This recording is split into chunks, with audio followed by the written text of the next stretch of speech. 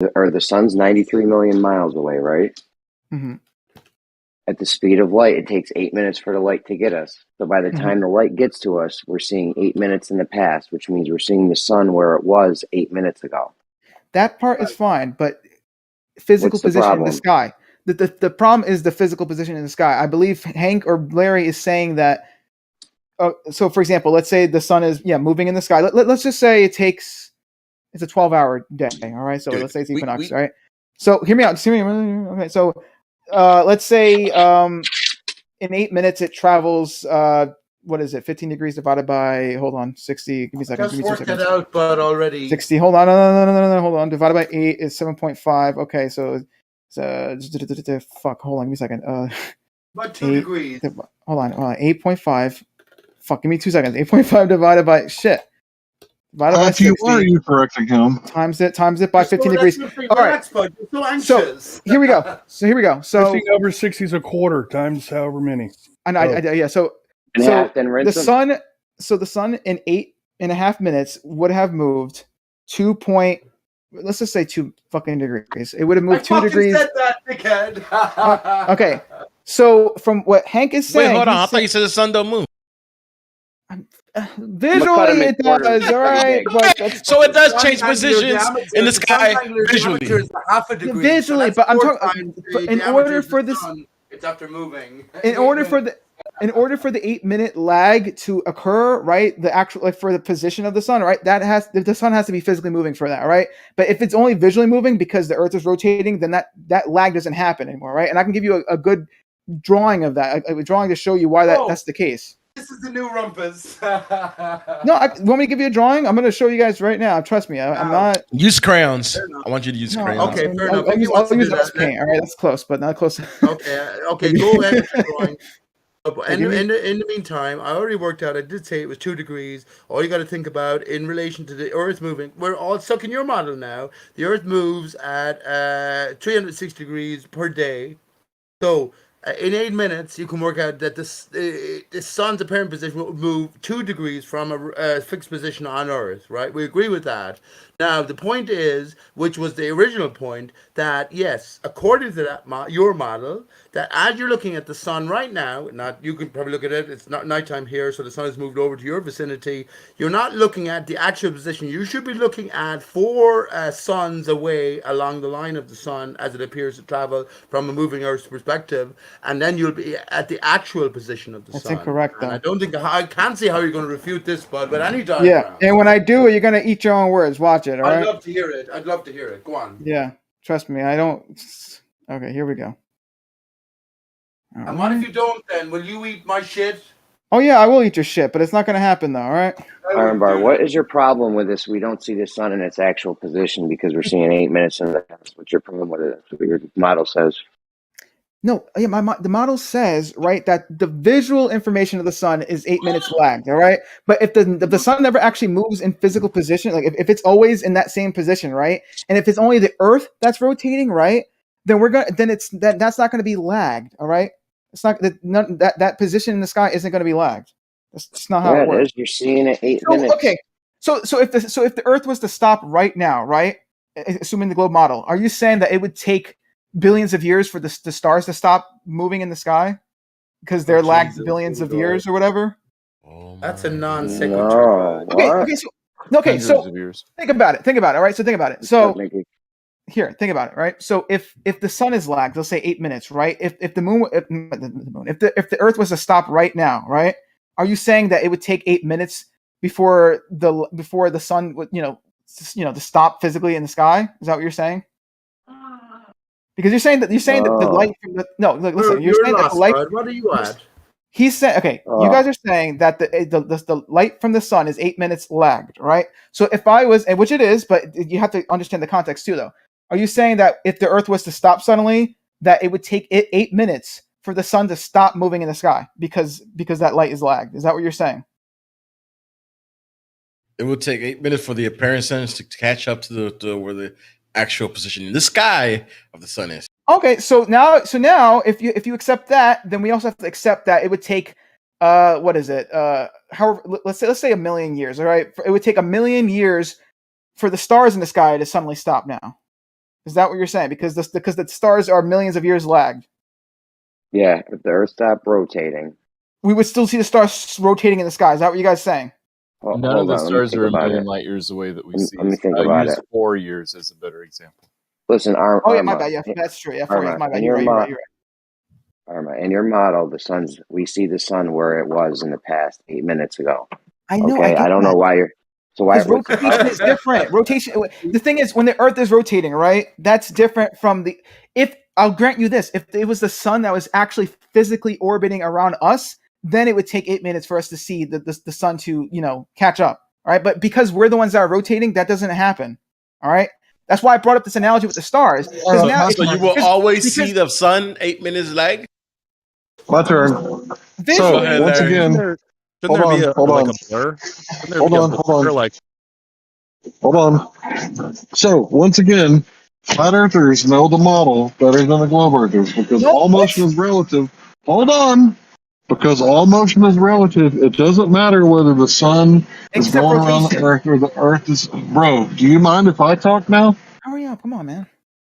Hurry up. I'm always in a hurry and concise. I don't need your instructions. I wanted to interject because he was wrong about the rotation. We don't claim that rotation is relative because if that was the case, right, then I can spin really fast. Right on ahead, bro. And things distant enough will be traveling the speed of light and faster. Okay. That goes against how relativity works. Okay, we should give him a chance to respond if people are making points against them. We should give him a chance to respond, right? But go ahead, Hank, and then if Armbar, you can go next to respond to whatever Hank says. I'm good. I give my time to Armbar. All right. Armbar, Jeffrey Armor. It's just really. I don't know. I'm not trying to be mean, but I feel like you're being really like ballsy, saying like, "Oh, we know the argument better," like when you really don't. Like this is. Yeah, it's true. The thing is, when it comes to rotations, right? That isn't a relative thing. From what I've looked up, right? That you can't have that relative because literally, if something is far enough, if I just spin at a human rate, all right, that thing is traveling faster than the speed of light, all right. If it's far enough, that does not apply to rotation. I know it's a little weird. I looked into it, I was like, wow, that's actually really weird. That it doesn't, but it really can't. It just can't apply to rotation because that would fuck up everything. But anyway, that's the point, though. Stop your talking here a second, bud. Stop wasting our time here. I gave you the scenario. Let's go from you. Anyway, get out of here. Okay. In reality, bud, we look at the sun, and we look at the sun 8 minutes later. I get that, but you don't understand. Which is 4 suns diameters, right? No, Pete, now, I get that. I get that. Your model, that only works if the sun was perspective. And it's 8 minutes later that the light arrives. So therefore, the sun has to be in a different position. And we know the sun will move into a different position according to our perspective on Earth. So how do you deal with that? 4 suns diameters away. That's the thing, though. Like I said, all right, I understand that the light is lagged, right? But that depends on the context, all right? If the sun was physically moving around the Earth, then that would apply. But because the Earth is rotating, right, then that doesn't work. Because now you would have to argue that if the Earth was to stop, that the stars that are, let's say, actually the closest star is around 4 light years away. So, but let's say the galaxy is roughly around 100,000 light years. So let's just say somewhere in between, like let's say like 20,000 light years away, or even like I'll even go 1,000 light years. Are you telling me that these stars in the sky would take 1,000 years or so, or a few thousand years to stop spinning? Listen, after we stop spinning? Nonsense. You don't know what the stars are. I'm trying to push your understanding of how this light lag works. Are you saying my understanding? I don't think you know. I don't think you know it well enough. So if the Earth was to stop spinning, right? Assuming the globe Earth, the Earth stopped spinning, are you saying it would take 1,000 years for the stars to stop spinning? Yes, they would have to. They would have to because they tell you, hey, dickhead, they tell you that when you look at a star, the further away it is, the conditions you're looking into in the past. So if the stars were to diminish and explode at this minute, we wouldn't experience it for thousands of years. Pete, you're saying stuff. I understand that already. You don't understand, though, that only the thing is, though, right? When it comes to what? Who's saying that? So you're talking about light years, right? Which is a measurement based off of the speed of light. Yeah. How did you determine the speed of light? We're not even talking about that. We're talking about whether or not We're talking about light years, right? No, we're not. You would like to derail the conversation to light years? We can do that. Yeah, we're talking. Yeah, we're talking about. No, nothing. We're just talking about light lag. Space and light years and no, Foucault's pendulum than this fucking we're not subjective talking about bullshit. that. Yeah. No. We're talking about to talk about the actual topic. We're not Flat talking Earth about versus that. round Earth. Yeah. No. We're talking about light lag right now. All right, and they're not understanding how it works. Okay, they've got the wrong idea of it. That's my question is not a derail, because if you're talking about light lag, which has to do with time and the speed of light, first you need to show us how you got the speed of light so that you can determine the light. I'm not arguing the validity of it. I'm just arguing if we assume these rules, all right, what works and what doesn't. I don't care about walk through it. Okay, let's break it down. Let's walk through it. Hold on, Pete. Hold on. Okay, yeah. Let's walk through it. The Earth's rotating. We're seeing the sun 8 minutes behind. Yeah. The Earth stops rotating. Are we going to see the sun? Like the second it stops rotating, we're not seeing the sun where it is, right? Because it's 8 minutes behind. No, you would see his position. You know why? Because it was the second you stopped, right? There was already a photon coming at you, all right? The second afterwards, all right? And that photon was where the sun was, all right? It doesn't, you know what I'm saying? The only way for you to get that lag of the sun's motion is if the sun was actually physically moving around the Earth, all right? But because you're saying, hold on, you're saying if we stop the Earth from rotating right now, the sun would be... Yeah, there's a photon that's already about to hit us again, all right? That's second afterwards, all right? So... Hold on, man. Armbar. It's definitely Zanuck on a voice changer. It's not Zanuck, Pete. Yeah, dude, you're a little too skeptical, man. Fucking Will Smith and Barack Obama over here. Listen, if you... that's a great one. Don't get me started on that. That's a great one. Oh, come on. Jeremy's trying to get some words in, please. Jeremy's trying to get 2 minutes with Armbar real quick so we can get to the fucking end of this. Otherwise, we're never gonna... Yeah.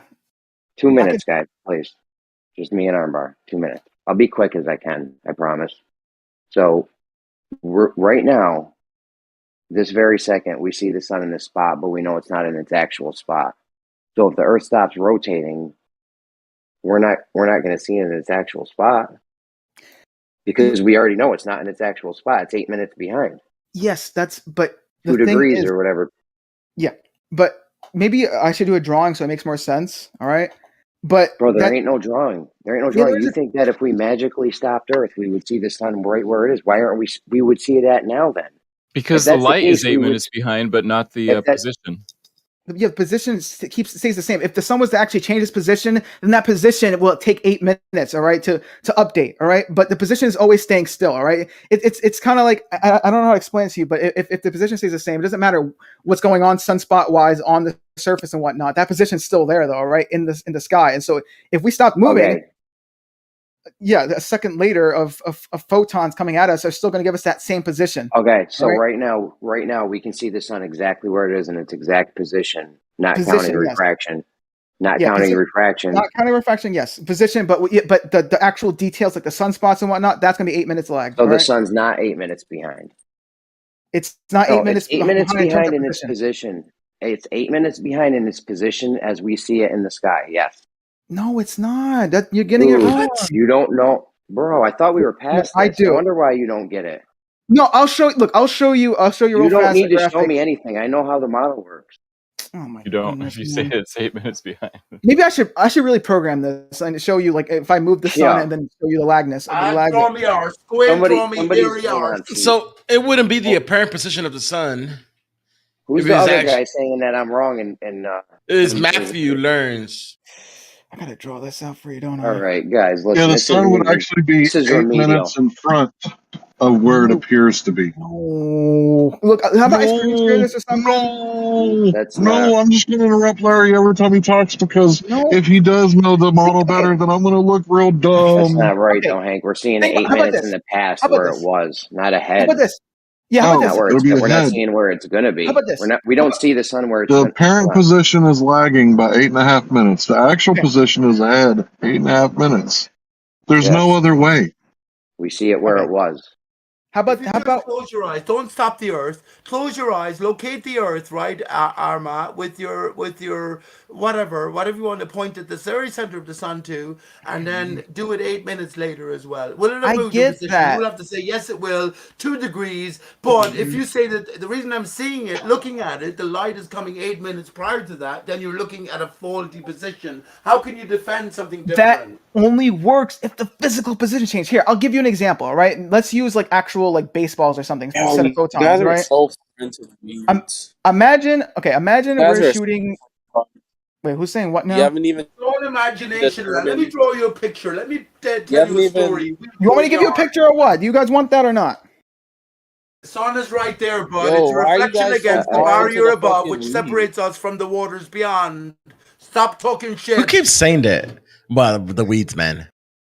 Listen, Me. Armbar, this isn't hard. This isn't hard to No, I understand. get that, Jeremy, but you don't We understand. see the sun, and it's not in its actual position when it's 8 minutes behind. So you're saying, hold on a second. So you're saying if we stop the Earth right now, we see it in its actual position, but we know we're not seeing the sun in its actual position. No, Like you're trying to say that if we suddenly stopped Earth, we would magically see it in its actual position, even though we know it's not in its actual position. No, it's 8 minutes or a couple degrees behind. Yeah, but that's not how it works. Okay, look. So here's the thing, right? Imagine. How about we use physical baseballs because that's easier for us to understand. All right. Imagine we're shooting. Let's imagine we're shooting. Why are we imagining? Just hear me things? out. You haven't established anything. All you guys are doing is waiting in the weeds and not fucking establishing anything, and making up more and more models and make believe shit.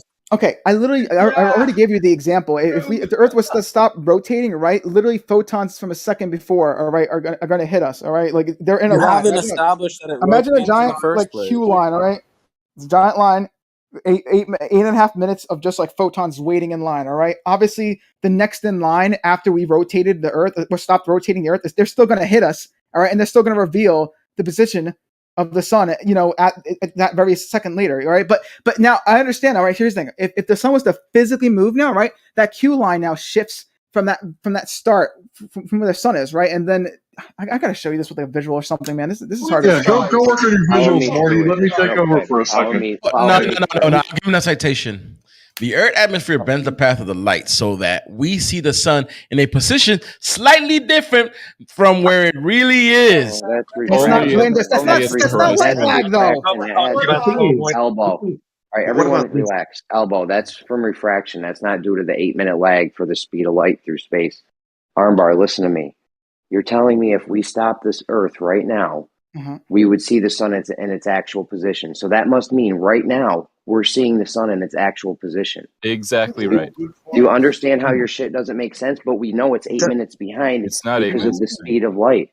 No, it is 8 minutes behind because it takes light 8 minutes to get here, and we always see the light. We always see the sun where it was 8 minutes. Bro, where are you guys getting this 8 minute number? Where are you guys getting this 8 minute number? Where in the whole This is remedial, Armbar. I'm disappointed in you. No, Jeremy, look, I'll show you, man. I'll show you. Give me a second, though. Hey, Jeremy, Armbar backwards is Amrad. Amrad, he's talking about the sun. Very good. Oh my god. Let's put it this way. So if you have the sun at the 93 million miles distance, then the photons that hit your How do eye you measure that? always be let me just finish. It will always be 8 minutes old, right? It's just that when the Earth stops rotating, then you will not see it moving anymore. But it will. Okay, so right now still be 8 minutes old. That's the point. Okay, so what you're telling me is right now we're not seeing the sun 8 minutes where it was in its past position. We're seeing it where it actually is because you can't. That's not true. We're seeing the sun where it was 8 minutes ago because it takes the light. We're seeing it where it currently is. I'll challenge Matthew to a 1-on-1. This is guys. We're not talking the same language. We never get anywhere. All the Globers in here, very disappointing. What the fuck? No, you gotta understand it, man. Come on. I do understand obvious and easy to understand. So I don't know why you're not getting it, Jeremy. Look, look. You sound like Aiden.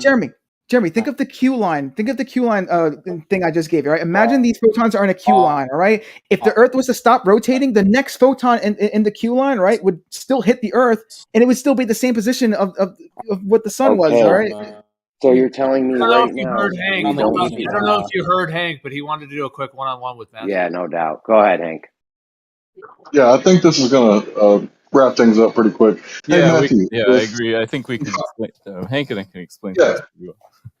Cool. Let's say that it's the equinox, right? And I'm in Ecuador, and it's noon, right? And I look up, where's the apparent location of the sun going to be at noon at the equator? Directly overhead at the zenith. Right. But those light particles right, from the apparent location of the sun, are they in your model 8.5 minutes old because the sun is 8.5 light years away? That's right. 8.5 Right. minutes, So light minutes. where's the actual location of the sun going to be? Is it going to be where it appears to be, or is it going to be 8 minutes into the future?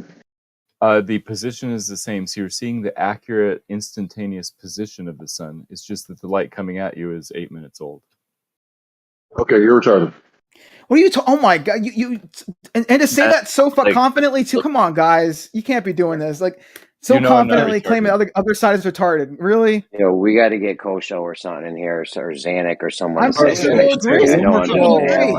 light is 8 minutes, 8.5 minutes old, right? Hold on, this is really easy. Yeah, it's really easy to understand. Hank, go ahead. I want to hear Hank. If the light is 8.5 minutes from the sun, then that means the light particles we're looking at noon is going to be 8.5 minutes old, and the sun is actually going to be progressing through the sky towards the other horizon for 8.5 minutes before we actually see the light.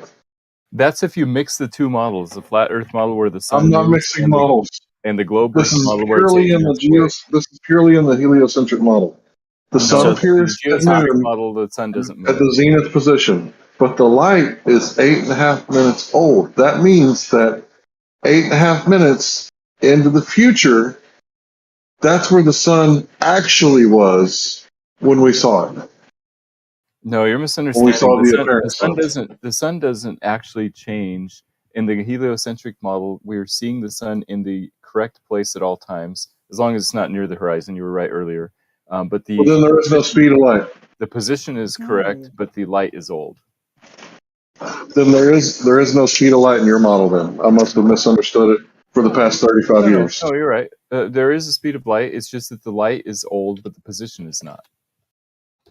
Okay, so let me get this straight. All right.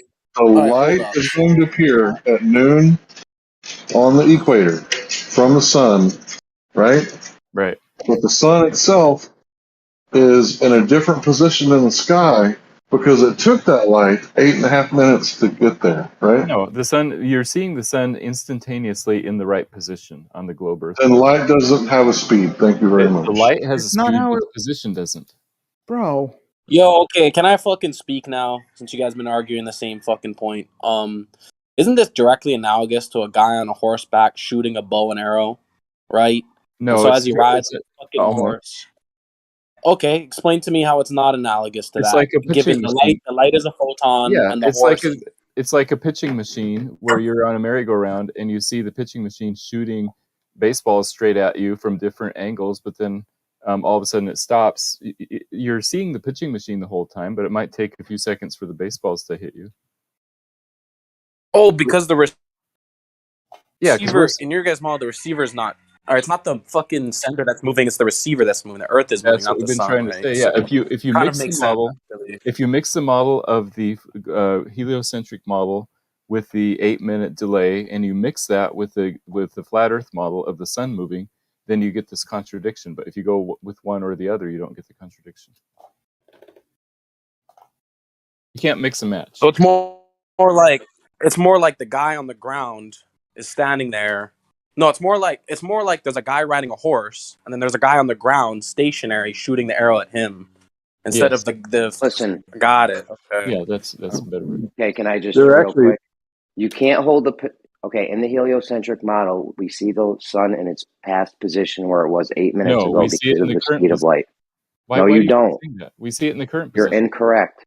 That is just incorrect. It's not. No, because can I jump in? The sun doesn't move, right? Here. The sun doesn't move. Can I jump in? Okay, hold on. Actually, I solved it. Hold on, I solved it. Everybody stop. Jeremy was talking. Yeah, and whether you think this is true or not, if you don't know your model, that's not according to the heliocentric model. We see the sun where it was 8 minutes ago in the past because of the speed of light. It takes the Earth is rotating, making the sun appear to move. We see it 8 minutes in its past because of this effect of the speed of light. Now, you can't currently hold that position, which is the heliocentric position. It's not. It's a straw man. And say, Well, I mean, I'll get a citation for it. Can somebody get a citation for that, please? I'm trying to cook dinner. Jeremy, can I jump in for a second? Because I think the one factor that I'm not even considering is that in the heliocentric model, the sun is moving around the galactic center. So yes, you're seeing its apparent position, no matter what. Okay, can't get around that. Okay, so here's the thing, right? Jeremy's not wrong, but he's also once again missing context. So you are seeing its position 8 minutes in the past, but its position 8 minutes in the past was the same position, though. All right, That's a good way to explain it. That's great. Yeah. All right. Here's the thing. The only reason why its position in the sky has changed is because the Earth, the Earth's quote unquote position, its rotation, right? That has changed, all right? And that's not going to affect the light. What I'm saying? Like, you guys are kind of confusing like the two things, all right? What about it moving around the galactic center? Let me qualify real quick. Go ahead. I posted a picture. Maybe that'll help. Let me see. What is this? You've got we got a sun there on the. I yielded to you, Tennessee. I yielded to you, bro. Go ahead.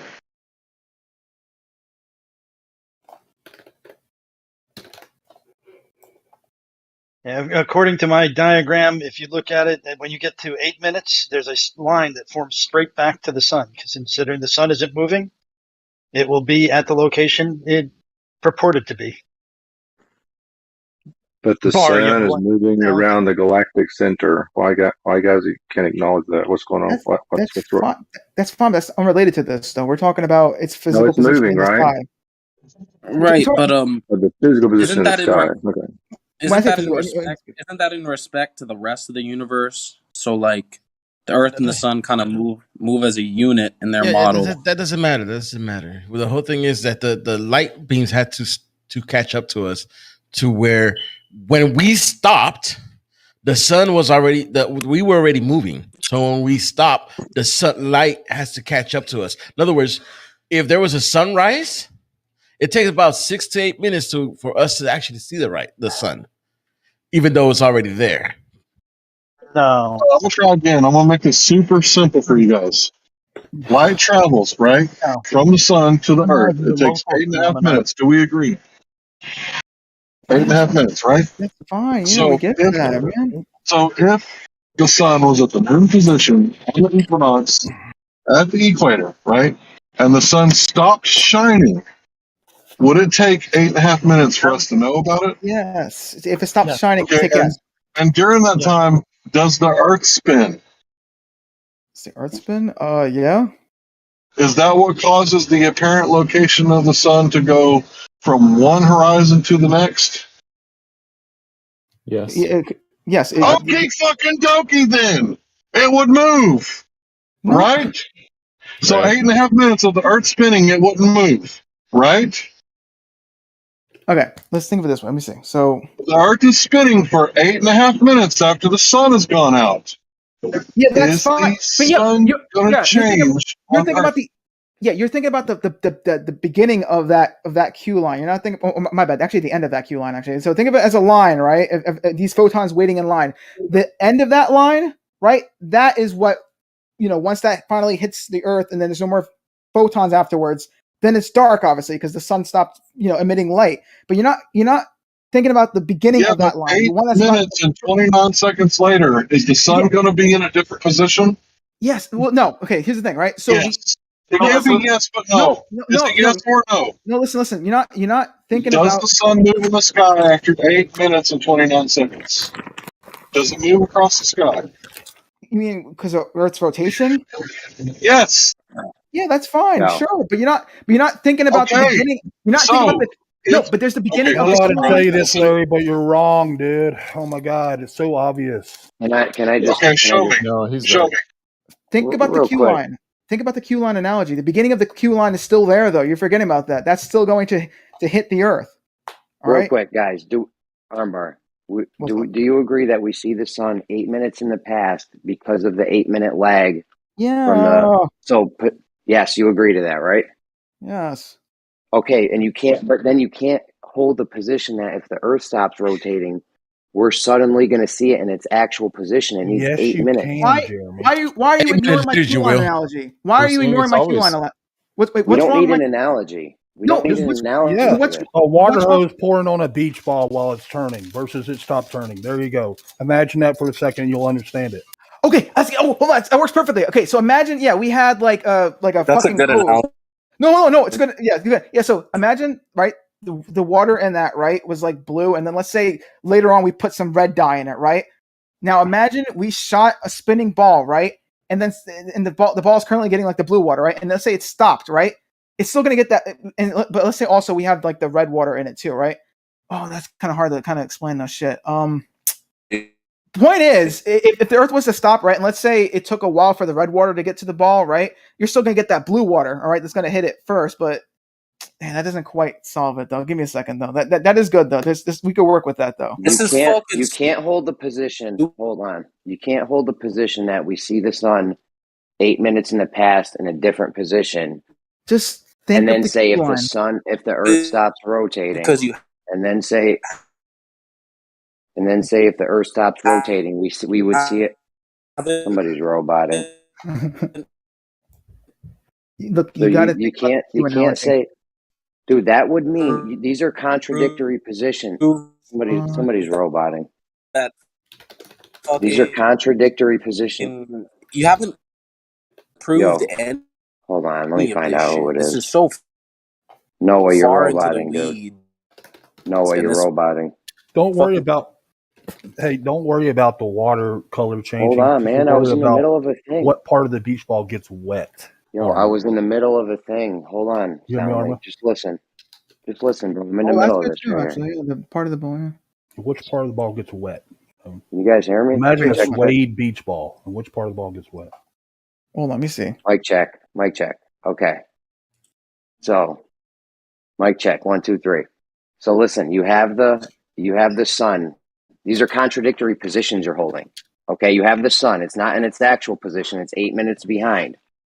And now you're saying yes, you do. Armbar just agreed to that, and that's what it is. That's what your model dictates. It's not. We don't see the sun because it's 8 minutes behind because of the speed of light. It's like some amount of degree, and it's not actual position because of this. You do say this. We don't. No. You do. No, we don't. Well, I mean, now you're just wrong on your model. You got to get a Glober. I just showed you one. Imagine a yo-yo. Jeremy, I showed you the model. And I showed the Q line in my image that I posted, Jeremy. Every one of those lines that's coming off of the sun has an 8-minute time delay. When it gets to the Earth, that 8 minutes is elapsed, and the sun appears in whatever direction it appears. So every one of those will have a direct line. Every one of those positions will appear to be where the sun is, unless the sun does something different. If the sun moves, so there's no then you will see an 8-minute delay in the movement of the sun. But we don't have that. We're spinning relatively stationary to the sun is relatively stationary to us, so we don't see any motion. You would see if a sudden sunspot appeared. Yes, that would be we would see an 8-minute lag in that. But what reaches the Earth is already 8 minutes old and indicates the true direction to the sun. Can we get a citation for this? Can somebody look up a citation that says that it's 8? Because I know this is what it is. It's 8 minutes. We see the sun where it was 8 minutes ago because we all agree with that. There's no disagreement on that. If there's no disagreement on that, there's no disagreement. We see the sun where it was 8 minutes ago because of the 8-minute lag for the speed of light. Okay, we agree. So now you're saying if we stop the Earth, we're going to magically see it in its actual position. These are contradictory thoughts. This is cognitive. It's in the same place it was 8 minutes ago. Yeah, it doesn't change much in 8 minutes. But it is going to change. Yo, you guys have contradictory. You guys are holding a contradictory belief right now. By what metric has it changed? It's changed some amount of degrees. I'm going to try one more time. Everybody try to be open-minded, okay? So, we're talking about the heliocentric model where the Earth's spinning, right? Noon, Ecuador, right? The sun is right over my head. Let's say for some reason, somebody turned off the switch in the sun and it stopped shining light immediately. Would it take 8.5 minutes for me to find out? Yes. Yes. Would the Earth still be spinning in that 8.5 minutes? Yes. Yes. Would that mean that it's going to have a different location from its apparent location and its actual location because of the delay of the light having 8.5 minutes. No, the location of the sun is the same the whole time. It doesn't move all day. Okay. I'm Literally saying holding contradictory. relative to Arma's Earth, Q analogy actually right? makes Not sense for relative it. to, hold on guys, not relative to the galaxy. Relative to me on the Earth and its noon position. If it's 12:08 and 30 seconds after, is that a different location in the sky than 12 o'clock straight up and down noon? It is. Okay, so when I look at the sky at noon, that light and that position of the globe is, the light is 8.5 minutes old. But the Yes, position of the position's globe correct. is constantly changing. Right, but Right, it's Matthew? always yes, but it's always correct. It's complete. It's What's always constantly correct? changing. The position's always correct. Dude, this Right, is but it's embarrassing. changing after 8.5 minutes. It is The sun is changing. going to be closer to one I feel horizon. embarrassed for you guys. It is changing, but the position is Jeremy, instantaneous. come on. What do you mean the position of the sun isn't changing? Position of the apparent position of the sun is changing, but the apparent position of the sun is instantaneous and correct the whole time. So when you look at the sun, No, it's not. it is. Oh my goodness. Check it what I draw. I can't believe you guys actually like that. Check it what I've We all what I've believe drawn. it. Can somebody get a citation for this, please? This Jeremy, 8 minute check thing, what I we don't- check what I've drawn. Seem to be. Bro, no drawings or anything. is Just gonna look at solve what it. I've drawn. All right, fine.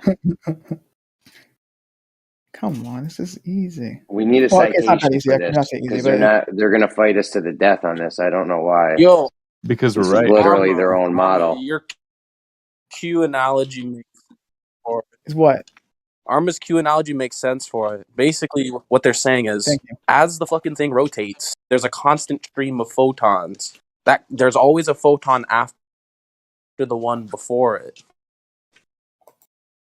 So as the Earth rotates, if it stops rotating, you're gonna have an instantaneous photon still coming from the direction of it was still rotating. The Q analogy makes complete sense. Woo, see, look at Because that, it's Jeremy. I not- got it's not someone on my the- side. In their Flat model, earther. in their model, the sun's not moving, so there's no lag shooting an endless stream out into all directions. But we're It's the Earth. moving. It's the Earth That's why I said relative to the Earth, and that's why Morty had to cut me off, right? Because when I said Get out it's the all fucking window. relative, right? It's all relative. So the sun is moving relatively through the sky. That doesn't mean that the Earth isn't spinning in your model. It's all relative. Technically, in their model, it's not moving at all. The sun is not moving. Yes, it is. It's going around the galaxy like Tennessee said. No, but that's not what causes the motion in the sky, though. Listen, I do know all the that. So then why are you bringing up around the galaxy or whatever then? Right, like I didn't. He did. in a No, you heliocentric just model, did. there's You no just said only movement move of the around the sun galaxy. whatsoever. Talking about. We have to agree on basic premises, right? So do all the Globers Right. agree So the most that basic because premises. do all the Globers Go ahead. agree? Do all the Globers agree that because of the speed of light and the Earth is rotating, that we don't see the sun in its actual position? It's actually some amount of degrees off of its actual position. No, none of us say that. None of us. I've got a really good example here, Jeremy. I'll find Hang a on one citation. second. No one's willing to do So this. so All when right. the sun comes up in the morning, right, where we rotate towards the sun or whatever. Oh, Don, dude, go ahead. I was ahead of you. Okay. I've got a great example. Okay, I've got 3 sprinklers, and each one of those sprinklers is spraying out in a straight line from a central location.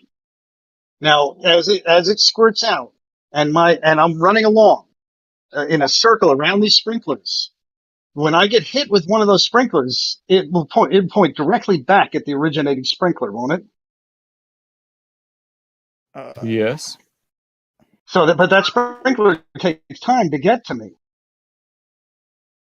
Yes. So it still will generate a line all the way to me, and it'll be an accurate line back to the sprinkler, the central sprinkler. Yeah, but your sprinkler's been turning. We see the sun in its actual No. position in the actual moment. Okay. Sprinklers. 3 separate sprinklers. It's a water Or hose 3 spraying separate at you. orifices. How about that? Straight stream of Three water. orifices, 3 sprinklers. And as I run along, and I'm going to hit by the first one. The first one will hit me, and it'll point a straight line back to the sprinkler. You And as I rotate run to around this your own second axis. one, We're describing I'm the running around in day a circle. cycle, not the year cycle. No, that's the year, Guys, not one the at a day. time, please. I don't know what just happened, but one at a time, please. Well, he's not Oh, giving a even proper analogy of okay, heliocentric even because spinning. Okay, I'm he's spinning running around around. the sprinkler, but that would be That's a fine. That's year. fine. That I'll wouldn't be the agree to day. change my scenario a little bit. I'm spinning around. As I spin around, that sprinkler will hit me in the face, and then it'll hit me on the right side of the face, and it'll hit me in the back of the head. But Don't always blame it. that I sprinkler will fucking make hit a you in the straight line face. back to. That's a good analogy. Always it'll make a straight line back to the sprinkler head. Okay, I have a citation. I Yeah, have a citation. exactly. Are you That's a ready for perfect this? analogy with the sprinkler to the PBS. head. Maybe my mic's fucked up. No, I have a you're here. citation. I find a citation. All you guys were too. Bye. I need a secretary. Here's a citation. I'm putting it in the chat. The sun is 93 million miles away, so sunlight takes about 8 1/3 minutes to get to us. Not much changes about the sun in such a short time, but it still means that when you look up at the sun, you see it as it was 8 minutes ago. Yeah, that's talking about it's physical. It's Retardation. Right, and 8 minutes ago it was in the same position. It was not. Oh It my was 2 God. degrees retarded. Jeremy, Oh my hold on, God. Jeremy, hold on, Did the Jeremy. Earth spin in 8 minutes? Yeah, but Did the Earth spin? hold on. Yes or no? Just say yes or no. Did the Yeah, Earth it spin? spins, but he's Did the making an Earth assumption spin? that yeah, it Did the Earth spins. spin? Okay, Yes. so if it spins, does that make the sun appear in a different location? Yeah, but that's yes. But Oh, why now you get it, right? Hold on, no, Larry. Why aren't you taking into account my Q line analogy? It's like you said, have an open mind, but you're not having an open mind with my Q. My Q line analogy. I can't even talk right now. Fucking open your mind and just Sprinkler to the acknowledge head is a my great Q. one, too. I can't talk. My Q line analogy. Just try it out, Larry. Okay. See, Arma, the problem is this. You're thinking your Q line actually hits the belt at the exact same time. The whole thing is while we're spinning, your Q line actually has a let's say a slight delay in each one. In other words, one is more left than the other. And let's say it starts on the left, and your sun is on the right, right? Your thing is spinning. Your Q line has a little bit of like look at what I drew. So if you look at what I drew, pretty much this will be your Q line. Your Q line says it's belt that's directly straight ahead. The lines. What? Look at the line. Look what I just drew. Why is the physical photons moving for? No, it's the Earth that's physically rotating. Yes, That doesn't make any sense. I can't make the. Let's say it is rotating, but the time we see it is where the first photon hits, right? Okay. Right. So next time is gonna be. It's gonna be in the next position. Second later. Like a second later. Right. It's gonna be in the next position, and then the next time it's gonna be in the next position. Once it stops, it doesn't reach us into the last position. It stops first off. We're talking about how fast or slow are we stopping this Earth first off? In a second, right? It's immediately.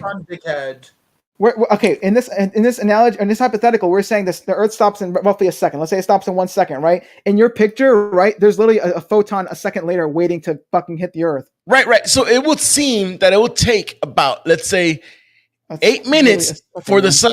In relationship to what we see, it would look like it will take about 8 minutes for it to actually not rotate. So let's say if the Earth stopped.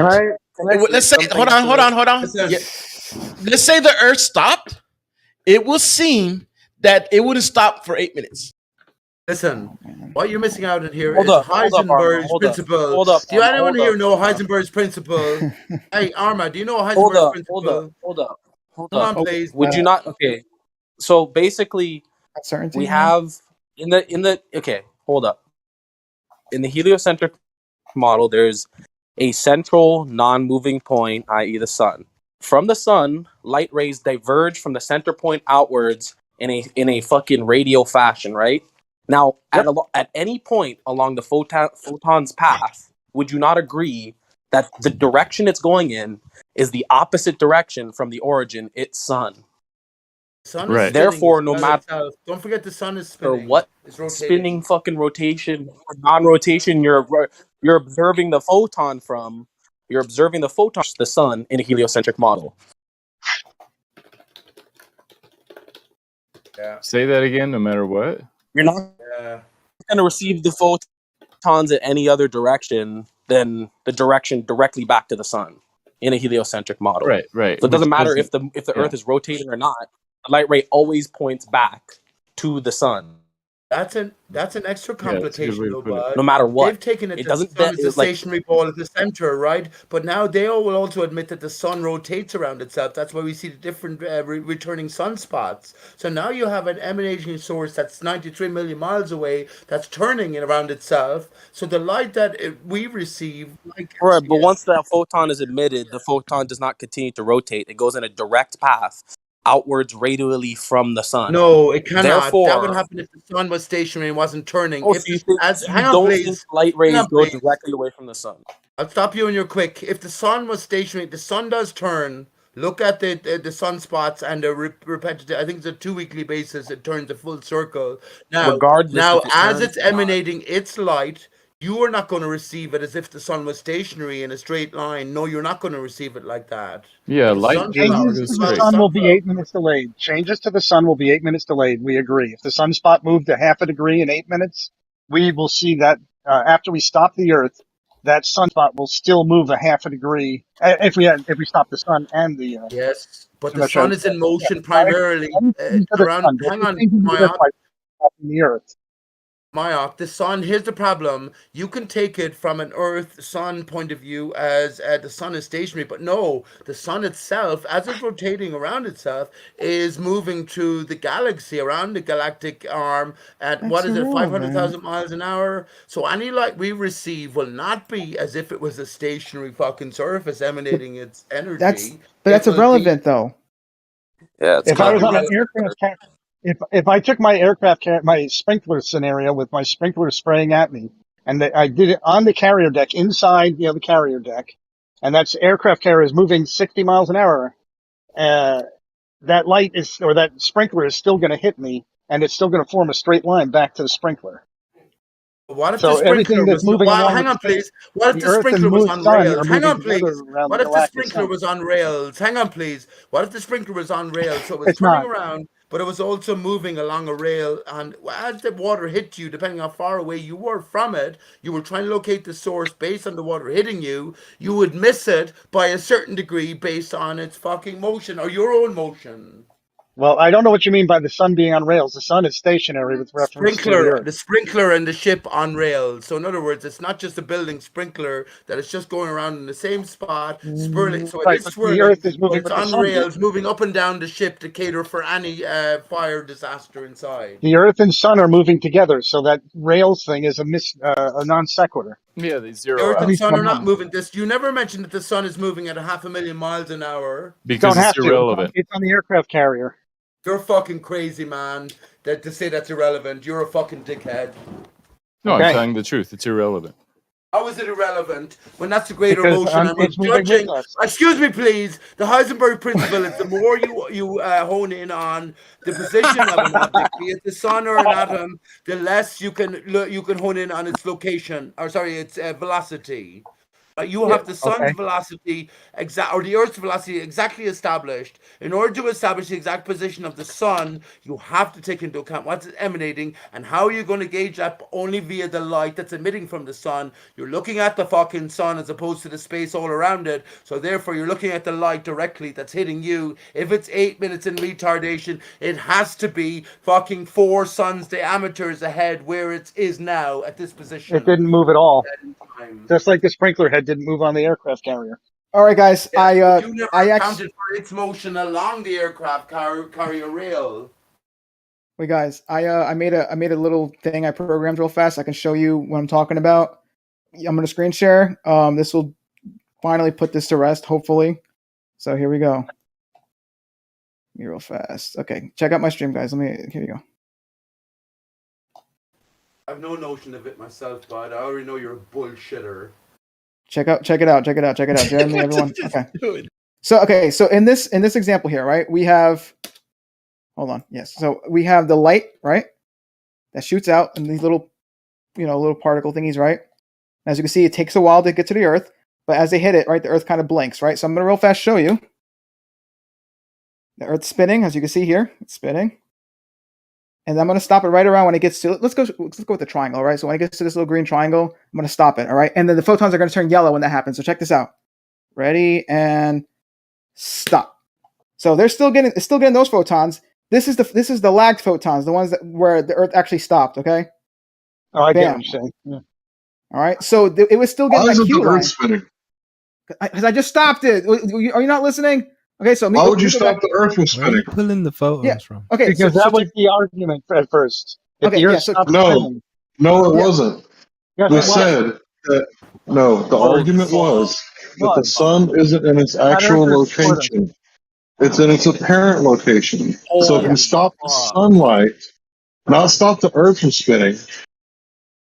Yeah, we are stopping the Earth from spinning. That's how the sun moves in the sky. We're talking about the globe model. The Earth spins. That's why the sun appears to Right. move in So the why sky. are you stopping the doesn't Earth from exist, spinning? dickhead. Because that was the scenario that was proposed. It was No, proposed. it wasn't. Yeah, it was.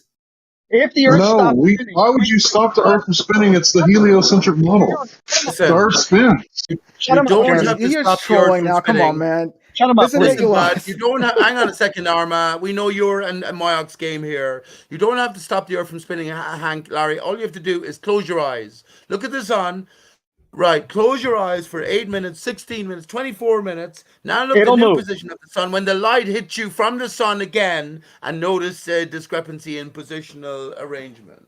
It'll be forming a straight line from your position to the sun, just like as if the moon. And what was contrary to what was just being said, the Earth was stopped according to Jeremy's scenario. I believe it was Jeremy who posed if we No. stop the Earth, would it shut up? You don't stop the Earth. Fuck up. Shut the fuck up. Okay, it was proposed by I think Jeremy that the Earth was stopped. Would we still see the sun move over the next 8 minutes because light takes 8 minutes to get to you? That's why the whole argument started. Does No, the light? I was there. Where were you at when the argument started? Because I don't remember your voice at all. Hold on, Hank. So what is the Fuck argument? Because this last time I checked, argument. that was the argument. All right. Fuck You're- this argument. Okay, Fuck so this here's argument. the New argument. one. If you're standing at the equator at noon, right, the sun is right over your head, right, but the sunlight that's right over your head is 8.5 minutes old. So if the sun were to stop shining, right, you wouldn't find out for 8.5 minutes later. Would the Earth still be spinning? Listen, would the Earth still be spinning for that 8.5 minutes? That's why I kept asking that over and over again. Yes or no? Does the Earth keep spinning? Yes. Yes. Okay, so if the Earth keeps spinning at 8 minutes and 29 seconds later, is the sun going to be in a different position in the sky because if the Earth is still spinning, that's what causes the sun to move across the sky, right? Yes. Yes. Okay. Changes to the sun will be Yes. 8 minutes. Yes. Sun changes to the sun will be 8 minutes delayed. Yes, we've said that 100 times. So the sun isn't where it appears. The light is 8 minutes old. The sun doesn't move. Hank, are you not seeing my visual here?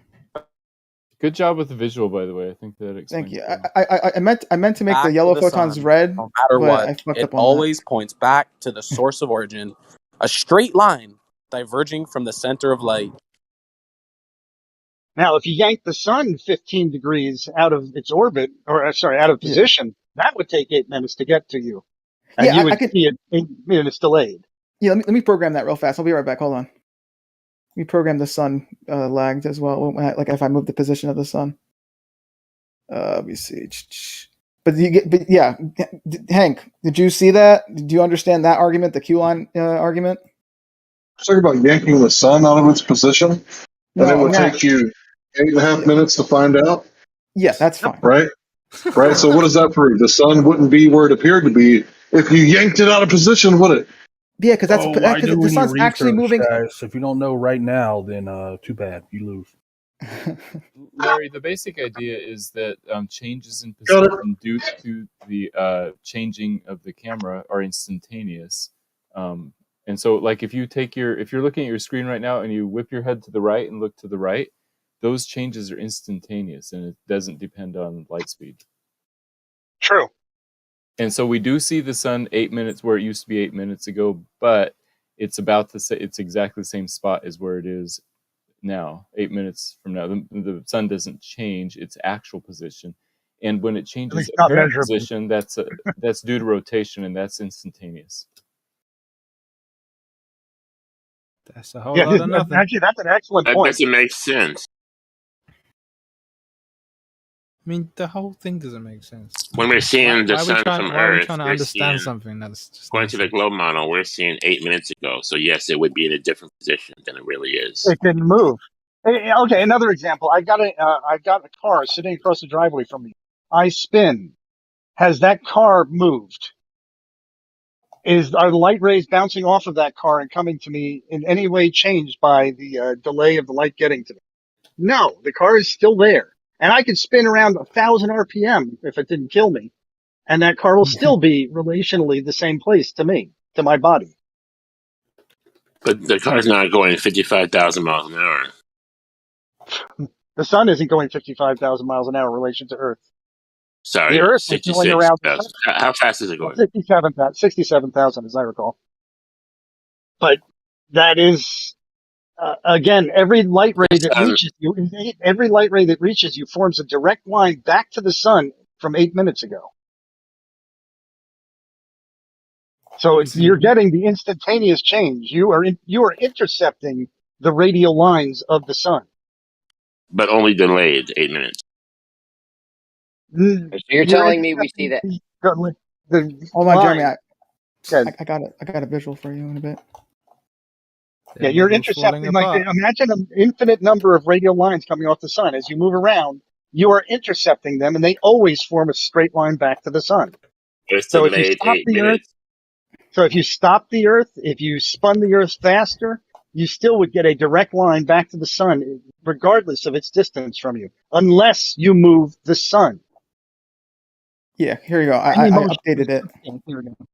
Let's see what his drawing says. Okay, so we do. All right, so we do Jeremy. see the sun where. Hold on. Okay, my bad. We do see the sun where it was 8 minutes ago because of the speed of light, right? Right, but it happens to be in the same position. Okay. Oop, hold on. Wait, what? I have an analogy they'll get if you guys want to let me have a chance. The sun has moved from where it was. You guys 8 want to give me minutes ago. 30 seconds, could probably get them to understand it. Yeah, go ahead. So we see the sun. You guys we see the sun. let Sonley get in. He was trying to All get right. Your mic's a little low though, but Sonley. Is this better? Is it better or is it too low? It's kind of quiet, so when you jump in, it's kind of hard to hear you. But like, I don't know why it's so low. Is this? I'm going to try and talk as loud as I can.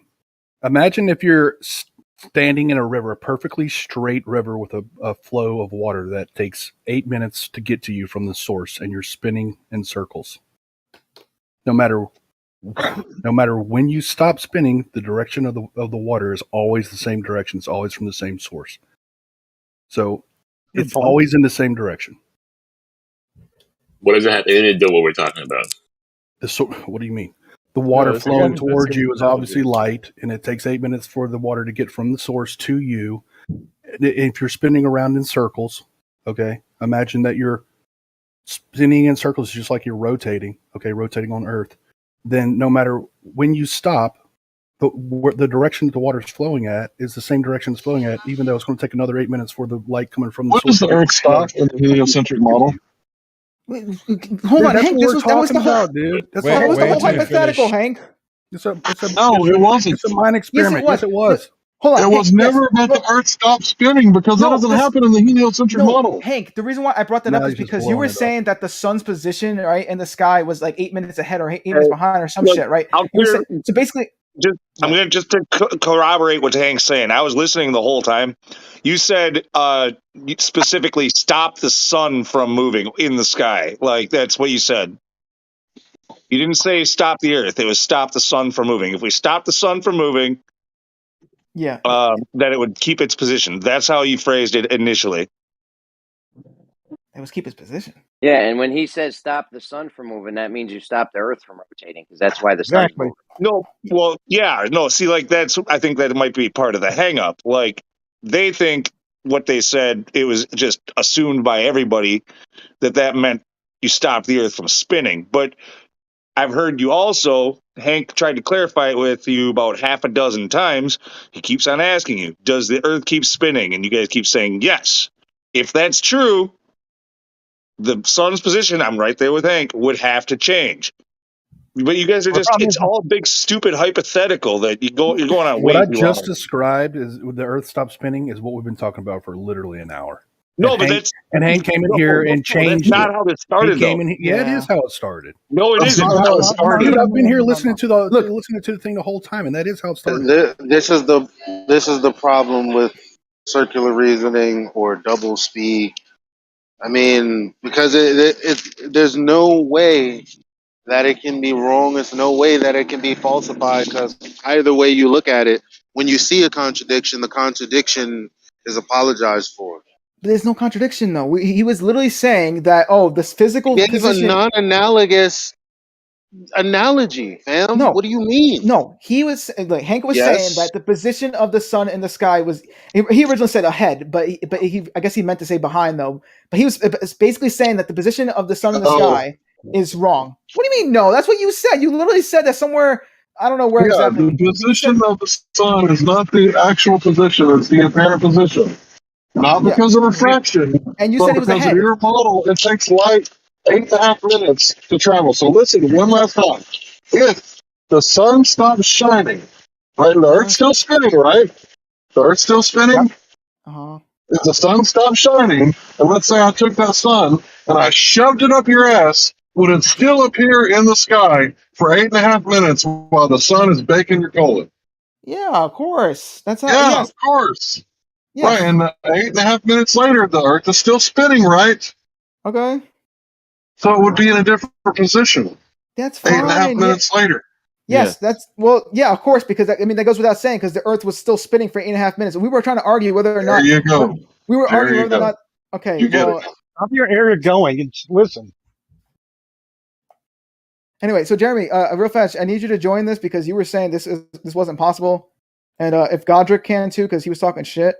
All right, I need you two to join. Jeremy, listen to me. I don't know why you guys aren't agreeing that you see the sun where it was 8 minutes ago, because that's what the heliocentric model dictates due to the speed of light. Right, but I made a graphic. It hasn't moved. Jeremy, look at my graphic. I spent literally like 30 minutes on this. All right, check my graphic out. Come on, man. And you too, Godric, because I heard you talking shit. All right, so come on, guys, join my shit. All right, anyway. So I'm going to show you guys this. All right, one more time. I know everyone in the stream pretty much understands it, though, but here we go. All right. We got the photons. Is this Arma? Yeah, it's Arma. Okay, I'm watching the live stream. Okay, go. Okay. As you can see, it's hitting the Earth. It blinks whenever it gets hit by the photon, right? I'm going to stop it right around the end of this little green thing, right? So I'm going to stop it right here. The red photons is where I stopped the Earth from spinning, all right? Obviously, it's still getting this stream of photons, all right? That is the updated now. That is when the Earth stopped rotating, all right? This red stream of photons. Don't worry about it. But anyway, okay, I'm going to unstop it. It's rotating again. Here's the thing, though, right? If I was to change the physical position of the sun, then it takes, that did weird, but then it takes, 8 minutes for it to update its physical position, all right? As you can see here, although it's not hitting it because I did it twice. But as you can see here, it takes 8 minutes for the physical position of the sun, all right? The actual physical, because if it actually moved in space itself, then that takes 8 minutes. Why is my fucking Z key is all fucked up? But there you go. All right, that's the lag we're seeing right here. All right, I'm gonna try it one more time. Hopefully the Z key doesn't fuck up. All right, see, that's 8 minutes right here, and here is towards the end of this is 8 minutes. That is the update. Okay, and once again, if I stop the Earth, it's still getting this stream right here. All right, this is when I stopped though. Okay, so as you can see, there is that lag. All right, the position is obviously going to stay the same. All right, that if the Earth was to stop, all right, right now, assuming the globe Earth model, right, then the sun in the sky would stop. How does the globe Earth model have an Earth that's not spinning? Look, it's a hypothetical. That's how. Yeah, it's a hypothetical. This is pretty hypothetical. When in the heliocentric model does the Earth not spin? We're not. Never. It was. Dude, we're doing a mind experiment. So if the Earth is supposed to be spinning in your model, why is it not spinning? Hank, you don't understand. Can we get a mod here? I mean, the guy just keeps blowing up the conversation. Yeah, I'm here. What's going on? One at a time.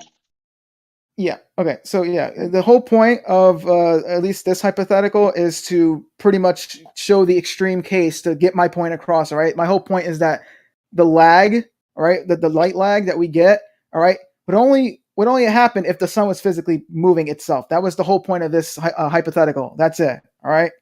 And Okay, I demonstrated so it here. you agree. Armbar, you agree right now we see the sun where it was 8 minutes ago in the past, right? Yeah. Which is coincidentally But it's the same but you're position. saying, hold on, man, hold on. It's the same position. Jeremy, why don't you look at see my the graphic? sun where it was 8 minutes ago in the past, where you agree to that. Yes. So now you're saying if we stop the Earth, we're going to instantly see it in its actual position. That's what you're saying, it's really? not that we're seeing it. It's okay. The position doesn't change. You even can't though- hold these two beliefs. Look, Jeremy, just Sorry, hold on. Sonny. Jeremy, It's the question was for Arm. Jeremy. I can Why, No. This Hold up, I question can is for Arm. explain it. Please do not interrupt. Okay. But I Basically, you're I right. get what. Oh, go ahead. You do Hold see on, it. man. Hold Give me up. Hold. 1 minute, guys. You agreed. We see the sun where it was 8 minutes ago because of the speed of light thing. Okay. Yes. And now you're saying that if the Earth stopped rotating, we would suddenly see it in its actual position. No, Yeah. in the same position. Yeah. No, that was for Armbar, dude. Yeah. Okay. So yes, well, here's the thing, right? So we would see it in the same position because the sun hasn't physically moved, right? So yeah, we're still gonna, even though, yeah. But Jeremy, just why don't run you back to the first step? Hold on, guys. I got this. I promise you guys, I got this. Jeremy, I have a graphic We're that gonna literally run explains it. How you're not explaining anything? I literally have a graphic. Check out man. my graphic so you can see it. My graphic.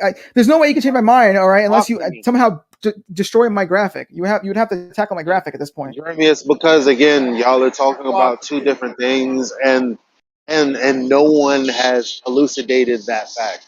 So you're gonna keep asking him questions. He's gonna keep telling you that you need to listen to what he's saying. Honestly, listening, I don't know what the point is yet. Like, so how could you be what? Can somebody tell me what the point is so I can I can tell listen you to the the point. arguments? I don't understand. It started at 9:30 this morning when I was talking to the Gator in my kitchen before work. 30.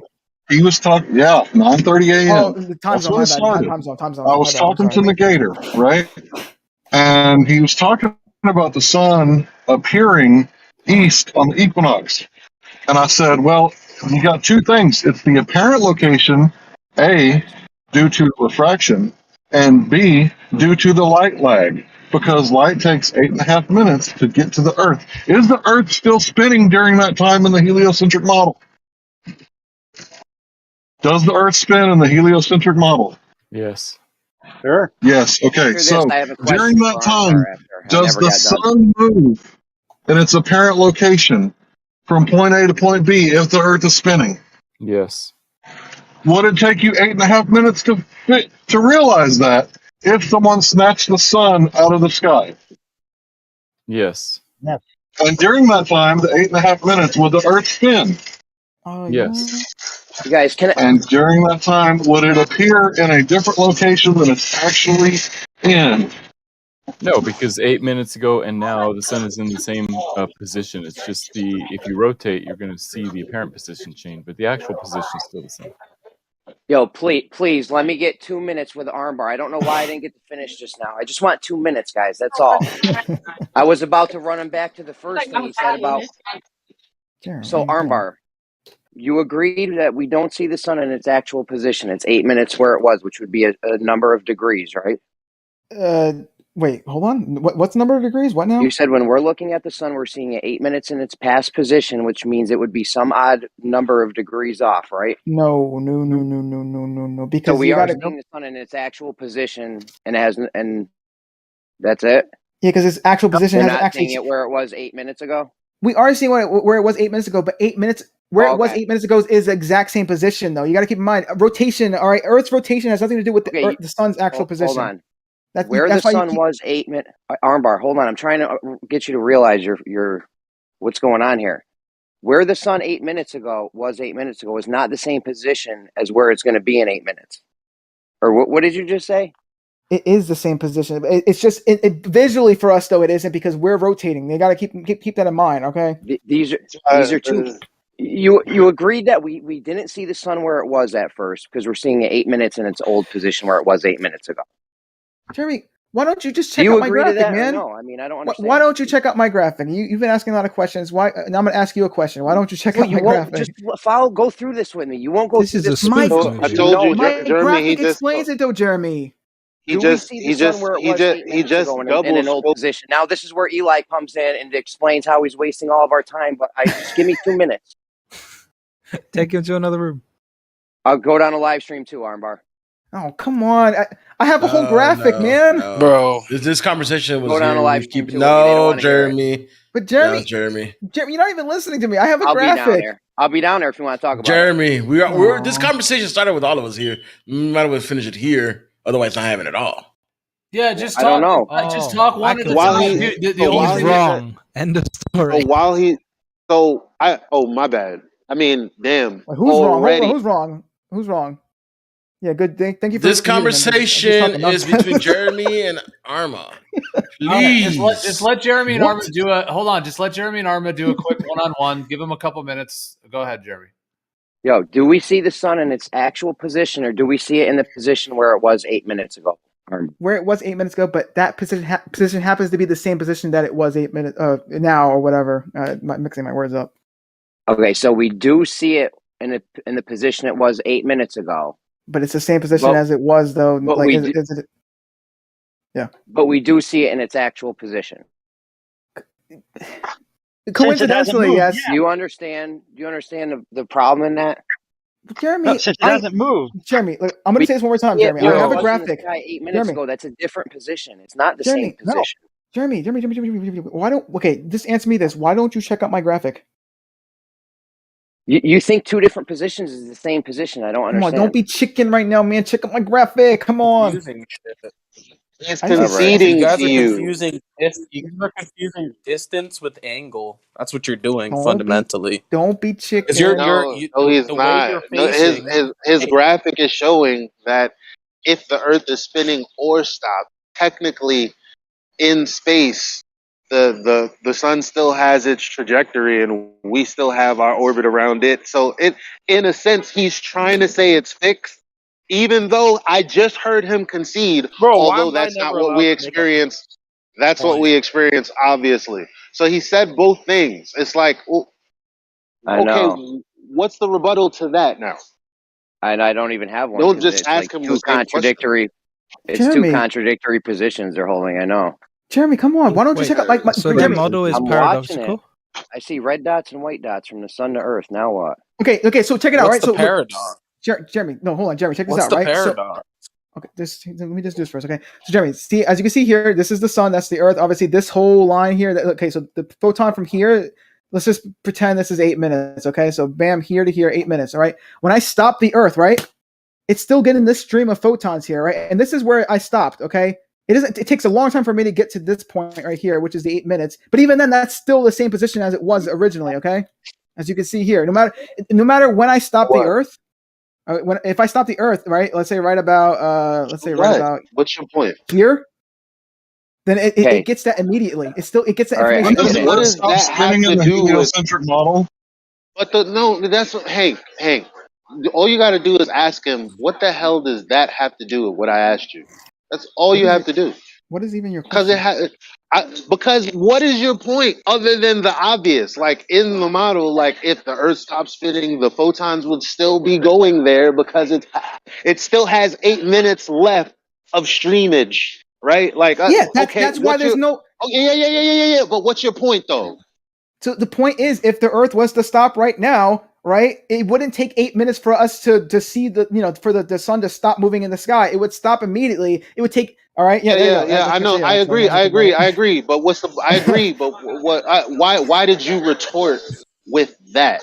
Like who is saying that? Does anybody disagree with that? Because he's right. That was the fundamental argument. No. Do you agree with what he's saying, or are you making a separate? Okay, go ahead. Because I'm just trying to figure out if what you guys are saying is separate than what he's saying, which is what I'm saying is happening.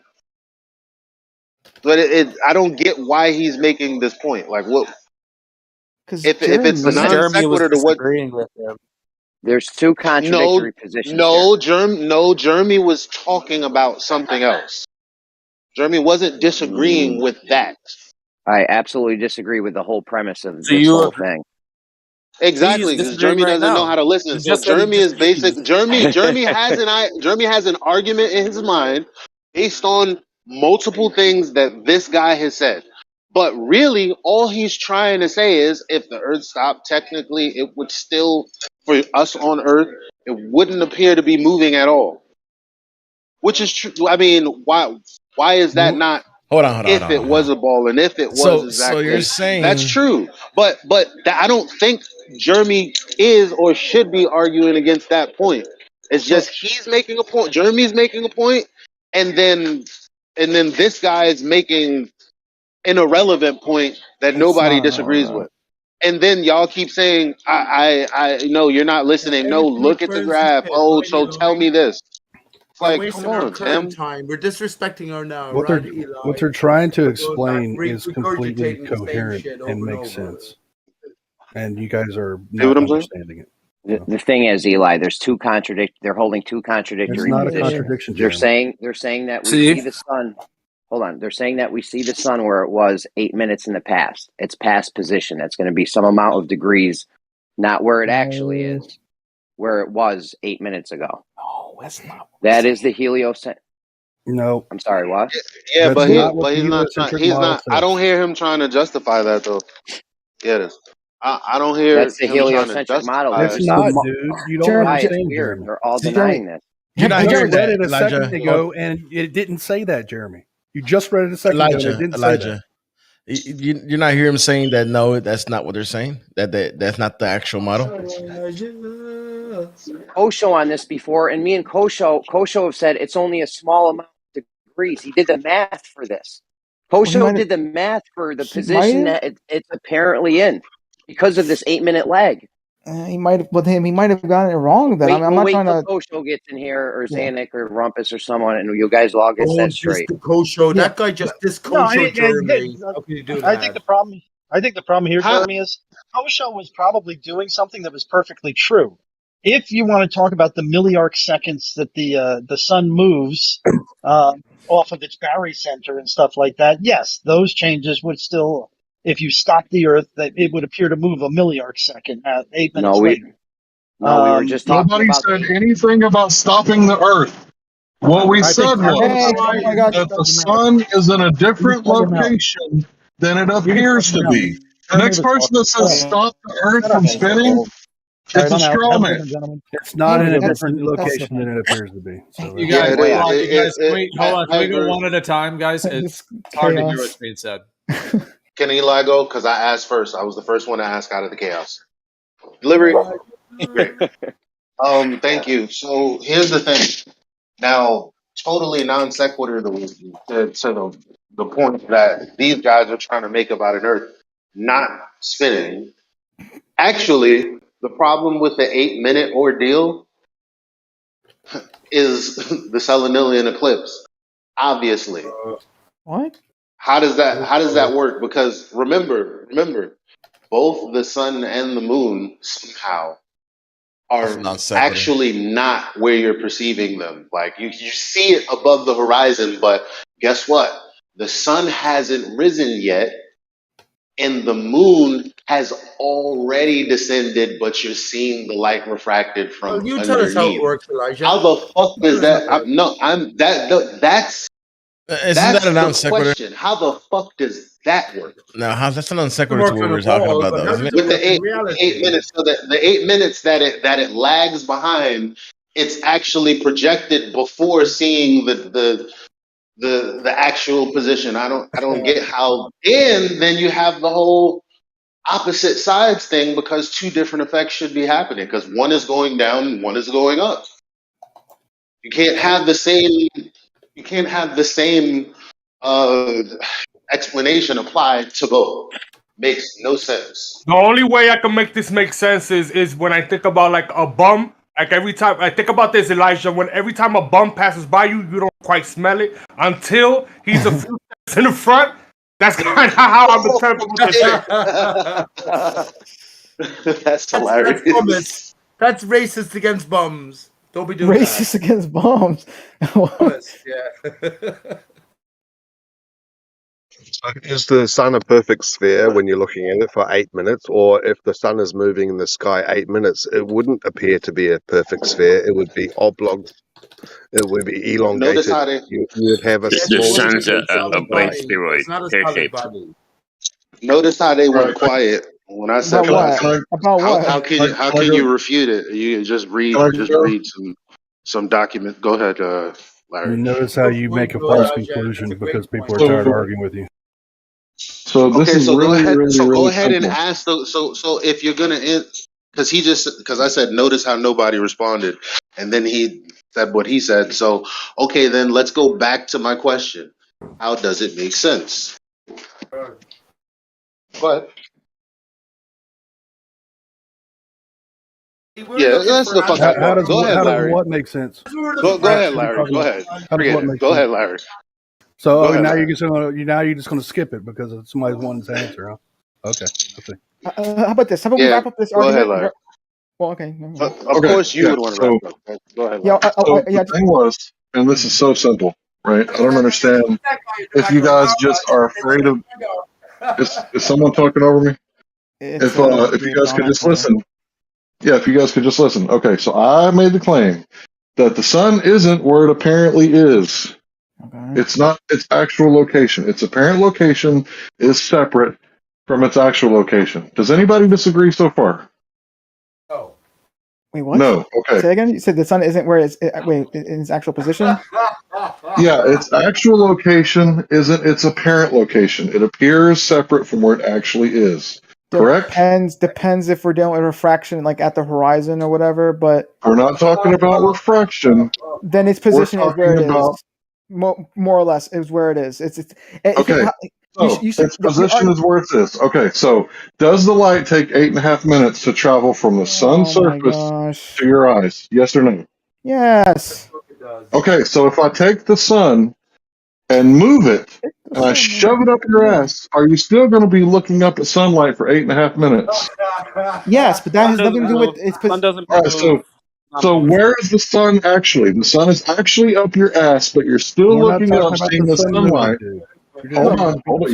Yes, I am. Yes, I am talking about the sun moving because that's the whole fucking point. It's not where it appears to be. So Yes, it while is the where it sun, appears to be. You listen, just bro, don't understand. listen, You just listen. don't understand, dude. Shut your fucking mouth. You've been dude. arguing all day While about the this, and sun, you still shut don't understand your how to put a fucking square mouth. Shut the fuck up.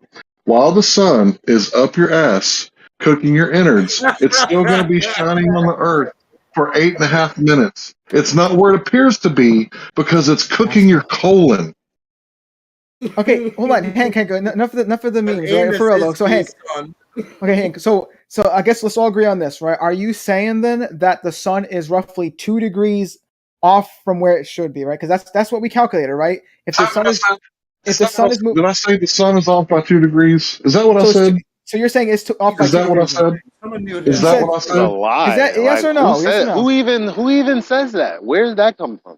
Because that's what he's alluding to. The whole point is that the sun moves right 15 degrees an hour in the sky, right? I think that's what it is, right? So if you divide that up, whatever, right? In 8 minutes, it'll travel roughly 2 degrees in the sky. Okay, what Hank is pretty much saying is that the sun is 2 degrees, in the past, essentially. Right? So why is the rhetoric talking about 0.5 degrees then? When anyway, go ahead, Larry. All this shit is fucked up.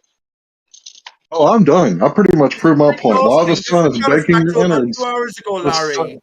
because I instantly moved the. It's still in the same location, though. I mean, no, it's up your ass. It's up your ass. Yes, but right. But the sunlight is still shining for 8.5 minutes because it takes 8.5 minutes from the light to get from the sun to your eye. But I instantly took it out of space and I shoved it up your ass that very instant. Yes, but the sunlight is still baking your face. Yeah, but you're not understanding how rotation though. Okay, that's what it's not where it appears to be.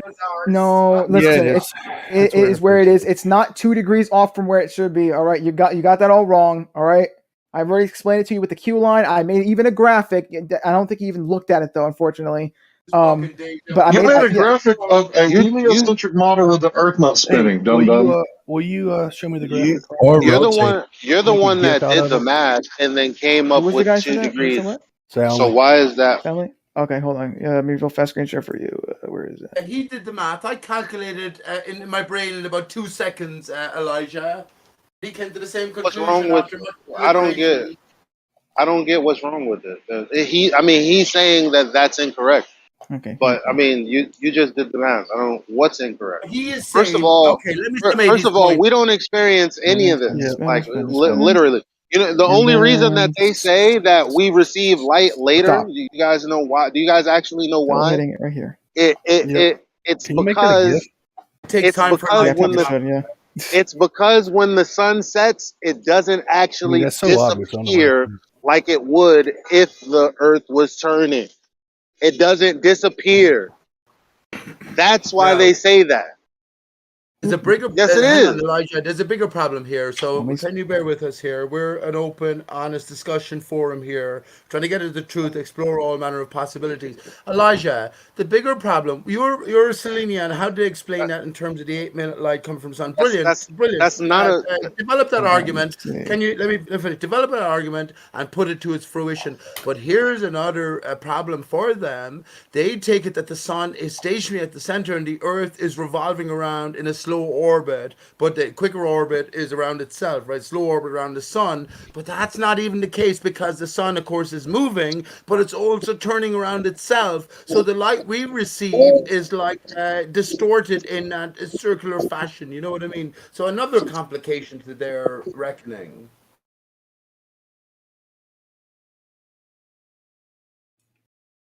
Yeah, you got my point, Elijah. I wasn't looking for a response, but you get the point. That is a part of their model as well. So that adds another layer of fucking difficulty. Because we were receiving the light from a rotating object as opposed to a stationary object, which is delivering light in straight lines. Yeah. Anyway, that's a different consideration.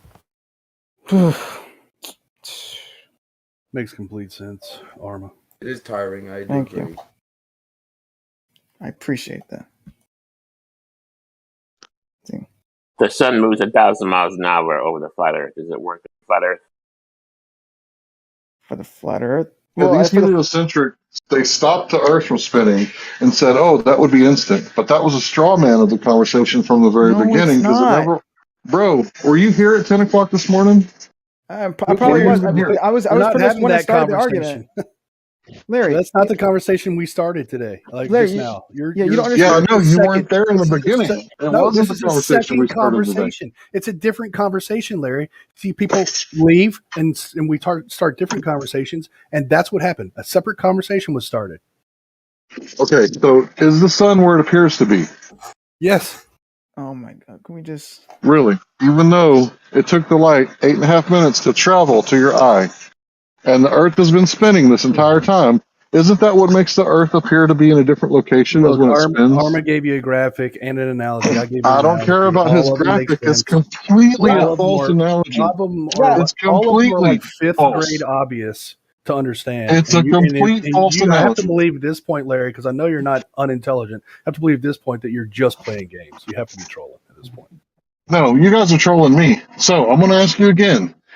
Do you see the light from the sun where the sun actually is?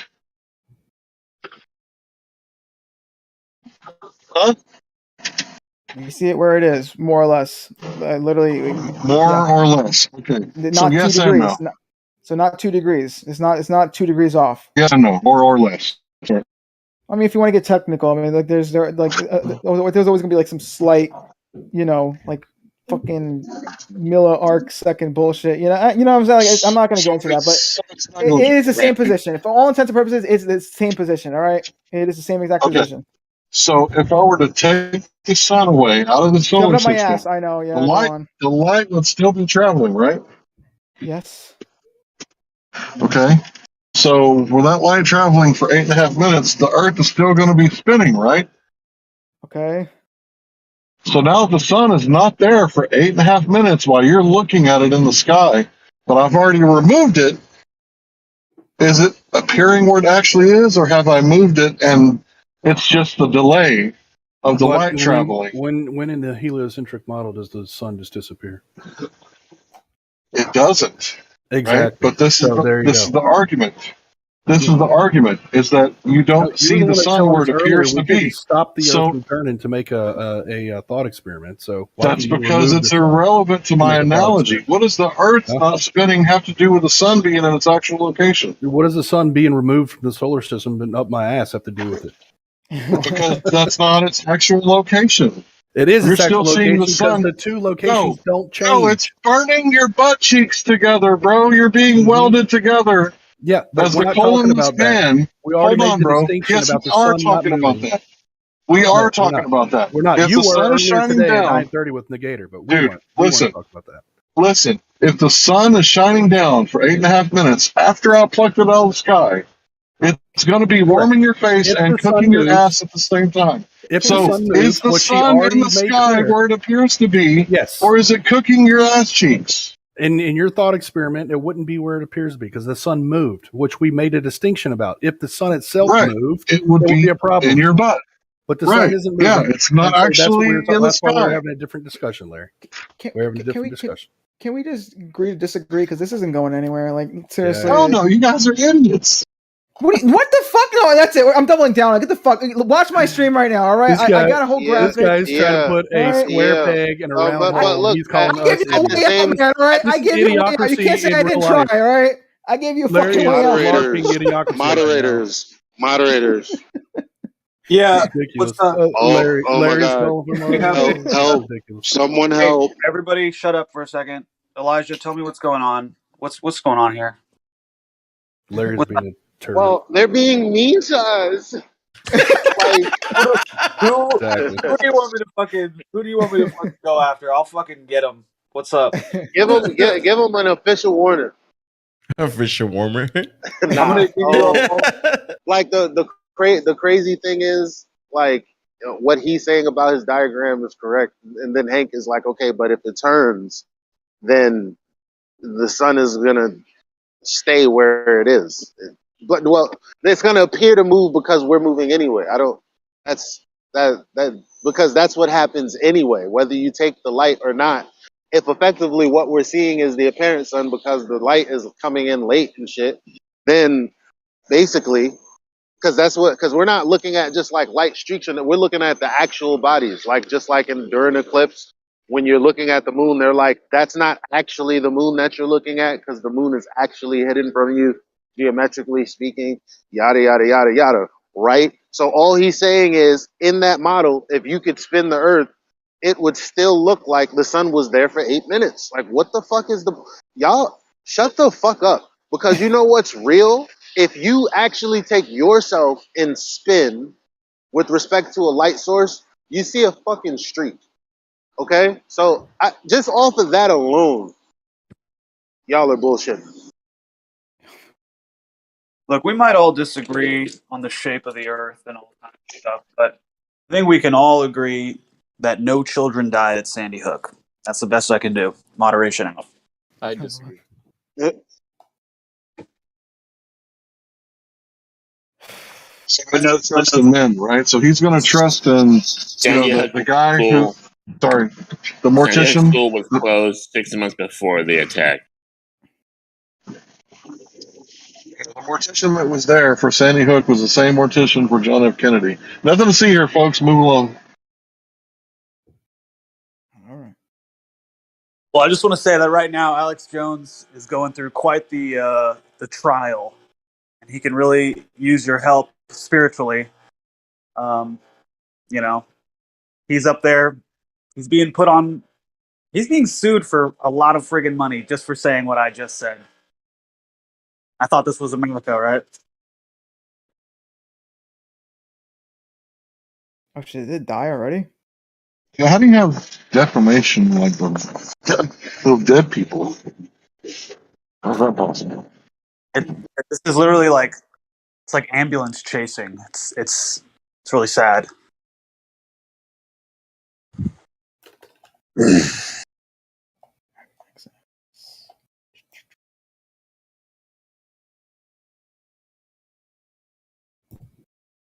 Pardon me, folks. I had to pull the sun out of my ass where it actually isn't. It's actually in the sky. Cooking my face. It's at both places at the same time. Why was it up your ass for? I thought you shoved it up mine. What's going on? Just let you know. Alright, The cool. sun is is in my ass and in the sky, because that's where it appears to be. You know, it's crazy. Like, it's crazy that people are emotionally manipulated into caring about strangers while simultaneously compartmentalizing the fact that we have homeless people that die every day and veterans who are, you know, have their problems, and the people that are actually at a fake ass war that they shouldn't be in. Like, all of this is happening, all that death is happening, and it's like, yeah, well, that's what has to be done. But when the people that we don't trust, some of you might trust them, but when the people that we don't trust put on a show and we're like, yeah, I can see if that was true, it'd be fucked up for me to say that them people didn't die. But fam, we don't believe them. We just don't. Florida Yes. nightclub shooting, that shit was I didn't know anything about the Sandy Hook shit. I just knew about 9/11 and as a young kid, because I couldn't watch, you know, basic TV because it was on the news on every channel. Like, I was like, why are they saying different shit than they was just saying before? That's the only thing that I knew at the time. And Those same it's crazy because when the Florida night, when that happened, Obama had went to that hometown where the guy was, like 50 miles away, like only fucking 1 week prior. Supposedly, the guy's father had connections in the government. He went there to play golf and do some other shit. On Yahoo, the time of the incident was before the TikTok girl who jumped all the shit off with her video was at her video said it was happening like an hour later than Yahoo sources reported it. Like, and then just looking at it, they didn't have any emergency vehicles, but they had like blaring lights all the way in the distance. Meanwhile, throwing people in the back of pickup trucks, walking people who are missing like limb, well, maybe missing limbs is but they were definitely shot. They're just like limping them around, and then like you see the shot of the camera that after the cameras moved off of the person, they stopped holding the person that they were supposedly helping because they were limping. Like, when I saw all that shit, I was just like, what the fuck is going on, fam? And this was before Flat Earth. Like, this was just me. Like, what the fuck are they doing flipping coins? What the fuck are they doing talking about voter fraud when actually all of the people are screaming election fraud? What the fuck are they doing diverting, obfuscating, red herring, all the shit that the anti-flat earthers doing here? Like, what the fuck are they doing that? Hey man, the I people would just like to that make troop it. And around. that's when I realized, like, damn, I thought like this was just like a, no offense, white person conspiracy. I was definitely still very ignorant, but these shits is weird, and y'all are like rolling with the government. I don't fucking get it. And same. I would just like, real fast, I would just like to conclude this conversation with, if every Glober who disagrees with me should put it in writing in my DMs that they believe that the sun is exactly where it appears to be, I'd really appreciate that. Stop. Wait, what? You said you want people to do that or what? I Yeah, didn't hear. please DM me that No. the sun is where it appears to be. Thanks. Let's stop talking about it because obviously we're not going to agree, and we need a new topic. Oh, Come on. I don't want you to agree with me. Actually, I want you to disagree with me because I'm going to learn about the Saturnalia eclipse, come back in a few days, and mop the floor with y'all. All Love right. it. I love the intensity. I love the energy. Yeah, someone. Like, this is the crazy thing. We're all on the fucking same side. None of us here is like getting a baby blood transfusion later this week. None of us are, funding any wars. We're all we're fish in a big we're only pond. on the same side if we want to, if we're exposing something that's obviously a lie. That's when we're on the same side. Like, I'm not quick to say whose side I'm on. That's not a thing. I'm only on the truth side. Fair enough. I Now, like truth also. now, when it comes to what Hank is saying, yeah, you did contradict yourself because at one point in the conversation, refraction was spoken about, and I remember you saying, "Well, if it's like a certain degree above the horizon, we don't have to worry about that." That's obviously double speaking because that would have nothing to do with the fact that the sun is moving. However, you have this light still traveling over the course of 8 minutes. Again, I would definitely think that on top of us spinning would give us a smear or streak effect of light. But that's just fucking me. I don't know about y'all. But you can't say it's in its actual position when it's high in the sky because it's actually not, because it's always moving. And if it's always moving, then we'll never see it in its actual position if we're getting the light delayed. That's like as obvious as, I mean, I don't know what the fuck some of y'all are smoking, man, but y'all need to fucking meet up with my connect and get some I think the whole some healthy conversation shit. was because people have two different ideas about, or you're talking about two different ways that something can change position, and so that's why everybody was talking past each other. Yeah, that's why I asked like 20 times. So the Earth is still spinning, right? That's what causes the sun to move in our sky, right? Remember me asking that? The Earth is still spinning. And this guy makes a diagram of the Earth stop spinning. Like that proves something. I thought it was a good way of describing what he was talking about. Stop the Earth from spinning. Yeah, what he was talking about, he's absolutely right. If you stop the Earth from spinning, the sun is going to appear in the same position for 8 minutes. But if the Earth is spinning, like you guys say that it does, then if you take away the sun, the light's still going to travel for 8.5 minutes, and the sun could be anywhere else in the galaxy, right? Because we took it out, right? And I shoved it up your ass where the sun don't shine because that's pretty comical in my opinion. Oh, so that's what that joke was. Okay, I get it now. Okay. Where the sun But you haven't told the end part. The end part darkness will fall on the earth after 8 minutes. And death will come after from 8.5 God. minutes, it's going to be dark. But for that 8 minutes, while the sun is cooking their colon, they're going to believe the sun is still in the sky where they see it, because they believe that the sun is where it appears to be, even though it takes 8.5 minutes for the light to get there. Meanwhile, the sun could do fuckadoo, loop-de-loops around the solar system, and it would still be where it appears to be for 8 minutes until they saw it.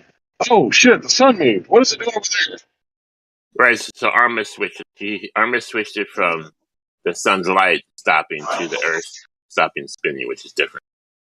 I didn't really switch anything because the whole look. If you guys want to continue this, go fine, whatever. But anyway, my whole thing was just that put in writing.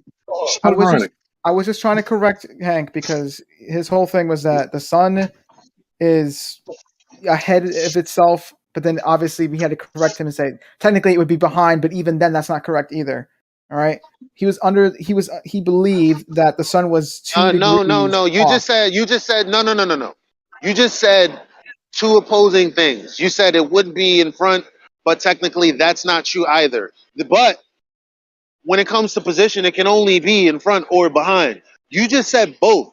Like that's all you've been doing this entire time. No. Okay. Let me explain myself. Right. So Hank was originally saying that the sun's position on the globe model would be ahead. All right. But then we had to correct him, saying that if anything, it would be behind because of the lag. With that being said, that's technically not even true either, because technically speaking, the sun's position in the sky is not the sun's physical position. Right. Well, I mean, it is, but. Right. So when it comes to apparent, and because of the language that you're using, you're literally double speaking between two instances that, for all intents and purposes, is using one phenomena, something that we just see. And you're switching between what we see and what it could be. And you're like, well, what we see is not what it is. That's why technically it's not what I just said before. But that's saying both things. Okay. Maybe I can explain it. There's two different types of motion. One is instantaneous and one takes 8 minutes. So let's say that you're a cameraman at NASCAR and you're supposed, and there's a parked car there, and you zoom in your camera, and the car's in the center of your frame. Now, there's actually two ways that car could move out of center of frame. If it starts moving, if it starts driving, then it moves out of the frame. The other way would be if you accidentally bump the camera, and so the analogy would be, and so the camera moves. It's either it's one or the other. I know. But they take different amounts of time. So the one, if the car starts moving, then it would take 8 minutes or 8 nanoseconds or whatever for the light to get to the camera, and you wouldn't see the motion of the car until 8 nanoseconds later. But if you bump the camera, you see it instantaneously. Yeah. So change in the camera, change in where you're looking, moves something instantaneously. All right, let's say that I have a machine gun nest, right? And there's a whole platoon coming after me, right? Because I've been sniping them, right? But I dropped the sniper rifle and I got a machine gun nest. Let's say that this machine gun can fire if I tape the trigger down for 8.5 minutes. For 8.5 minutes, there's suppressor fire on the platoon, so they're all taking cover. I can go around on the other side of them and flank them from the left while they're ducking from the machine gun nest, right? I represent the sun. The bullets represent the 8.5 minutes this piece right that here. it takes for the light to travel, right? So I can be wherever I want to be. I think you're hot micing, Elijah. So I can be wherever I want to be, right? Despite where, the light is coming from, because let's say that's where it comes from, where the machine gun nest is. And that just proves, right, that the actual location of the sun is not the apparent location of the sun because of that 8-minute delay. Yeah, we know that. So what have you been arguing for this whole time? In the heliocentric model, the sun doesn't change location. So it's the same place. Really? It doesn't go around the galaxy? But that's okay. It's whether not it does or flying through doesn't, space like 1.2 million miles an hour. It's the center of the solar system the whole time. You guys know that this is not a heliocentric model that you actually have. It's an acentric model. Oh, you know what? There we go. You know that, right? Sure, but that's a convenient way to describe it. Yeah, so is the sun flying around the galaxy and the galaxy is flying through space? That's irrelevant, though. Yeah, but how's it irrelevant? Yeah, so that's not the motion we see in the sky. Yeah, no, we can't detect it. That's why we're flat earthers, right? Because we can't detect any of that bullshit. Yeah, I don't even. Right? You like to go on tangents and different topics, man. You just gotta. I don't know, man. You gotta get better at debating. I don't know what the fuck this is. I gotta get better debating. Well, I'm the one that's held the whole time that the actual and apparent position of the sun is two different things. You were the guys waffling and waveling all kinds of weird shit. So I don't know. Is it me or is it you? I gave a graphic that literally shows physical photons. You didn't want to see it. You showed the Earth stop spinning. When does the Earth stop spinning in reality? The whole point, right, of my hypothetical, right, because this is what you do in hypotheticals, right? I was trying to show an extreme case to get my point across, all right? I was trying to show that the physical position of the sun in the sky, all right, isn't lagged, all right? That isn't lagged because where the sun was, 8 minutes ago, is technically still in the same spot, all right? It's just when the Earth moves, rotates, whatever, right? That's different, all right? That's an instantaneous thing, all right? This is what I was also saying earlier, that rotation, from my understanding, isn't a relativity thing, right? Because obviously, if you have something far enough, even if I spin at like a human rate, all right, if it's far enough, that thing relative to me would now be spinning faster than the speed of light, and that breaks everything, all right? So there is no, you can't really apply that with whatever rotation and shit. I don't know, but all you need to know is that if the Earth is spinning, all right, there is no delay in that. All right, the sun is not 2 degrees off. I don't know. I'm not. This is my last time I'm saying this. All right, if you want to tackle this argument with me again, I can show you my graphic because that does it better. That's it. You gotta show me your graphic, which is a complete straw man of the argument. So the argument was the sun doesn't appear where it actually is. Come on. I'm pretty sure this fucking chat is getting tired of this. No, all I ask for you guys is just to send me a message stating that the sun is where it apparently appears. Its apparent location and its actual location is the same place. Just do that, and we'll be done. That's why right. don't, That's why what don't we you said. just clarify, man?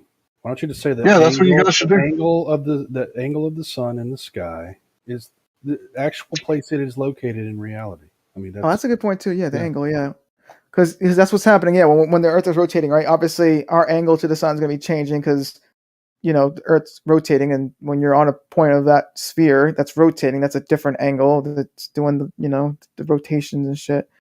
I'm not gonna. Yeah, whatever. That should be enough. Honestly, I don't know. Yeah, I'm just waiting for your guys' text messages that the sun is where it appears to be in the sky. Because that has been my argument from the beginning that it's not where it appears to be in the sky. So if you guys have been arguing against me, your argument therefore ipso facto must be that the sun is where it appears in the sky.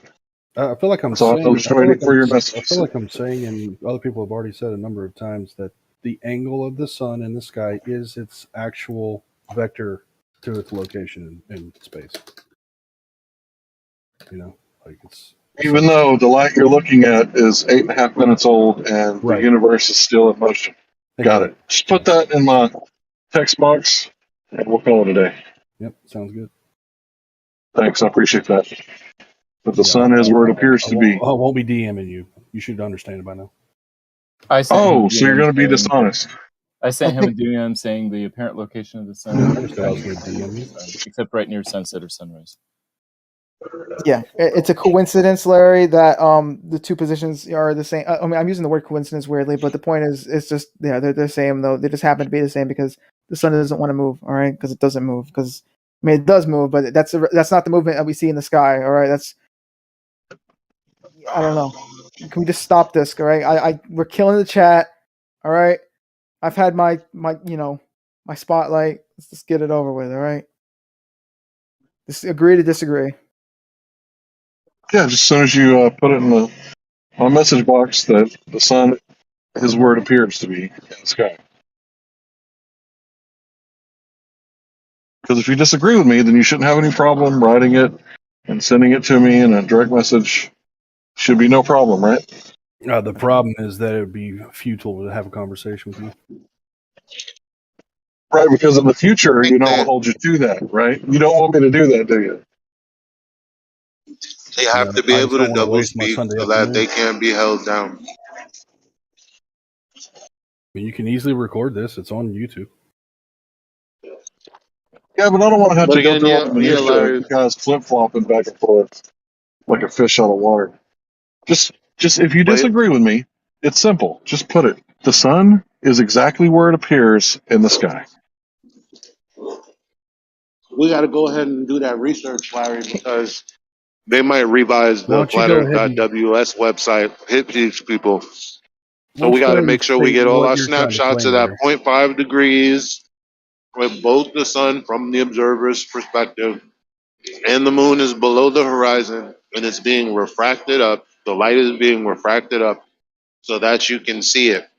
Even though you're also seeing the moon specifically because, well, I don't know how that works when the light is 8 minutes late. Like, and you have both the sun and the moon doing opposite things from your perspective. One is coming up, one is going down.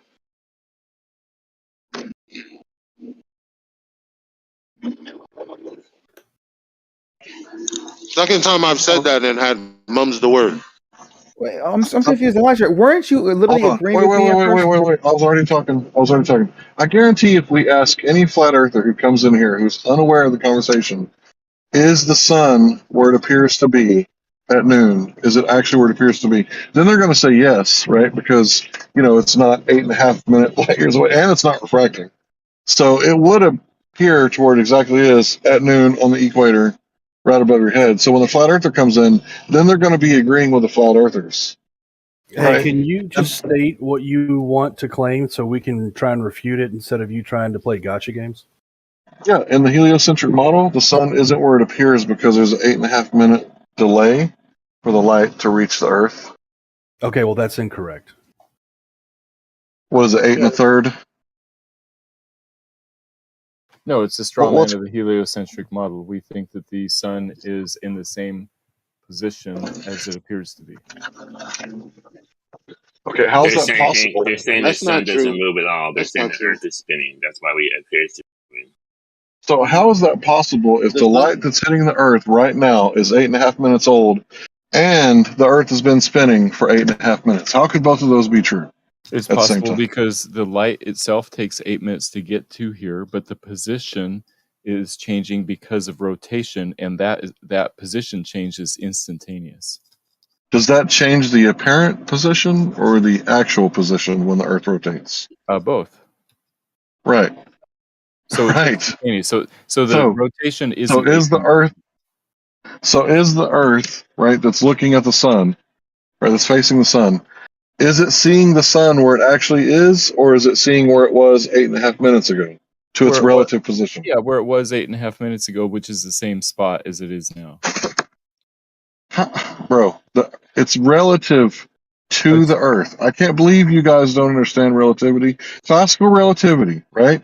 It's relative to the Earth, right? So does the sun appear to be in its actual position or its apparent position? Is it apparent or is it actual?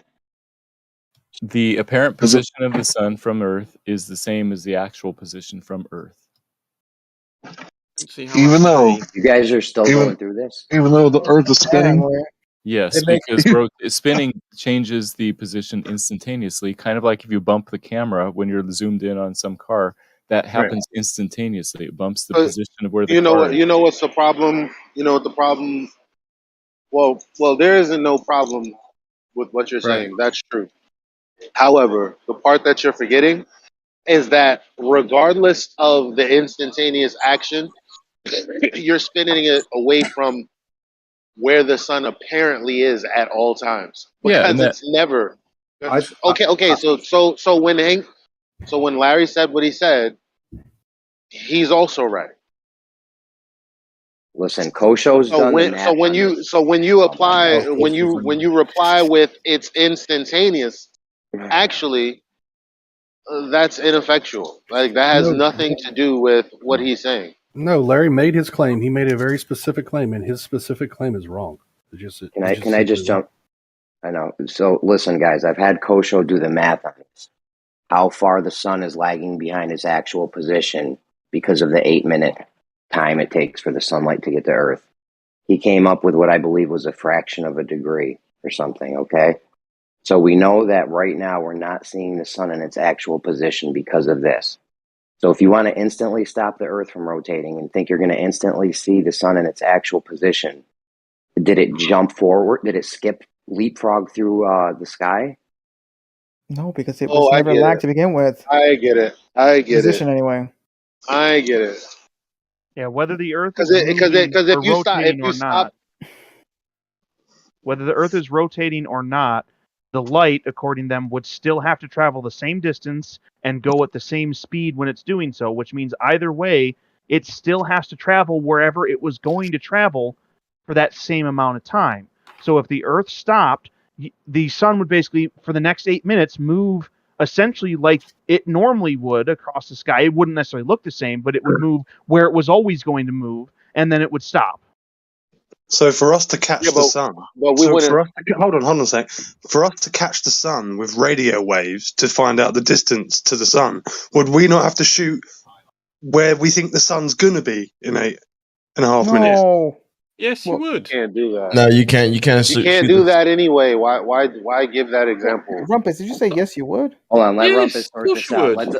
Let's let the 8 Rumpus minutes sort where this it was. Yeah, it's not where it appears to be. It's 8 minutes behind. Rumpus, So let me velocity just ask you rotation.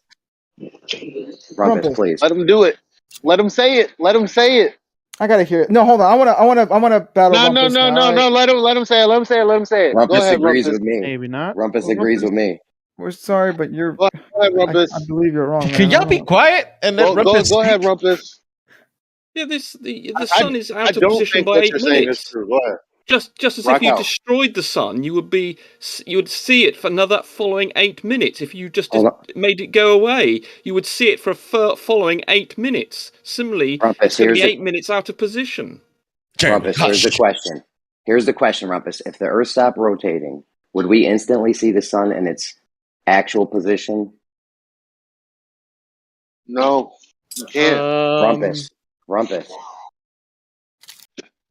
No, if you stop the Earth rotating,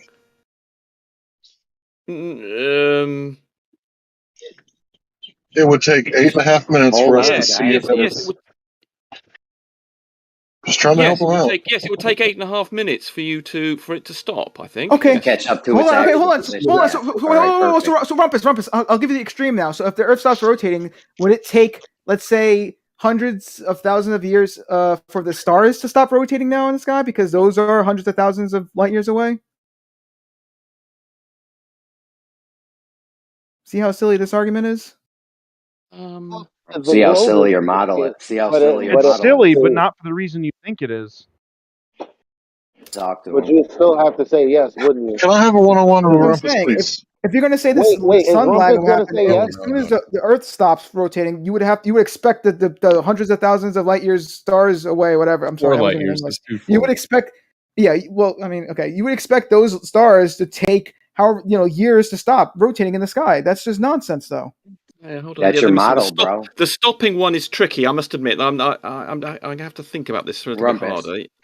Go ahead, Hank. Hank wanted to have a one-on-one with Hey, Rumpus. Rumpus, first of all, let me just say, I come in peace, right? I'm in agreement with you so far. So first, let's tackle that 4-star thing, because they asked if the Earth stopped, right, in 8 minutes, the sun would appear where it actually is because it stopped spinning, right? And then the light would be a constant, both, relative to one another, positions wouldn't change, right? After 8 minutes, it would appear where it actually is. But before that time is up, the 8.5 delay, it would actually appear to be in another location than it actually is because of the delay, right? I'm going to have to. Yes, I must admit the initial question was asked. I think was wrong, but now the idea of the Earth stopping, how quickly the things. I must admit, I'm going to have to think. Give me 60 seconds to think about this. Sure. So if the Earth there's a stops spinning, conundrum. That's the problem. It would take 8 minutes for the sun to appear where it actually is. That's silly, man. Come on. Why does somebody think that it would be a problem for the stars to do that as well? It's a conundrum. That's why we can't simulate it because it doesn't make it. Shut up. Wow. Because it doesn't make any sense. So we're looking at the apparent sun always. We've never seen the sun in its actual position because we're always getting the light 8 minutes late. You could literally say that about anything, dude. So we're looking at the no. You have to literally say that about everything in your belief system. This yes, argument. You do. Anyway, moving on. I'm you can still literally talking. say about anything. I didn't need that interruption either. This argument is bumped the second you bring in stars. I'm still talking. Come on. You need a massage? You good? Wait. I'll take a massage if you're offering. So, wrap it up. I'm next. I want a minute with Rumpus after you want a massage next? Jeremy, you son of a bitch. I want to. I haven't got all night. Minute with Come on, Elijah, make your point. Come on, man. All right, so the bottom line is, I think what we're trying to understand is, golly gee, where the fuck would the actual sun be? Like, where would that be in this whole idea? Seeing as that we never see it, so that's why Jeremy is asking what. As a matter of fact, I don't want to restate what he's asking because he's probably going to ask Rumpus, and it's like I want to know the answer to his question. Let me ask Rumpus this. Rumpus. My mind breaks the moment I try to think about it because it's a conundrum. That's what conundrums do. Yeah, hello. I still haven't quite. I still believe that the sun is in the wrong position 8 minutes. But yes, the idea that when the Earth stops, I haven't quite resolved that in my head yet. But so carry on. This is kind of difficult. I'll give you that. So let's say I have a video of the sun, right? I'm shooting it live, right? And then I take a snapshot. And then 8 minutes later, right, 8.5 minutes later, I take another snapshot of where the sun is. Now, the first snapshot, right, is going to be where it appeared to be, but the second snapshot is going to be closer to where it actually was because of the 8.5 minute delay of the light traveling through 8.5 light minutes of space, right? Can I be next after you, Hank? Thanks. Sure, of course, please. Rumpus, that So was if I you. take a video, Sorry, yes, sorry. My brain is only half. I'm half thinking about this problem, half trying to listen. Sorry about that, whoever, Larry. I yeah, was not. I'll try. Can you repeat what you just said, please? Sure. Let's say I'm taking a live video of the sun, and I take a little snapshot, and then I start a counter at 8.5 minutes later, and then I keep following the sun with my video, and I take another snapshot 8.5 minutes later. That second snapshot is going to be closer to the sun's actual position during the time frame of the first snapshot, correct? Yes, that's what I agree with. I must admit that's the part that I think I didn't agree with Soundly and whoever else it was. But this idea of when you stop, I haven't quite decided. As someone pointed out, who was it? Someone was pointing out, yes. What if you were to stop? Would it take 200? If something was 200 light years away, would it take several light years to stop? And that's what I'm saying. And I'm confused Rumpus, about that. Let me walk you through it real quick, Rumpus, please. Please, guys. We know that the sun's not in its actual position right now because of the 8 minutes. It's a little bit behind, right? You know that. Come on. Well, you someone agree, disputing Rumpus? that, but I agree with that. But yes, we know that. The people that know the heliocentric model know that it's not in its actual position. It's 8 minutes behind. Well, Stanley was disagreeing with that, and so was someone else on the heliocentric model. I know, but dude, me and you know the globe model. I don't know why they're even arguing with that. I told them this was embarrassing. Yes, in the I must first admit, place. I can't see how you can not say that it is not in the right position. But carry on. Okay, so me and you both agree it's not in the right position right now because of the 8 minute lag. So if the Earth were to stop instantly rotating, now, hold on. How could you? Hold on, I might be confusing. I might be.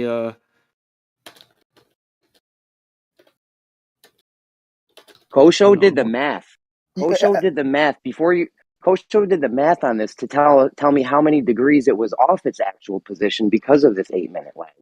Do you remember how much it was? I'll get Kosho in here to do the math for you guys. Right, there's a difference between right now. Okay, I think Soundly actually might be correct because this is us rotating rather than if the sun rotating around us, it's us rotating. Yes, so yes, okay. I think in fact, so Soundly was correct. I think, and whoever, yes, it's because it's the Earth that's rotating that's causing the difference in position, even though there's an 8 minute lag. So actually, I think I'm going to withdraw my earlier comment and say that Soundly and whoever else it was is okay. Let me walk you through it. I'm not going to go. I think I'm 90% sure of that now, but I'm not completely sure. I'm going to have to still think about it a bit more. But carry on, Jeremy. Let me just walk the Rumpus through this. So you're saying we see the sun right now in its actual position, and there's no 8 minute lag from its old position. There is an 8 minute lag, but okay, there is an 8 minute lag of its position. Just stop. But the position is caused by the orbit. Right. So if it was about the orbital speed, it's not in the correct position due to the orbital speed of the Earth. It's not in the incorrect position due to the rotation of the Earth. It has nothing to do with the orbit. Forget the orbit. Yes, it is. That's exactly the point. It is. That's what makes it not in the right position. It's the orbital speed at 67,000 miles an hour. The rotation is not a cause of that. So if we just talk about the Earth rotating or not, it makes no difference. So you're telling me we see the sun in its actual position right now? No, because the orbital speed. No, because the orbital speed is 67. We've got 93 million miles an hour to get 93 million miles to get here, and we're moving across that at 67,000 miles an hour. So that's going to be causing it to be in a different position. But there is no difference in position due to the rotation. Sandy was correct, Forget and about the so orbit. was whoever else it was. Arma. Forget about the orbit. We know that the light takes 8 minutes to get here, and we're seeing it 8 minutes in the past, right? Divided by 60. Yes, but the rotation. Okay, we're seeing it 8 minutes in the past. Rotation. So that's going to be a certain amount of degrees in the because of the rotation. It has nothing to do with the orbit. Yes, it does. That's exactly what you're wrong. It's the orbit that's the reason I was sort of inclined to go that way. The orbit caused the difference in position, but not the rotation. He didn't even make a claim to be wrong yet. He's still asking. He's like, what did he say that was wrong up until this point? Relax and let him speak. I believe the rotation's not an issue, whereas the orbital speed is an issue, and Jeremy's claiming it isn't. Okay, we're talking about how many degrees the sun moves through the sky in the course of one day, just because of the rotation. Nothing to do with the orbit, right? Yes, but we're talking about whether it's in the correct position, and that's due to the orbital speed, not the rotational speed. What? Listen to me. Jeremy, The Earth not... moves at a certain degrees per hour through the sky because of its rotation, right?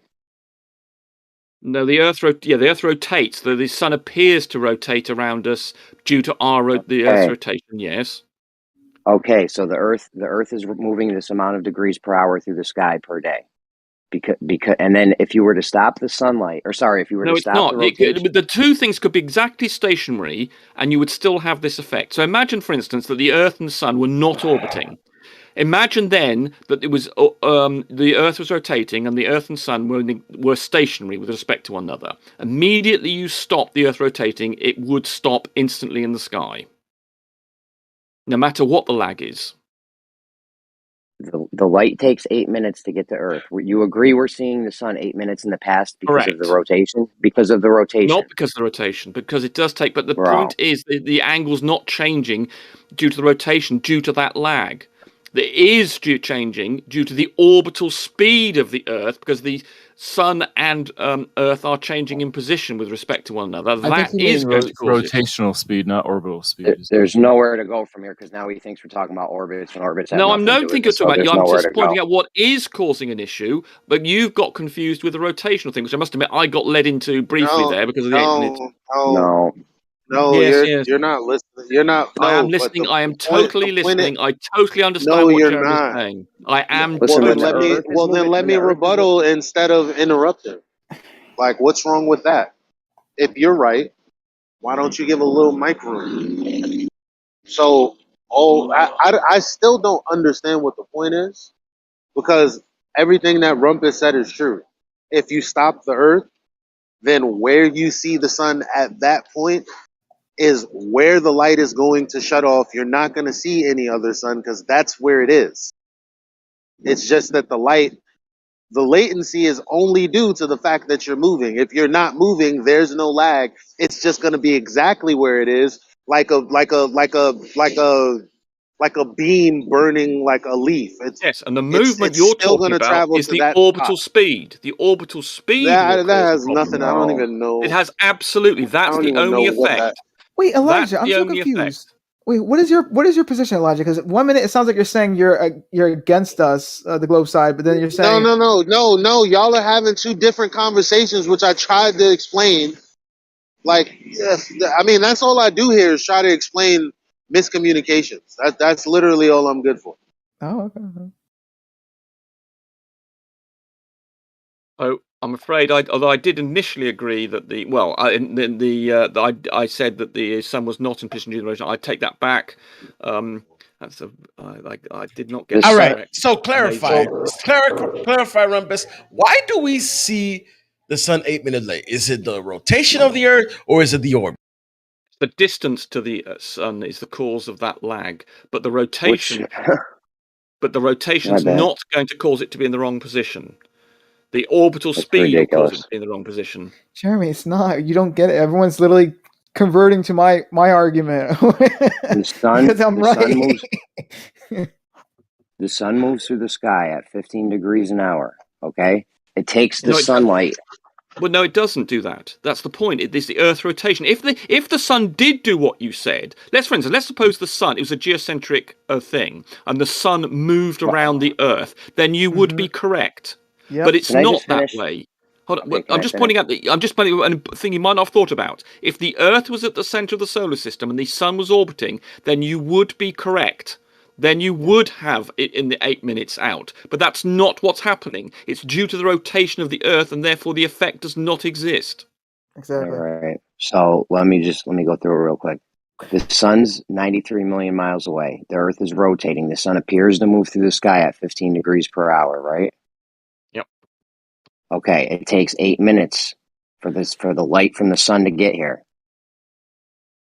Yeah, but it's in the same position. Yes. Okay. Yes. It takes 8 minutes. Throughout that time, if you ignore the orbital speed, the sun has not changed its position. So the fact when immediately you stop rotating, there's no difference in the line to the sun. The line to the sun is not going to change. So immediately you stop, you will see the same line. But we're already seeing this. We're already seeing the sun at a different position because we are rotating. Once we stop rotating, which is true. it'll still catch. So that's why I keep hold on. asking. What's the point? I'm not They're done. saying I'm that. not done. I'm not done. I'm not Larry, done. I'm not done. I'm That's not why I done. introduced my argument. I was like, okay, Elijah, holy shit, Elijah! Because I didn't understand what else was. Hold on, I didn't got understand He what might not be done. being I'm said. not. Is he done? I can't tell. I think he's not done. Holy shit, Elijah! I'm not done. He's not done. He said he was done. So we're already seeing the sun in the sky, right? We're rotating. If we stop moving, it will take us 8 minutes to understand the stop has moving because we're seeing the latency. We're already seeing the latency of the sun. It takes us time. It takes us time to catch up to it. Okay. I don't know how they don't not get this real. all The off. rotation of the Earth is not. There's no real. If the sun was moving, if we were at the center of this solar system and the sun was rotating around us at 93 million miles at 15 degrees per hour, then you would all be correct. Or the people who maintain you're seeing a lag, you would be correct. But it's not that way. The Earth is rotating. The positions of the sun and the Earth. Let's imagine those do not change. Then immediately you stop rotating, the line of sight is going to be exactly the same all the time. So there's no change in the line between you and the sun if you say that the sun and the Earth are effectively in the same position. You've just stopped rotating. We got you. But we're seeing the sun in history. We're seeing the sun in history. Yes, but the line of sight hasn't changed throughout that rotation. But when we stop seeing, when we stop moving, Or we non-rotation. catch. When we stop rotating the Earth, we catch up to history. Right, but the point is the line of sight doesn't change. While we're rotating, the line of sight to the sun is the same throughout that period. The 15, the 8.5 minutes. The line, if you imagine them in space and the Earth is rotating, the line of sight to the sun is not changing. So immediately you stop, the light is still going the same. But if the sun was moving at the speed, then you would have an issue because the angle to the Earth would then be changing. But because that's not what's happening, it's just the Earth rotating, the line of sight to the sun is always the same. So the fact that it's 8.5 minutes later does not mean to say the angle to the sun has changed. But what you are seeing it historically 8 minutes apart. So you need to know the two things. The photons indeed haven't left the sun that you receive. It's still got 8.5 minutes of the photons you're receiving are indeed 8.5 minutes late from what your time. Yeah. But the point is their direction from the sun has been the same throughout that 8.5 minutes. Yeah. Remember the refurbished period? That's correct. So that's the key thing. Although the photons are old and historical, the direction of them is still the same. So therefore, it will not move. You will get an instant stop. Guys, okay, so, yeah, exactly. So real fast, I noticed this argument isn't going anywhere, right? So here's the thing, all right? From the argument, from the one side, right, where Rumpus, and everyone else who's saying that, there's a guy in here named Rumpus. Whatever. Anyway, so yeah, okay. So anyway, the argument where we're saying that if the Earth is rotating, then the sun's physical position is technically the same because there's no lag in in that because of Earth's rotation. My side, right, has provided, a graphic, right? It's provided, an example, I feel like the most logical thing for this argument to do now is for the other side now to provide some kind of visual, all right? Because here's the thing, right? I actually hear me out. I put my thing into the reason we're talking about this. I was talking. Thank you. Let him finish. Okay. So the reason why I'm saying this is because I actually put my theory or my argument into practice. All right. So I at least showed that it worked. All right. So in a way, and this is not me trying to, moderate this, debate or whatever, but in a way, I feel like my argument has the high ground because I actually put it into practice. All right. If you guys don't put it into practice, then you guys don't really have any footing. Now you can wrap it up. He didn't ask you. Yeah, Arma's right. He didn't. Yeah, but Arma's point is invalid because what Hank asked him. You should let him finish. Shut up. What Hank asked for, he didn't provide. He provided his own argument in a vacuum separate from what Hank asked. You know how I know? Because Hank said, hey, why do you keep giving a diagram of the Earth not moving? So this whole entire time was a waste. No. So the whole entire time in this room is a waste because the Earth is not flat. Jesus Christ! Stop fucking. Okay, Larry. Like, just let him fucking finish his point. He's making a good ass point, bro. Like your model, you guys don't have any models. Thank you. I appreciate that. Let me continue. Go ahead, Larry. Yeah. Is the sun where it appears to be if you're at the equator, noon, right? You're in Ecuador, looking up, and the sun appears to be right over your head, and it's noon, right on the dot. Is it where it appears to be? Yes. Except, as I pointed out, there is a slight effect due to the rotational orbital velocity. Then there is a change in the position with respect to the two. Let me draw a diagram. I think this might help if I draw a diagram. So that would be less than a tenth of a second. I heard what you said. Let me answer, right? So I'm not strawmanning you here. I'm clarifying. So you're saying because the orbital velocity of the Earth around the sun, right, it's not going to be where it appears to be because the Earth is in motion and so are the photons, and there's an 8.5 minute delay, right? Yes, so due to the orbit, that's a much smaller effect than the rotational effect that we observe. So wouldn't the Earth be rotating for 8.5 minutes? Let me draw a diagram. I think this is good. This would help. So if I draw a diagram, then we can perhaps that might help bring it all together. And so you say that, but I don't. Okay, so let me give you my diagram while you're waiting, and I want to apologize in advance for sticking with the sun where it doesn't shine. But you'll just have to forgive me in advance. Okay, let's say that I'm an all-powerful being, right? And you're at Ecuador, right? And I take the sun, rip it out of the sky, and I throw it into another galaxy, right? For 8.5 minutes, you're not going to know about it, correct? Correct. And during that 8.5 minutes, is the Earth still spinning? Let's just say that none of the gravitational effects changed. It is. Right. So during that 8.5 minutes, the sun will have appeared to move so many degrees, maybe 2 degrees across the sky. Okay. During that 8 minutes when the sun wasn't even there, because remember I took it and I threw it in another galaxy. But yes, but I love your point because the photons that were released before you move, the sun will continue their linear, their straight line path as observed by general relativity. So yes, as the Earth rotates it would look normal until it suddenly vanished. But it's also kind of a hard question because without the sun, the Earth wouldn't rotate the way it does. No, that's why I said there's a caveat to all the gravitational effects stay the same. So for that 8.5 minutes, would the sun appear to be where it is? Yes, 100%. No, I threw it in another galaxy. How could it appear to be? Here's the thing, right?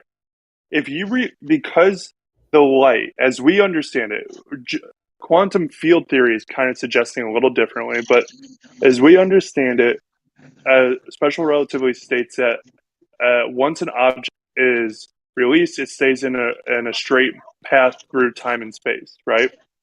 So the photons released by the sun would continue towards the Earth and appear normal. So at T0, right? Let's say you take out the sun. So at T0, the first photon to release will go. You'll observe no difference. At T mark 8 minutes, when the last photon hits the Earth, the sun will immediately vanish. That'd be it. But you wouldn't during know that time, the sun is completely gone because I threw it in another galaxy. Would the sun appear to be where it actually is? That's what I'm saying to you, yes. No, it wouldn't. I threw it in another galaxy. No, it wouldn't be. It would have disappeared. But it would have. It would not be because he's removed it. 8 minutes. If he was to make it vanish and disappear, it would obviously clearly not be where it was, and it would take 8 minutes. Yes. No. Oh no, sorry. He was describing. Minutes. Sorry, Larry. He was just talking about the period between him removing it and 8 minutes later. We would see it from 8 minutes later, and it would not be where it appears to be. So let me do it like this, Rumpus, and again, I apologize. I take the sun, I shove it up your rear where the sun don't shine. Right? It's going to be welding your butt cheeks together, but you can still look up while you're dying and see the sun in the sky. So it's not going to be where it appears to be because it's actually where the sun doesn't shine. Right? Correct. Yeah. Sorry. Right, so but you've presented a different scenario, you see, because there you've moved the sun. Now, let me just, if I can just draw this diagram, and I'll hopefully be able to explain this in a way that, whoops. So here we have the sun, if people can see this. And, right, so here we have the Earth rotating. If you can see that. Here I have the Earth rotating. Very strong. I like it. I like how the sun's green. Yeah, well, it's like a weird yellow, weird yellow-green. I can make it a little bit bright if you like, but it doesn't have the contrast. Doesn't work quite so well when I do that. So just to let you know, Rumpus, I'm sharing your stream on the live stream. Just FYI. Thank you very much. Right, so let's make the Earth a bit more earth colored, as people were complaining about. Let's make it a bit bluey. Right, so this is going to take 8 minutes to get from here. So this obviously takes 8 minutes to get from here to here. Now, Larry, and then this is what confused me initially. This is why I initially agreed with him and didn't disagree with Sandy and Armour because I was getting myself in a knot. So the point is the relative position of the Earth and the Sun. Effectively, let's say because the orbital speed is we'll say it's 0. They're just in the same position with regard to another. We'll ignore the orbital the movement, in other words, of the Earth around this direction. So we're going to pretend that's not happening. So they're retaining their position with respect to one another. So it doesn't matter the fact this takes 8 minutes. Immediately I stop this. Now I will be receiving. Immediately the Earth stops, I will be receiving photons that are 8 minutes old. But the point is this line, this direction here doesn't change. As I rotate, the Earth here rotates around, this line is not changing position. So it doesn't matter that it's old photons that I'm looking at. So it doesn't matter the fact that I'm looking at an 8 minute old photon. It's going to have the same position as far as I'm concerned as a new one. They're going to come along the same line of sight, even though it takes them 8 minutes to do it. Now, what Larry's doing, he's then said, aha, but what happens if I then go and move this? Now, that's a different scenario to the Earth stopping rotating. So if you were to do that and pick up the sun and move it away, then indeed it would be in the wrong position. Let's say you made it the same distance away. It would indeed appear to be wrong for 8 minutes. Similarly, if you stuck it at your bottom, again, you would still see it in that position of 8 minutes. But that's not the scenario we're talking about. We're talking about what happens if you stop the Earth rotating. And because the positions of the sun and the Earth are in the same position for that 8 minutes, these old photons we're receiving that are 8 minutes old are coming along the same line as a new one that's coming along. So this is a completely different scenario with the Earth rotating as to one that Larry's describing, where he's actually moving this thing, in effect. Agreed. So it's a different scenario. So the Earth rotating stopping, Armour and Soundly were correct. And my initial thing, because I was getting mixed up with 8 minutes, then Larry made that case, and he made me say it. So there are two scenarios there. One is where if you don't move the sun, then it's instantly stopped. But if you do move the sun, as Larry was doing, then you will have an 8 minute delay. Okay, so I'm go ahead and clarify this for the 21st time. Rumpus, I don't blame any of this on you. You were not here, but I'll go ahead and say for the 21st time, the Earth is always rotating in the model, right?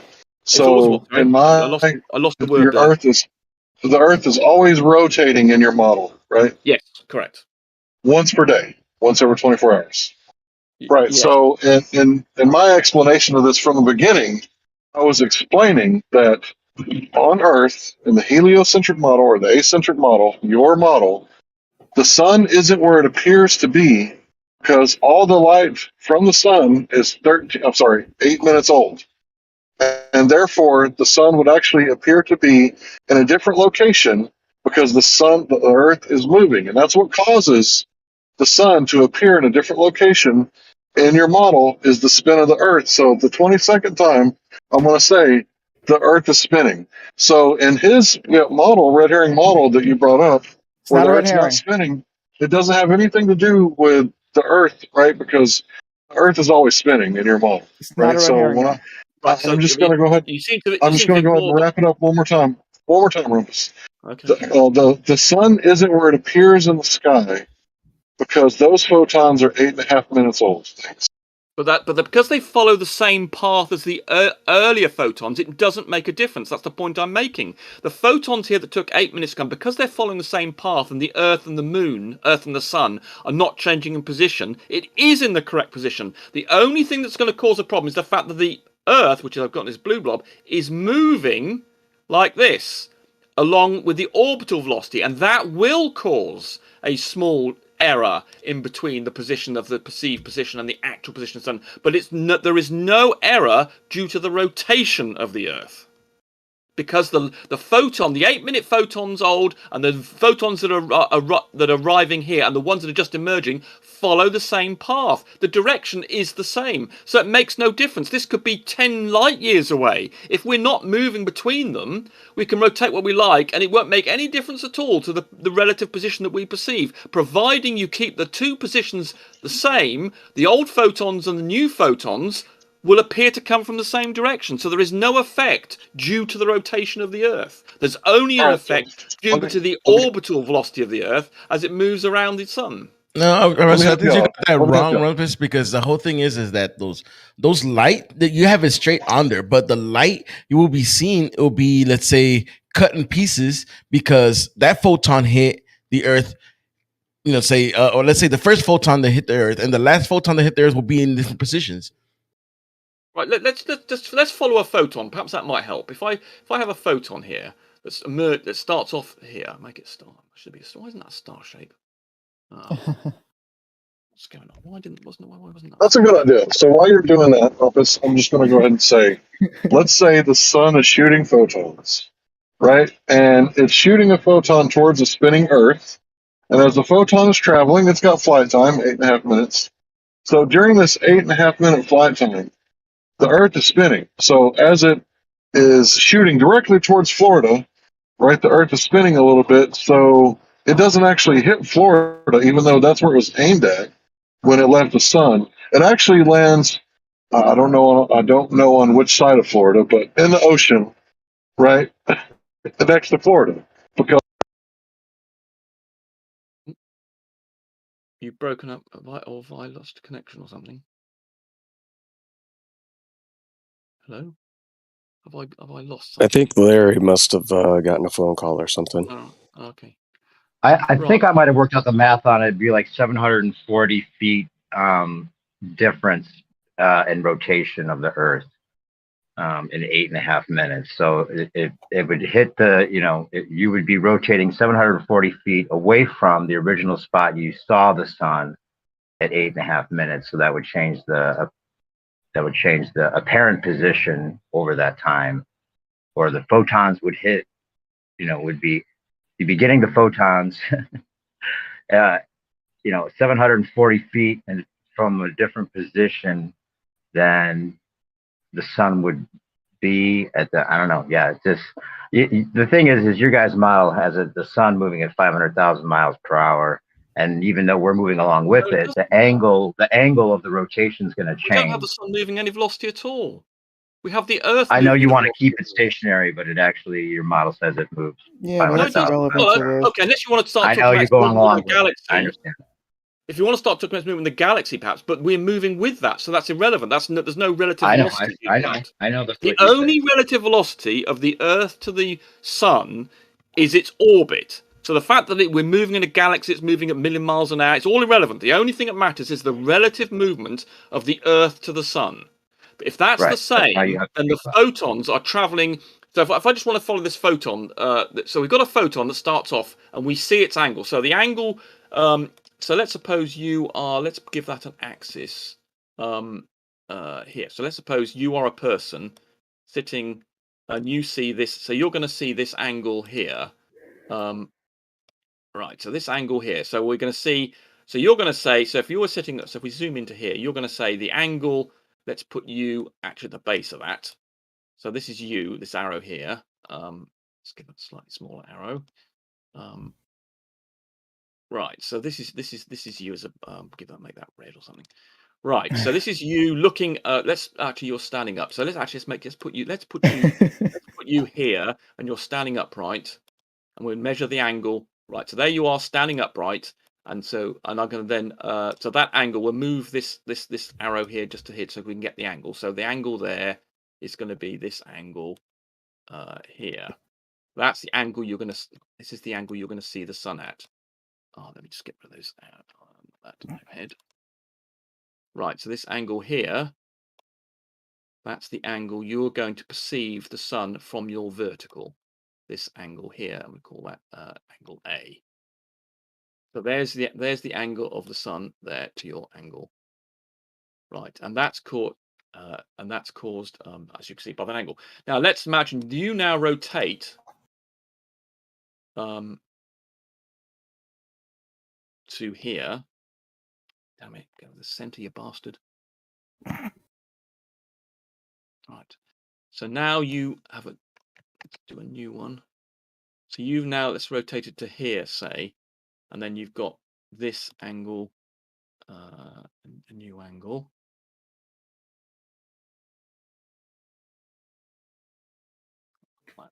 Whoops, bastard. Angle B. Right. So that's caused.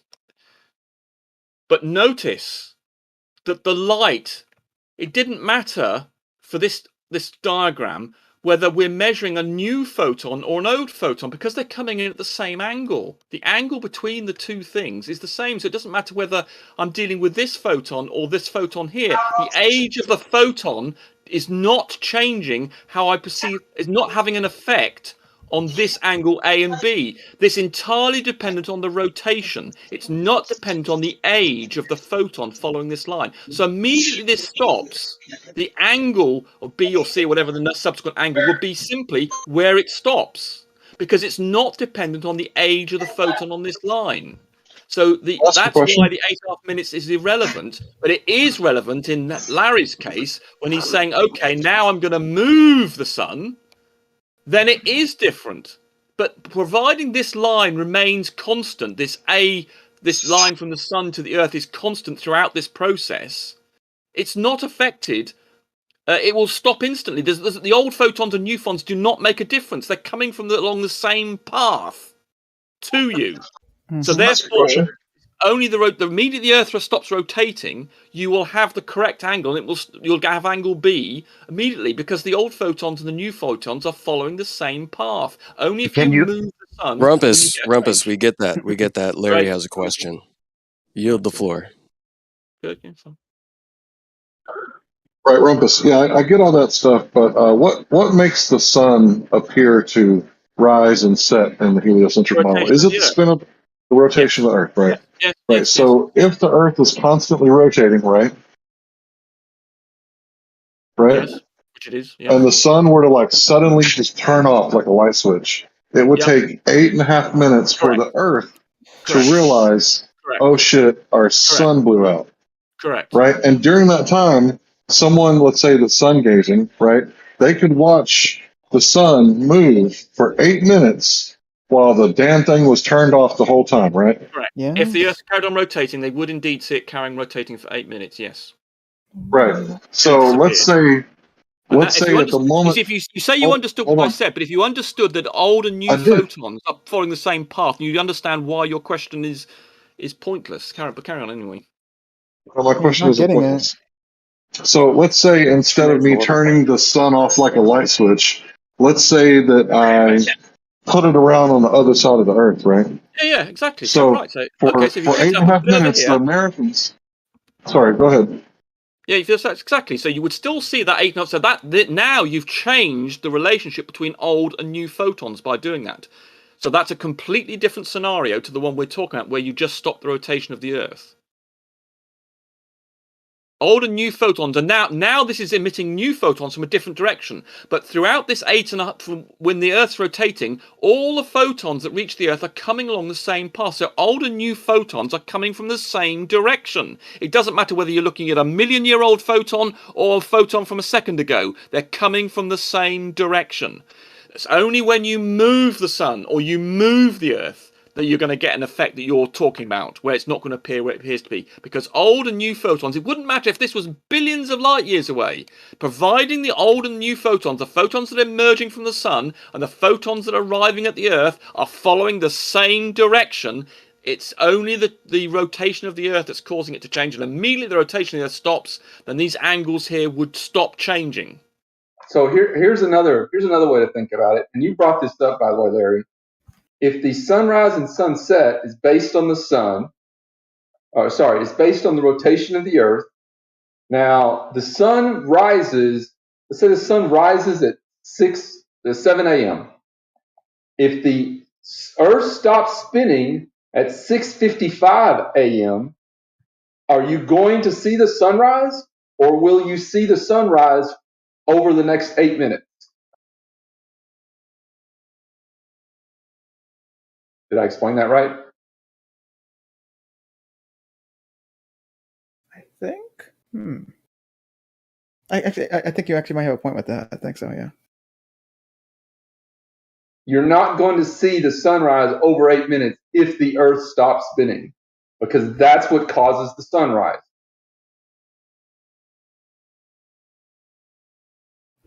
You will not see an 8-minute delay in the sunrise. The sunrise is not 8 minutes behind the Earth spinning.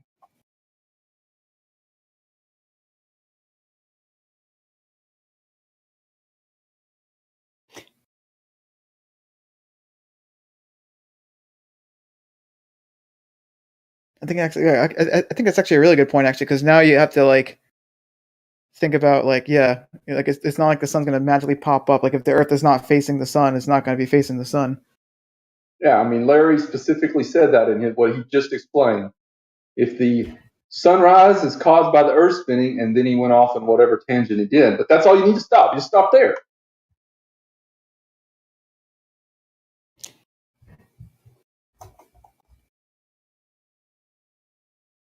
I think it might be FK, but yeah. Good arguments, guys. Good diagram, Rumpus. Thank you. I mean, I got a bit confused initially because there's this concept of these old and new photons, and therefore there is this 8-minute delay. But there's not an 8-minute delay in the change of direction. They follow the same line. All those photons at all the stages, the ones emerging from the sun that are going to hit the Earth, and the ones that are about to hit the Earth, are all following the same direction. So it's going to be an instantaneous stop when you stop rotating. But the existence or the appearance of the sun obviously will last 8 minutes. But providing all the old and the new photons, the photons that are arriving at the Earth and the ones leaving the sun that are going to arrive at the Earth are all following the same direction. It doesn't matter how old they are. The only thing that's going to affect it is the instantaneous rotation. And immediately you stop this, then it's going to hold its position. The angle B to that photon is going to remain angle B. It's not going to. There's nothing immediately. If you get your position A and you rotate to B, well, immediately you stop. The angle to these photons is going to remain. Instantly, you stop rotating. Is going to be angle B, and it's immediately you stop. It doesn't matter the fact that the photon you've got some other photons. You know, the photons about to arrive is going to come in that angle, and the photons that are leaving the sun, and that's 8 minutes at the moment you're looking, but they're going to follow the same angle. So, providing the sun and the Earth don't move with respect to one another, the rotation of the Earth is not going stops will immediately cause the position. But obviously, if the sun were rotating around the Earth quickly, and if the Earth, as I say, the velocity of the Earth is actually there is a change in position due to the rotation, so there will be a tiny bit. So there will be the error caused by the movement. Now, obviously, Earth goes around the sun every. It moves 1 degree every day, so there are 365 days in a year, and there's 360 degrees in one orbit. So it's about 1 degree a day. So over the period of a day, you would have, but it's only 8 minutes. So so what's the difference? So over 8 minutes, how far has the Earth moved? Is what actually the 2 degrees. The error. 2 degrees is for the rotation. Yes, the rotation. It's not the orbital rotation. The orbital. Yeah, so in other words, the amount the Earth has rotated around in degrees around the sun is going to be 8 minutes divided by 24 divided by 360. Let me just make sure that's absolutely right. But is that even true too, though? Because the thing is, when the sun is emitting light in all directions, you can imagine it as like an ever expanding sphere, though. So even if we move around the sun, even if we move around the sun, we would technically still be getting, like yes. So technically, you don't want to have an 8-minute delay then ever. No. It would have 8 minutes. No. You got to think of it like an expanding sphere. You got to think about it as an expanding sphere, and basically. This layers of tinier spheres inside of it, and those are expanding as well. All right. Yeah, but there's lights already ahead of it because the light we're orbiting around the sun, so there's light already in front of the light that's actually being hit with. No. Look, just think of the expanding sphere thing. All right, you got like an onion. All right, it has layers. Think of it like that, but those layers are expanding and new ones are being created. All right. So basically, it's the distance to the sun, all right, that really has that's where the lag really comes in, all right, that distance. If you get closer to it, then obviously I don't know, I'm not even gonna try to explain this. Is that Armor talking? Yeah, you're right about you still get light from the sun, but it would be from a different direction. Yeah, different direction. So I think you would. So I think, although you're right that you would get light in the sphere branding, it would be from a different direction. So you would get this error that I'm trying to show on screen, this calculation of which is going to be that one I think I've put up. Is get the correct one, I think, which is 8 minutes as a fraction of 60 minutes, which is so that's how much of an hour, and we know times 24 divided by 24 is the amount that's going to move in a day. A day, and never therefore mind. the amount of that's going to be times 360. 2. Okay, so that's over a period of a day. No, it can't be right, can it? No, hold on.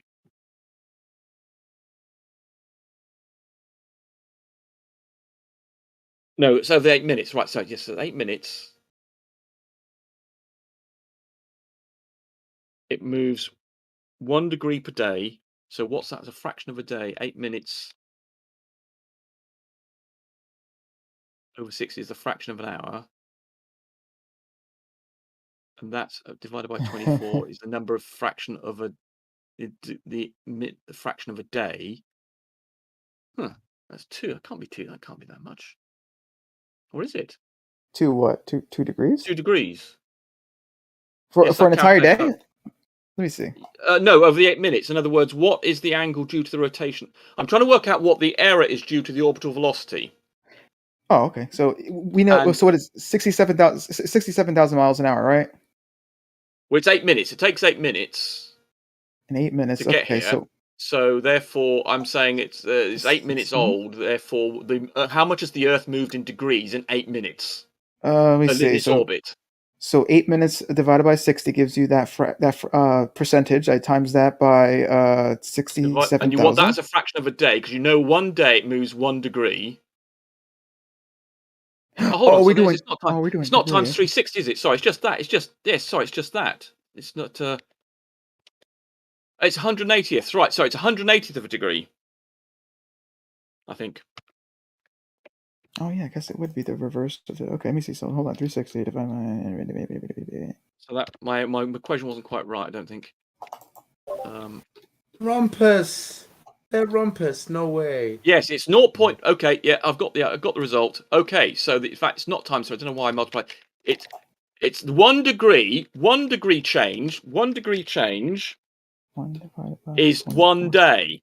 So what is the fraction of 8 minutes of one day? And that is 8 divided by 60 divided by 24, which is equal to 0.005. No, 2 degrees, Rumpus. 2 degrees. Wait, hold on. Wait, hold on. I'm sorry. I like how this is turning to the math thing. But wait, what are we doing now? So we're doing the day now, or are we doing the hour? We're working out. We know that the Earth moves 1 degree per day. Yeah. So in 8 minutes, in other words, the time taken to get the light there, we know if there's a fraction of a day, if it's 8 minutes of a fraction of a day, will give you the amount of degrees it's moved is out by in degrees. And that's that calculation I've got on the screen. Oh, okay. Let me just bring that up real fast, make it bigger. Let me just. Oh, hold on. There we go. You're saying the sun moves 1 degree around the sun, Rumpus, right? But of course, it moves 360 degrees around. It's the Earth is Yeah, around it does the it in sun. 365 days. So in other words, every day, the position of the sun changes by 1 degree. Oh, there you go. Yeah, that is correct. 0.005. Yeah. All right. Yeah. Yeah, that's true. So there you are. So the sun is not in its position by 0.0. That error there is actually how much it is out, which isn't very much. But I feel like you're not talking about that greater view here. We're talking about the perspective from Earth. And if I was to look at the sun That's what I'm right talking now, about. Rumpus, I'm just saying in general, this is the argument that's continuing. If I was to look at the sun right now as I'm standing here in Ireland, or if I was over with you in England as we were trying to sort out those canal sort of difficulties you're trying to overcome, but if I were looking at the sun, we'd pinpoint its directionality, we'd pinpoint its angular size by looking at it, by the light rays coming from us. If we were to close our eyes for 8 minutes, from our perspective, which is all that counts here, for 8 minutes, the sun would have moved 2 degrees, which is 4 sun's diameters into its circular path around us as it's perceived. Yes, that's but the that's not. important factor. But yeah, no, it's not. We were talking about the error, and we've now established that old photons and new photons are following the same direction. So the age of the photon is irrelevant because they're following the same path. So the rotation of the Earth is not giving us an error in the position of the sun.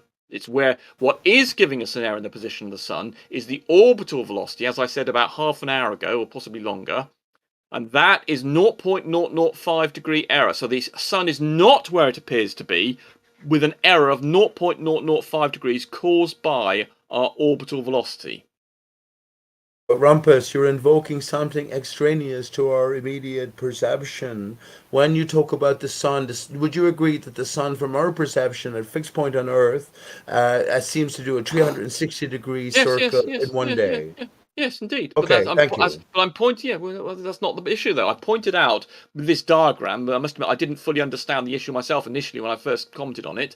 Is that old photons and new photons have exactly the same direction, and therefore it doesn't matter whether you're looking at. So what the Earth does not affect the rotation of the Earth. Does not affect these old and new photons. Because they come in the same direction. It only matters instantly what the Earth does and stops rotating. Will have an instant Well, stop. Rumpus, I'm sorry to do this to you now, but I don't mean to embarrass you like this. But that's taking the solar system as an isolated system, and you also take the sun to be a stationary emanating body at the center, right? But in fact, it's not, though, is it? I'm only It's concerned actually with the relative rotating. positions. It's actually rotating, so all the light coming from it is not coming in straight stationary lines to Yes, the it is. targets, which may be moving Yes, or it not. is. But the sun itself is also moving and rotating, so all of the light emanating Yes, will be yeah, in we don't this care about circular, that. We don't care about the spinning, rotation of the sun. spiraling fashion, right? Like Don't a care. whirligig. The point here, the light that's going to reach us is following this same path. So the light that's going to get from the sun, doesn't matter whether the sun is rotating, whether it's a different spot on the sun, the light that's going to go from the sun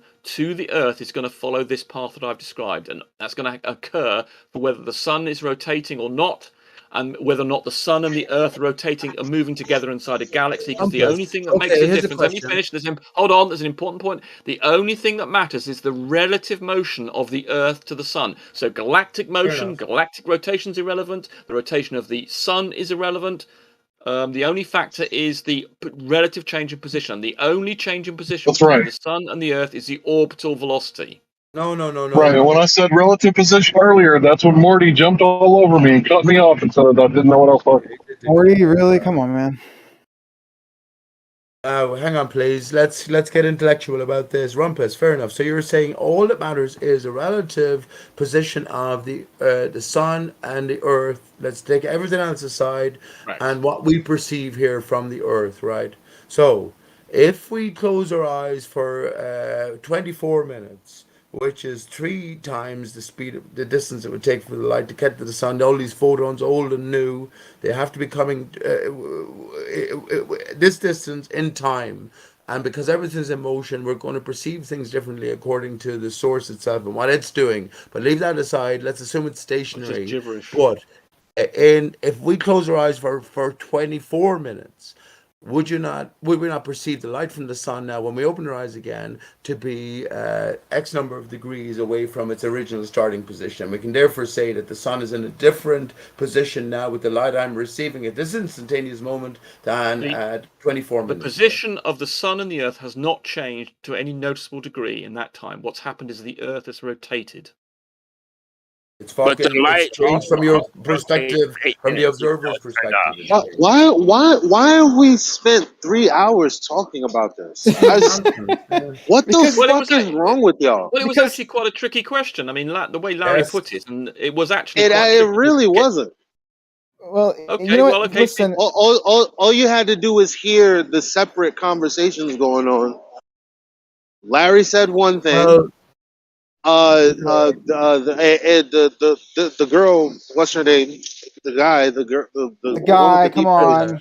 Now you're just being disrespectful. He said another thing and provided a diagram for what he was talking about. It's actually okay. You're just describing the history. I wasn't there for history. Okay, so what? We've been discussing it. This has been discussed. No, that's what I'm saying. So like, what's all you've just said is you've been moaning about what's been discussed for 3 hours. Okay, you don't like it. You think it's been boring or tedious. It's been obviously okay. Point taken. Okay, Alicia. No. I want to know what. Okay, we already know that if the Earth stopped turning, that the stream of light would it's still gonna be in the same position, hitting the same area, regardless of what the Earth is doing. It's contested. It's contested. I'm not sure Larry's agreeing with me yet, but well, unless you're talking about the rotation around the sun, then you said it would be slightly off. Yeah, we get that too. And it's some people aren't saying that. Jeremy denied that as a factor, so there's no consensus at the moment. So I think Jeremy was trying to bring you into a whole. No, he was disagreeing. He was disagreeing that the orbital velocity caused a change in position. So there's no consensus. I don't know quite why you think everybody knew the answer. They're still not agreeing. Wait, Rumpus, I actually don't worry too much about him. He's kind of an idiot. Right, 1 second. Rumpus, I'm on your side for once here. Elijah, 1 second. This is the fundamental difference between a flat earther and a globe earther. The globe earther must have the sun at the center and the earth orbiting around. So this perspective is in play. That's why Rumpus cannot allow any movement beyond a minuscule amount. But a flat earther will tell you that the exact opposite is in play. We are stationary. The sun is moving around us. No, that's not true because the sun doesn't change size. Really? That's not true. It is true, Rumpus. No, it's not true, because if the sun was moving around and causing lightness and dark due to the distances away, the sun would change size. The sun does not change size at any stage during the period of a day. Therefore, what you just proposed is not possible. I'm saying it does change size. The model is true. It does change size. No, it doesn't. Absolutely not. If you use a solar filter, the sun does not change size throughout the day. Even with a solar filter, literally have a video of someone trying to debunk flat Earth. No, you don't. Listen.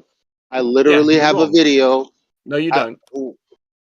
Rumpus, you gotta let him speak, man. Everybody gets their chance to speak. We've given you tons of uninterrupted time. Please don't interrupt us. Okay, Gio. Okay. All right. Thank you.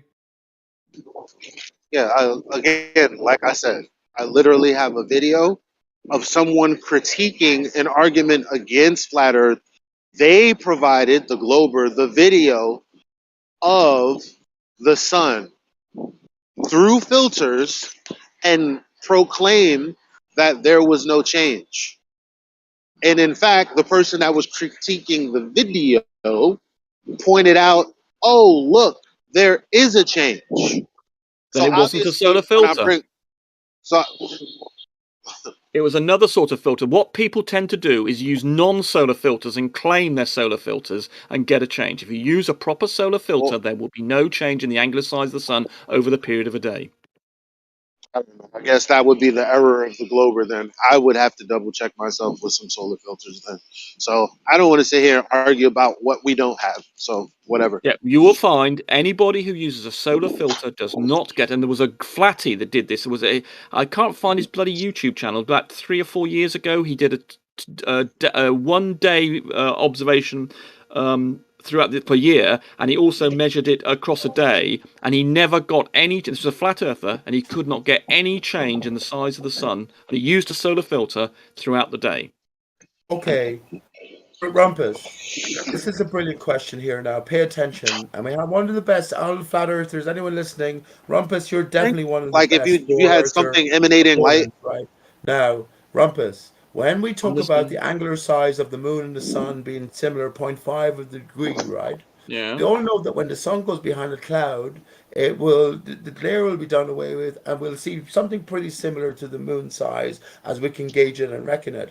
Now, the problem is though, when you get a solar filter, I can post a video if you like, the sun seems to shrink to a tiny dot. So how can we make these equations if obviously the sun's it does. or angular size is much what it reduces to is a size of 0.5 I'm degrees. finished now. Couldn't you hear my question? I'm finished now. Well, someone else interrupted you. Sorry about that, then. I apologize for them. So go ahead. What was the point you were making? Well, you interrupted first when you said, you're right, it doesn't look like a dot. You're Yeah, it right. does. Sorry, I did interrupt. You're right. I did interrupt him. Sorry. Yeah, I was just pointing out that you are aware the size of the sun is 0.5 degrees. Yeah. It's a dot. Yes, a dot. Pete, no, it's not a dot. It's 0.5 degrees, and it maintains the size dot. of 0.5 degrees. That's not a dot. No, Yeah, it looks like a dot. No, it's not a dot. You're saying that when you look up at the sun, that's a dot, is it? No, it isn't. Well, when you put a filter over it, it's got an angular size of 0.5 degrees. That's not a dot. Okay. Now, Geo, I literally do have a video of this using the clouds as a filter, and I assure you, not the glare from the sun, but the sun, whatever the fuck that is definitely a dot versus what we think we're looking at. The fuck are you, like, stop arguing about shit that's like... Carnivore has just posted an image in the chat which shows what it's like, the difference between with a solar filter and without a solar filter, and the dramatic difference. Video myself, Rumpus. And nonetheless, the size of the sun is 0.5 degrees about. And that's not a dot, but it's much smaller than the one with glare. So if you mean it's a dot in comparison to the glare as Carnivore, what the fuck else would I be talking about? If you want to call the relative change in size that makes it looking at a dot, okay. But if you want, but a 0.5 degrees when we look up in the sky, would I be talking about? Oh my god, it's not a dot. It's 0.5 degrees angular size. Looks like a dot. Right. Now, well, Rumpus, okay. I think Well, that you can haven't call it. answered my Well, let's question. just make it quantified. It's 0.5 degrees is the angular size. Which looks like a dot. No, it doesn't look like a dot. The sun does not look like a dot in the sky. I feel that my question. Rumpus, you're not misunderstanding what they're saying. They're saying Rumpus, I when feel it's that my like rising question and setting wasn't answered, that we're through the all timing atmosphere, in it on. looks like a dot. 1 second, It's not the please. 0.5 degrees. Hang on, please. It doesn't Can look like I a dot, does clarify it? When why you I go and look mentioned- outside in the sun, in the atmosphere, you see, look in the sun. It doesn't look like a dot. It looks like something of Yeah, it does. angular size. No, it At doesn't. sunset, it looks like a fucking dot. No, it doesn't. Through the clouds, The angular size of the sun does not change. No. Midday, it looks like a dot too. Midday, it looks like a dot Well, too. okay, you're Remember, using a strange hello, definition hello, of I the word presented dot. The to- rest of us realise that the sun has angular size of 0.5 degrees and does not look like a dot. I presented So this if I show you scenario- a video or a picture of a dot that happens to be the sun, what you gonna say? Well, obviously, if you reduce its size in your video and you zoom back out, you can make it look watch him smaller. squirm. But if you look at it in the real world, Yeah, it's I'ma do that, I'ma do that 0.5 instead. degrees, and it's Rumpus. not a dot. We all experience it as not Rumpus. being a dot. Do you remember my question I asked you? I asked this specifically, right? Something about Remember the I mentioned moon, something at about the sun start? being in clouds or something. You remember the moon at the start I mentioned. This is Yes. this is so frustrating on all fronts, I have to say. But anyway, Gio, Similar Rumpus, I angular mentioned size, the moon yeah. at the start. The moon is Yeah. 0.5 degrees. The moon and Yeah. the sun, same angular size from Yeah. our perspective Yep. on Earth. Yep. Now we Yep. know that the moon will not shrink to a black dot, or if it did, that Neither it would be does the much sun. less than 0.5 degrees. If the sun went behind the cloud and the glare is done away with, then we see something very similar to the moon. But when you have this Yes. filter on, it seems to diminish greatly in No, it terms doesn't. of its angular size. It goes to exactly the Posted same a size as video. the moon. Marcus, you're clipping all over. We cannot hear what he's saying if you're clipping him. Okay, let's make it clear. The angular size of the Just give sun him with a 30 solar filter Hold on, dude. does Just not give him 30 change. seconds. You got to give people 30 seconds. Just Okay. mute your mic, let people speak, and then. Okay. Let me clarify it again then, just for Rumpus and I know Elijah is looking up stuff as well. I posted a video already. We all can appreciate if the sun goes behind a cloud, or if we squint our eyes, we can see the circle of the sun. This is 0.5 degrees, right, Rumpus? The same size as the moon as we'd measure it from our perspective. When you get the solar filter out, that sun behind the clouds will diminish further to a greater degree, and this greater emanation then has to be much less than 0.5 degrees, but you're saying it isn't. No, if you look through the sun with a solar filter, it will be 0.5 degrees and the same size as the moon. If you don't use a solar filter and you look through a camera, because our eyes are rather better than cameras, so we don't see the glare effect. But if you do it with a camera, then it will be much bigger than 0.5 degrees. And when you put a solar filter on, it will then go back to being what it should be, which is 0.5 degrees, the same size as the moon. Do I need a solar filter? Because all I need to do is wait for the sun to go behind the cloud, and I can see then the glare is done away with, because it's not common. The camera will still get it wrong. This, and then we can see the true size of it, right? Because the camera will still get it wrong. The easy way to do it is just stick a solar filter on your camera, and then you will get the actual angular size of the sun. Messing around with clouds is not the way to do it. Clouds are not as good as solar filters. Clouds do not remove all the light you need to make the camera work. So it's going to be an even tinier dot than what I have with the clouds then. Oh, shit. If you think 0.5 degrees is a tiny dot, then you're by yourself. The rest of us regard the size of the sun as 0.5 degrees as not a dot. Rumpus, is there a I know what you mean. You mean it's not a dot like the dots. Like if I go to the movie theater and a dot, it's not the size of what we would call a dot, like a dot of blood. It's 0.5 degrees. That's all it is. Looks like a dot. Got the new definition. No, it doesn't. Does the sun look like a dot in the sky? No, it doesn't. The sun does not look like a dot in the sky. So stop saying it is. No, it doesn't. Yes, okay, well, you're using a different definition of the word dot. I'm going to make it absolutely clear. It's 0.5 degrees. Then we're sorted. Dot is a subject. You've obviously got a subjective idea of the definition of what dot is. I'm going to use this. I'm going to quantify it and say it's 0.5 degrees. I think it might be 0.49. But anyway, we'll go with 0.5 degrees. I'm going to qualify if you want to call a dot something that's like 0.5 degrees, if you want to say a 0.5 degree angular size object is a dot, then that's up to you. Hang back a second, please. Yeah, how do you know an angular size without distance? Oh, right. You don't need. That's the whole point about angular size. You don't need to know distance. Just like your finger. If you put up your finger in front of an arm length away, that is about the same. The fingernail on your middle index finger is approximately 0.5 degrees. It's the same angular size as the sun and the moon. So the distance is irrelevant. That's the whole. Small, oh my God, you moron! Right. That's the whole definition of angular size. It's irrelevant. The distance, the angular size. The important thing, and your finger held away from along your arm is 0.5 degrees, just like the sun is. It's not distance dependent. You do not need to have a distance. You just need to know the angular size. Right about that last part. Jesus. Okay, no. But he. I know. Okay, that's fine. That's fine. So when he says like your finger, when you hold it out, right, it's the same value. Okay, fine. But he wouldn't be saying that the actual size, which is not what I'm talking about. He's not going to be saying that that's the same size. My finger is not the same size as the sun. It's the same angular size. The same angular size. That's what we were talking about. And then you started introducing. Rumpus, you're not understanding what he's saying. I was in the middle of finishing. Hold on, he's saying. When his arms extended and he's looking at his finger, the dot that he sees the sun as is smaller than that. No, it's about the same. It's not exactly the same, obviously, but it's comparable. Your finger, I think your index finger held out at arm's length is about 0.5 degrees. Listen, anyway, what I was trying to say. Look, I'm talking. Look, listen. I don't give a fuck. Why are you talking, Elijah? When it's my point. Look. Oh, listen. I don't give a fuck what it is that I use as a filter.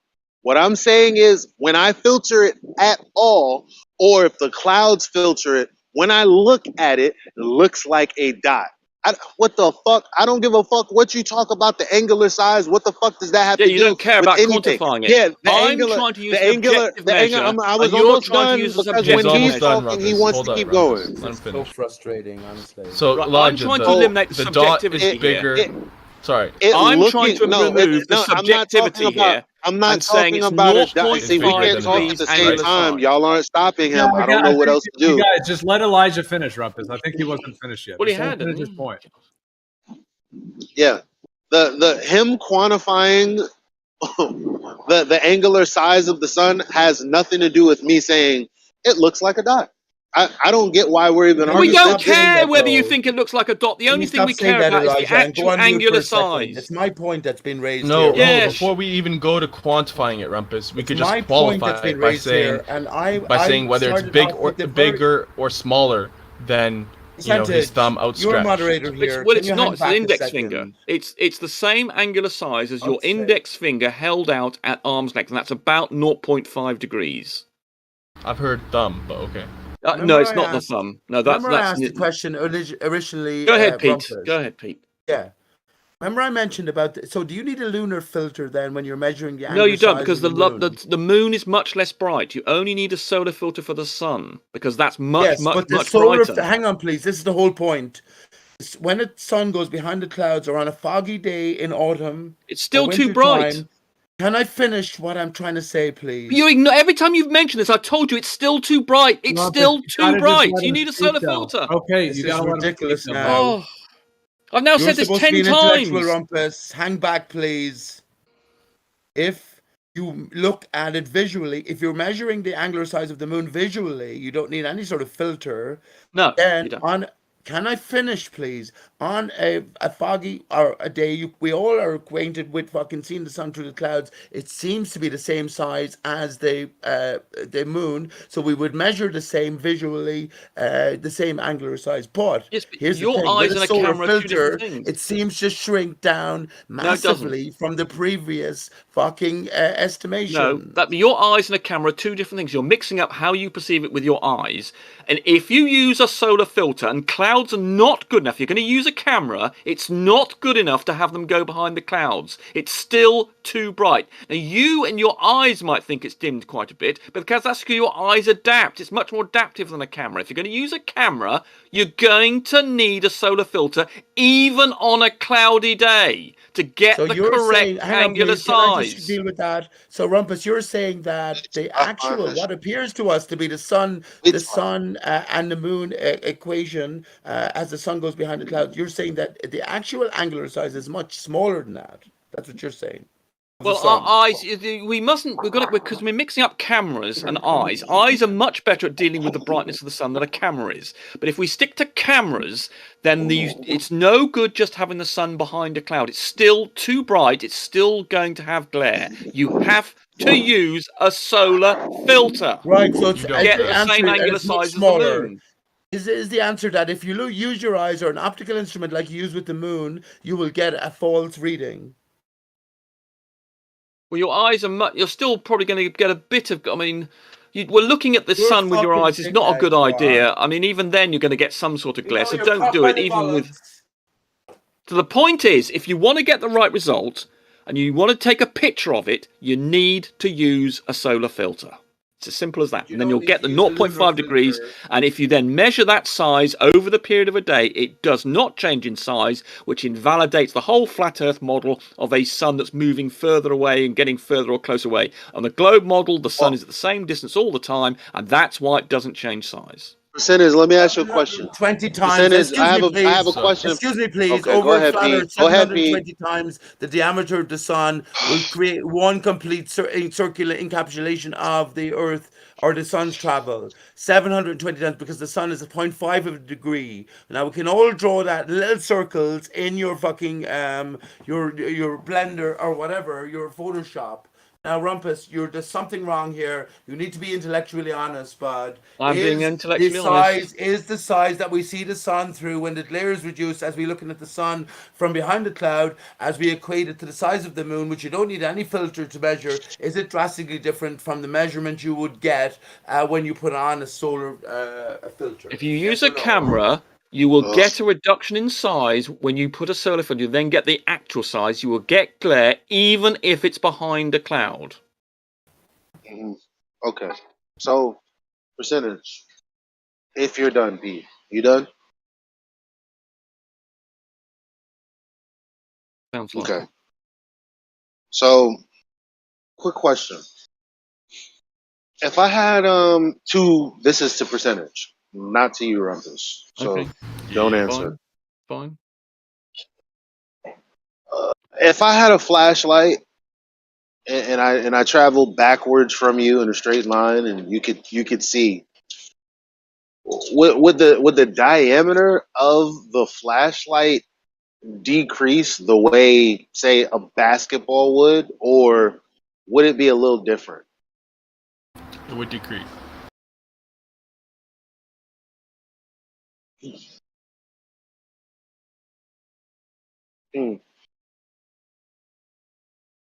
Are you asking me, Eli? I thought you were asking Rumpus. It was very clear about who I was asking. I went on mute, allowing you to go in, so I just didn't go off mute to say yes. Rumpus, you said something earlier. You said that you need a solar filter. Yes, with the camera. You know if that you're going to use our your eyes, you eyes- can sort of get away with it. But if you're going to use a camera, you need a solar filter if you want to get the accurate size of the sun. Okay, fair enough. I was going to say our eyes have a natural solar filter. So They don't have a solar. What they do is they can shrink down to a very small size and do it automatically, whereas a camera doesn't have the range, the dynamic range that our eyes have. Are you familiar with physiological afterimage? No, I haven't heard that term. I know. Well, no. Okay, so I do know. I've heard of afterimage. If that's what you mean by yes, when you stare at the sun, you get the. If you look away, you'll still get an exit shadow of the sun. In effect, yes, that's what you mean. And did you know that remains on the sun while you're looking at it? You know how to get in there? Yeah, go ahead. I've got to do something for 5 minutes, so I'll have to break off for 5 minutes. Yeah, Peach Shade stump Rumpus. Peach Shade stumped the fuck out of him. Maybe the key one.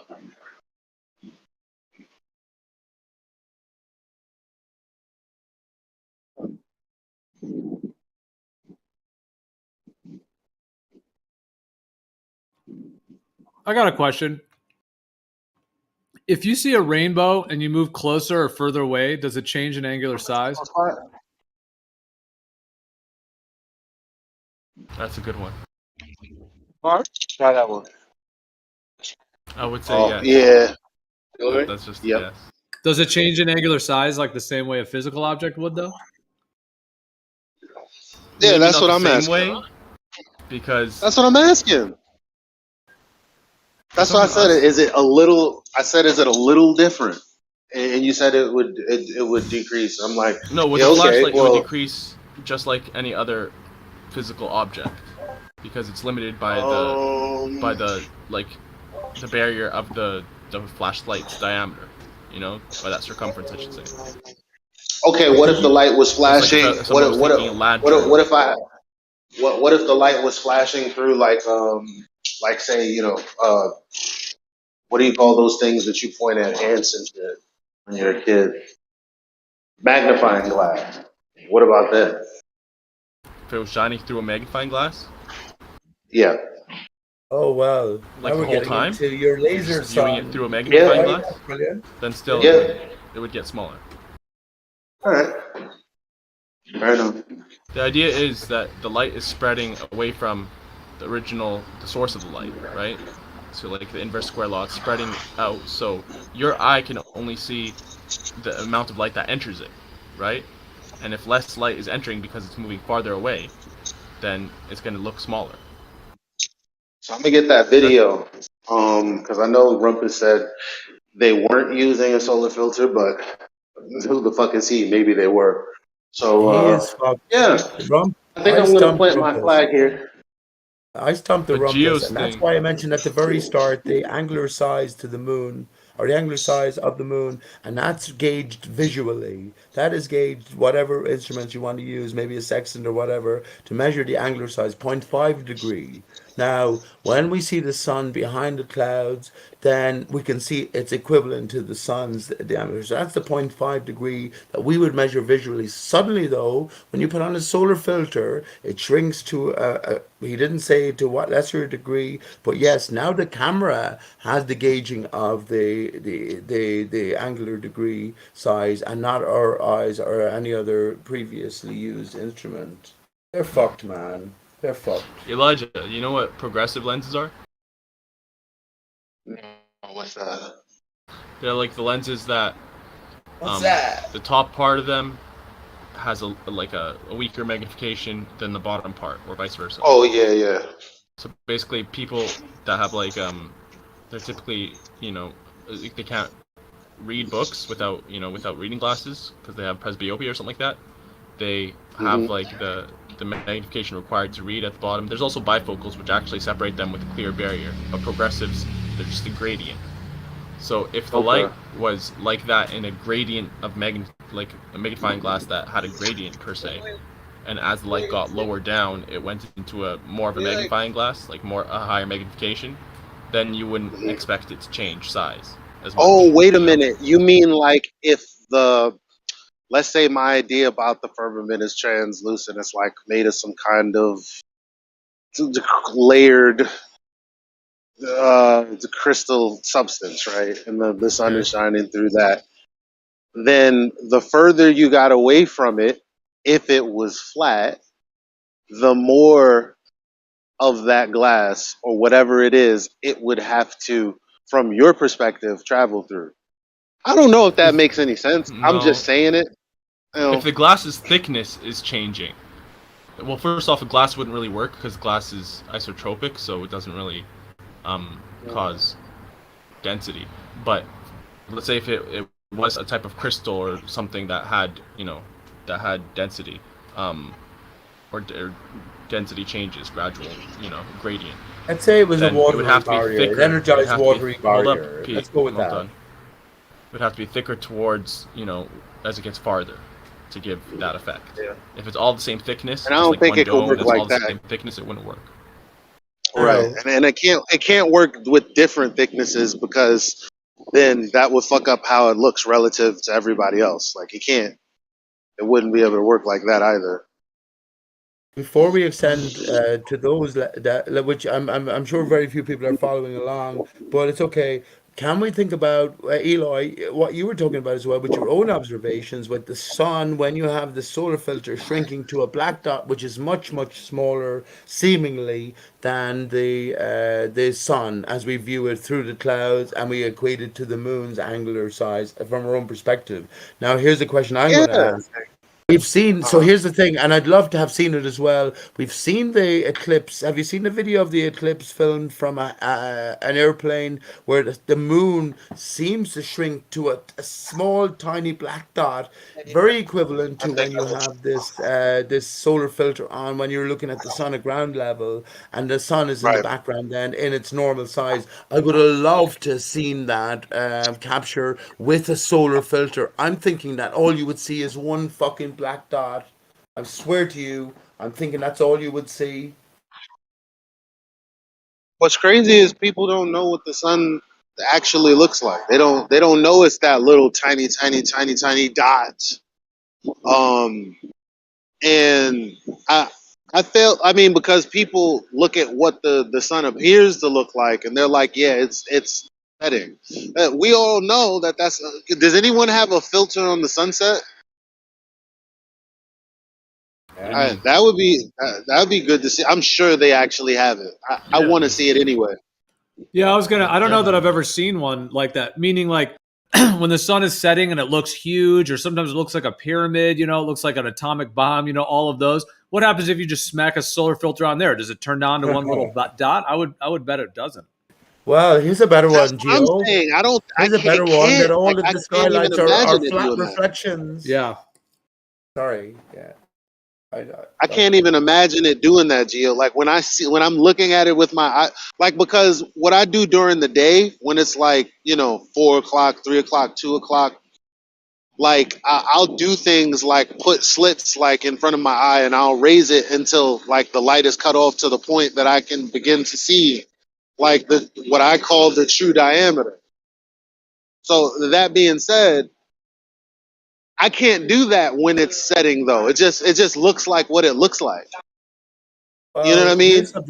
There's something to consider, Gio. Yeah, there's a lot more like magnification and glare. Well, 1 second. So here's something that we can all relate to as well.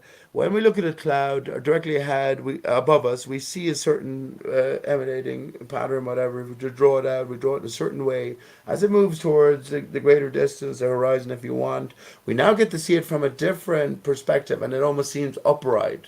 Whereas in actual fact, it's horizontal. What if all the skylights were horizontal reflections? What if the sun itself was a horizontal reflection? We were just looking at it from a certain perspective, giving us this impression of, what are you going to call it, verticality? If not substance, at least verticality. Yeah. Can I just say, Dr. Bob, the science guy, he has a new channel called Research Flat Moon. Isn't that fucking interesting? Isn't that Yeah, fucking interesting? I think he's had that channel for a long time. It's kind of a I think it's a joke name or whatever.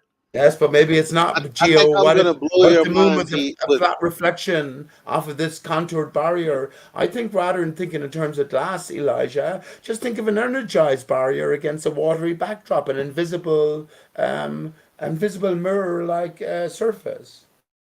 Explain a lot. I'll explain a lot. 35D. Astronauticals, right? The train in water. Maybe clues are being given to us everywhere. So I gotta find this video that I saw. I'm like 4 phones removed. Now I gotta find. Maybe it's in my Google Photos, but I will find it. Don't worry. It's either in Discord or it's in this phone or somewhere.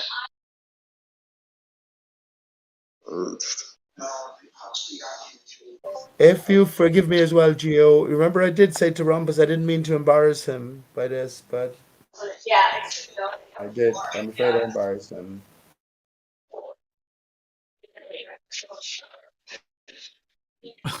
Rumpus is funny. When he leaves his computer, he just like it's on. He's still live streaming. It'll probably be like that for 2 days. He'll just leave it streaming. Whenever he leaves, he knows when the exit stage left. Yeah, he doesn't ever exit out. He just either rage quits or fades away and just leaves his account in here.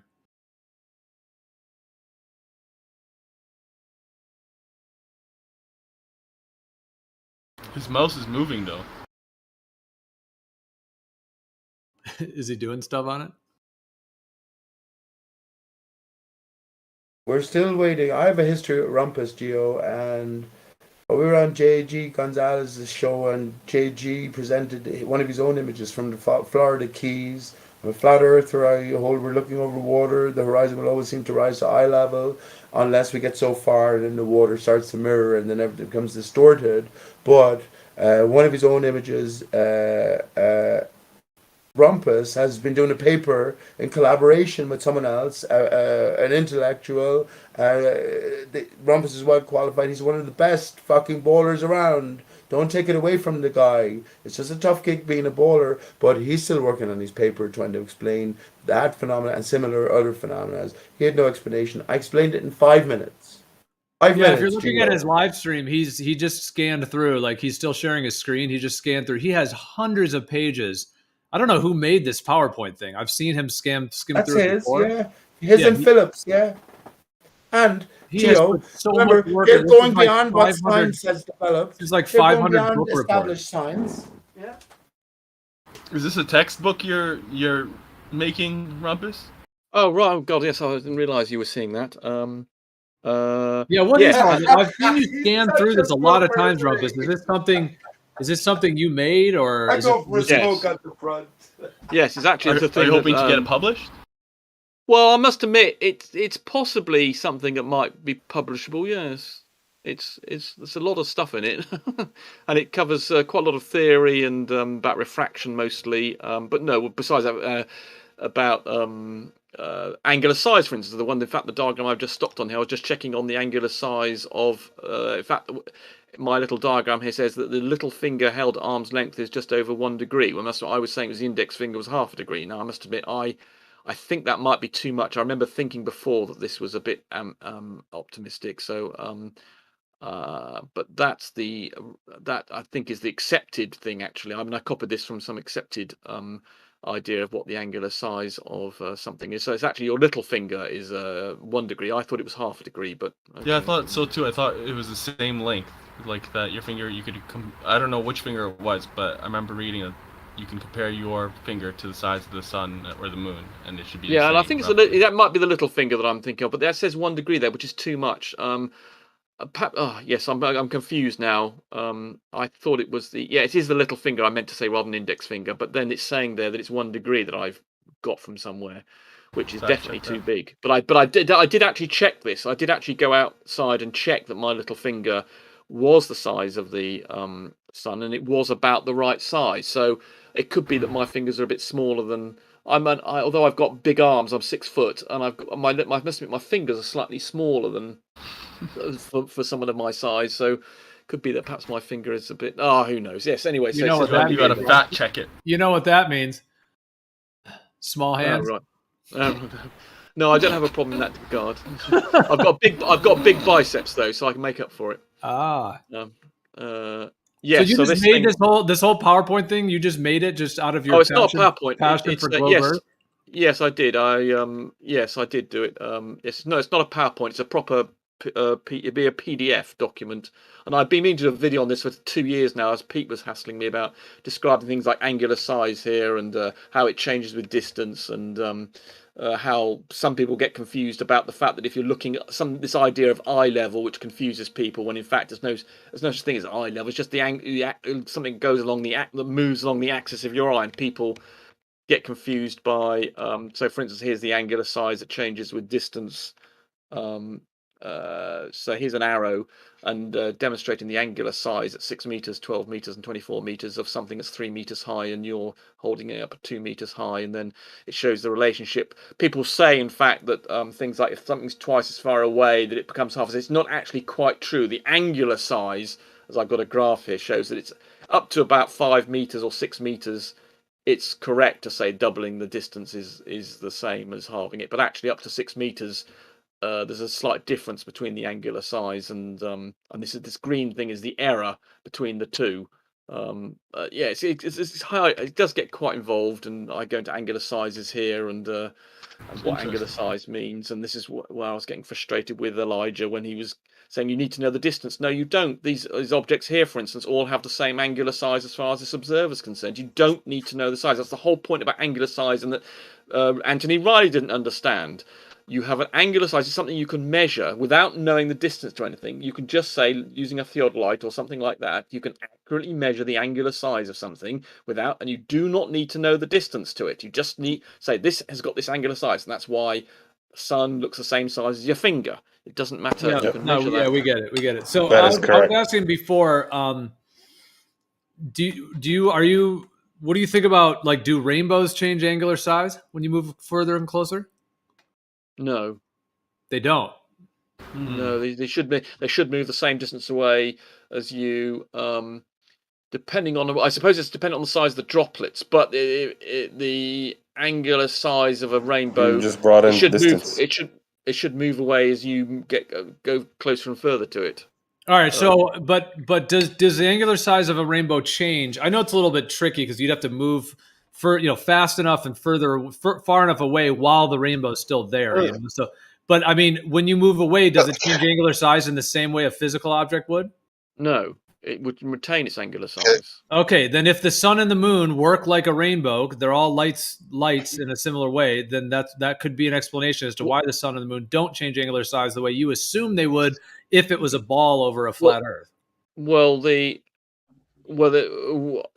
If you assume it's a physical object, the rainbow, you're looking at different bits of light. As with a rainbow, you're getting a reflection of. So what you're seeing is usually the sun will be behind you when you see a rainbow, and you're seeing a reflection of that sun in the thing. And as you move closer to it, you're seeing, assuming that the rain is carrying on in that direction, it's different rain, different droplets that are giving the color. So when you move, you're looking at different droplets that are reflecting refracting was an internal reflection as well. It's a refraction and a reflection effect. Yeah, it could be the same thing. So now I need to learn.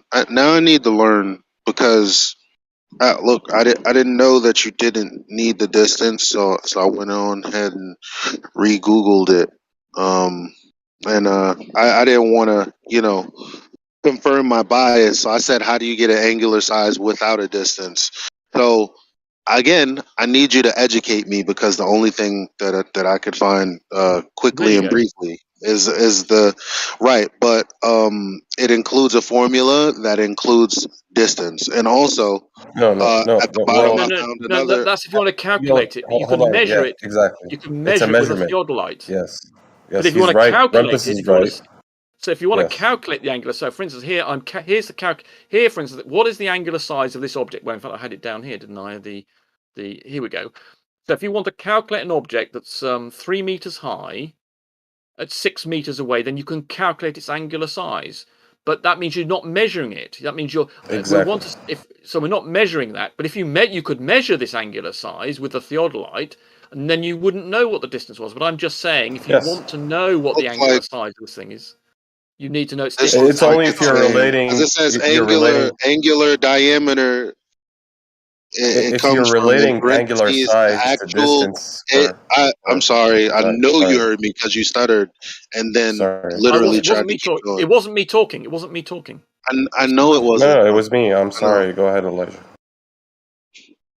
It's in parenthesis. It says actual diameter, / distance. So okay, you know what? I'll look into it. I'll take your word for it for now. I am ignorant, so we'll see. I mean, can I just say one thing real quick, just to wrap it up? I mean, angular size is a measurement, or can be measured. Whether you want to calculate it, that would bring in distance and size. So these are two different things. If you want to measure angular size, you don't need any distance or size of the object. You just measure the angular size. It's a measurement. Oh, it's arbitrary. Now, Okay, it's arbitrary based on a formula. You don't really actually. A measurement. Measurement isn't arbitrary. No. Let me try explaining it. If you don't know, if you don't know the listen.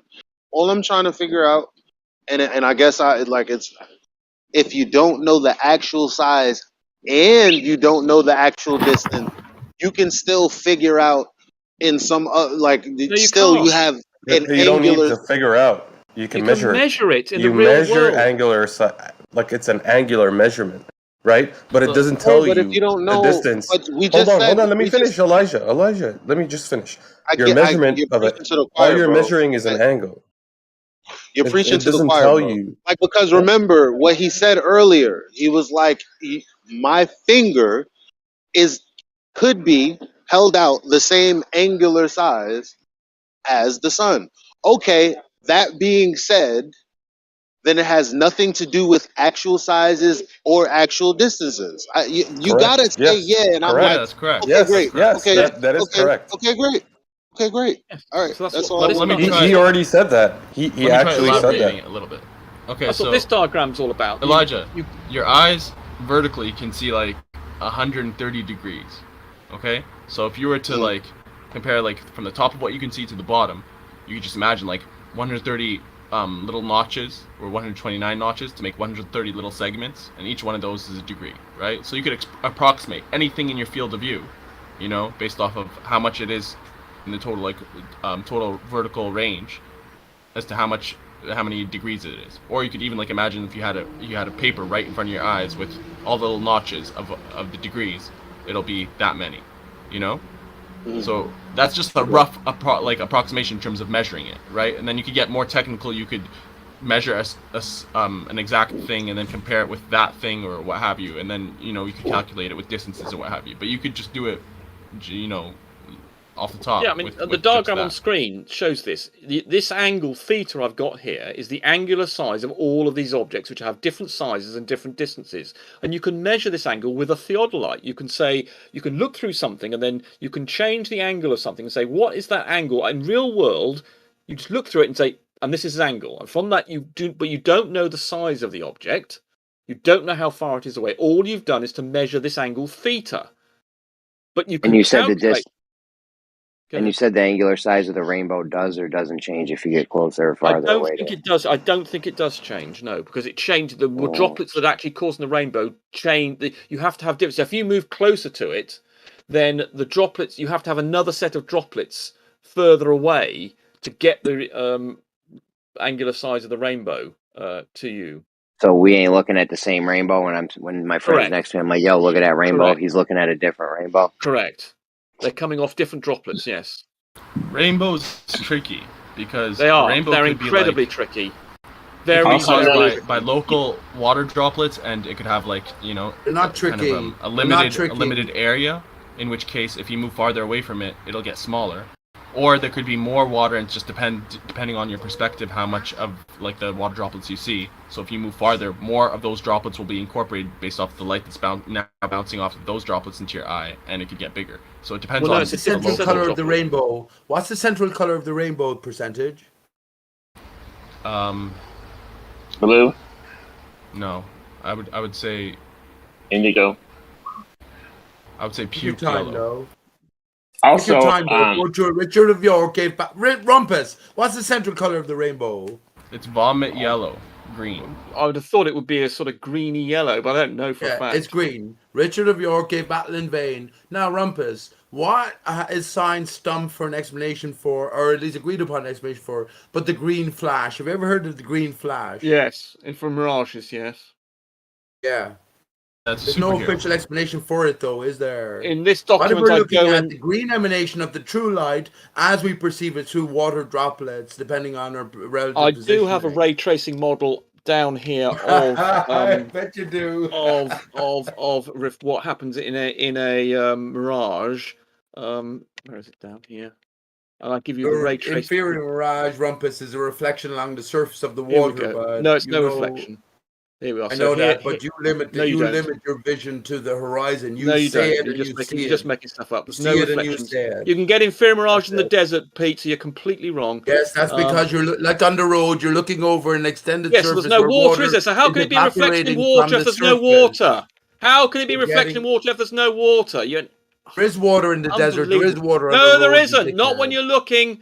Not on a dry road, there is no water, so your theory is completely and utterly wrong. Of water because otherwise utterly wrong. And so here I have and here we have above here, isn't it? Actually, sorry.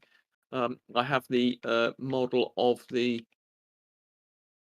Where the bloody hell's my inferior mirage? Where's Rikia? Rikia, when you're laying roads or concrete, do you not put loads and loads of water down? Because you know that once you settle there and you set this main surface, it'll be not so penetrable as what's beneath. So if the sun was consistently battering down as opposed to the rain falling, it's not going to absorb as much as it'll be evaporated. So you have to make a sufficient account for moisture levels. Rumpus, you're a dickhead, man. Same thing with the desert. When the sun goes away, the dew settles on the ground, and as you're looking over the flat extended plain, it's this collective effect of the water evaporating from the surface that gives you a mirrored glass-like surface to see the reflection. When Rakia is laying concrete down, he puts a load of water down, loads and loads of water down. When I'm laying concrete down, I put loads of water down. Bet you do, you dirty fecker. I thought you were a Muslim. I thought you were a true Muslim, a true convertee. Right. I am. So here is the ray tracing. You remind me of the guys who did 9/11. All this, I don't mean that way, but they are all American officials, fundamentalist Muslims, and they were out whoring and cocaine, CIA, with prostitutes the night before. Couldn't they wait till they got to heaven for the 72 virgins rather than being with women who've been with 72 men last week?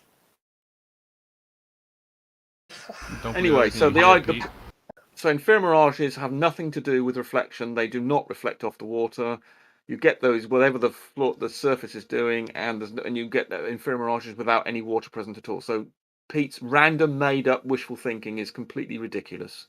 This is just an obvious expansion upon flat Earth thinking. When the water surface rises, Rumpus, I've also loads of other things to talk to you about. When the water surface seems to rise to our eye level, where you have this dip angle, where you would expect it, this is what you hold me to, right, Rumpus? You would expect the water level to rise, but obviously this dip angle, this is what you account for the curve of the Earth. I'm saying, no, it's still water, but just the scale that you haven't allowed for is so expansive that the water itself starts to mirror. It starts to revert back to its core. You get ephemeralages in deserts where there's no water and there's no water vapor. There is water in the sand, you dickhead. There is water that rests upon. No, there isn't. Rumpus, if you were in the desert, there's no reflection off the ground, which is what you're claiming. There is no reflection off the ground. You can account for it with the bending of light, which is what this diagram does. Collect a glass of water over an expanse of hundreds. You're just making stuff up, Pete. You've no basis for what you're saying. No one in the world agrees with you. You're a dickhead. Guys, can we just go one at a time here? One at a time, please. Thank you. Yes. All I'm saying is accepted science of refraction, which accounts for it. Oh my God. And there's nothing to do with no one except Pete thinks it's to do with reflection off water that doesn't exist even in the situation in the desert or on a road.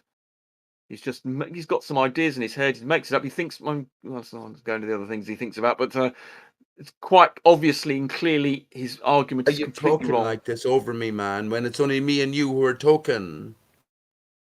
Well, anyway, he's just I don't even know what the argument's about. He thinks that ephemeralages are to do with reflections off water, even when there is no water present. That invalidates his whole argument. Right. He's got this strange idea that he's made up when one day he had a dream, decided that was what it was, and for some reason he's stuck with it, even though it's against the scientific evidence. Man. I bigged you up, Rumpus. I've said that you are the best fucking contributor. You're much greater than Neil deGrasse Tyson. You are fucking in a league of your own, Rumpus. And we remember Neil deGrasse Tyson. So I don't diminish you, man. I know you're a tough gig here, but here's what I'm saying. Single-handedly containing us and keeping the globers there's no water in the desert. Can you stop talking, Elijah? Can you stop talking, please? Rumpus, you're saying there's no water in the desert. The reason I mentioned the tarpaulin, if you set it out, plastic will gather water. If you set a little hollow at the center, over the course of, let's say, 5 square meters in the night of the desert, the dew will rest. I'm going to be able to collect a glass of water. Now, Rumpus, if you decide that when you look over the surface of the earth, you're not looking over a curve, you're looking over a greater expanse. Now you can see how all this water, as it is in the sand, can accumulate and seem like a road. But wouldn't it evaporate? As you're driving down a road, you can see a greater reflection as it accumulates. Why won't you let me finish my sentence? Well, you made your point. You think it's to do with water, and there's no water. I'm the only one making my point here. But why can I not finish my point? Right. Would the water in the tarp evaporate?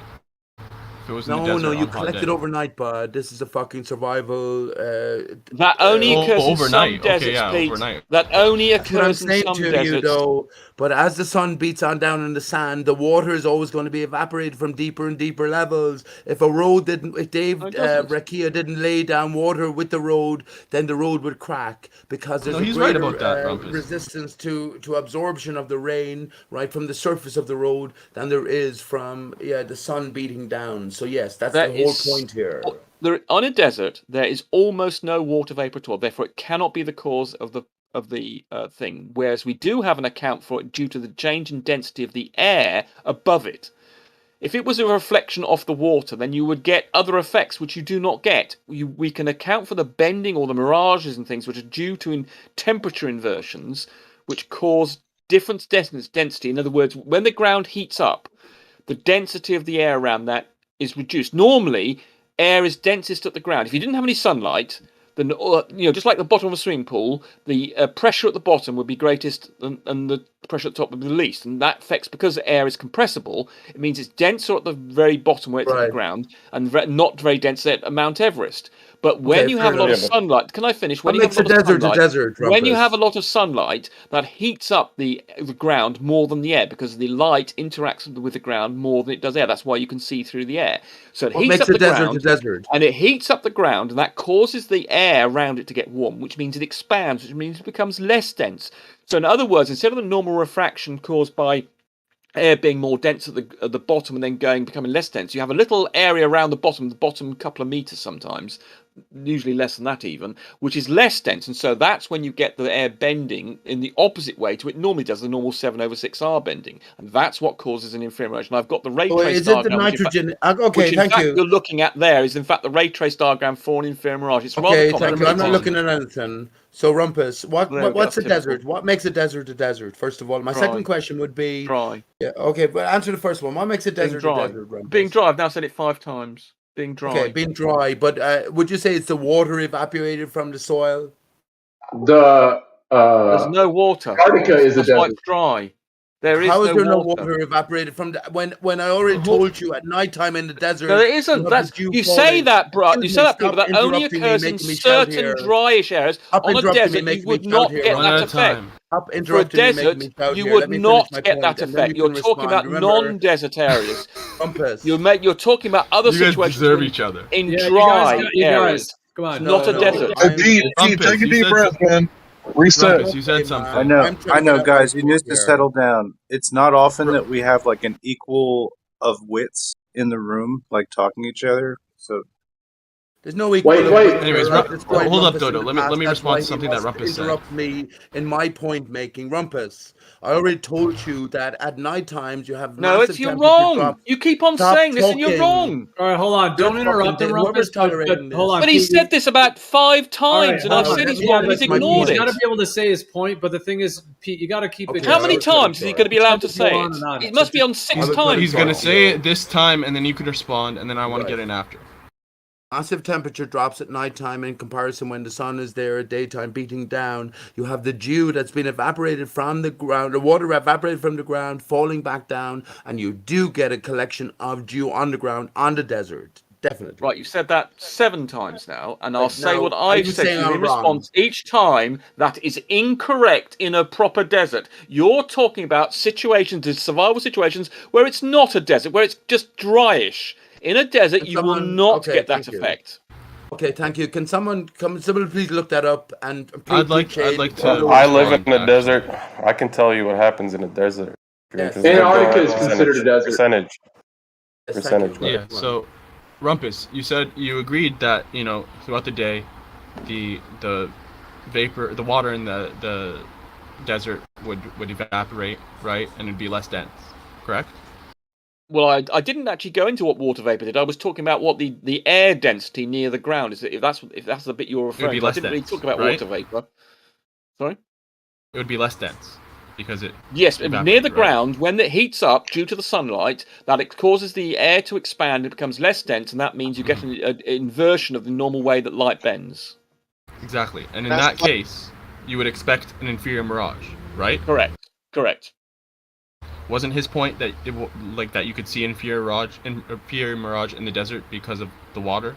Yeah, but there is no water. Evaporating. Water's not required for what I just described. Water is not a part of the process I've just described. Hold up, water evaporated into water vapor, which is still No, water. there just is in no gaseous water form. vapor. There is no water. Really? That's not the issue. Correct. Water vapor. So why is it not less dense if it's not because of water vapor? Right, because I just explained. Right, I'll explain it again.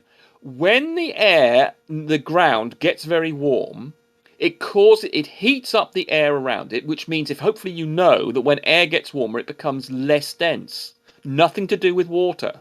So because it's less dense, its refractive index goes down. Now, normally, the air at the bottom is the most dense air at the ground level, is the most dense air, and that causes light to bend down. When you have at the very bottom, the very base, instead on a sunlight environment, your air becomes not the most dense air. It becomes less dense because it's heated up. And because it's heated up, it gets less dense, therefore the refractive index goes down, which means light bends in the opposite direction than it would normally bend. Okay, so are you denying that there's dew in the desert? Well, you can get them occasionally, but it's nothing to do with the issue of refraction. It's nightly. It's nightly. Well, yeah, it depends on which desert you're in. You can get sort of areas of water coming over it. But anyway, the so I'm little not saying there's a water- lot. But the point is, he's partially correct. To say, if he's saying that it's only due to the water, then he'd be incorrect. But he's partially correct because there is dew overnight, which evaporates throughout the day, and there is water vapor in the air, which causes it to be very small. partially It's so less small. dense. Yes, Yeah, the it's so majority of it will small. probably be due to the It's so small we because can of ignore it. condensation. In a Because desert, there's it's so small we can ignore the effect. Temperature differential. So it's crazy. It's crazy because like this is what cartoons like kind of loosely make jokes about. Like when Bugs Bunny is in the desert and he sees an oasis, it's actually just that reflective layer they're talking about. Like it's It's inverted. That's what a mirage is. It's not reflected. It's inverted, but it's not reflecting of anything.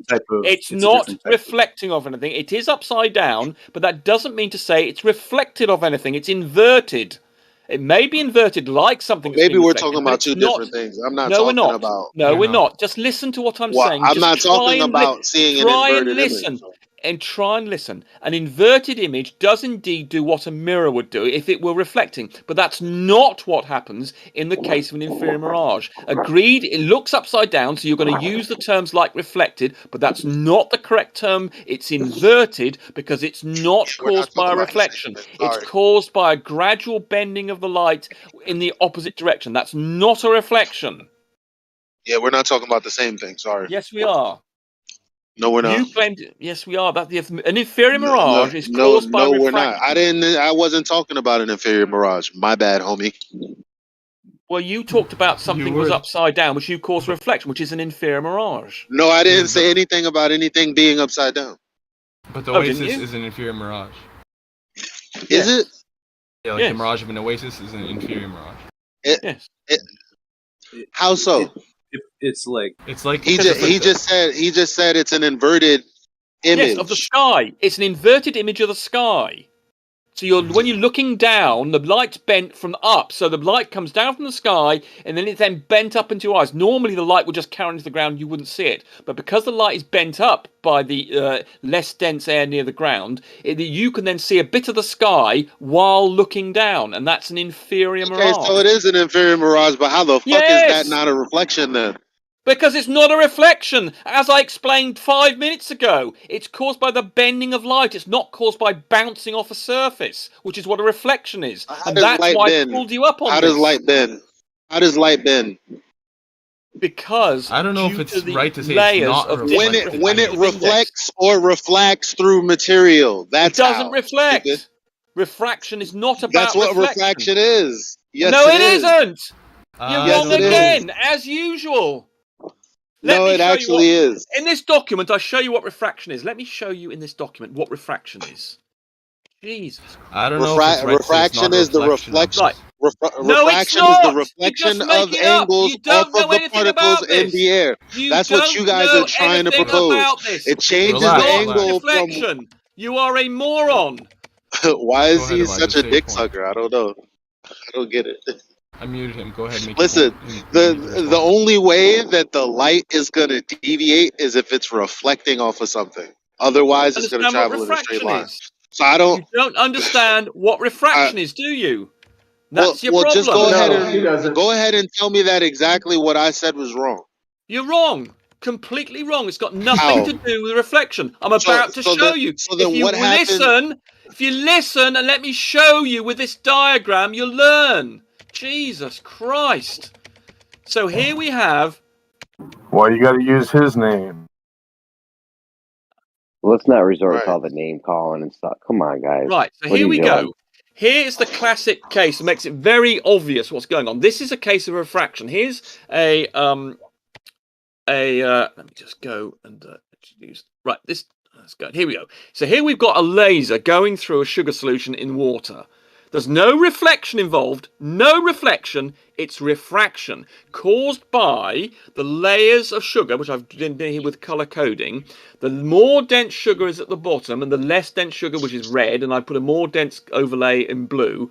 So now I've got layers of sugar density, which means the refractive index of the stuff at the bottom is greater than the refractive index of the stuff at the top. Now I could go into this as to why that will then cause the light to bend down. In other words, we've got light coming from the right-hand side and it bends down. And this is analogous to what happens in the atmosphere, where you have more dense air at the bottom and less dense air at the refractive index, therefore is greater for the air that's at the bottom and not the top, and therefore it bends down. It's refraction. There's no reflection involved at all, and this is what refraction is.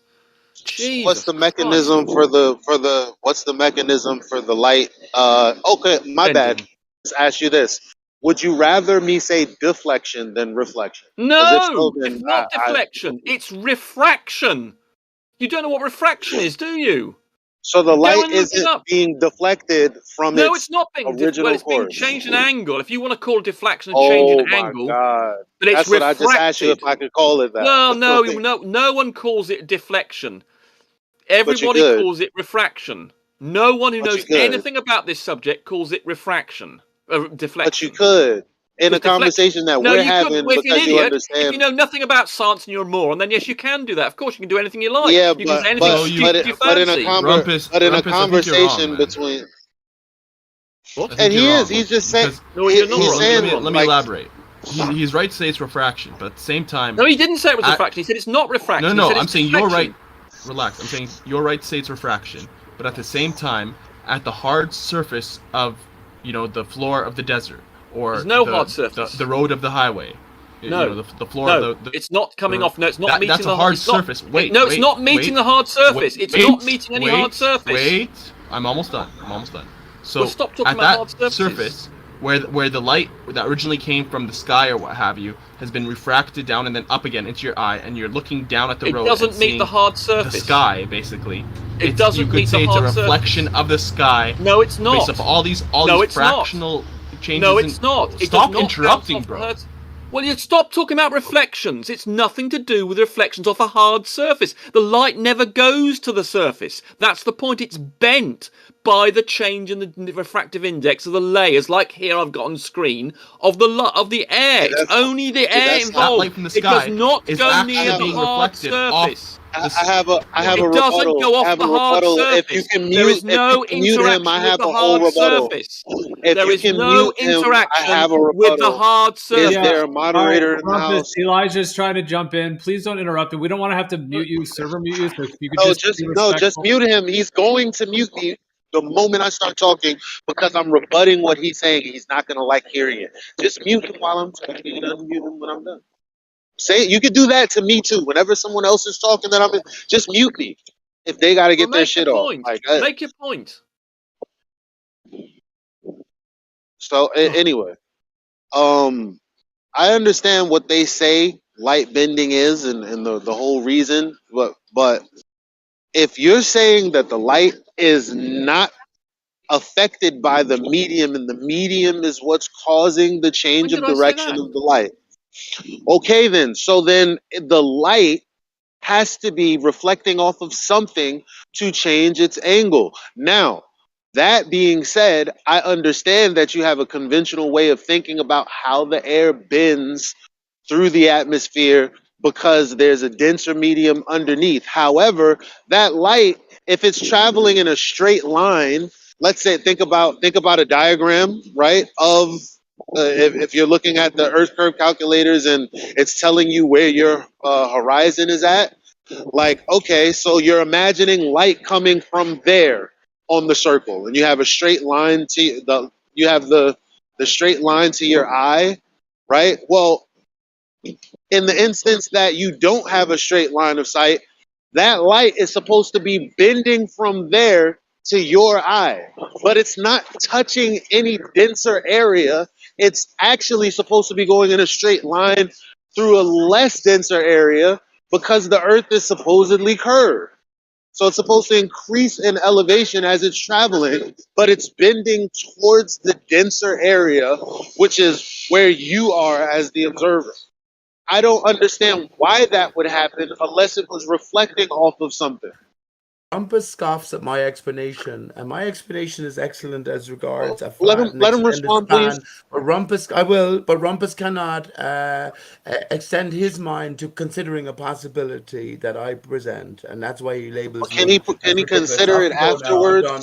Off you go now. Hey, Off you go. just to let you know, I think Rumpus was muted for interrupting, and he went on deafened, so I don't know if he's going to respond. Right, Elijah, we muted him. So a mod muted him because he was trying to clip you and interrupt you, and then he goes on deafen, which is always what he does when he gets muted. Even But to reconcile your 2 points, I think maybe the best way to say it is that individually, in terms of the molecules of like water and what have you, and just like the air itself, it's refraction. The light is going through these, and it has an angle of incidence into being refracted through these lights into your eye. But in totality, there's a reason why it appears like a mirror, you know, why it's a mirror image, and that's because in totality it's reflected. So I think that's maybe the best way to say it. Like all of the air together, this entire effect, as a unit, is reflection, but individually the mechanism is refraction. For a ball earther, the miraging occurs through the air. It's a phenomenon in the air. When I push Rumpus as to what exactly in the air, what's the mechanism which is causing this? What are you going to break it down to? Nitrogen, oxygen? It's definitely not water because that's only a tiny percentage of it. But yes, this is what it boils down to. That when we see all of these reflective images, it's along a surface, whether it be the surface of the sand in the desert, or the surface of the road, or the surface of an extended span over a flat earth ocean setting. It has to be along the surface. But Rumpus, what has he to deny to death, which is the extended span? It's decoded. By the way, percentage. What's up? Yeah. Percentage. What's that in chat? That picture that is it a dot or not? I have a pretty interesting video to show you guys with refraction. If you are interested, it'll just be a few minutes. Yeah. And I also found the video about the sun shrinking in angular size with a solar filter. That's the title of the video.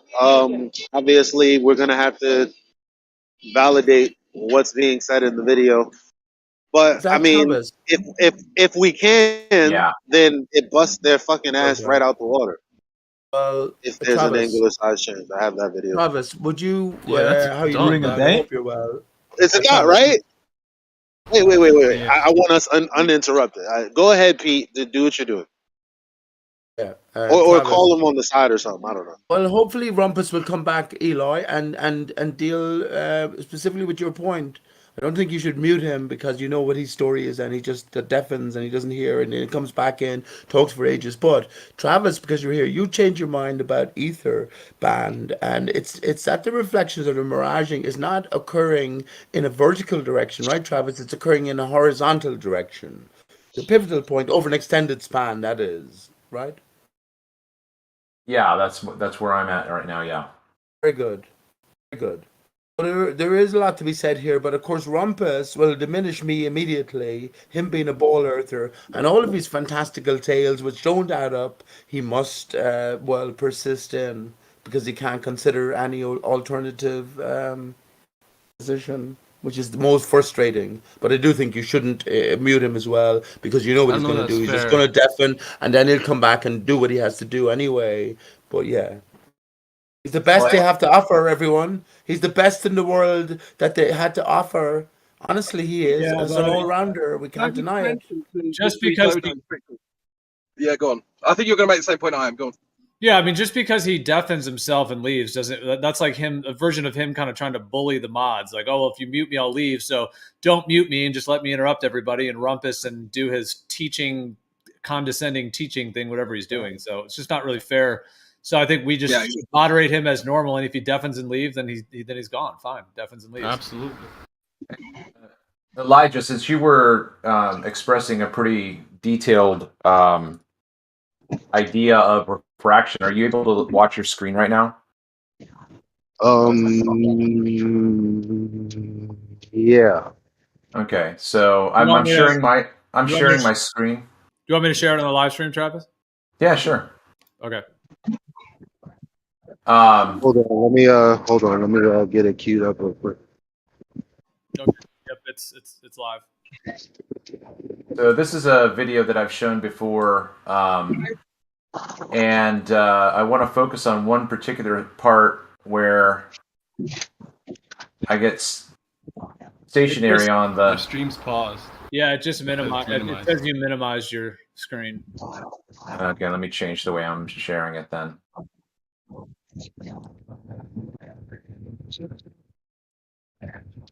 No, you could have changed it without closing it.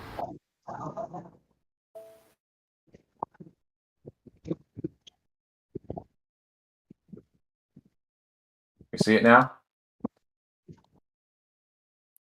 It's loading. Yeah, it's loading for me too. Am I here? Hello?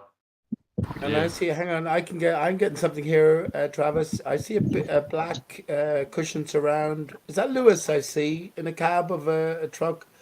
What's going on there? Okay, hang on. You just have to break it up again. Am I back? Yes. Okay, sorry. For some reason, Discord's been giving me issues whenever I'm sharing my screen, so I apologize. Okay, so can everybody see the screen? Yeah, there now you you're go. good. Okay, so one of the things that has been developing in my discussion about this topic is with Beer Man, and Yes. Okay. so I have called these different tones of water aqua bands because you've got a band of water and then so I just called it an aqua band. But if you can look out here, we actually have 3 different lenses that we're looking through right now, compounded upon each other, maybe 4. This first water that's smooth to us and clearest is one lens. As soon as we get here, it changes. This is another lens, and then it blends here farther in the distance. This is very blurry, very distorted. We're looking through almost as if you're trying to see farther in a swimming pool. Okay, so this is close, farther, and then farthest, and then here. So watch what happens when I move the slider up. My camera is not going to move, but this whole environment is going to come towards us. And the reason why I say that is because this band down here disappears, and this kind of moves forward, almost as if a force. It's almost as if a force field is coming toward us. But also watch the position of the platform. Okay. Oh, okay, here we go. Now, do you just pause it at one moment, Travis, please, and just explain to people what sort of time lapse is in process here from start to finish? Well, this is a regular video. I'll just push play. This is what it would look real like. Time. Okay, thank you, bud. Thank you. Yeah, this is in real time. So I didn't notice any of this stuff before, but just to repeat, we've got 1 aqua band, 2 aqua bands, a 3rd one here, and then maybe there are 5 altogether. But each of those demarcations, each of these demarcations is going to be a lens that we are looking through. Now, again, I'm going to move this time marker up, and you're going to watch the field approach. Okay. So watch the bottom. See how the light blue water is changing in its depth? Yep.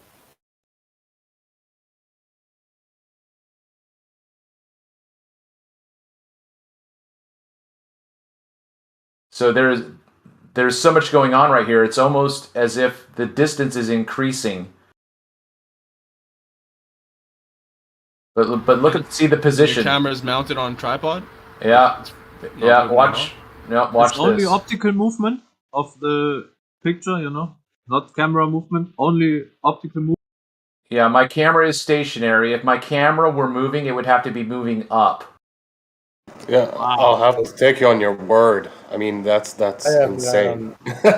What I'm seeing is a camera tilting up, basically. Yeah, But, tilting up, right? Which would be impossible because it's happening. But look, it's happening in real time. So in real time, my camera is falling up in micro nanometers. You know what I mean? It's impossible. My camera is absolutely stationary. But the thing that I want you to see is the field here. All of this field changes, and it's as if it's moving closer to us. So again, watch this area of blue. This light blue is going to change. Oh yeah, yeah. Okay, this field is moving towards us, and at the same time, I'm going to go back.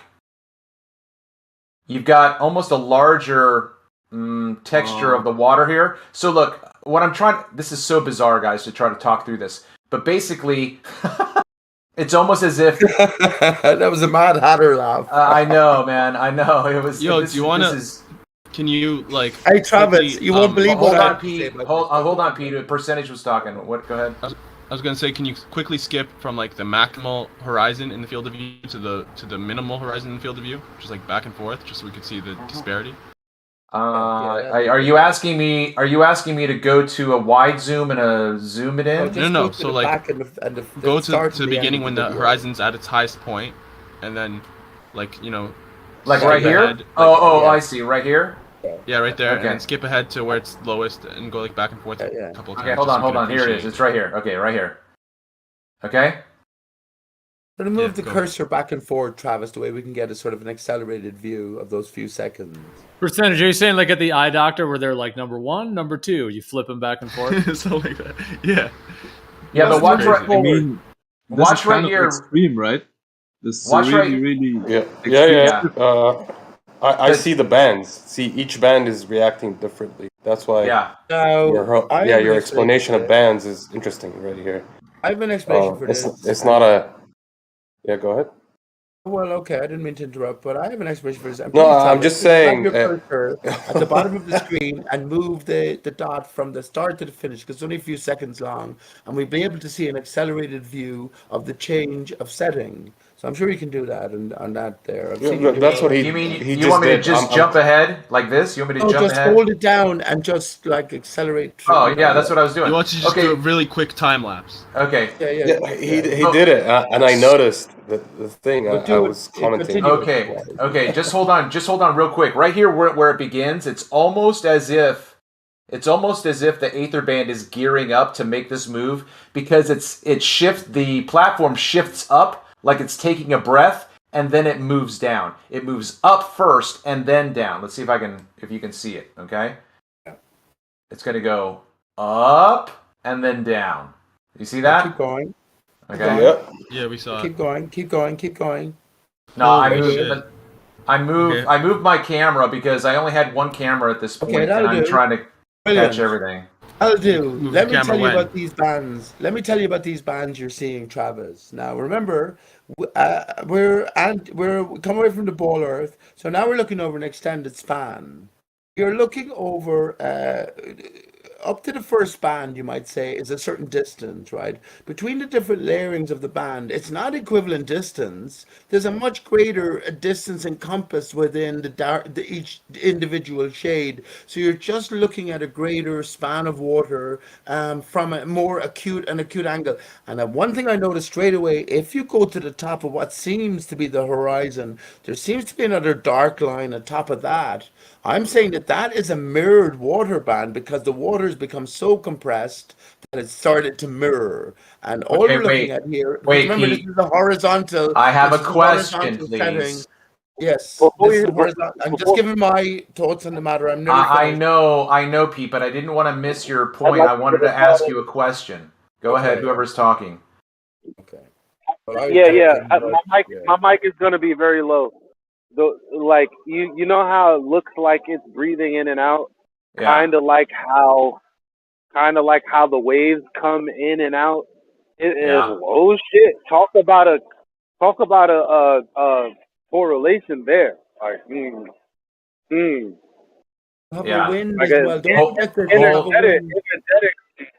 Like your mic is really bad. If that's Elijah, your mic's really bad, man. Why would you interrupt me when I was in the middle of something? I was talking specifically to you, Travis. I don't believe anyone else can offer up the explanation I'm offering. Pete, chill out, bro. Listen, man. I want to make sure I understand what you're seeing. So you're looking at the screen right now. No, I thought he interrupted me, not you. So you were waiting to hear the end of my sentiment, surely, like. No, I wanted to stop you because I didn't know how long you were going to talk. I didn't want to I was nearly forget. finished. Yeah, that's very hard to believe. Okay, I Because want. you already Listen, have your own answers and your own my airy God. fairy language to deal with, Travis. Pete, That's okay. I'm asking you a question about something you said. Obviously, I brought this in here to be discussed, but anyway. It seems to me that you think that this top strip of dark blue is a reflection. No. Is that No, that's okay? not what he So said. Just let him Go back finish. to the Let him start finish, again. and then Go back to yeah. the start of the video again, Travis, please. And I'll point out what I'm talking about.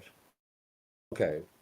Oh, well, yeah. No, that's not where I started. Wherever you start. Okay. No, he means where you were at actually. Like Yeah. Okay. Well, I guess we're coming up to it. Well, he said the start, so I started it over. I thought. Yeah, Yo, but Travis, really quickly. Here. Really quickly. Yeah. 2 things. Yeah. Number 1, your clock's like 6 minutes quick.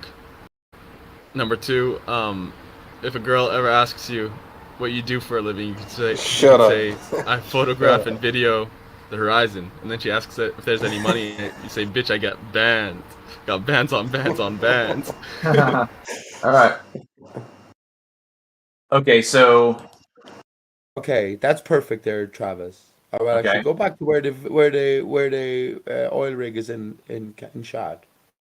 This is where you started all of us here when we come in. Okay, so this is a different image. No, this is a different image. I don't want to have to deal with this at the moment. The first place that we all started off from. Okay. Right. Yeah, around there, maybe. Yeah. Maybe. Okay. Now, so here's what I'm talking about. The band I'm talking about, if you go all the way through the layers, remember this is over a horizontal basis, right? I'm saying that we've incorporated a greater span now. And all we're looking at is the further distant water through an ever more acute decreased angle. And this is why the darker color sort of ensues. As we go up to the very top layer, this is where I'm talking about. If you notice, there is a very, very thin black line. And there's a space between it, and then there is the heaviest layer of water. Do you understand what I'm talking about there? Do you see that spacing? Yep. Can you see? Okay, wait. Yeah. Yes, along there. Right. You can see there's a dark line, then there's a sort of a blue sky, or seemingly blue, and then you can see that divide, and then we have the thick layering again. I'm saying that as we go back further and further and further, the distance compresses more and more and more, and at that level, that thin layer there is water distance so compressed that it is mirroring to our perspective. That's what I'm saying. All we're looking at is through those ever-decreasing angular views of an extended expanse, which is flat. Okay, but we're seeing to a limit here because here's a platform, so we're not seeing into like I would expect you to say that over here, because okay, so I understand what you're saying in terms of the acuteness of the angle with foreshortening, but at this point, I was surprised that you brought it up at this point because there's a limit to our distance here because we're looking at the platform. But yeah, it's hidden by the curve of the earth. Hang on, please. I would bet my bottom dollar if you had the clarity, and I know it's probably not going to be available to you, but if you zoomed in on the platform itself and you zoomed in on that band I'm talking about, it would mirror what was going on at the platform in the distance. And remember, Travis, we got to get the scaling appropriate. This is a weird picture to look, and if you present it to anyone, they go, what's going on? But yeah, as flat earthers, the water is flat all the way. It has to be decoded, taken apart. I bet my bottom Does anybody else have that in that band, I just want to ask a reflection of what is presented in the backdrop. And just to finish, Pete, remember, you might be looking Travis, over a distance of what? 7, so 8 to the miles. right of the platform, right? You get this. Is this land or is this more sea? Yeah. No, this is an island. Yeah, it's an island. It's not sea. Right. Yeah, okay. Correct. Awesome. Yeah. Correct. Okay. Yeah. That makes sense now. Yeah. Very good. So that same band will be there. And if I don't know, I haven't seen the video in its entirety, but what I'm saying is, yes, you will see this miraging effect. If you could zoom in, that the things in the backdrop will be mirrored along the surface of this water. But remember, Oh, that oil rig is whatever, hundreds of meters long. We're talking about an expanse of how many miles is it to Travis? 6 miles? No, 10 this is miles? about 8 to 10 miles. That's fucking unbelievable. We have to decode the picture. Rumpus would say he sees it and he says it because he's already decided where the divide is. The real. Where would Rumpus say the horizon is there, Travis? That's a good. Rumpus, come in here and tell me where the real horizon is in Travis's image. Well, let me ask you guys this, if I have your attention. Where's the horizon here? Now, look at the mirroring, Travis. Yeah, but where's the horizon here?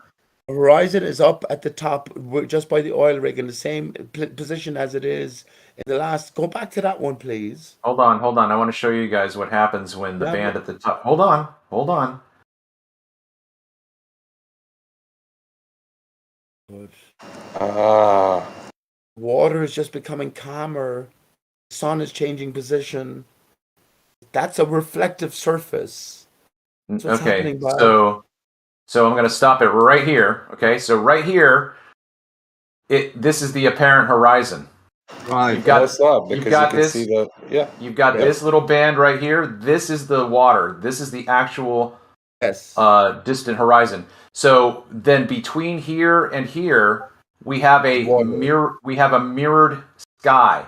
So if this event was not happening and this dark band was swallowed up in the internal reflection, that would be an inferior mirage, according to Rumpus. It is an inferior mirage. But my point is that there is an inferior mirage right here, and you can't see it. You can't tell. So if you're looking out here taking a measurement to this horizon, and it's actually up here, and you can't see it, your measurement's going to be wrong. You just killed all. Hold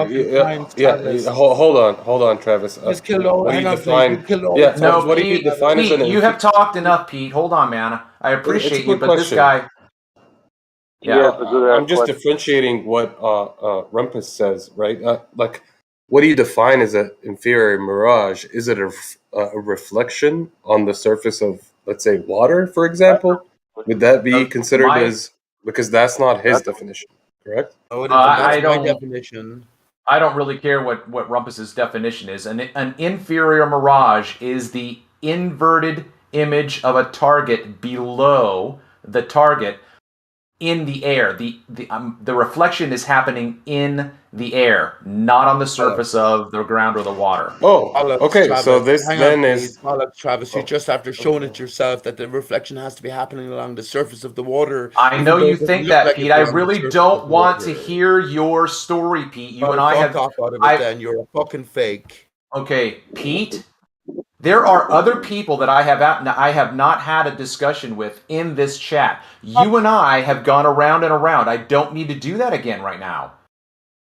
So I would much rather have someone else here who has not seen this and ask questions. I don't think that's too much to ask or say. I mean, if nobody else wants to talk about it, that's fine. I just thought you guys would find this interesting since you were talking about reflections. I don't know. Like, maybe this conversation should be moderated. I don't know. Like, I think I handled it pretty well to moderate it. Okay, yeah, awesome. So if we have like what Elijah was saying, like, I don't believe we could actually describe what the light is doing right here, traveling to us. I have no confidence that anyone could even begin to know that. Like, because I'm looking straight ahead of me, and everything is just here illuminated for me to see. Okay, so I might have not heard your definition correctly here, but what you're saying, an inferior mirage is like an inverted image. Right here, this. Well, that's not in the sky. That's in the water. No, this is happening in the air. Okay, look. Okay, even though this looks like it's straight up and down, it's not. This oil platform was built at a 90 degree, right? Straight up and down. Okay, so we're looking from the top down, down, down. As soon as I hit the water, I'm coming across distance. This is all distance. This could be 3 miles of distance in this degree. Okay. Now continue on. Now the entire platform is here. There is nothing missing. It is compressed through lensing here, lens upon lens upon lens. If you wear glasses and you look at the very corner of your glasses and you put it up to a target, that target will get swallowed up in that lens. And so you won't like if you put your finger, like I'm doing it right now, like my finger is going up in front of my eye, and as soon as it hits my lens, my finger disappears.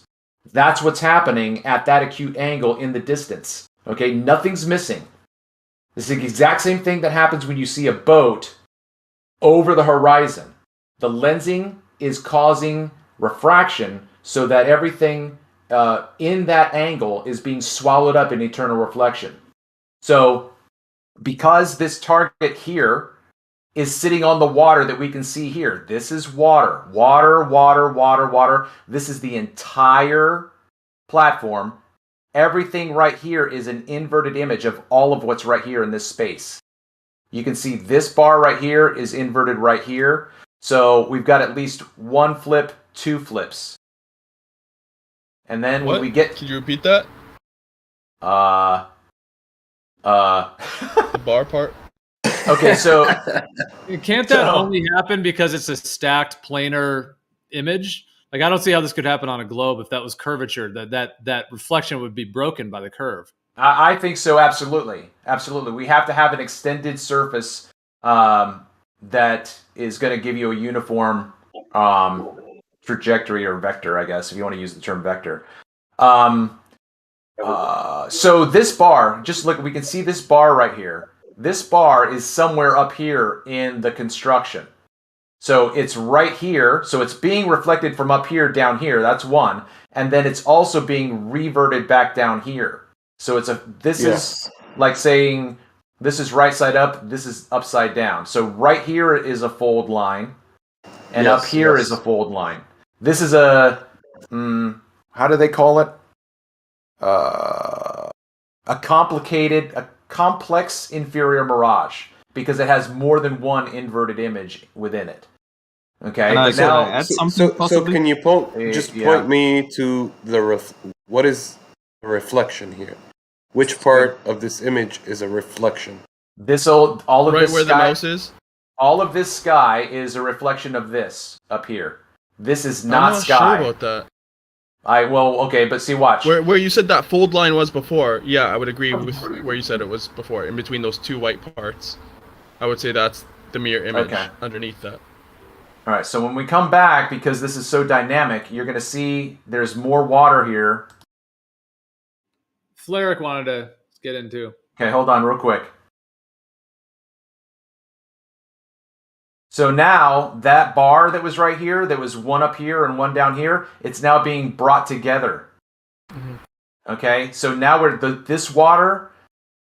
Okay, this is water, this is water, this is water. Mirage, mirage, back to the water. Water, water, water. This is where the position of the platform is. The mirage is here. This sky is mirage. This is mirage. This island over here is this part here flipped upside down here. This is mirage.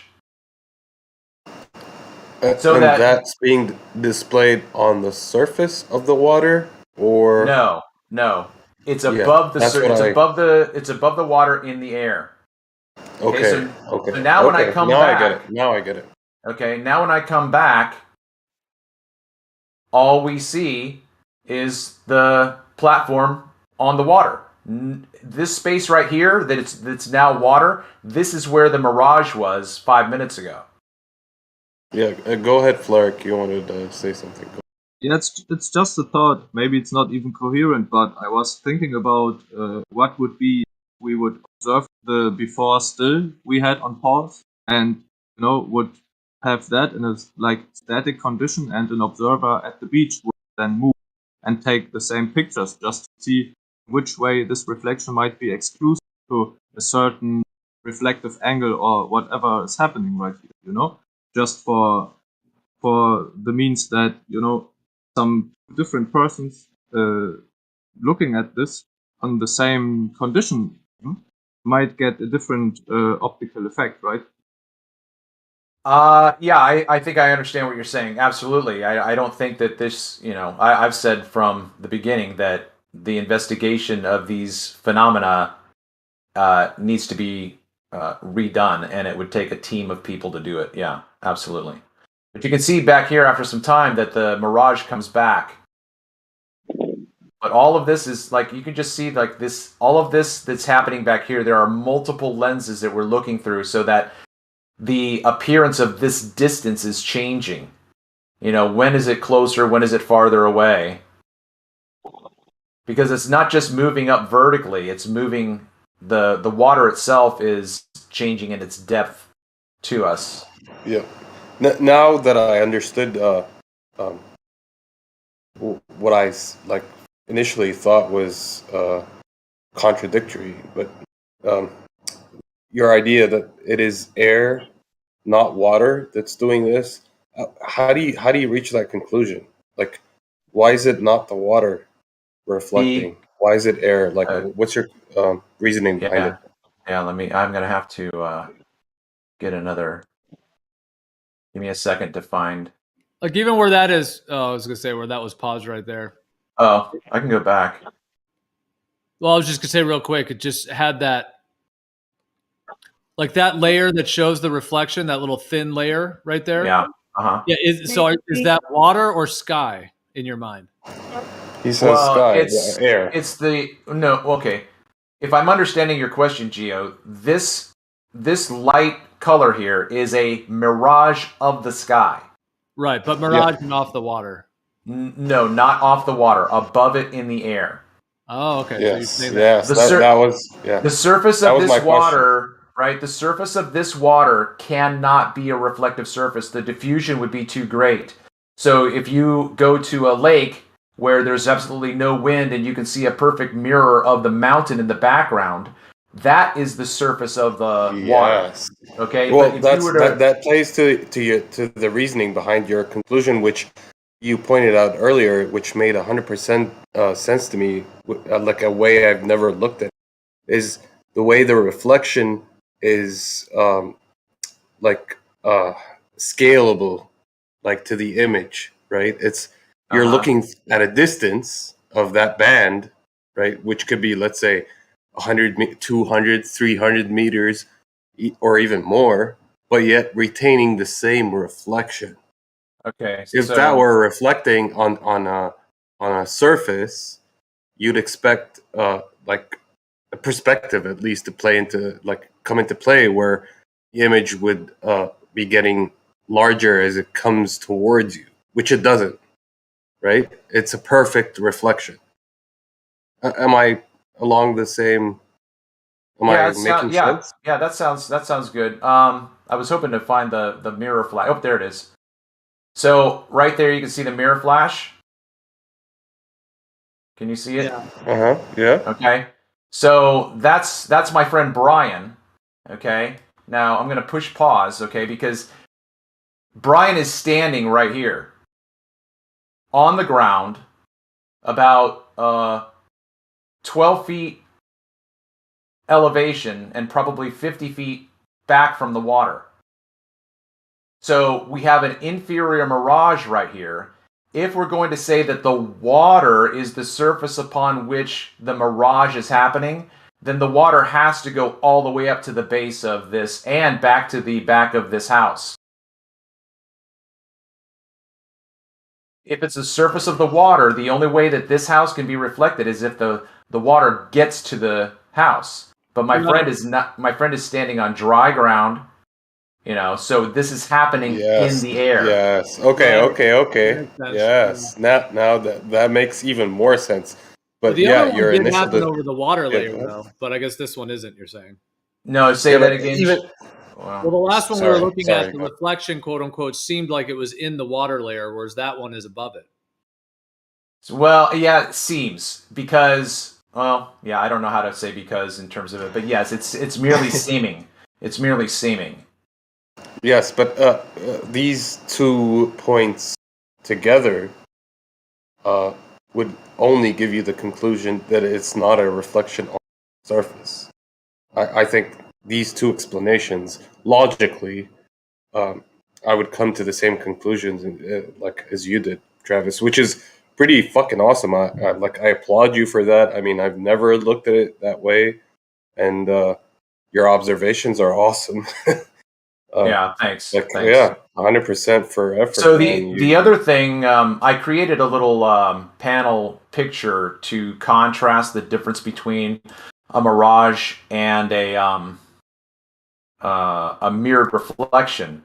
And it's to say that whenever you have a straight mirrored reflection, you're going to have everything in the top part of the image reflected in the bottom. There's not going to be a vanishing line. Okay, so I'm going to show you this. I called this my my flying quark.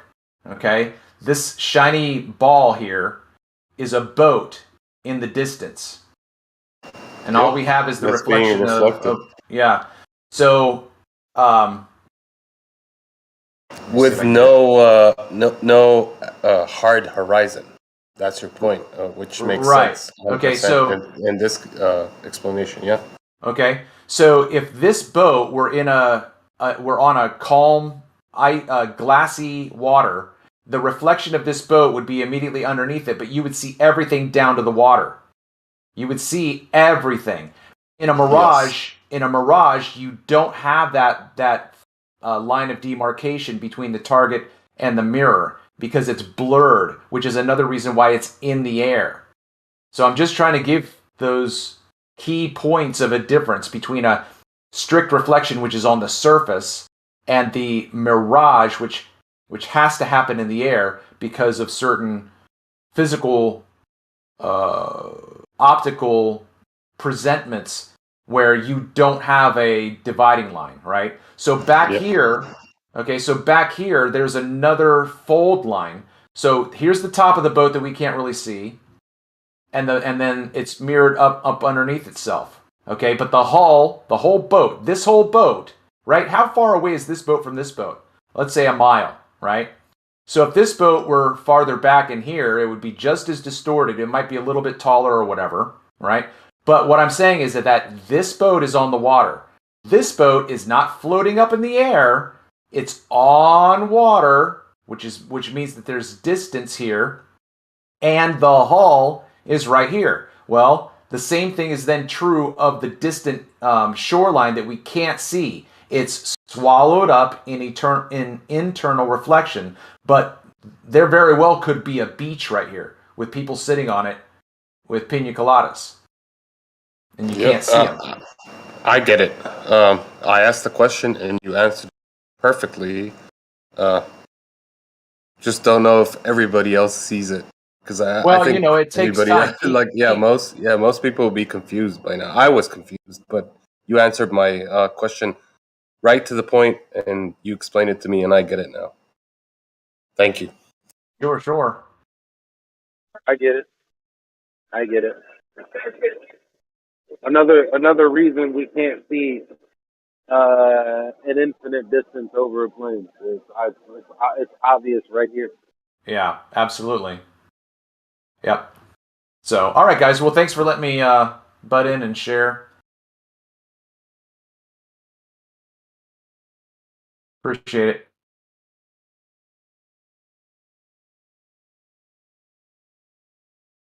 Yes, there's a lot of complication in terms of the layers of that, all those different layers and mirroring effects.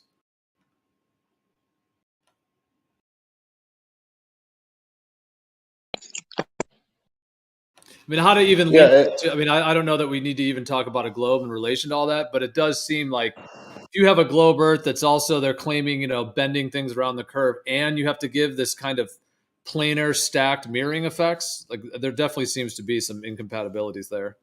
Oh, well, yeah. I mean, if you're going to contrast to understandings, but as an explanation and the logical inference behind Travis's explanation, on a flat Earth, I would say it's coherent, and there's nothing wrong with it logically.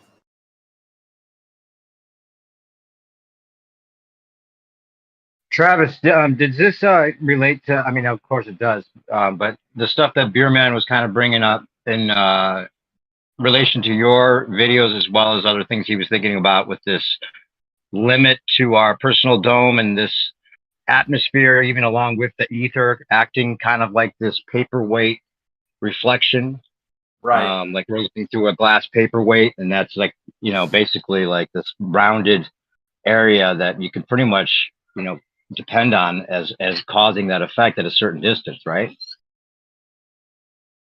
Yeah. Yeah, but it's also paperweight in front of paperweight in front of paperweight. And I said this before, like 2 or 3 years ago when I'm analyzing my stuff, doing live streams, looking at my stuff, I'm like, man, this is like a kaleidoscope because there's so much going on here, and it moves and adjusts to itself in real time. I mean, it's insane how complicated and just beautiful the system is. It's amazing. Yeah, that's why when Beerman says he intends to prove it, I don't know exactly what he means by that, but it does sound like, there's so many variations. Like it would be like, us listening to the ballers who seem to feel like there's a calculation that's dependable that they could say is the way it is with their 7/6R or their, expectations of the density of the atmosphere on a certain day. Not to say that it's not a valid idea, but I think that to prove it would happen at a certain distance would be difficult. And exactly what happens and what variation of what happens would be the expectation. Absolutely. I'm not sure. Absolutely. Yeah, because in all the stuff that I've looked at, I've never read anything that remotely smacks of what we're talking about or what we even saw right now. Right? They just think that they can talk about temperature profiles and just put a candle on it. You know what I mean? But at the same time, I think that what Beerman is going to be able to do, hopefully, is give a little bit more of a quantifying quality to this, perhaps even with a predictive nature to it. But what we're going to do is we're going to surpass the ballers, because even though they have a scientific paper with equations and descriptions, so to speak, no one here knows what looming looks like. Like you hold on just real quick. If you look for a scientific paper that has a picture of looming, it doesn't exist. We might think something's looming and say this is looming, but that's not a scientific proof or evidence. That's just, I can describe something happening and I think it's this, but my point is that I don't even know what the scientific image of what looming looks like. It does, and I've looked for it. Yeah, the problem with this disconnect for the globe is a kind of question of is it the chicken or the egg, right? Qualitative versus quantitative. They think the math proves the quality, right? The quantitative proves the qualitative. But the only way you derive quantitative arguments is if you have the qualitative proved or proven, right? I mean, if you prove the aspect of what's happening, then you can quantitatively put it in a formula, and then that would be valid. But if you're doing it the other way around, like having your idea that's not validated through empirical data, it's just an idea, and you plug that in and try to push it through some observation, that would be the other way around, which doesn't make any sense. Does that make any sense? What I said? A little bit. It's a very abstract discussion. But I mean, I get the the distinction that you're trying to make between those scientific designations. Yeah, like what's happening rather than how much is happening, right? What's actually happening? Well, see, the thing is that out. Yeah, and figure out how much of it is happening. Yeah, and this is where Andrew Thomas Young and I got into a more aggressive mode with him, is because I was perfectly happy describing what I was seeing when I showed him what I had. And he was like, well, you can't even talk about this if you don't know trigonometry because this whole system is built on math. I'm like, are you telling me that I can't describe with my own mouth what's happening? You know, it's just like for him, he couldn't accept the fact that English or my own language would be able to adequately not realizing he's using the same. Yeah, same. He's changed the language from English to math. Basically, that's what he's doing in his argument. That's what I'm saying. Right? We got to first establish what we're observing, then we can quantify it. I mean, describe it first as what it is, then quantify it. Not the other way around. Not because I quantify what I can see or describe, therefore what I see is what I describe, or the other way around. If that makes any sense.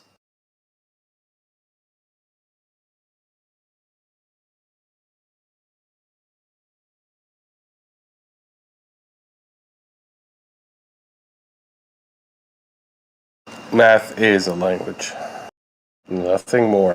It is descriptive. It doesn't tell you, it doesn't figure out shit. Posted the video in the chat that I was talking about. Obviously you can see in the right here in the still, you can say it says using footage from Wolfie 6020 channel. So a flat earther is using Wolfie 6020's proof that the sun doesn't shrink in size using a solar filter. He's using that to show that that wasn't true. Yeah, I remember seeing this. Yeah. So what? Yeah, I remember seeing it. It's one of these lost videos you can't find on YouTube no more. It's like, but yeah. Yeah. So, yeah, they say it doesn't shrink in size, and the only thing they could say to this video is that Wolfie 6020 didn't actually use a solar filter. But I mean, so do we want to watch? It's like 7 minutes long. Let's go through it. If you guys are game, if you guys are still alive out there. Are people willing to shut up for 7 minutes? I don't know. No one's talking. I know. So what, you want me to just play it on YouTube? Is that what we were saying? I'll just play it on YouTube? Okay, give me a second.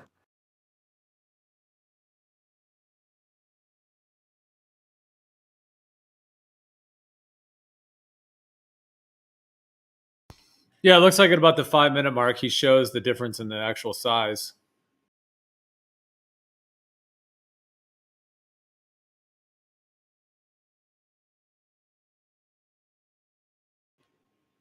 Starting at like 4:30 around.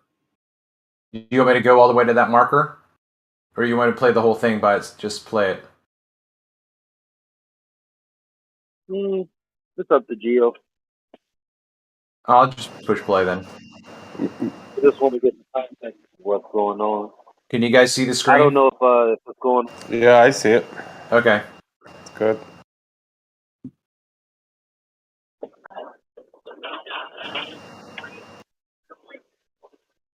Did you pause? I only paused briefly. I had it playing right now. Is it frozen? For me, it is. I don't know about you. Anybody else? It's paused. It looks like. Huh. Just hit play.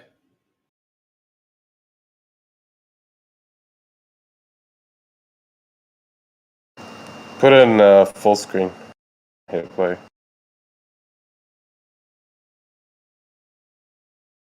Yeah, now it's playing.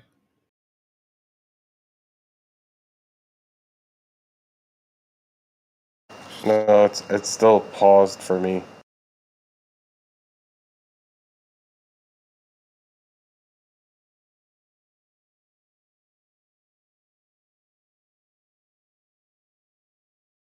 Anybody else? I mean,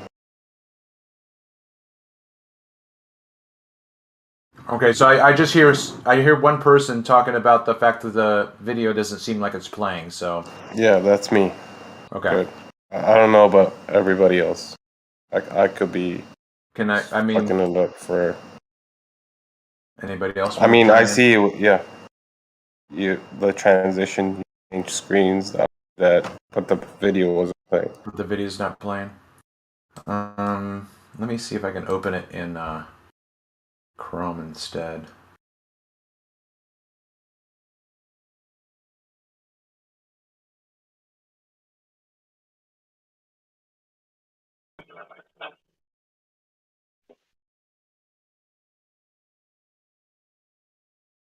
How's it look right now? Yeah, that's good.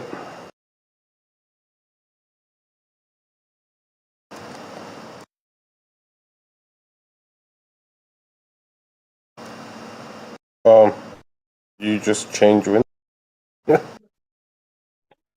Okay, it's not working then. I'm not going to keep messing around with it. Did it freeze is again? anyone? Yeah. Okay. Well, Can if you anyone just hit- else if you just play hit, it? I mean, if you just hit why- play right. All right. Gio, you want to give it a try?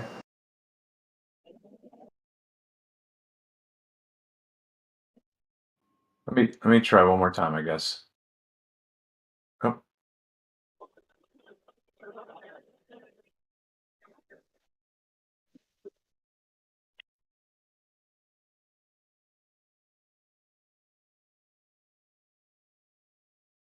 Can you hear him talking?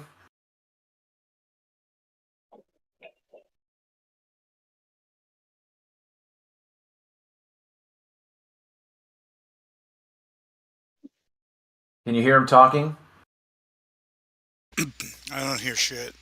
Oh. Yeah, your screen's just black at the moment. All right, forget it. I'm done.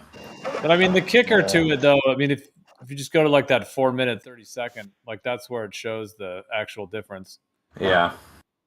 Like he's showing the angular size difference. I remember watching it when it first came out. Now that I saw it again.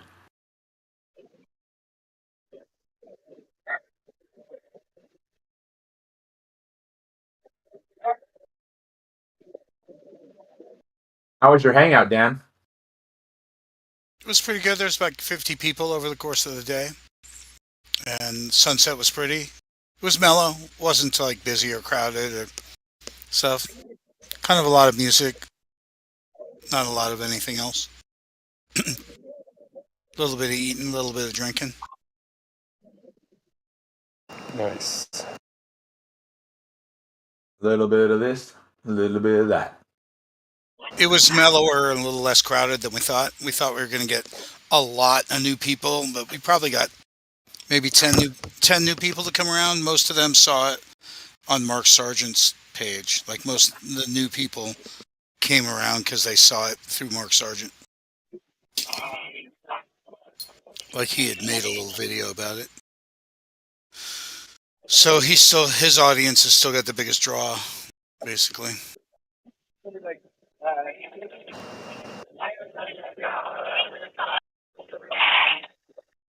But with a month to promote it, I thought we'd get a shitload more people. Well, mainstream is king, bro. He'd probably hate it if we called him that. I call it mainstream flat earth. You're right, though. You are right. It's still cool to get together. It's still cool to get together to watch the person walk up who's never met flat earthers before, and they're real meek, and they wonder, like, are they allowed to talk? Because they're used to being like that. They're not allowed to talk. And then here, all of a sudden, they find themselves not having to apologize for being themselves. It's pretty cool. Yeah, that's cool. Just on that last topic, real quick, I just posted another video here. The sun does change size, angular size, but this is this channel flat and stationary. Proof that the sun does change size throughout the day over the flat Earth. He measured it from 9 a.m. to 6 p.m. So that one's interesting too. And he does use the solar filter and shows that it does actually change size. Oh, he's in Phuket, huh? South.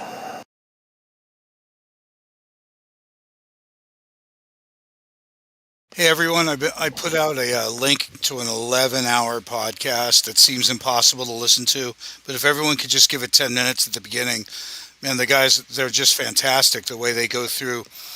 They say that we generally wipe the floor with the Globers, right or wrong.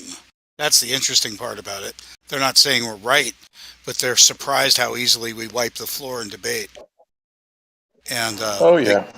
They go over that a lot, and they changed my sort of idea on scientism. I always thought scientism was really just sticking to the book, sticking to the math, but they were definitely looking at it as a deity, as a god, which is way different than I looked at it. Like when I accused people of being into scientism, I just thought they were just stuck on the mainstream. I didn't really look at it as they're emotionally looking at it like a leader. Like in the form of debate. I mean, point in the debate. That was the other. There's like a tally, and it's a formal kind of thing that you can measure, basically.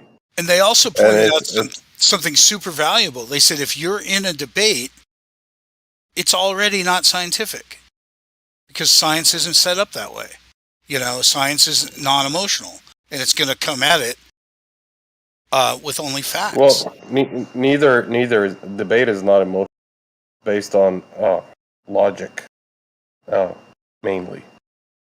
It is philosophical. I'll give you.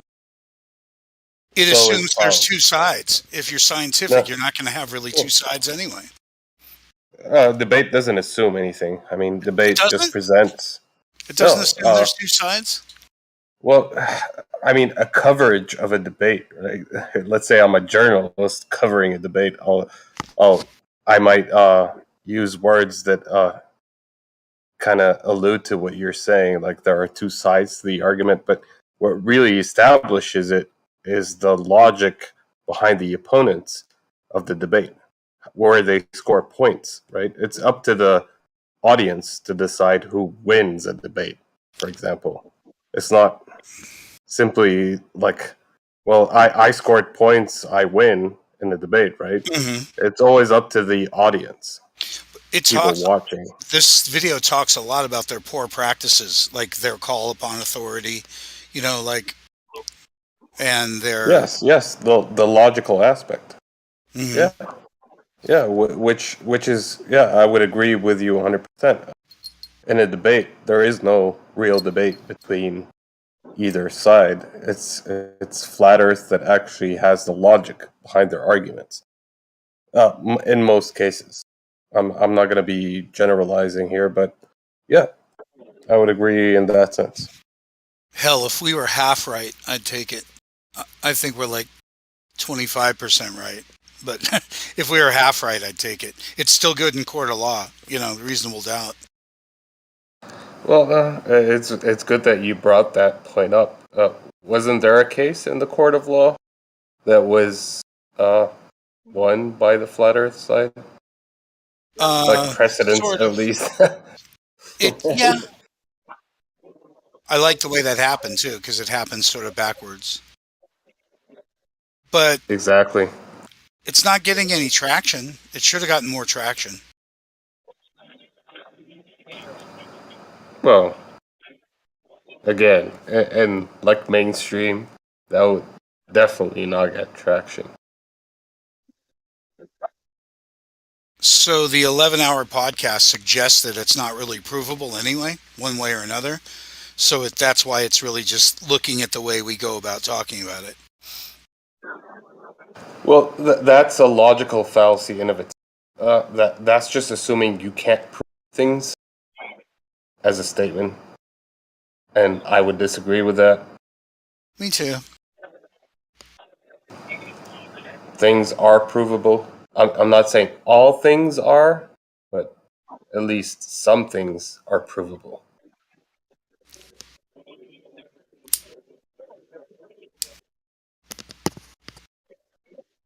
I can prove my bong's not clogged.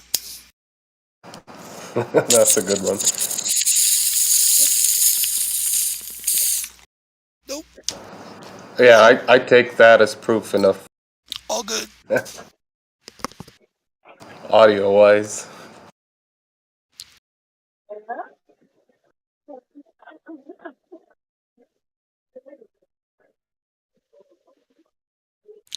An inefficient way. Smoking's an inefficient way to get high compared to edibles and such.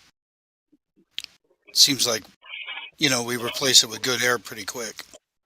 So it's hard to get any saturation level. You gotta stay hooked up to it or something. Like nitrous.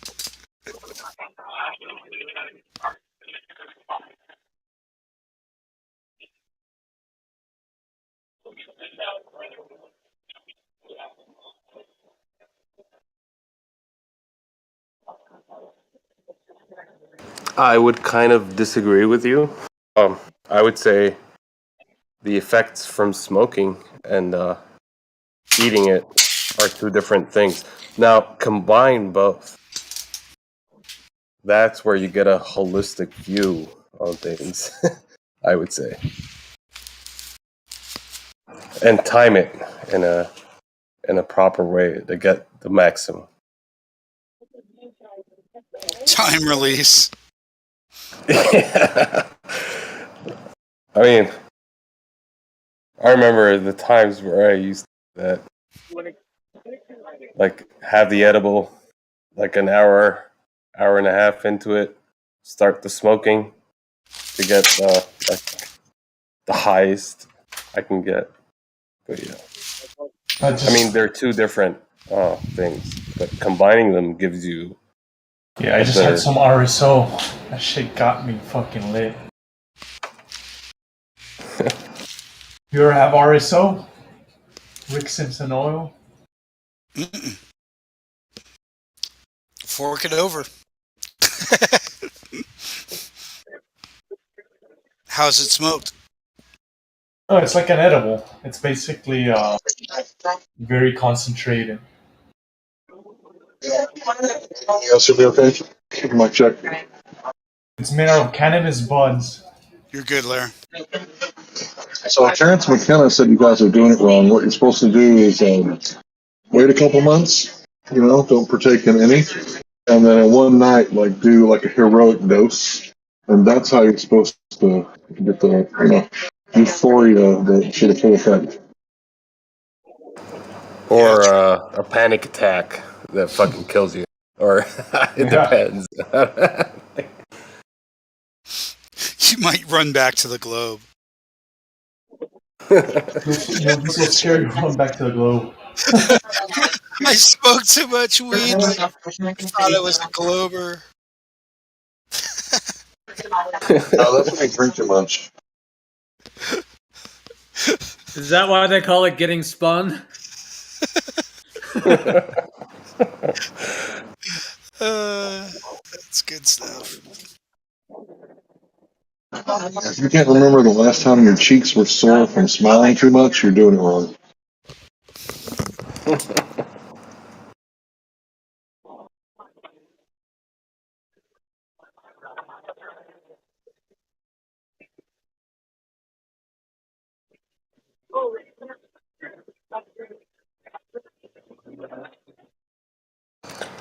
Elijah, you're hot micing with your bad mic.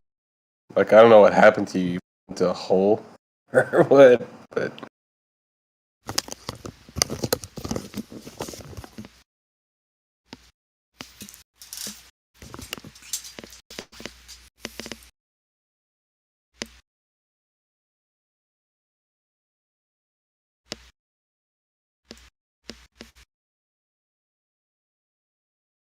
So, this ain't no empty room. I mean, we've got people in here. Yeah, what the and fuck? It's still quiet. Yeah, what's going on? Seems like we're kind of in between topics because Rumpus did his presentation, and then Travis did on refraction, and now we're just kind of Yeah. Fuck Rumpus, honestly. But Travis, I would say I learned something new today, in all honesty. And that's not an everyday occurrence in this topic, I guess. It gets saturated, right? And like looking for something new, but yeah. I ain't done it, but if you guys bring up something, I'll get in there.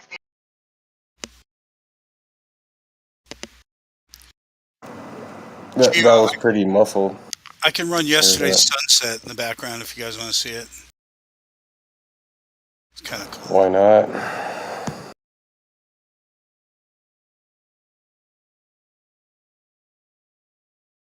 It's 8 minutes. There's some volume, but it's mostly the host rattling on about just rattling on.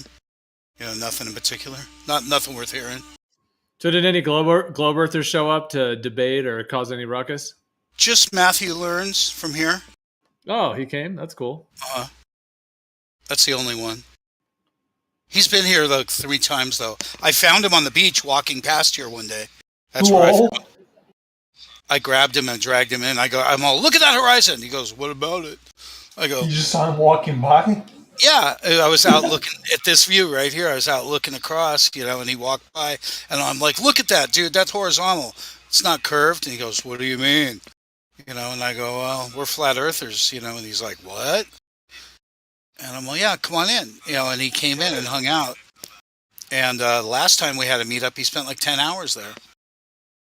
It was cool. He brought all his stuff. He was trying to reason with us. We're not that reasonable. But he is. It helps a lot. You know, when someone's reasonable, like Neg, Yeah. you know, Neg's been super cool. Fucking even Ruhif is cool, you know? Yeah, I mean, someone you can have a conversation with, even if you disagree. I mean, that for me is a plus. It's definitely like, yeah, you can hold up a conversation. We can disagree. I can call you names, but still, yeah. Yeah, that's what you hope, you know? So you're saying you brought Matthew into these communities by first running, like you brought him into Discord and all that after just running into him randomly, or did I not? I wasn't on Discord at the time. I didn't know he'd been running around for a year with you guys. So you met him in real life first, then you found out that he was a Discord.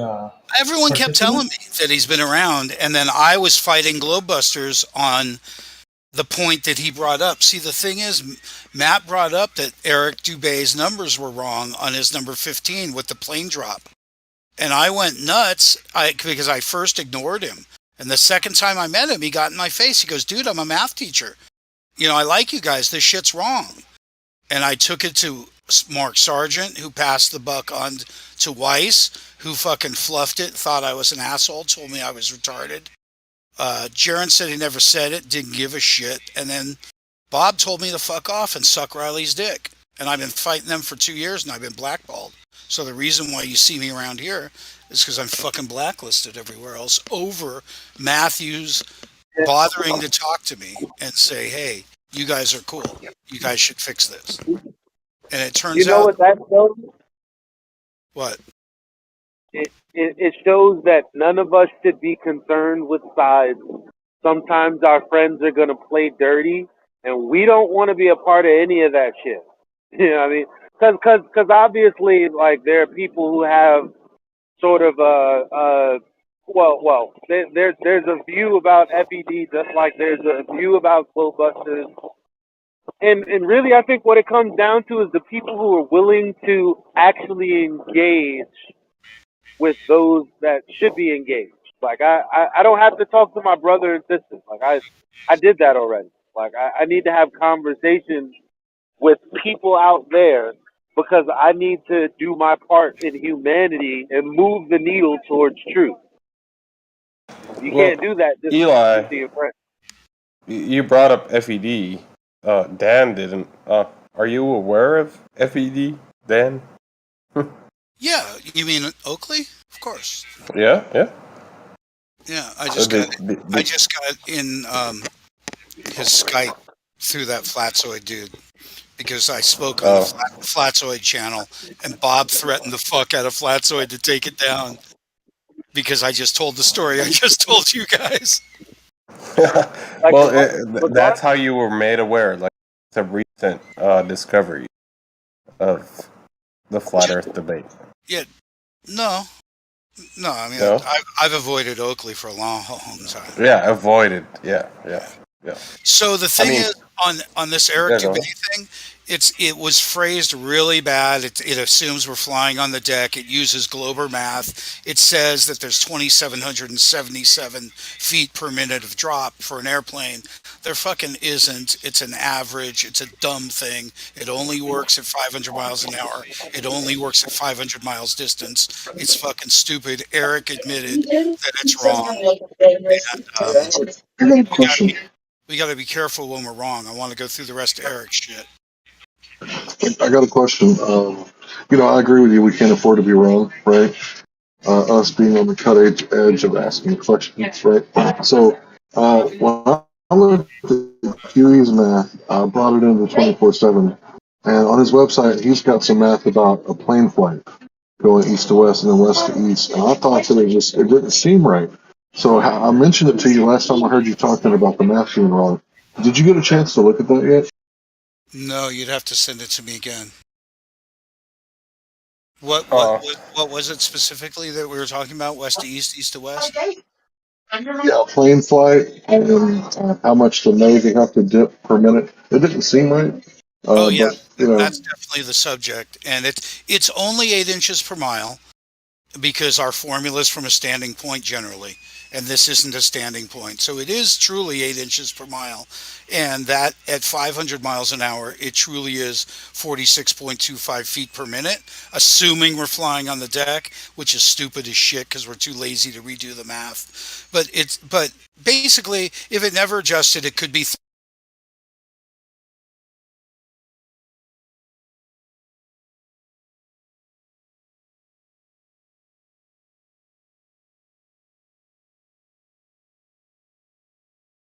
Hello?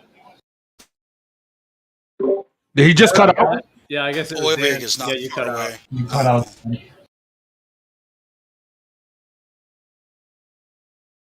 Yeah, Dan, you just cut out for like the last 20 seconds.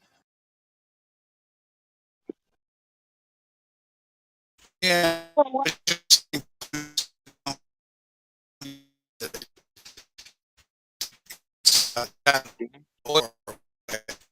And working, I don't know, 15/8 at a peninsula there, Palos Verdes. But there it is. If you look at your screen, there's the end of the sun. We should have cheered or done something, interesting.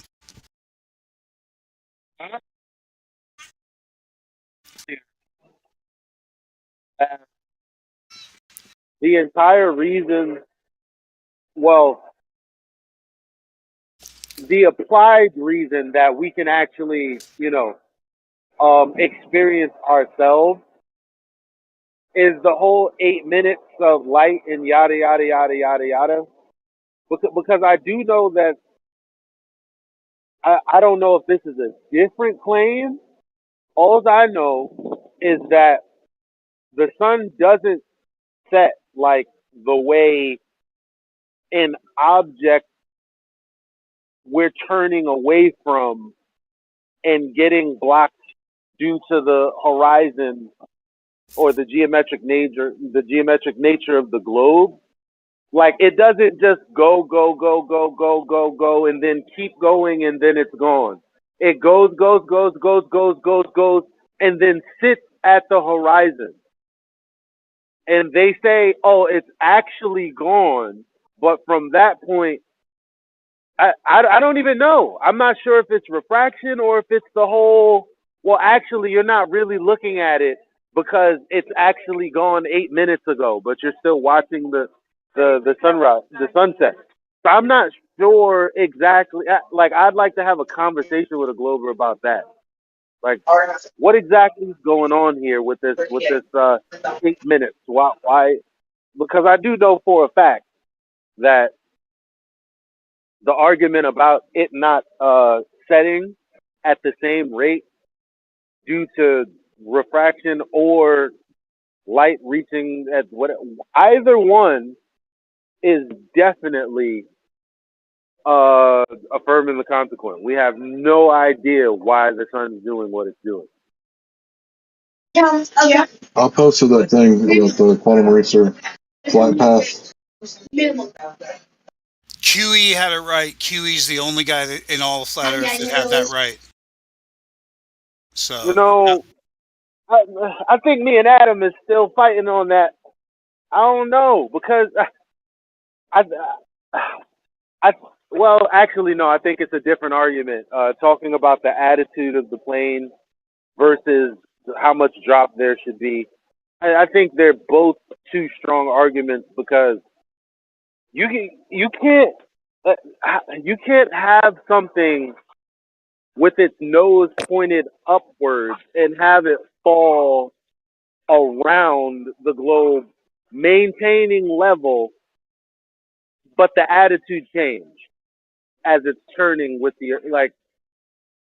It got to be one or the other. Either the attitude is not changing and we're not flying level, or we are flying level. Well, I think I said that backwards. Either the attitude is changing and we're not flying level, or we're flying level and the attitude is not changing. There's no other option. For the most part, they're flying level, pretty much. Mostly level, let's say. However, the whole reason this argument even exists is because, oh my God, you would feel this immense drop from horizontal, these thousands of feet from horizontal or whatever. But it's not like that on the globe. If you're playing with the globe and the globe model, you got to use the whole thing. You're not going to feel it. You fly 1 mile, you drop 8 inches. Now you're at the same elevation. You fly another mile, you drop 8 inches. Now you're at the same elevation. Everyone got their numbers wrong. Yeah, which is a separate argument from the attitude argument. That's the point I'm trying to make. Totally separate. Well, you can drop your altitude from with your nose pointing up. No. Attitude, not altitude. What's the attitude? I don't like your attitude, first of all. The orientation of the plane. Yeah, the tilt of the airplane, basically. So you can tilt basically, it. if there's a horizontal frame of reference, plus or minus is the tilt of the plane. Like so if it's following a curve, obviously the attitude would have to change in space, in 3D space. The attitude of the plane has to change. If it was flying over a globe? It's flying a curved path. The attitude has to change. Yeah. But it's pointed up a couple of degrees. How could it be changing in the direction that it's supposed to change then? It's not changing. Like, that's the whole, like... Yeah, that's the crux of it. That's like one of the main points. I mean, when people hear the words flat, they assume, oh, we have hills, blah blah blah. But it's really speaking to orientation. And that's the whole crux of the flat Earth argument. It's orientation, not not the hills or the valleys. It's orientation. What horizontal is. That's the argument.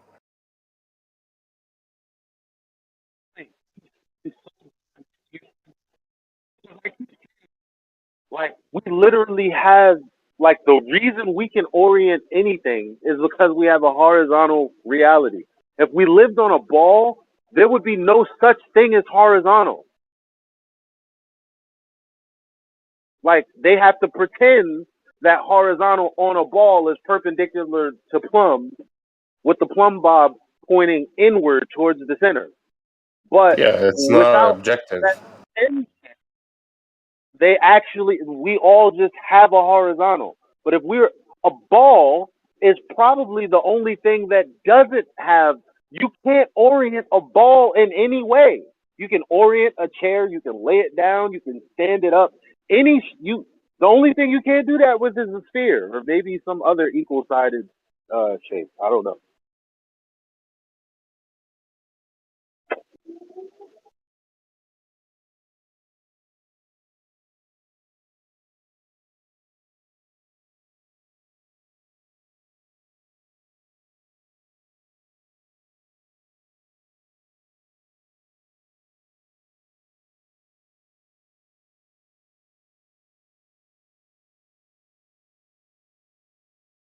Yeah, I guess they would just claim that the actual attitude tilt of the plane is so minuscule, and then they would say that gravity keeps changing as you're flying to re-relate itself to the center of the globe.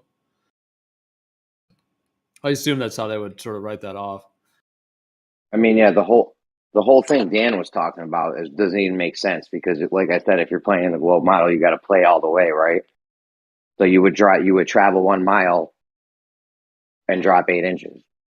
You know what I'm saying? And then you travel another mile. Like the whole crux of the argument is you should feel it. Look how much you should feel. We're dropping this, these thousands of feet from the horizontal, but that horizontal doesn't even matter anymore because then you change your horizontal, drop 8 inches, and now you're right at the same elevation. Well, the argument is not about feelings. No. Yeah, the argument is about feeling. Well, then why? Who cares how much the plane should drop? If you're not feeling, if the argument isn't you're feeling it, you should feel that much drop.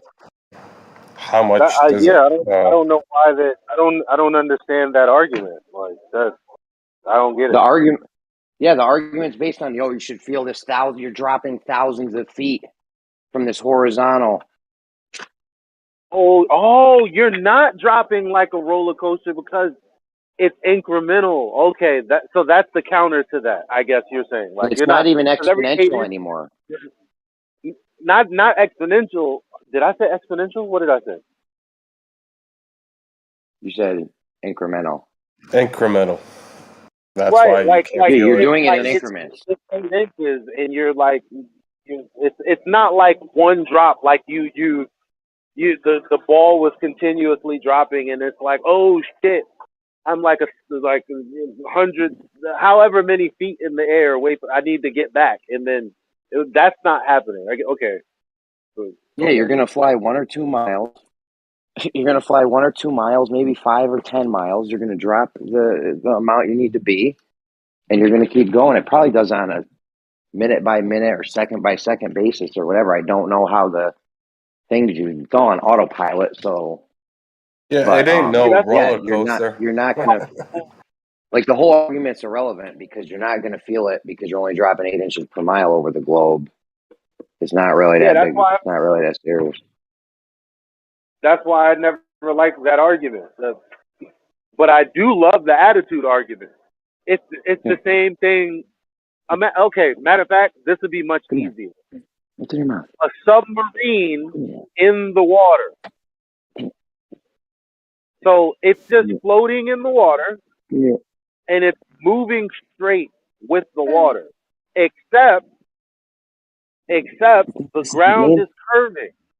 So in order to follow the path of the curving ground, the attitude of the submarine in space would have to change. So, what are you using to establish straight? Is it attitude? I mean, again, one of these chicken or the egg kind of arguments. What do you base your measurement on? Because it's a measurement. The gyro. Jeremy, you're hot micing, bro. All right. Yeah, the gyro. The gyro is what gives you your orientation, your fixed orientation. And if it's not changing, then it's not changing. But it can't not be changing if you're flying a curved path. Well, that's subjective because in the eyes of a glober, gravity establishes horizontal. It's the perpendicular that establishes your horizontal in the context of, like you said, the gyroscope. So I want to take it further than not the instrument itself, because that can be disputed. But what is horizontal, right? Yeah, somebody had brought up the idea of like a disco ball. You know how it has like multiple little planar glass pieces, and then they're around a sphere, like a disco ball. So it's like all those little planar things on a sphere. And so using that idea with like an airplane as you're flying around, it's like you're continually changing your horizontal, vertical to kind of fit a radius, at least in the theory of it. Yeah, that was me there, Gio. I was the one that came up with that idea. Yeah, that is a good correlation of it. Yeah, so horizontal is not objective. It is subjective. It depends on your position. But you would still have to, like, because even with the 8 inches, right, that we're talking about, like, because we're not talking about a whole fucking roller coaster. We're just talking about just that slight difference right there. Every 8 inches per mile squared. The attitude of the plane is always facing upward. Always. Above the horizon. A couple of degrees.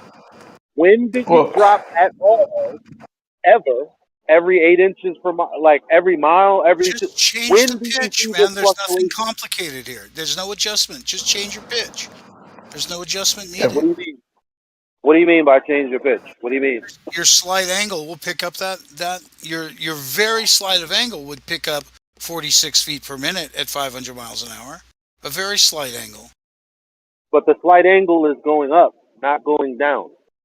You mean always? I mean, that's why the plane is tilted. Yes, it's already tilted up. If you flared it out, in other words, if you raised your nose, you'd get a whole bunch of drag and drop your speed. Okay, what does dropping the speed have to do with the orientation of the plane? It'll drop your altitude. Okay, but what does dropping your altitude have to do with the orientation of the plane? Orientation. Well, you just explained it. You explained why it was pointed upward.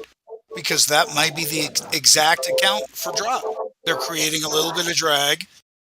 No, I'm not talking about altitude. That has nothing. Well, it kind of is related in the sense that when the Earth is dropping, the plane will have to follow this horizontal, which is a curved path in 3D space.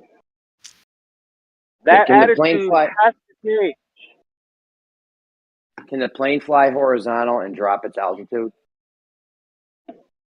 No, that's what he's talking about. They're talking about dropping in altitude to compensate. That has nothing to do with the orientation of the plane.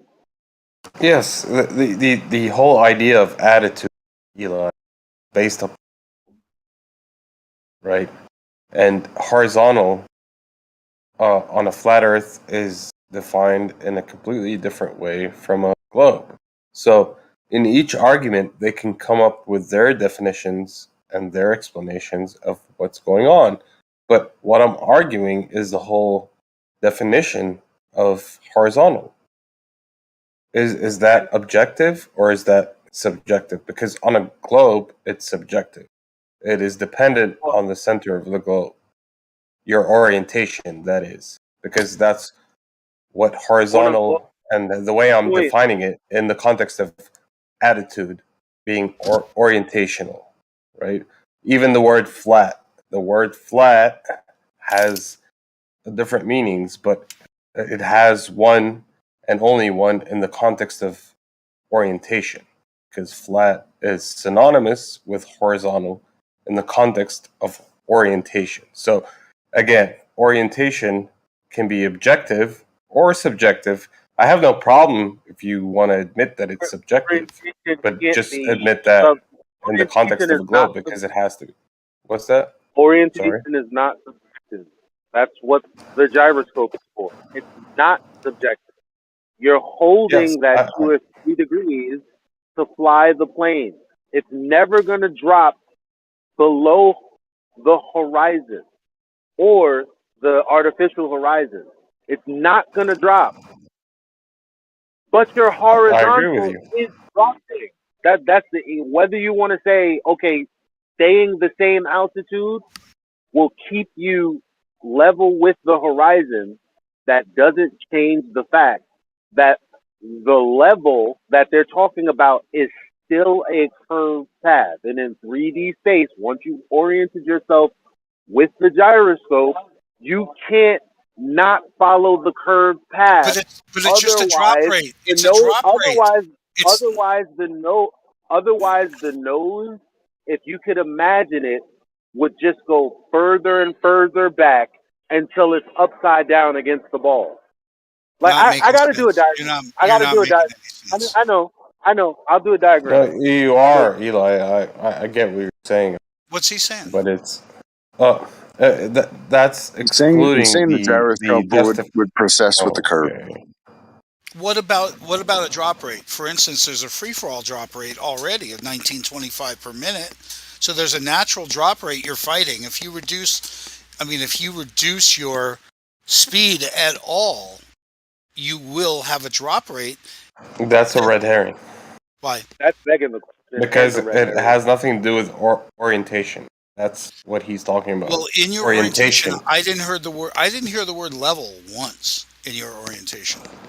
Well, actually, he used the word, which is synonymous with level in the context of orientation. So, what do you define as level? That artificial horizon will tell me I'm flying level, and the real horizon may tell me I'm also level.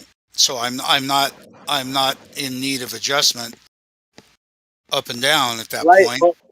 But in real life, fake life, because we don't live on a ball. But if we were to imagine in real life that we were flying around a ball, in real life, horizontal is actually perpendicular to plumb, right? Like everywhere you go on the earth.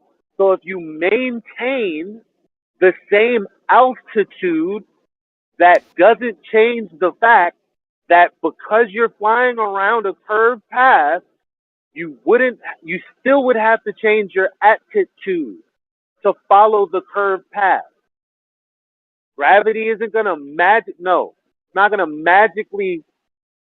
The gravity doesn't even have anything to do with it. Yeah, I hate to turn this into. Yeah. Well, my question to Dan, was it Dan that was speaking, right? It was Dan? Probably. Yeah. When I asked you for the definition of level, you kind of gave me what it is synonymous to rather than defining it.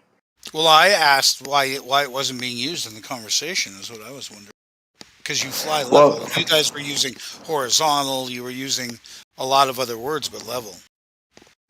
Yeah, well, actually, level is synonymous with, level would be following a horizontal plane or a line with respect to a distance above or below any point, and by definition.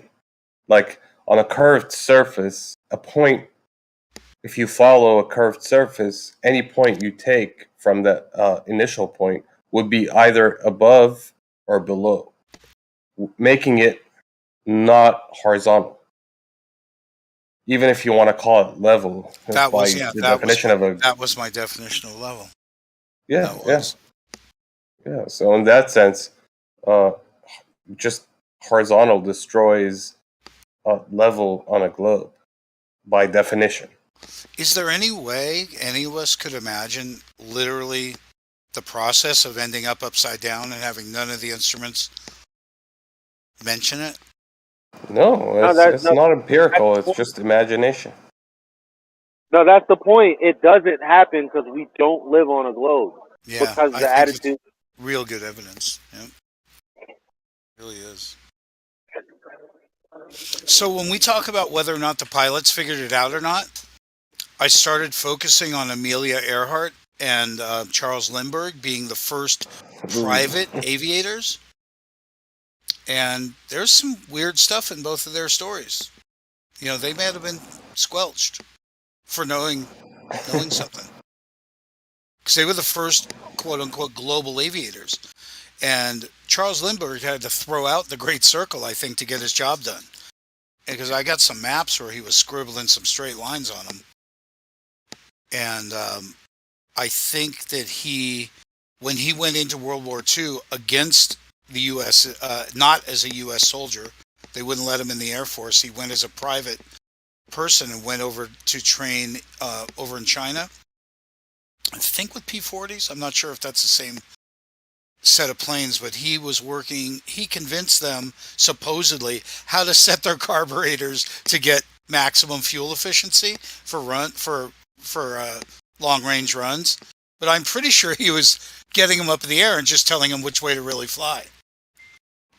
And what about the Amelia Earhart story? That's a weird one too. Fuck yeah. Yeah. She disappeared. So, I'm really going to look into both of those people further because both of their stories are vast. Lindbergh had a creepy, creepy life. And they kidnapped his kid, and the mafia's involved, and he had sway over the government, and he was the Jews are taking over. Don't fight Germany, they're fighting the good cause. And he was really fighting against bankers taking over. He could have been right. He could have been right that there was a banking cabal at that time, and he was totally outspoken about it, and they snatched his kid for it. There isn't a banking cabal right now.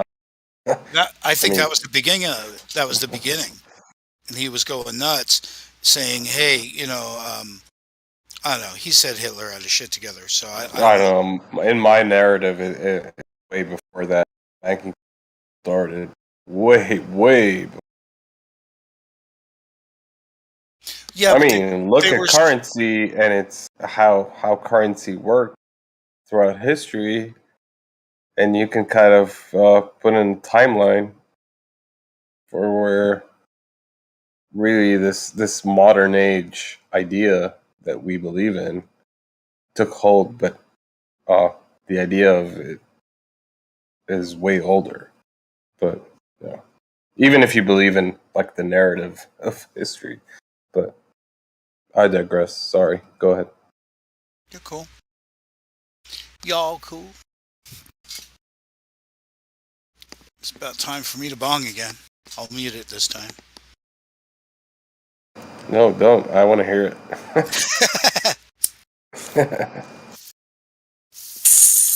I mean, the Amelia Earhart disappearing, because that was right like before World War II, like the South Pacific, and yeah, who knows what went down there, but it was right around that time where they were.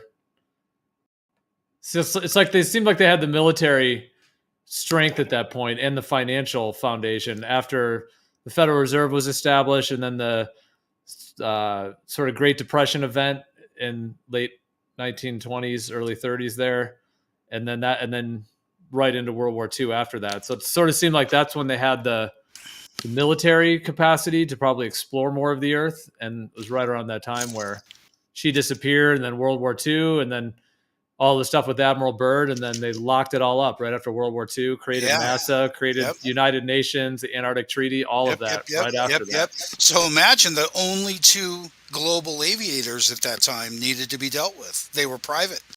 They were totally private. Really, they were getting funding on their own. Charles Lindbergh, when you looked him up, the dude was by far the most famous person on Earth. He was an incredible moment in time where he was just deemed like John Glenn, maybe, like aviation was such a big deal at that time. Aviation is part of exploration. Yeah.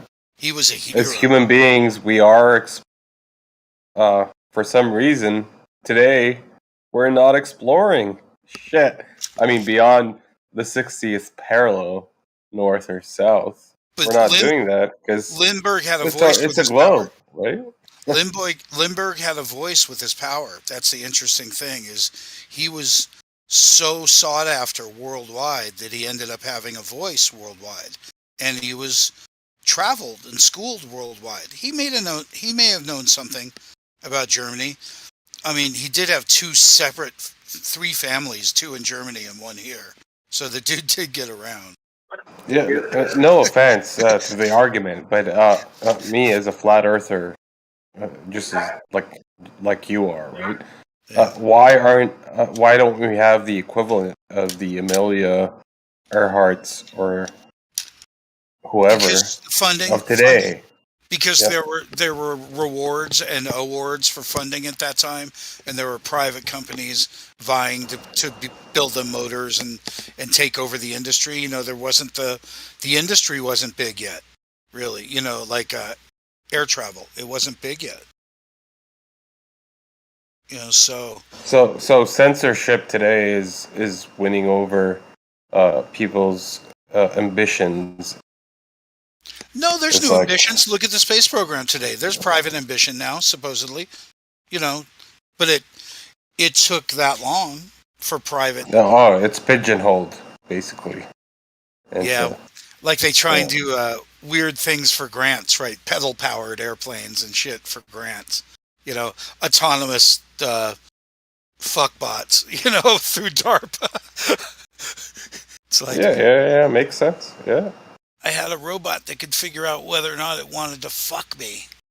You know, that's progress. Yeah, an AI try to give me an illustration of 2055. Wow, that's just mind blowing. A robot. AI. So I think, this early flight's a key. You know, it's something we kind of missed, but there was private aviation at that time, right when they started to discover the world. I think both of those. Unpolluted and uninitiated exploration. I think real both of them exploration. That's why we. Yeah, go ahead. Sorry. I think both of them knew the Great Curve is garbage. I think they knew that there was no globe. That's well, I never try to establish people's intentions, but But imagine setting your course, right? You're going to run out of fuel and fucking die. This is how critical it was for them. And they had to trust their gut. They had to trust their gut. And Lindbergh didn't die by trusting his gut. And I think it was by a couple of gallons that he essentially threw out water at the end and brought between his legs or something stupid like that. It was really down to the wire. And I think he had to modify his course based on his own charting. And there are some maps I'll throw them into. All it needs is narrative, because you can drive it either way with a narrative, and that's fine. I'm not untrue. I'm just saying it could go both ways if you're the driver of the narrative. I mean, I've seen some of his maps, and he was scribbling stuff on it like a straight line. I just dropped him in chat. Like, he was scribbling over the maps. Like, I don't know where it is, if this is one of them, but I think he was drawing straight lines where there should have been a great circle route. I was just according thinking to that. Glover, that's a straight line.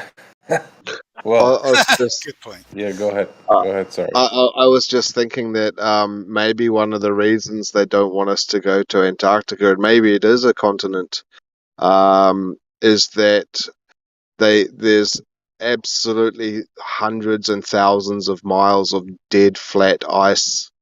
And if you wanted to go down there and check it out, you would find out that ice doesn't curve around the shape of a ball. You'd find out that it's measurably flat on the top of the ice plateaus in Antarctica, and that would not conform to the heliocentric ball model. Measurably and naturally, huh? Naturally. Yeah. Look at the size there. I think I posted just a couple of seconds ago. You could probably see it. One of the photos of the ice shelf. Maybe we could use natural Earth as our new term instead of flat Earth. Well, on a globe, why would the North, being pole or so-called hemisphere, why would that be different drastically from its opposite or mirror side?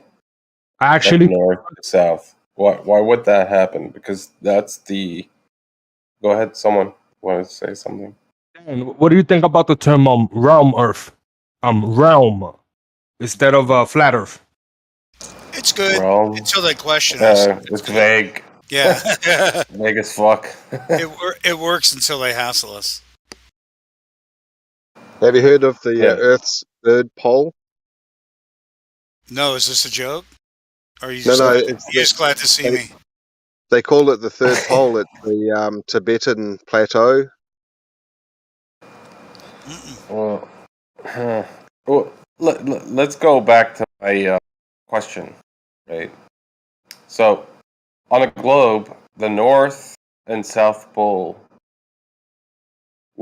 would you expect them to be any different in respect to, let's say, temperatures, wildlife, things like that? Or should they be pretty much equal? I mean, similar, not saying they should be equal, but at least similar from a global narrative or perspective. Or am I missing something? I don't know. I wasn't listening close enough. Yeah, so, well, let's look at, for example, right? Northern Hemisphere, quote unquote, versus Southern Hemisphere. The highest temperatures ever recorded are in the Northern Hemisphere. Lowest ever temperatures recorded, Southern Hemisphere. South versus North. Life, biological life, whether it be plants, animals, birds, whatever, right? Mm-hmm. Antarctica has basically or virtually no biological life other than marine life. Yeah, you got the penguins who get on the shore. Mm-hmm. Other than that, not a shrub, no fucking plants, no. Like it's the biggest desert according to the global narrative, not according to me. This is not my words. I'm just playing to the global narrative, right? The biggest desert on Earth is Antarctica. There's no life there. Other than the penguins, if you consider that as life, which could be classified as marine, right? Mm-hmm. Other than that, you have nothing in Antarctica. Now, let's contrast that with the North Pole, right? Life. You got all kinds of life. Why is that? Can anyone answer that question? Give me like a valid reason behind this phenomenon? Why? Well, first of there's all, such a difference. First of all, Antarctica, its average altitude is 8,000 feet. Second of all, it's a giant continent shelf of ice, whereas the North Pole is more of like, I mean, it's basically sea level, and it's kind of a tundra, I guess you might say. It's not necessarily ice, but it's essentially sea level. So there's an 8,000 foot difference in altitude typically. Okay, so your reasoning behind it,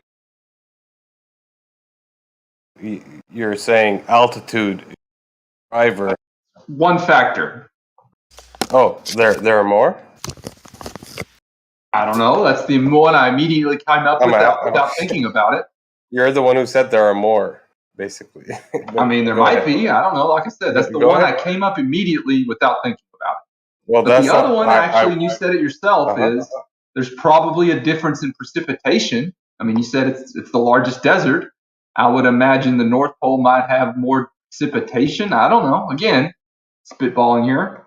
But there are reasons. It's not like it's just, why isn't it the same? Why shouldn't it be the same? Did I say there are no reasons? I mean, what? Come on, man. Did I say there are no reasons? I'm just asking for the reason. Right. That's what I'm saying is you're asking, like, do you expect it to be the same conditions? I mean, sorry, let me rephrase that. On an average, yes. well, not just life, maybe temperature even, like a combination of all these things. They should be somewhat similar, not drastically or polar opposite. No pun intended. Yeah. Well, I mean, they are obviously similar. They're on both a globe. cold. Hold on. Poles on a globe are not, in a sense, polar opposites when it comes to temperatures, life, and so on. If you can present an argument that that should drive these so-called polar opposites, then give me them. I mean, you're giving me excuses why they should be different, not polar opposite. But go ahead. I mean, do you think they should be the same? Do you think that the life in Antarctica should be the conditions or life in Antarctica should be the same in the North Pole as it is in the South Pole? I think 0 versus 100 is polar opposite, but I would expect similar. Let's say 75 to 45 kind of relationship. I mean, I don't know what that means, but I mean, well, I'll tell you what I mean. You have no life in Antarctica. Do you think there is life in Antarctica? Any life? No, I mean, I agree with that. But the thing is, you specifically said it. It's a giant desert at 8,000 feet. It's really cold. The North Pole is basically sea level. It's not as cold. There's more precipitation. I would expect there to be a different environment. That makes perfect sense. Yeah, a different one. Definitely, I know. I mean, how much different would you expect is a very kind of vague and subjective definition. Okay, I'll give you. But don't forget that this is only based on the assumption that this whole region of the Earth, excluding the globe, right? If it's not a globe and it's a vast region of the Earth, and they telling you there's only ice and frozen land and that's it. I mean, there could be something else. There could be other type of environments instead of just frozen area. Because in the globe they tell you it's just a frozen desert, right? But what about in reality? It might be something else. So right now you're asking. Your question is not a bad question, but in reality, no. The question is within the global narrative. There might be something else, right? There could be a different weather instead of just frozen land, and that's it. You know, they just limit. They just tell you it's a frozen wasteland, and that's it. I'll just answer Extremis's question. Do we have deserts anywhere else than Antarctica in the world? Do they lie somewhere in the south or the north? Do we have other deserts? Or is Antarctica a world of its own? It's the only desert. Can you answer that question? What defines a desert? I don't know. I mean, I would say, let's say, with respect to precipitation or dryness, that's one of the factors that would define a desert. But regardless, I mean, Antarctica has got an ice sheet, which is water, right? So when you say dry, it's just like perspective, how you want to see it. But regardless, doesn't matter. Let's say we have 100 deserts, correct? Okay. On this, at least 100 deserts on this earth. Do any of them have a biodiversity that matches Antarctica, i.e., 0, nil, no biodiversity? I'm going to ask, do you think they should?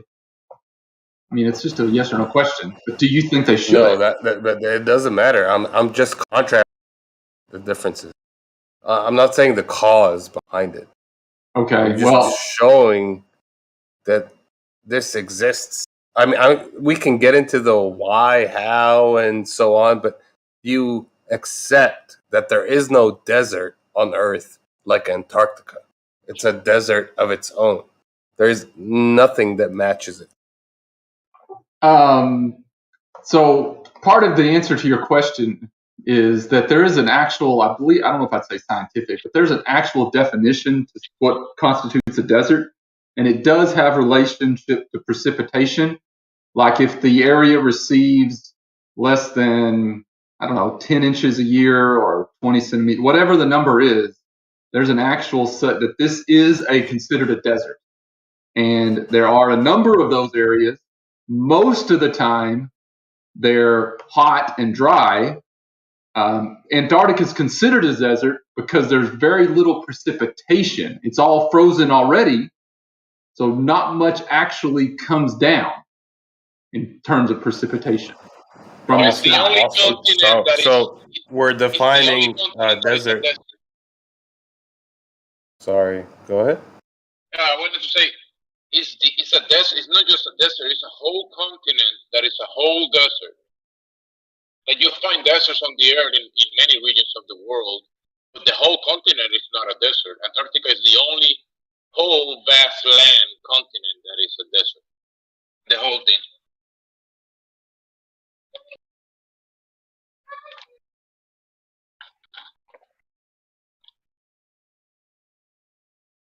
I mean, I'll agree with you, but argument. Is there an argument?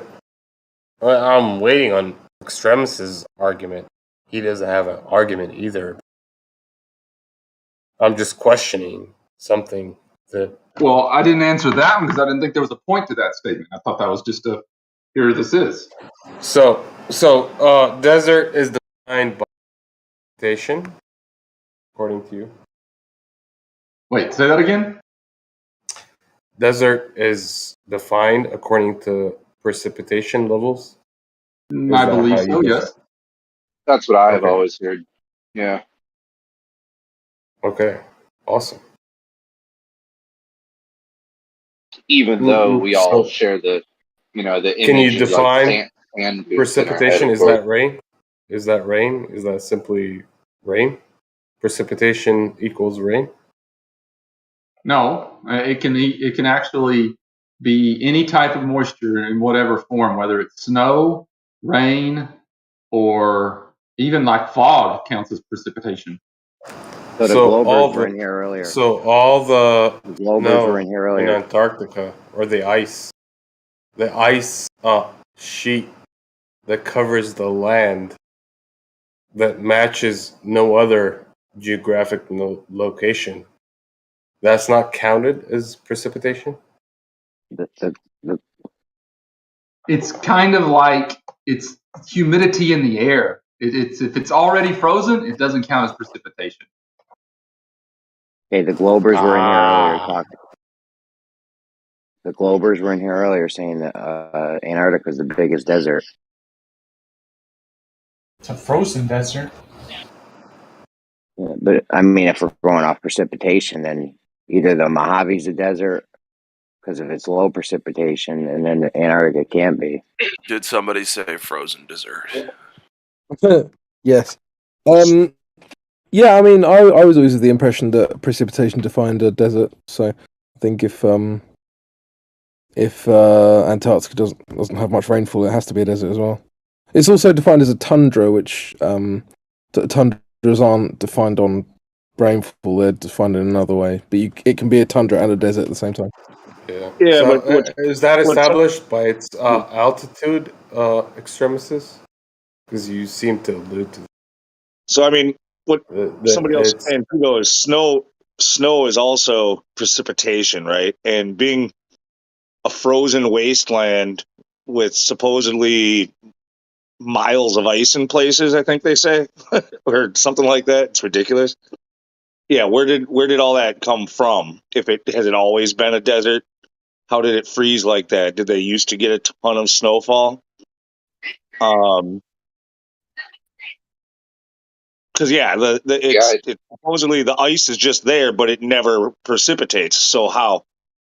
No, they say it gets 2 inches a year of precipitation in Antarctica. That can't account for what they show us there. So if you have ice, imagine. hold on, I'm going to answer the question.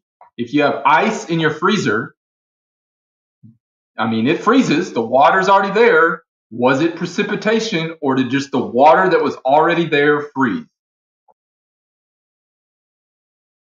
Extremis doesn't know about the internal freezer water cycle, Lamau. I'm agreeing with you, by the way. Yeah, it's yeah. So the water is, above sea level, though. So it would have had to precipitate at some point, right? I mean, if you go back far enough on the globe, of course, you guys would say Antarctica wasn't always covered in snow. I mean, is that the mainstream story about it? That basically, I think it was. It's like a freezer that needs to be defrosted. It's just been, neglected too long. Just building. Fundy just pointed out, and like a problem with the narrative of extremists, right? How the altitude of sea level in Antarctica, or the altitude of Antarctica, just dismisses the idea of precipitation over time. Did anyone catch that, or was it just me? Well, not dismisses, the opposite fact, right? Like Excludes. it insists. No, it insists that there had to be a lot of snowfall once upon a time in order for all that, snow to pile up on top for of that narrative. For that narrative. Or it just 2 inches a year, and it doesn't melt, so it just keeps adding up. Yeah, right on.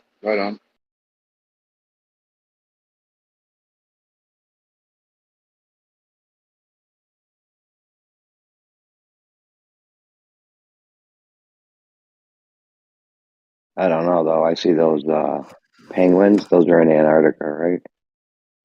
They showed them penguins live in the water. And don't forget the Globers. Don't forget the Globers. The penguins, sorry. When the penguins Sorry, go finish.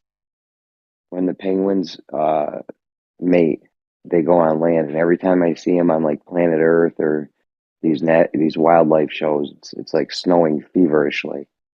Like I'm finding a hard time to believe it's only 2 inches a year. Okay, name another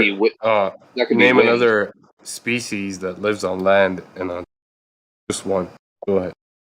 Well, actually, real quick though, but the thing with the penguins too is they don't live inland at all on Antarctica. In fact, from what I understand, is they live primarily or maybe entirely on some of those smaller islands that are a little bit further toward, towards a warmer climate. Like, it's considered Antarctica, kind of like that peninsula that sticks out that people take tours to. Yep, but let's give them. Let's say they do live on. What else lives on land in Antarctica besides penguins? Because is there in the polar North bears Pole, or no? Nope, that's in the north. In the north, okay. Yep. I've seen some videos that they show birds. There's some birds in Antarctica, like seagulls. In Antarctica, like birds. Yes. Birds. One of the oldest videos, they were like recording around the shore of the high ice, what people say the ice wall or whatever, that is like 100+ foot tall. Awesome. And they were recording birds around that There's area. orcas. Awesome. There's squids. Orcas. Antarctic squids. prion, which that's is a bird. marine. Yeah, marine. There's a bird called a prion. Yeah, birds. Prion. Seals. Yeah. So, dolphins. Seals, marine. Yeah. Marine, water. I'm talking about land. land Land animals. Yeah, there's birds. Yeah, just birds. Which would And include seals. penguins. They want the landfill. No, yeah. Well, seals are aquatic animals. If you want to redefine what seals are, but go ahead. Let's call them land animals, according to you. So There might be some seals, creatures that are undiscovered, maybe like a yeti or something. Like undiscovered. A ice yeti. Yeah, A yeti. who knows? Undiscovered animals. There might be. There might be. Well, there might be a genie in your fucking ass. Look up your ass, for example. I mean, That might there be might be a yours. genie. We don't know. I mean, what the fuck? Guys, have you noticed how polar So bears are let's- called polar bears, but no one's ever heard of a polar penguin? Yeah, because polar bears are exclusive to the northern, or the North Pole, or the northern hemisphere, right? There are no They southern live at a hemisphere. Well, pole, right? Pole according to the globe, or pole? What's a pole? Right, well that's the point, isn't it? Why don't we have polar Yes. penguins?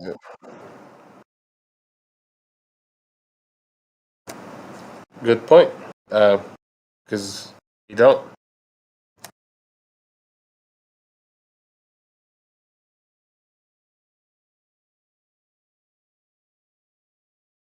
I got a picture for you, Egypt.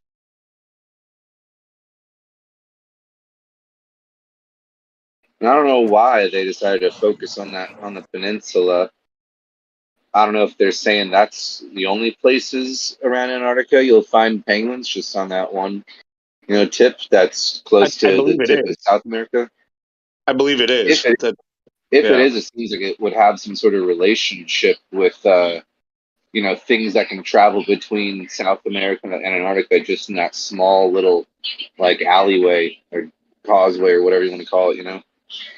Yeah, that's a good point. Maybe the more you would go around Antarctica, the less you'd find on different sides of it. Maybe. Well, I can't speak to what I know. The globe statistics show when it comes to wildlife, other than aquatic, because penguin does fall under aquatic. So does a whale. So does a fucking. I know how a penguin is a bird, in essence, but according to the wildlife statistics of North compared to South, it's not even comparable. Like, it's 0 to 1, basically. There is nothing. There's nowhere on Earth where there is no life as much as Antarctica. And that cannot be explained. They try to explain it. I mean, Extremistus had to go. He said the altitude, right? The altitude is not a fucking. I mean, we have altitude, like the highest altitudes on Earth, i.e., Mount Everest and so on. They still have life. They have shrubs, plant life, bacteria, so on and so forth. Antarctica, not so much.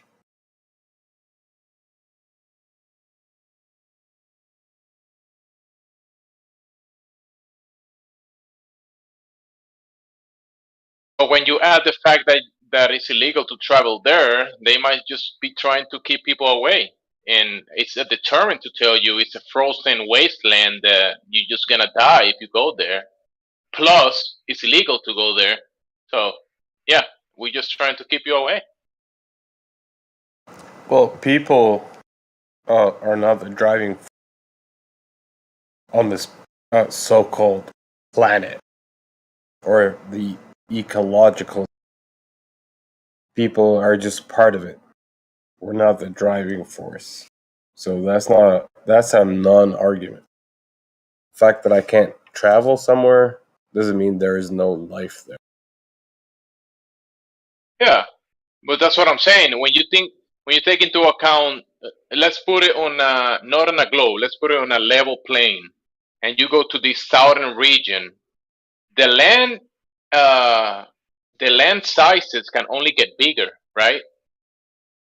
Like if you're in the middle of the plate, in the middle of the plane, and you just keep moving south, these regions of land, I will guess, to the Antarctic area. It wasn't Captain Cook that said that he traveled like 60,000 miles or something, or 40,000 miles to go around it or something? Yeah, I just blame it on the temperature, right? The lowest ever temperatures recorded on Earth are in the southern so-called hemisphere. I'm not even going to go to poles, right? Highest ever temperatures recorded on Earth are in the northern hemisphere. How do you explain that on a globe? Highest ever recorded temperatures were recorded in the northern hemisphere, lowest in the southern. Look it up. The lowest temperatures ever recorded on Earth were in the southern hemisphere. Why is that? Can someone explain that to me in a global narrative? Or any narrative? So the south is colder than the north? What is your? I mean, that's my next question.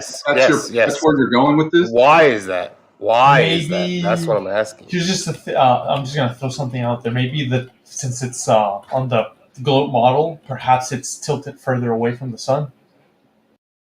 But it's not, according to the globe model. No, on the globe model, both sides are tilted evenly. And in fact, in the northern winter, southern summer, it's closer to the sun. Earth is actually closer to the sun. Yes, thank you. So explain what I just asked. You understand my question. Which one's colder on average? The south is always average or by absolute number. South is colder. Yet it's closer during the summer, closer to the sun. The Earth is closer to the sun during the southern summer. So, can you come up with any possible explanation for why this is true?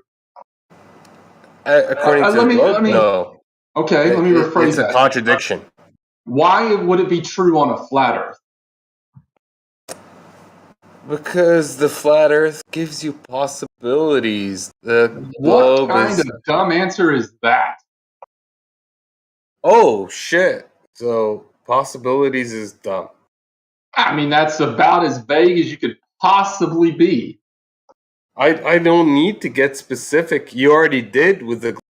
You called it a globe, so you made it specific by definition. And it defies known logic and observation. So it's not...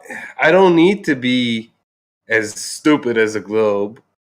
Does the south, the Antarctic pole, have higher mountains perhaps? More ice also?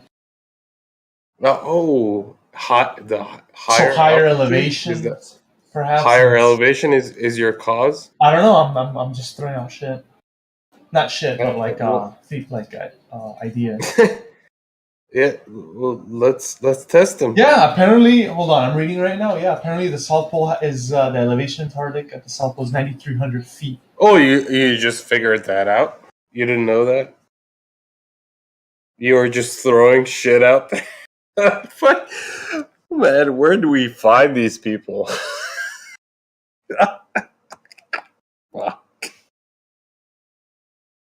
I already said that like 3, 4, 5, 6 times.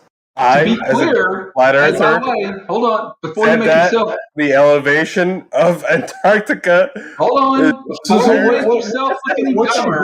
What's your goal here? Is just to sit there and laugh? like reading. Yeah, laugh at people like you who pretend to have what? points when they read some shit on Google. I'm not even trying And- to debate you. You don't even know if I'm a globe or a flat Well, earther or what. That's what I was gonna say. Okay, so are you a glober or Let a me ask flat you earther? something. What's up your ass, Let's buddy? set some Because you have such an shit attitude, straight. huh? You little Are fucking you a shithead. glober?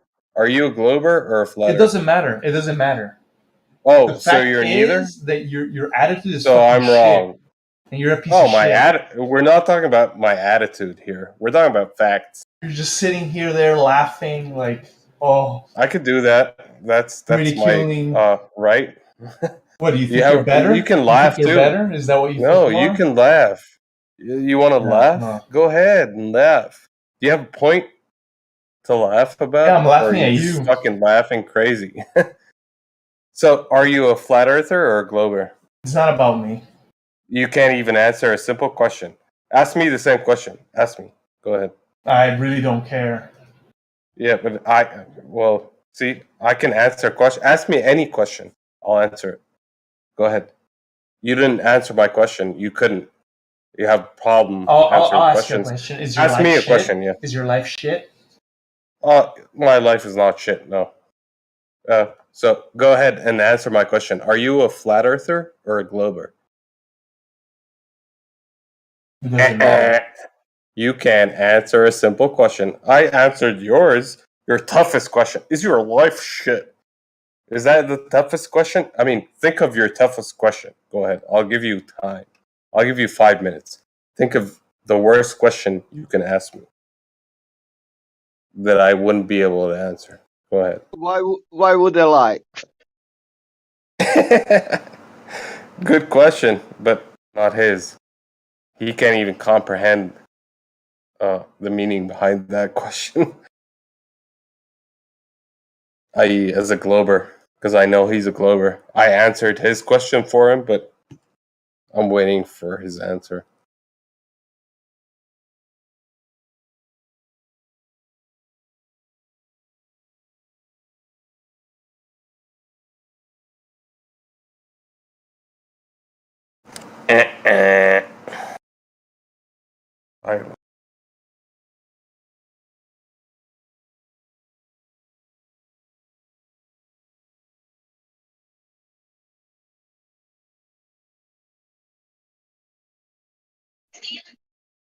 So you're aware on the globe that the northern hemisphere is mostly covered in land, and the southern hemisphere would be mostly covered by water.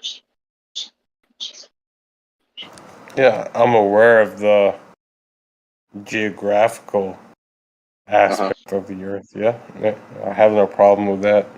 What's your point? But hemisphere is half of sphere. Well, that might be something you'll hear brought up when you're asking the question, why the Might North would set. Might be. Is that? Well, might yeah, be? depending on the globe, or if they think this is true, bring it up. It's likely. It's very likely you'll hear what I'm about to tell you, but they'll talk about how water won't hang on to heat as well as solid Earth does. So that's how they would address the north setting record high temperatures and the south setting record low temperatures, because the north can hang on to its heat that it accumulates throughout the year. Awesome. And Is that the same cause for natural life? Well, they probably go into afterwards that heat just being around, not frigid, temperatures all the time would be conducive to life being there. Heat is sort of an ingredient I love necessary how for you life. just came up with that shit off the top of your head. But are Globers doing the same thing? Yeah, I've heard this. This isn't off the top of my head. So say it again. So there's more water per square mile in the southern hemisphere, and more land per square mile in the northern hemisphere. And land will hold on and accumulate heat better than water will. And so that would be why the north would set record high temperatures versus the south setting record lows. And then what about life? Yeah, and then that would just have to do with life would probably be like a more common thing in places that aren't well, the coldest place on Earth does make sense to have the least life, in my opinion. That's not true, though, is it? I mean, it is true. That's what I if would you, think. Well, the depths of the ocean are the coldest places on Earth. Is that even true? when contrasted, pretty much. I mean, the bottom of the ocean is below freezing temperature. It is. Yeah. The pressure keeps it from actually freezing. But yes, it's 28 degrees. But the bottom of the ocean is not negative 100 degrees Fahrenheit or whatever. There are places that are colder we're not. than the bottom of the ocean. I never boiled down the argument just to temperature or just the altitude. I'm saying the holistic. I mean, we get the same. We can get the same altitude and same temperature mirrored in the north as much as the south, but it wouldn't hold the same biodiversity or life as like if we hold all things to be equivalent, you would never get the same life. Could you make your point more clear? I'm waiting for the point too. Punchline.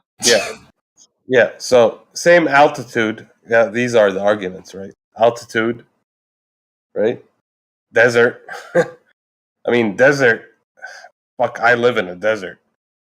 There is fucking life in a desert. It's not a barren place.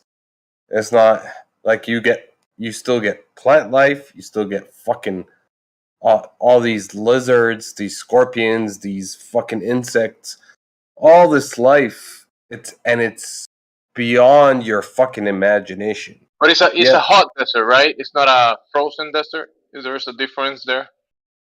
Well, are you saying life only strives in the hot? No, but the warm desert that you're describing, and then the frozen desert, there's a difference there, right? There is a difference, but yeah. So why can't life strive in cold deserts? What's the problem? Do you really want the answer to that question?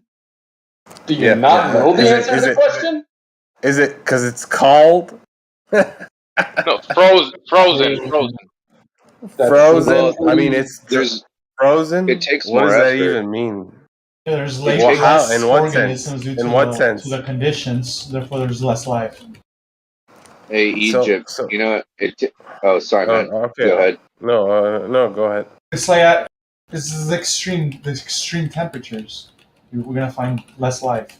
It's that simple. Yeah, hotter dream. So why is there life in hotter temperatures than freezing temperatures? Well, because without access to fire, there's only one technique of dealing with the cold for an animal, right? While there's more than one technique for cooling off, there's only one technique for warming up if you're just an animal without access to fire, and that's by your own bodily metabolic process, right? Like burning calories. How do you think man made AC? I wasn't done, man. Sorry, go ahead. So what I'm saying is that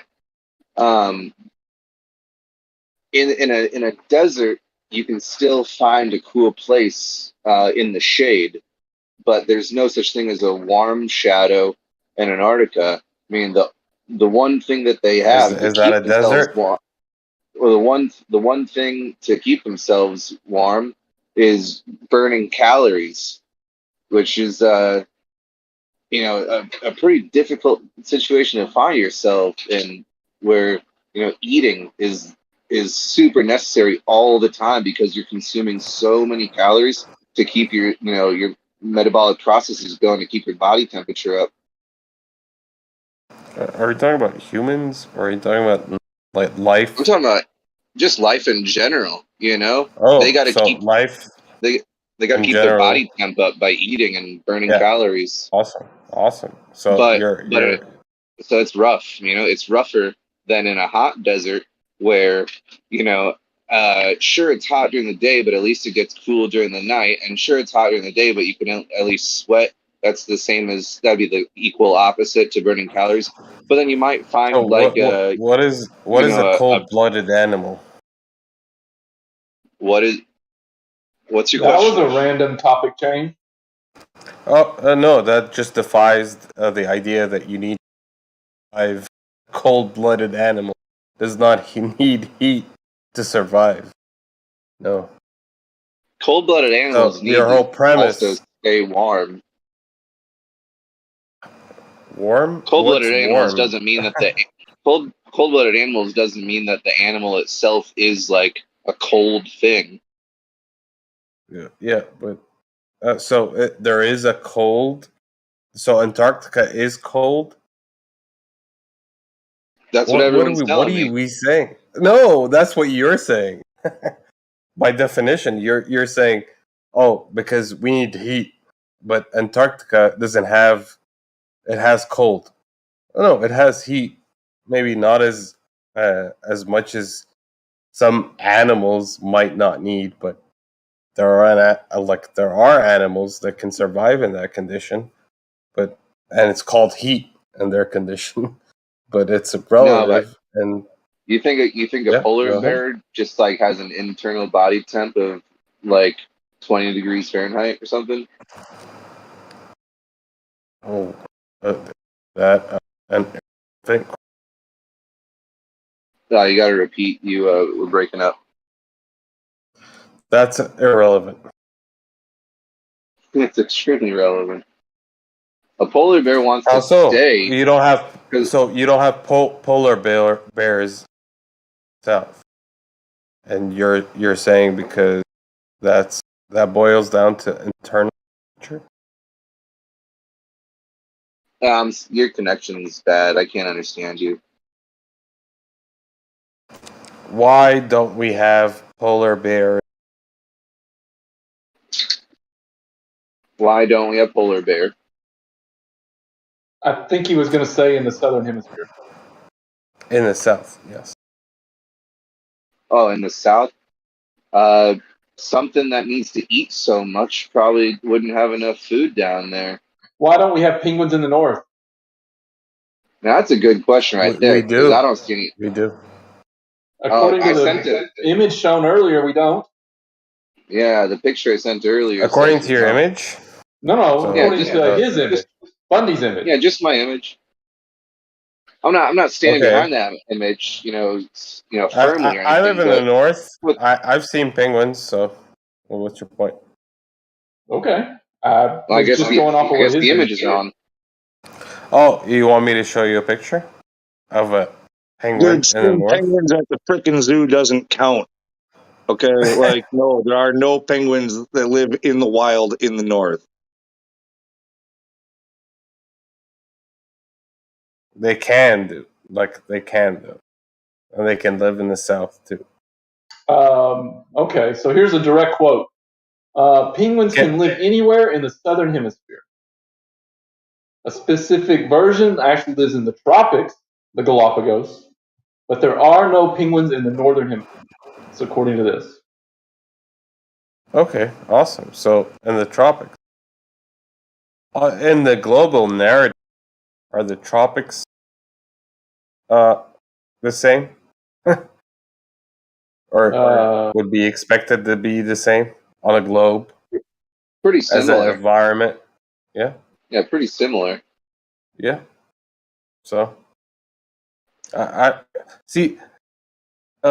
The arguments I'm hearing are from fellow flat earthers, which I agree with, and I have no problem with. I'm saying the possibility exists for these so-called narratives.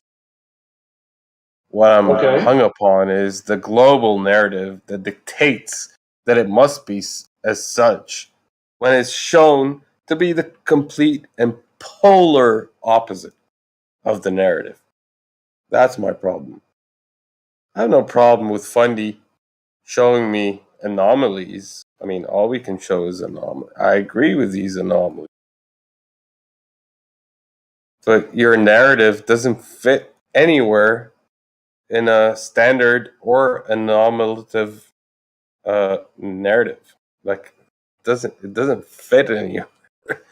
Your globe is just made up.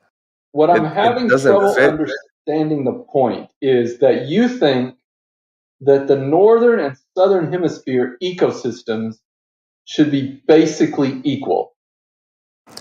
Well, if Earth were a globe, you would expect them to be as such, yes. Why not?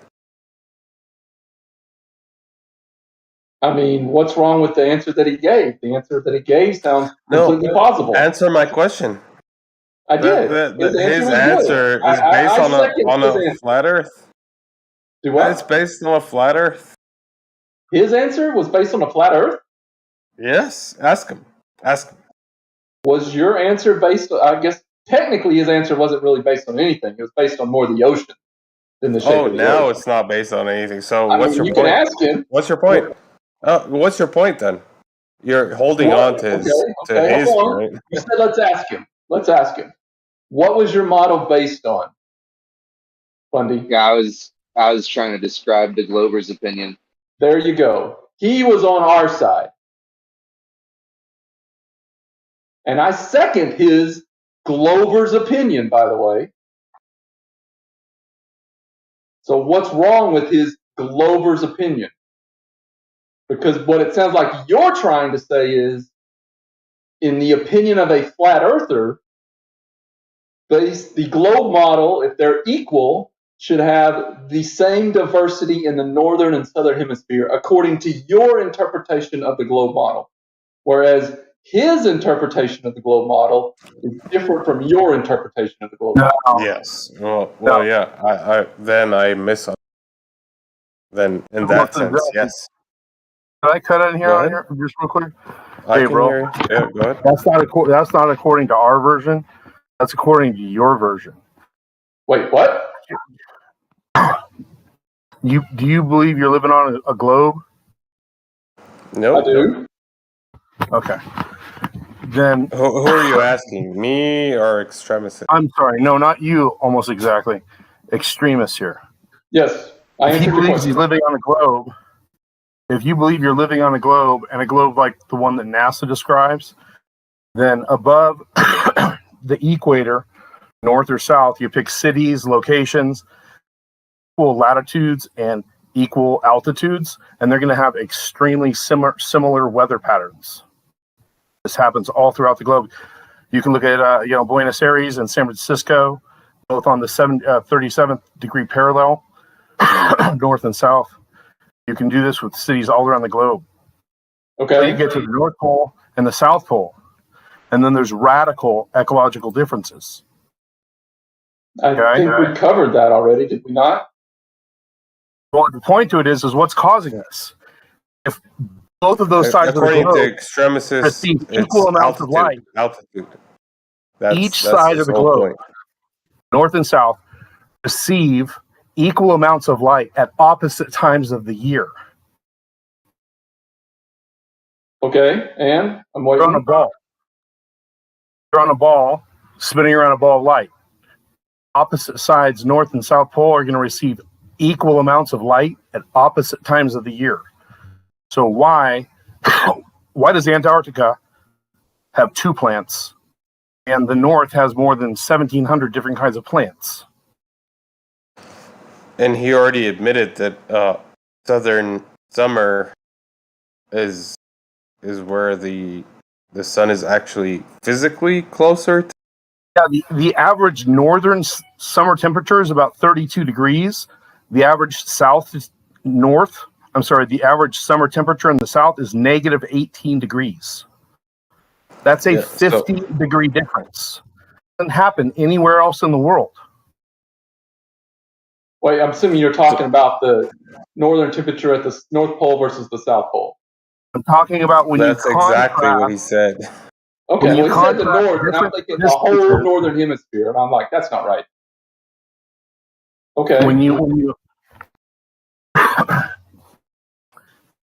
go north or south of the equator, yes, dudes around in the hemispheres, you find locations with the same latitudes and the same altitudes, you're going to find relatively similar weather patterns until you get into the south.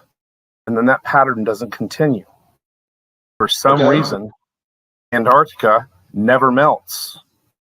It only has 2 plants, whereas its northern counterpart has 1,700. Okay. There are literally hundreds of land animals, mammals, foxes, moose, caribou, squirrel, mice, lemming, live in the north. There's nothing that lives in the south. Not a single mammal. Nothing. I'm going to answer your question, but instead of answering it, I'm going to try to make you think about why that might be true. No, answer the question. I don't want to answer something. That's just like, the whole give a guy a fish and teach him to fish and whatever. Equal light at opposite times of the year, bro. Okay. So that's what my answer to the question, hold on, you asked me a question. My answer is, what is different about the environment at the South Pole versus the North Pole? Besides, obviously the same latitude, what's different about the environment? I don't know, Extremists. Could it have something to do with the relative amounts of land in the far north and the far south? Well, that's one possible area. What else is different? How about what are the differences? There's more than one, so let's get on a list here. Amount of land. Number one is land. Number one is land. Number two, go ahead. Okay, what's another difference? Yeah, this is your show, bro. Go ahead. Number two. I'm looking for answers because, as I said, I'm trying to make the flat earthers think. Because they're just asking pretty fucking dumb questions without thinking about the answer. Okay, so Extremists doesn't know. He says I like to think it's just land. I like to think Extremists, and if I think about it real hard, and I realize there's more land to the north, it also means there's more space for animals to move from the south to the north.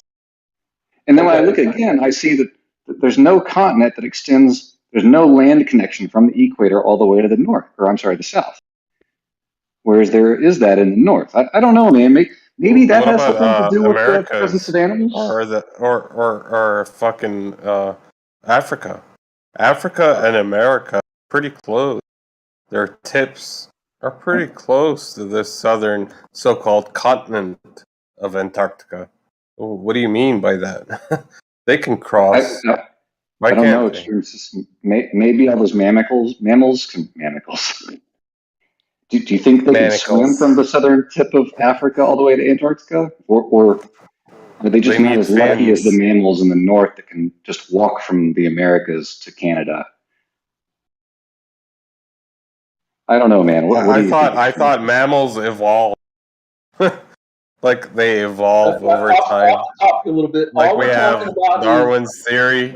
What are the like we were a fucking single-celled organism, and then we could fly, and we could walk. So why can't organisms evolve and walk or fly or swim off of these continents? For the record, are you limiting evolution? Do you not believe in evolution? For the record, I'm actually looking for an answer that we've already covered in this conversation about 30 minutes ago. But like I said, how are you looking for it then? You're looking for it by playing it back? No, I'm expecting a flat earther to repeat an answer that only they have to think about as a possible difference between what's different in the north and what's different in the south? What are some possible environmental factors that might explain the difference in the actual argument from a flat earther perspective is that there is a. You're the like as from a glober perspective, there is no difference unless you're gonna point it out. So give me the differences. That's what I'm asking for. That was the whole point. It wasn't the other way around. Stop trying to project the argument. The argument was the other way around. We accept the normal differences between the so-called hemispheres, right? We accept those, but how do they actually explain something like biodiversity? And you're asking me as an answer, which is pretty fucking weak. So I want to ask. Okay, go ahead. Okay. I would say this. Next extreme is this. Do you find it strange that the flat Earth model actually can predict Antarctica as There's we know no it, flat, and your flat model Earth cannot model. predict that? There you go. No flat Earth model. It's flat. How's that a model then? What's the model? Show it to me. The minute you have a sphere rotating around another sphere, 50% of that sphere will always be lit up no matter what. It's as simple as that. Their model makes a very specific prediction that the Earth will receive equal amounts of sunlight at opposite times of the year every single day of the year. A flat Earth model would not necessarily have to predict that at all. That's all I'm saying. Actually, that's fine. I mean, but in the globe Earth, you still have proximity to the solar body, for example. Does that come into play? How close the Earth is to the sun? No, it doesn't come into play for them. Not for them. I mean, just for anybody. I mean, if as an audience, I think that's really interesting. But I would honestly really like to hear the answer to Extremis' questions, though, regarding the problem you guys put forth about the North. And the South. I'll repeat the question. What's different about the environment? Now, we already covered more land, therefore more room. So what are some other differences that might explain the biodiversity in the globe model? Nothing. Your model in the proximity of the sun. Antarctica. The proximity of the sun. But then you have like areas like Madagascar, which are, close to right next to Africa, and it'll be just completely biodiverse wise. And like you have areas like Australia, which is just completely different too. Yeah, I mean islands have different. I mean, there are species that are specific to certain islands on the. How's that explained on a globe Earth? I'm just saying you could have areas that are close to each other, yet the biodiversity is completely different. It's a fun different fact. in what sense? Like it's just different, like in different quantitative lizards, different sense. type of birds, So everything. two versus 100 species. Would that be the difference you're talking about? I'm just saying, like completely like the whole thing is completely different. Not just two species. Everything is different on Earth. Everybody's different. Everything is black is different. What's your? I see what you're saying, dude. Especially when you brought up Madagascar and stuff like that. Which is right next to Africa. It's like completely different, like biodiversity. It is pretty insane. In qualitative or quantitative? And do you know what the argument is? Is it quantitative? It'd be both. I got per like it has to be square both, miles. But, yeah. Yeah, but what's the significance of different? Is it qualitative, quantitative? Because if it's qualitative, every single point on Earth is qualitatively biodiverse and different from the other. I already made the point that you have islands. Yeah, and that's fine. By a large degree, which is what he was just saying. But what was our whole argument? I kind of just got my back argument. and kind of like just threw that in. Yeah, it's a fun fact, something to remember. Yeah, my whole argument was comparing northern hemisphere to southern quantitatively in regards to biodiversity. Not in a qualitative sense. I agree. You have different species in the south than the north. I have no problem with that. That's not my argument. And if you were listening, good enough, you would understand that. So what are you trying to argue? Or what are you trying to say? What's the I want to ask the Extremist a question. Go ahead. Go ahead, Funny. Extremist, you there?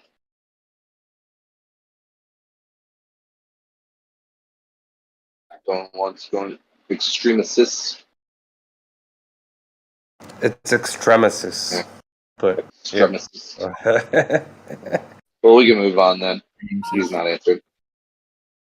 So someone wanted to ask me.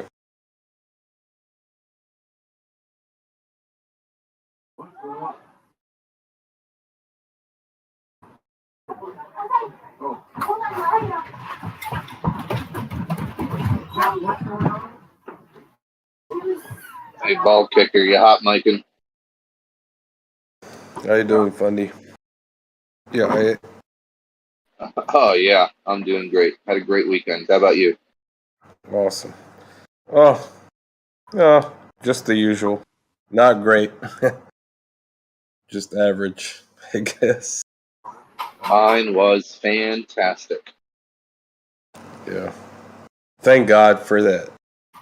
Mm-mm. Well, anyways, I guess I'll bring up to the room what I was going to ask Extremist. I was just going to ask him if he's like a Pangea believer and how he can defend that belief because of what a silly notion it is, you know, in my opinion. I'm still interested to find out the answer to this question. What's different in the north to south? It didn't seem like you guys finished that thought.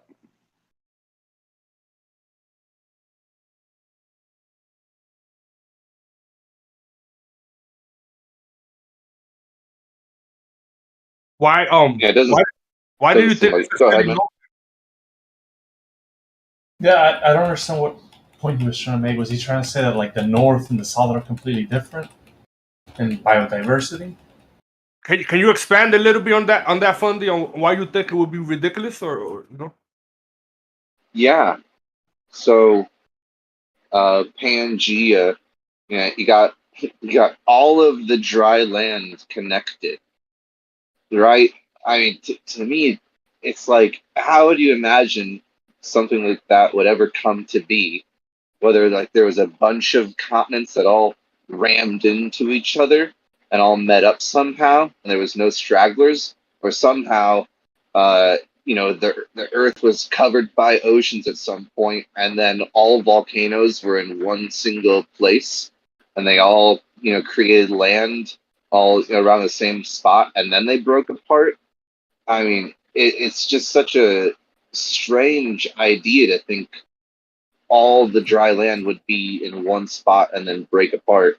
It's still moving apparently. I'm gonna tell you the tectonic plates. They're constantly shifting, right? So they can measure that. All right, so where I'm from,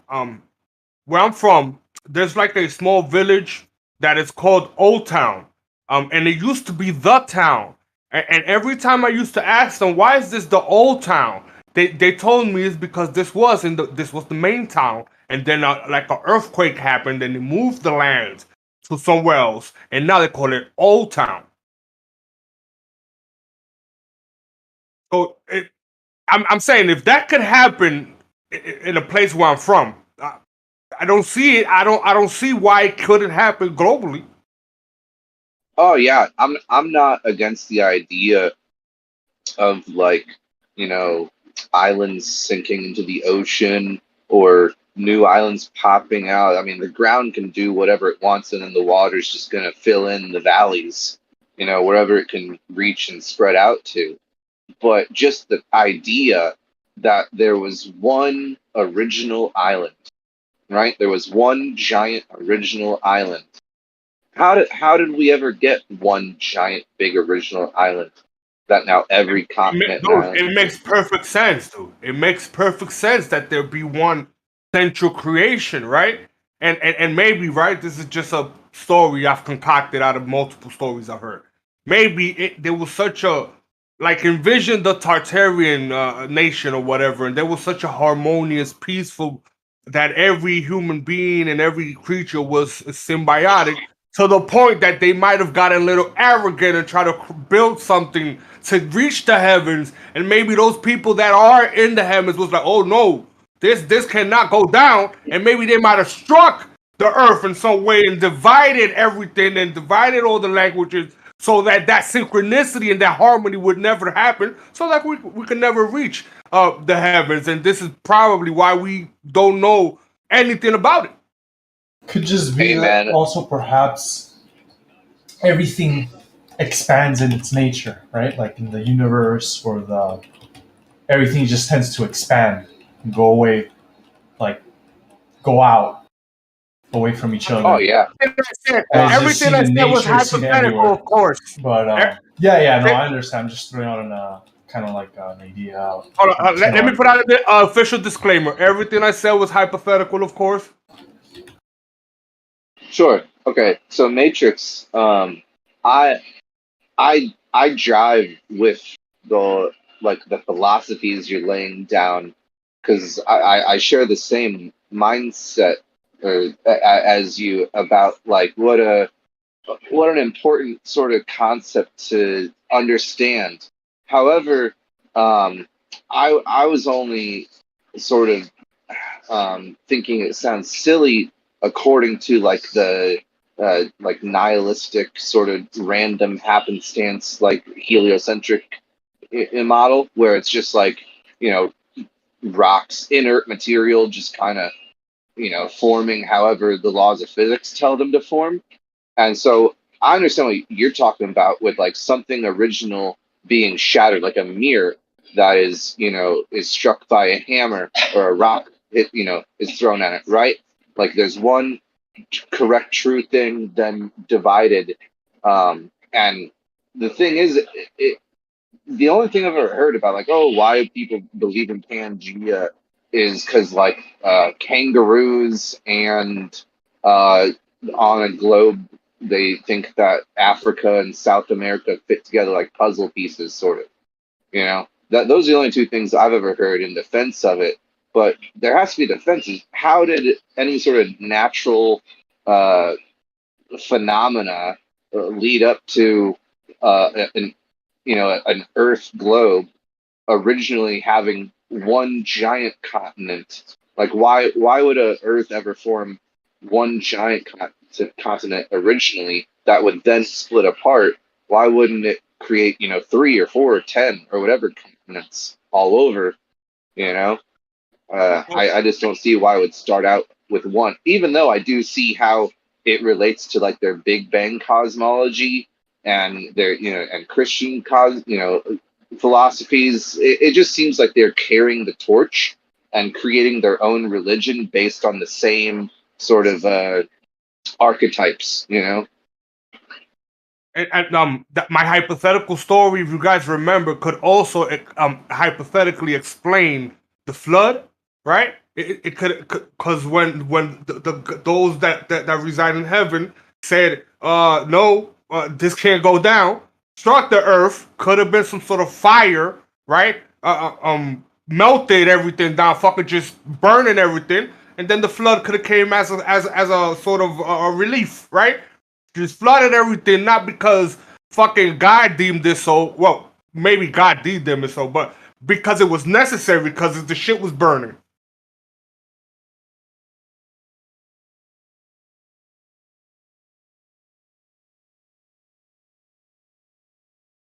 Yeah. One of these ways that, like you mentioned, synchronistic with stuff.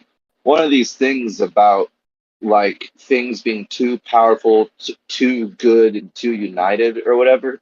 I think relates to how a computer works, where when you ask like some software to run like a video game or something, and your computer's trying to process all these things going on, like I don't know, like Minecraft, right?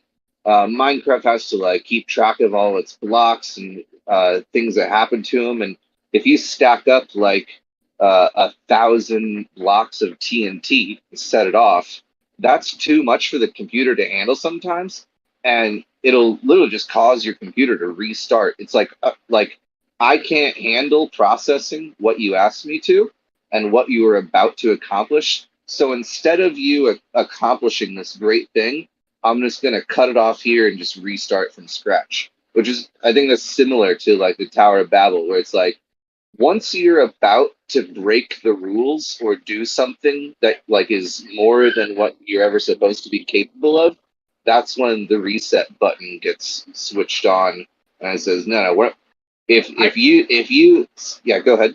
I could possibly expand a little bit on that. Of course, hypothetical, right? This is the realm of hypothetical, right? It could be the reason they were struck down because maybe this place, this realm that we reside in, maybe this place is not meant for that.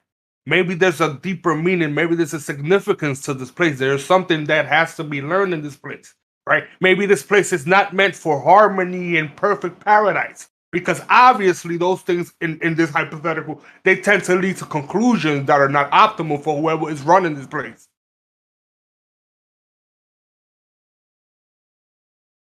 Huh. I hear you. That has a sort of like prison planet sort of vibe to it, though. You know, like you're not allowed to leave until you spend your time. You know. Listen, hold on. Listen, I will give you that. I will give you that. That's how it sounds.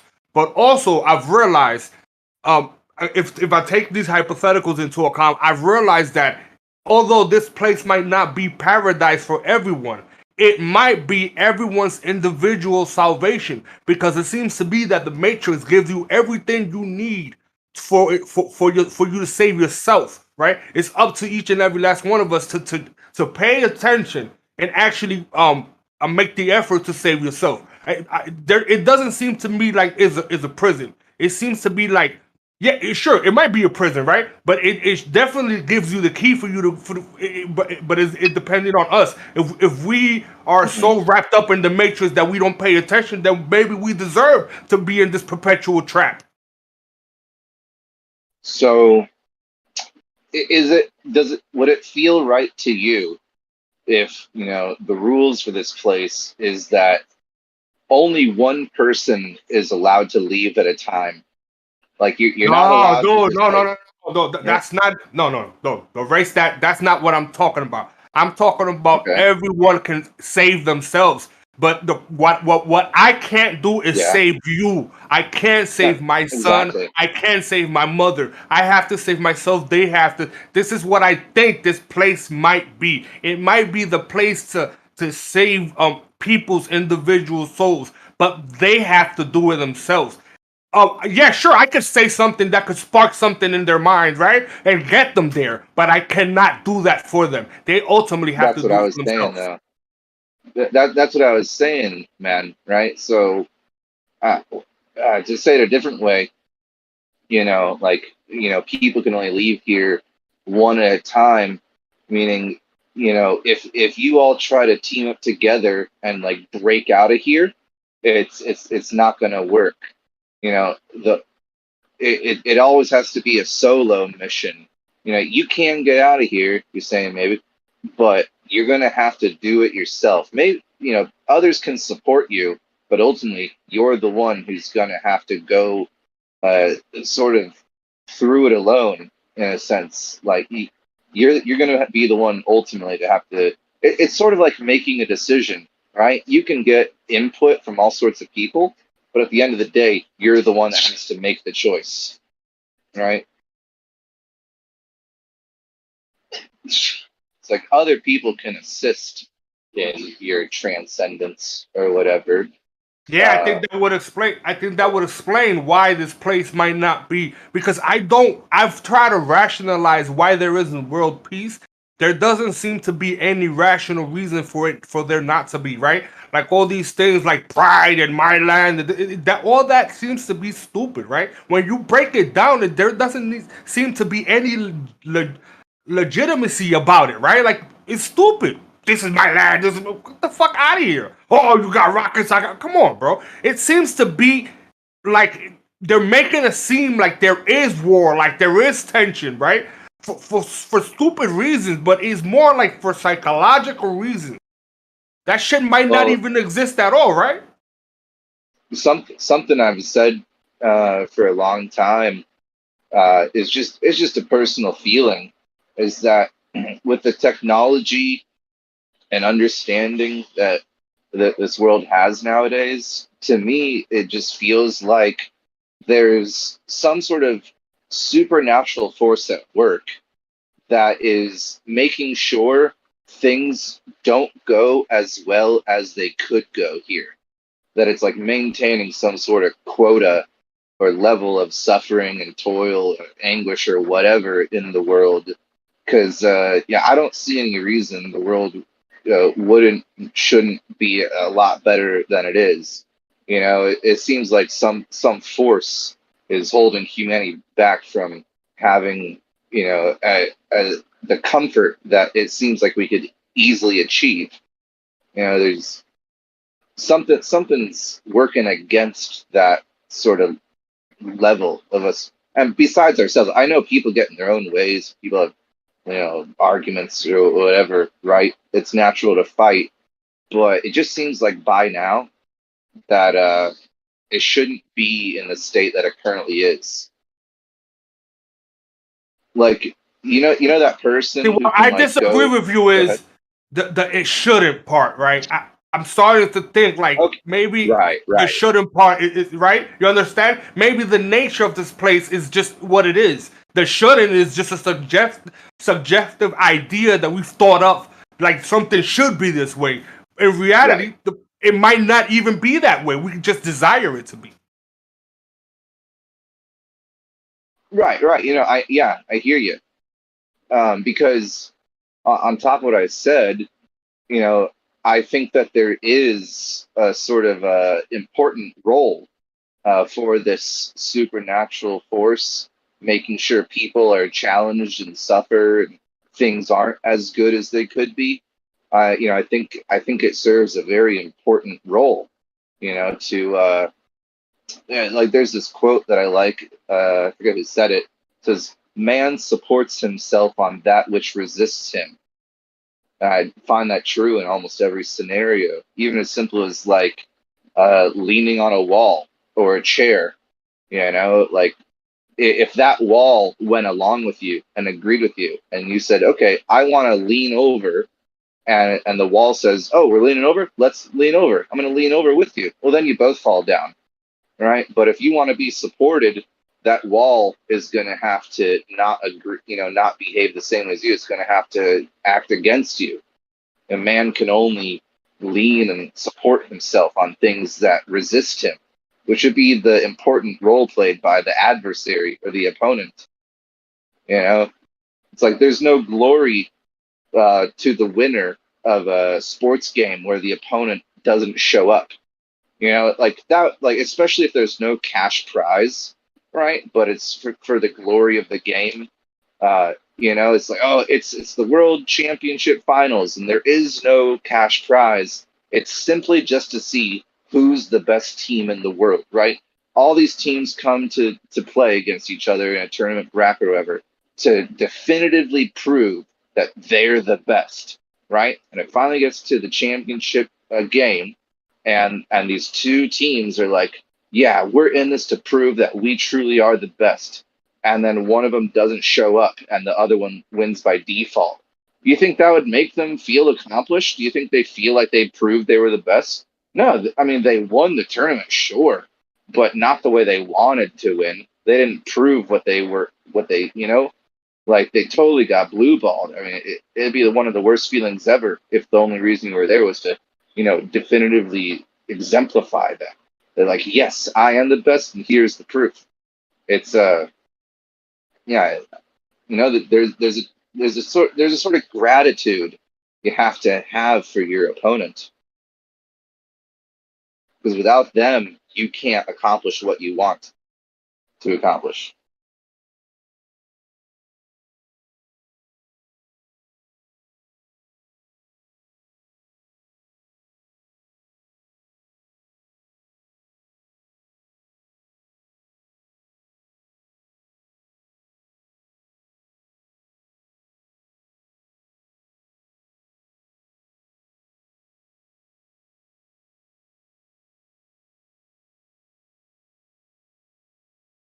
A lot of people on here. What's going on?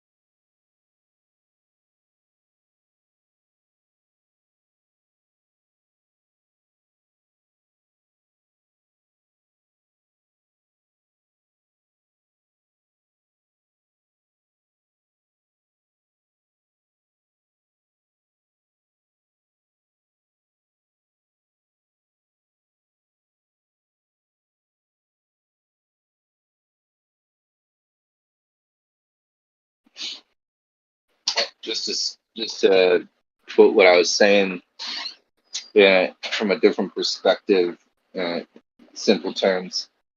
I just want to point out that, if anyone finds this interesting, that there's not an actual solid defined line between competition and cooperation. They're just very interlaced. And there is no clear distinction between these two things.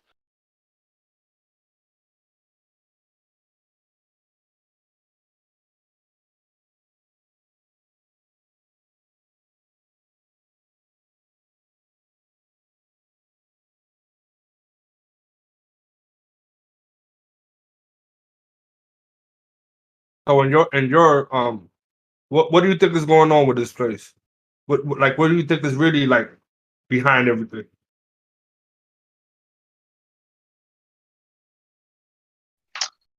That's the big question right there, huh? That's a big question. Do you want to pick a specific category, I don't know, a specific aim? Reincarnation. What do you think is going on with that?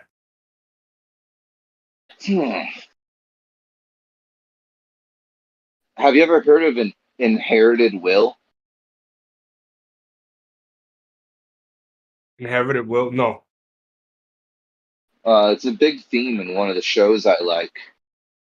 And it's sort of like someone has a dream that they want to accomplish, and they die before they accomplish it, but there were people around him or people who had heard about what this guy was trying to accomplish that think it's such a noble goal that they the baton is passed on, right? The torch is passed from one hand to another for someone else to take it, and it's similar to the Olympic thing where they're trying to light that big flame at the end, but the flaming torch that stays lit is passed between 10 different runners to take it from one place to its final destination.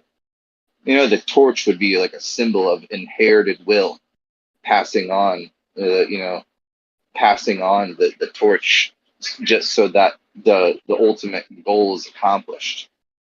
So that would be similar to reincarnation in the way that the ultimate goal would be, living life correctly, learning your lessons, going through whatever you got to go through, learning enough, becoming wise enough, whatever. And like that would be like most people's basic concept of reincarnation, where there's something, there's something that continues from one person's life to some other person's life.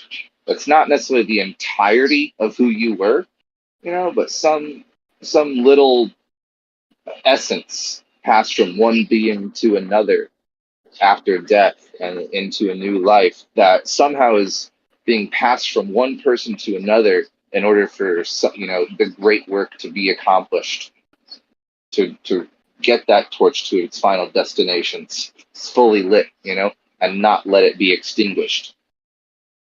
So I don't think such concepts, would even strike a chord with me as they do, in my inner tuning fork. Like there's a resonation with this concept, and I don't think it would resonate so well if there wasn't something real about it. I think that there is something very true about reincarnation.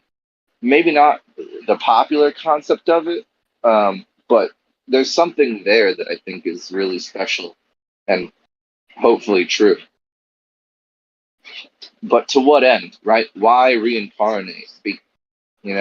Is it another shot? Is it just going around in circles? Like some people's reincarnation idea would just be, oh, I'm born, I die, I'm born, I die, I'm born, I die, and it's just sort of an endless loop that really goes nowhere. And then some people say, oh no, it's like a passing on the torch towards a final destination, that you're not stuck in a loop. This is all actually building towards some ultimate end. It could possibly be some sort of trap, right? Or it could be some sort of free ride, right? Like let's say during lives, right? Like let's say somebody dies, right? They go somewhere to decompress or whatever, to think about how he lived that life, all the shit he did, because they probably replay his life in front of him, so he has to decompress before he jumps into another life, right? There could be that area of so-called heaven, that hypothetical place that everybody goes to after life, that could just be some sort of station or some sort of, it's like some sort of waiting station where you decompress and just decide to jump back into another life. But what we don't know is it something that we decide to do, or is it some sort of trap that something has trapped us in that cycle? Right. Well, if you want to know what I really think, and it's something I don't have time to go into full detail tonight, there is someone who I agree with on a lot of levels, and he made a presentation. It's the Quantum of Conscience channel, and he has a video uploaded in the past month or month and a half called "The Last Conversation You Had Before You Were Born," and it takes place. It's a conversation that takes place between like a lesser spirit and a higher spirit, and the higher spirit is giving the lesser spirit a total rundown as much as he can to help the lesser spirit decide whether he wants to voluntarily incarnate onto Earth, because it is a sort of trial that is meant to be overcome and like a growing process, but it comes with a risk, and there are things that can destroy you down there if you let them convince. It's sort of like the vampire situation, where a vampire can't enter into your house unless he's invited in.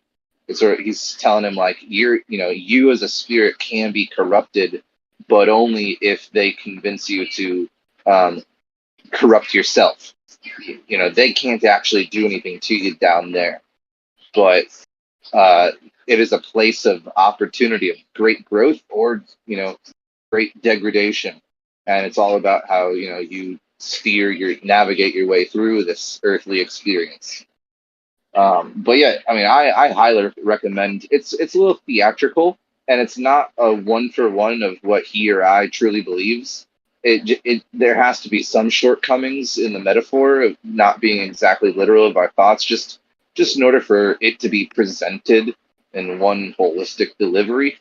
But it gets most of the points across of some, the concepts that I think have a good chance of being like this, the scenario we find ourselves in. The last conversation you had before you were born, is what it's called.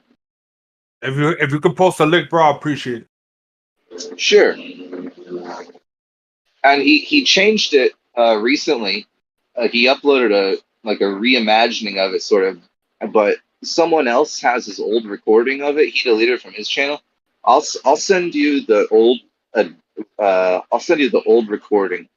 The first time he made it. I think the first time he did it was actually better than the second time.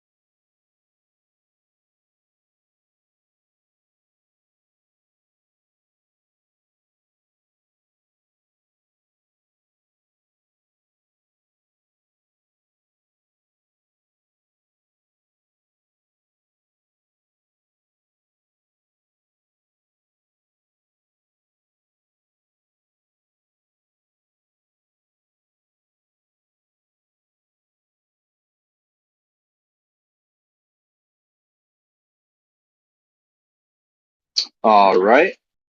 I sent a DM to you of two links actually. One of them is the first one I sent is what I was telling you about, and then there's another sort of theatrical performance he puts on of one possibility. It's the first conversation you have after you die, and that one is like a reuniting of that lesser spirit and the higher spirit in their conversation between them after the lesser spirit was incarnated on Earth and completely failed to accomplish the goal he went down there to achieve.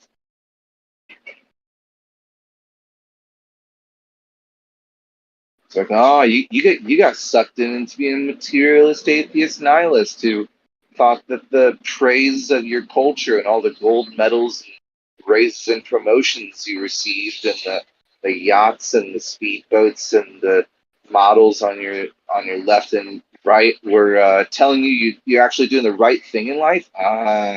Yep, I warned you about this before you went down there. That everyone's going to tell you, oh, you're doing so well. You're living such a good life, when really you're not doing at all the things that you were supposed to be doing while you were incarnated into a body.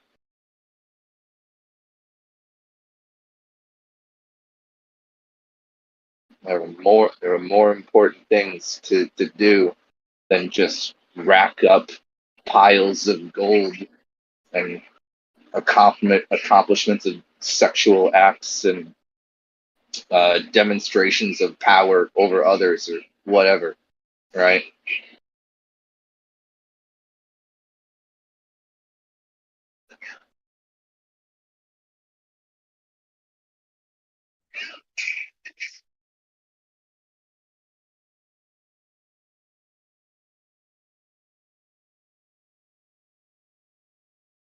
Anyways, hope you enjoy them. I think they're fantastic videos. Never seen anything like it before, too.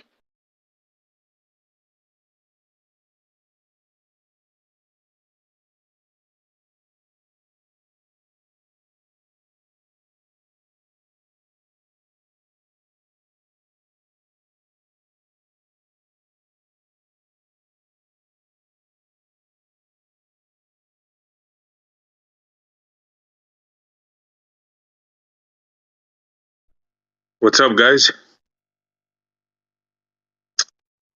Heard you guys talking about. This is SC.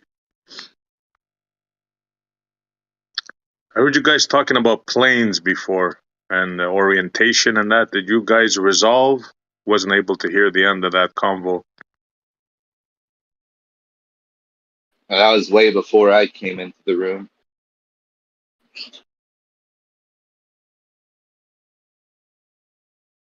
When I hopped in, it was Egypt talking about Antarctica. That's been what's going on for like the past hour and a half or whatever.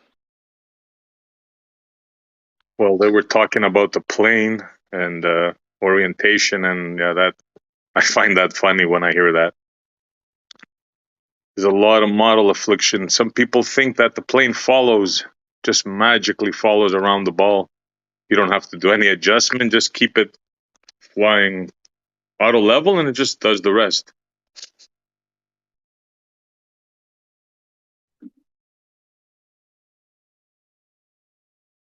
And I heard ballers and flat earthers champion that position. So just wondering how that conversation went.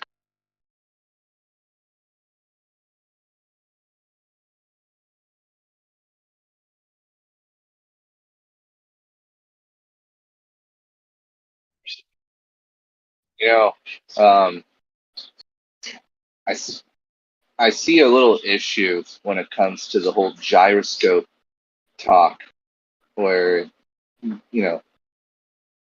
I'm not sure if Glovers want to say this, but I feel like some of them probably do. That like if you got a regular old spinning top, somehow it has enough speed to keep rotating for 24 hours, right? It's big enough, fast enough, whatever.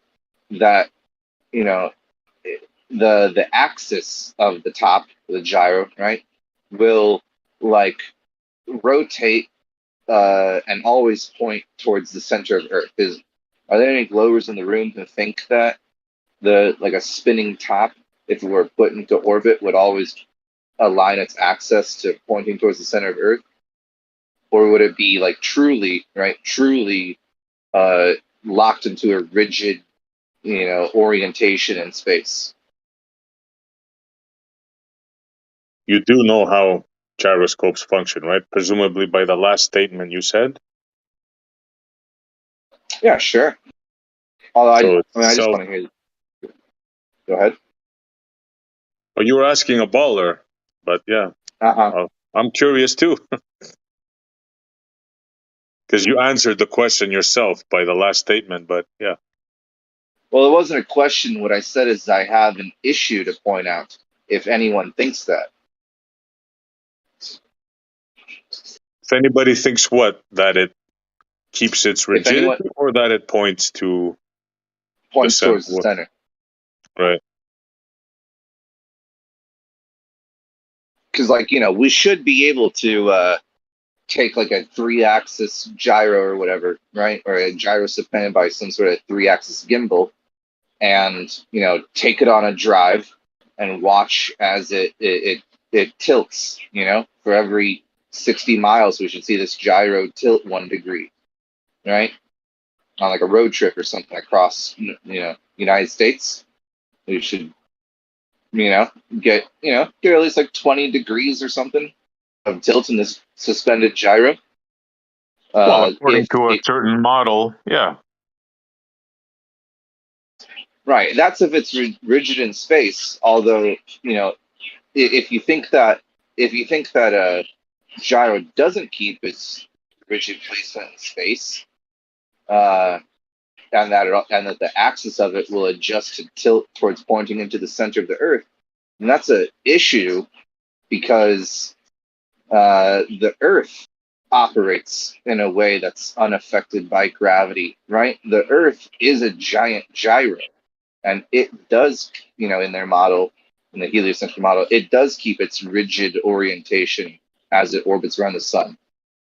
It isn't as if the south hemisphere always points inward towards the sun.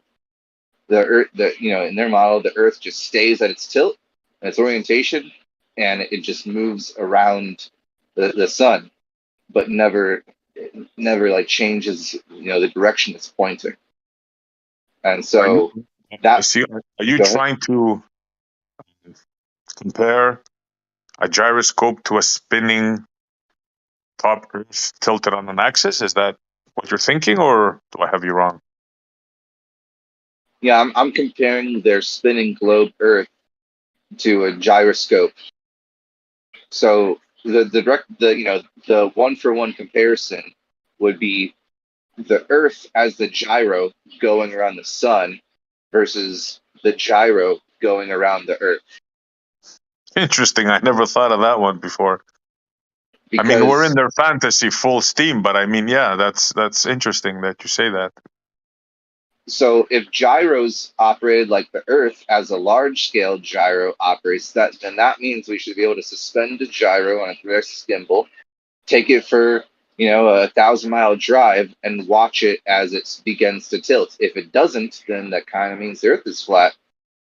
Or somehow large gyros operate differently than small gyros. I mean, their choice. Balls in your court, Glovers. Yeah, but you're kind of conflating things here, because a gyroscope is designed to keep rigidity in space, right? So even in their ball, it wouldn't do anything. What you're thinking. What you would see, if anything, in their fantasy is the base moving. In their fantasy, right? But a gyroscope is designed to keep rigidity in space, right? Right, but to our senses, even though to our senses, according to their globe model, we wouldn't actually see as the gyro stayed still and the base and the gimbal rotated. What would be observable would be the gyro appearing to tilt. So that's where we would actually have like a observation that we could recognize. It would appear as the gyro would begin to tilt the further we drive. Even though they would say it would be the gimbal that's actually rotating around the gyro. I'm trying to understand now. I don't think I fully get what you're saying. If you're on a globe and a gyroscope retains its rigidity, then as you drove with a gyro in your car suspended somehow, right? The gyro is firmly screwed down to the floor of your car, and so what you would be able to notice would be the gyro rotating 1 degree per 60 miles you drive. No, that's the misconception people have. Regardless of what shape the gyroscope is on, it will keep its rigidity in space. The gyroscope. I'm not confused about the. Well, maybe one of us is confused then. Yeah, I think you're confused, man. Maybe. So they got two options. Montreal, maybe I can explain it in a different way. Montreal, what he's saying is that if you're driving over a curved surface, then by nature of the gyroscope keeping its rigidity in space, you would see a deflection. Right, and I'm trying to explain to him that it's the base that would deflect, the car itself, not the gyroscope. That's a big misconception people have. I just want to point that out. That's all. Yeah, I'm not confused by that.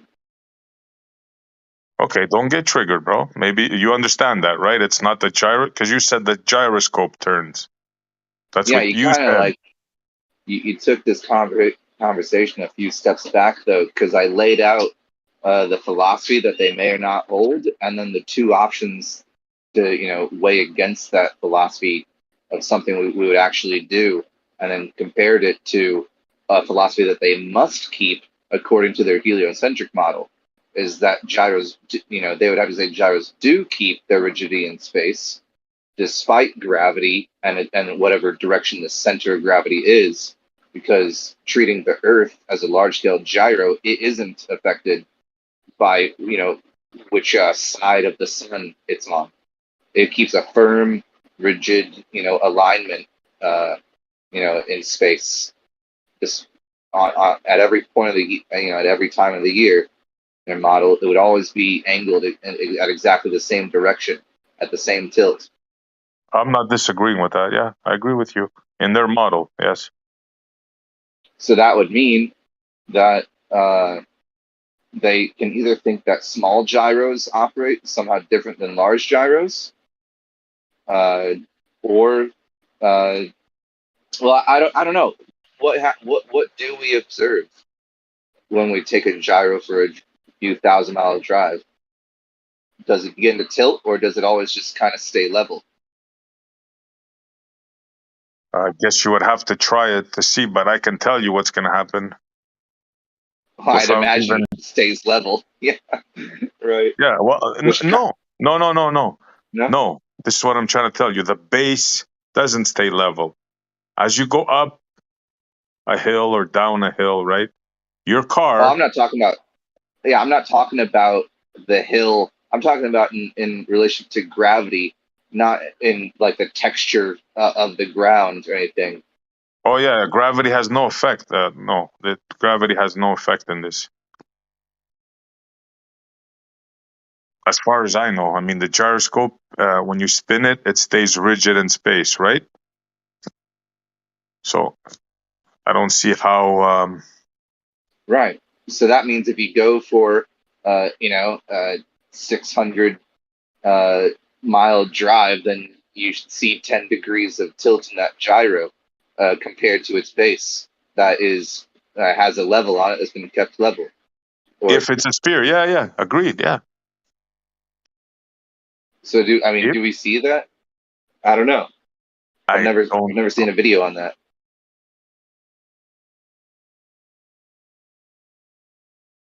Hey, Maldebra, why don't you tell us what your opinion is? Because, you seem to shoot your mouth off a lot in text. Has anybody ever heard this guy talk? Let's see what you got there, Maldebra. Yeah, he's definitely an alt for some other guy. Has anybody ever hear him talk? No, of course not, because he wants to keep his identity a secret. Right. So, dude, you're absolutely useless to me. Got it? Right. He loves talking about me.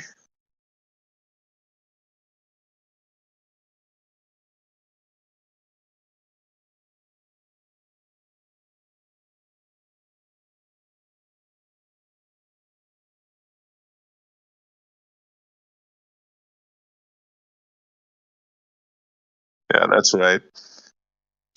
I love it when I trigger these. They're like little girls, eh? You notice that? All they do is like stay in the chat, probably have no life whatsoever, probably in mommy's basement, and just typing away like a useless human being. It's incredible.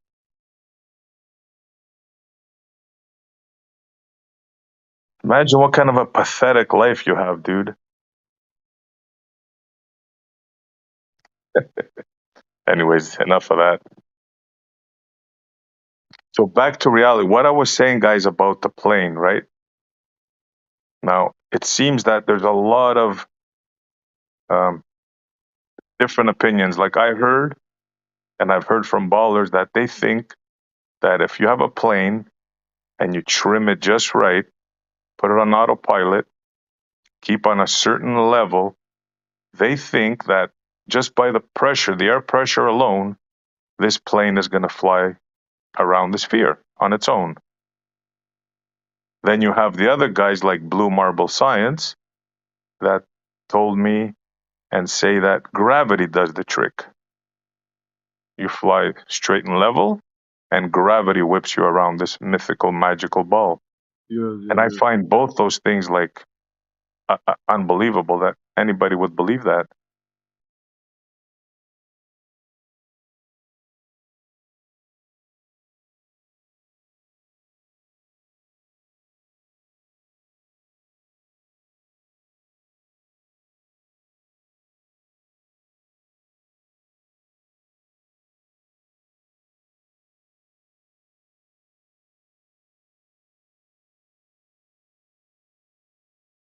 Maybe nihilistic Chris can open his mouth and see what he has to say for himself. Everyone's quiet tonight, huh? It's either madness, everybody at the same time, or nobody talks.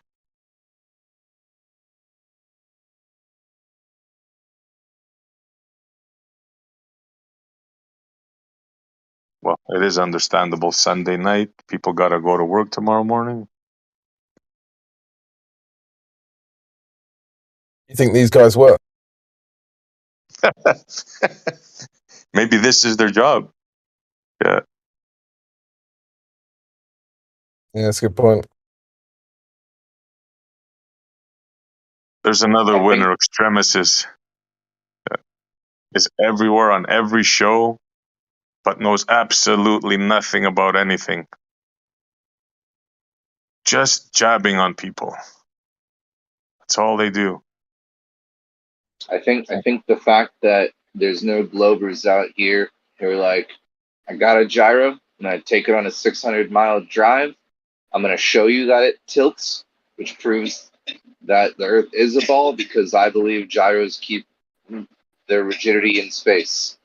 I think the fact that none of them have ever come here, showing that or claiming that, means that they find themselves, stuck between a rock and a hard place, where they have to either decide that they think gyros don't keep their rigidity in place, they keep their orientation to a center of gravity, or that they're not going around any sort of, curve wrapped around a center of gravity.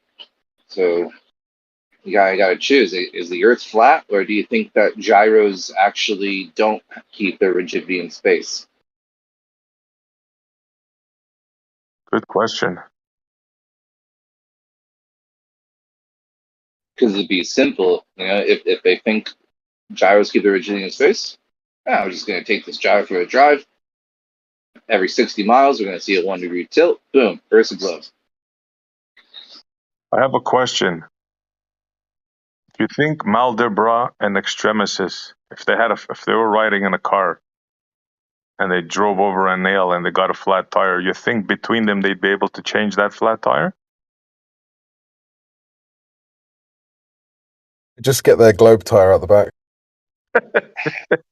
I would bet money they would. I would like to film it too. I bet you they wouldn't be able to do it. I like to think that everyone knows how to change a flat tire, but I've already been proven wrong in my life, assuming that of people, of adults. So I don't know what to think anymore. I'm conflicted. So I'm just jabbing at them because I find it amazing. Like, there's just some people that no matter what, you don't even have to address them. You can just come in and say hi, and they will start just bad mouthing you, like just insulting you, and the troll thing. I find it amazing. Like you guys have. Do you have lives? I mean, it's amazing.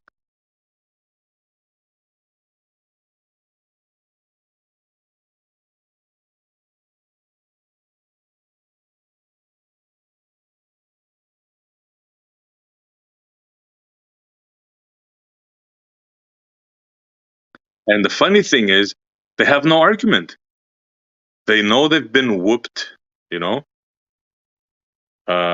in so many ways. Like, their model is just disintegrating in front of them, right? They can't argue. They can't argue water. They can't argue level. They can't argue pressure. They can't argue the sun. They can't argue anything. They don't even know what a straight line is. They can't even get past a straight line. So really, all they have left is just, name calling and the like. Yeah. Really, really sad. And you know what? I'm glad I was part of it, doing this to you. Just remember, I was one of the people that did this to you, that made you chat trolls.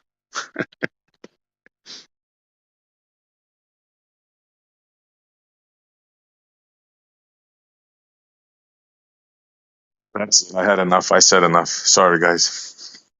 Just had to get that out.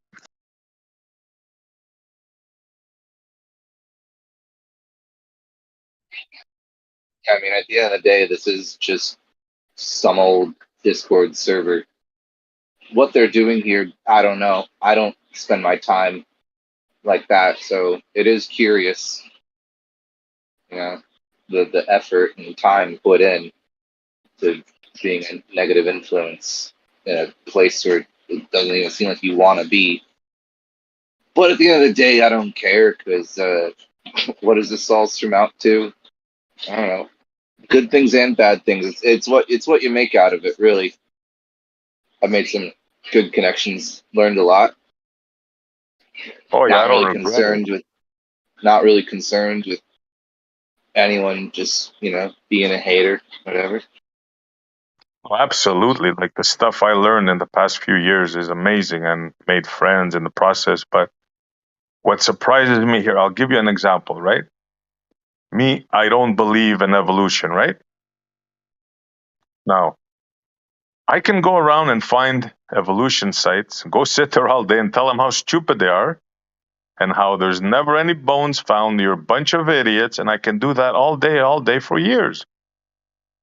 This is the equivalent of what these guys are doing. They think we're stupid. They think we don't know anything. They think whatever we believe is dumb, but yet they're here every day. It's astonishing to me. It's either that or they're getting paid for it. Yeah. If there was a group of people out there that were like, pigs can fly, we know it, and there was a whole group of them, I wouldn't spend all day challenging them. I wouldn't seek out evolutionists and start battling them. Like, it doesn't really seem worth the time. Just doesn't make sense. I mean, you can't rationalize being here causing yourself all kinds of stress unless you're being monetarily profiting from it, right? Because it doesn't seem to me like, imagine that session in the therapy. You explain it to them, what is it that you do all day, right? How would they possibly look at you? Yeah. Well, Doc, I did it again. You told me not to go in, but I just couldn't help myself. I had to go back in there. But it's bad for you. I told you it's bad for you. You're losing your mind. You're going crazy. I know, Doc, but I can't help it. I can't help myself.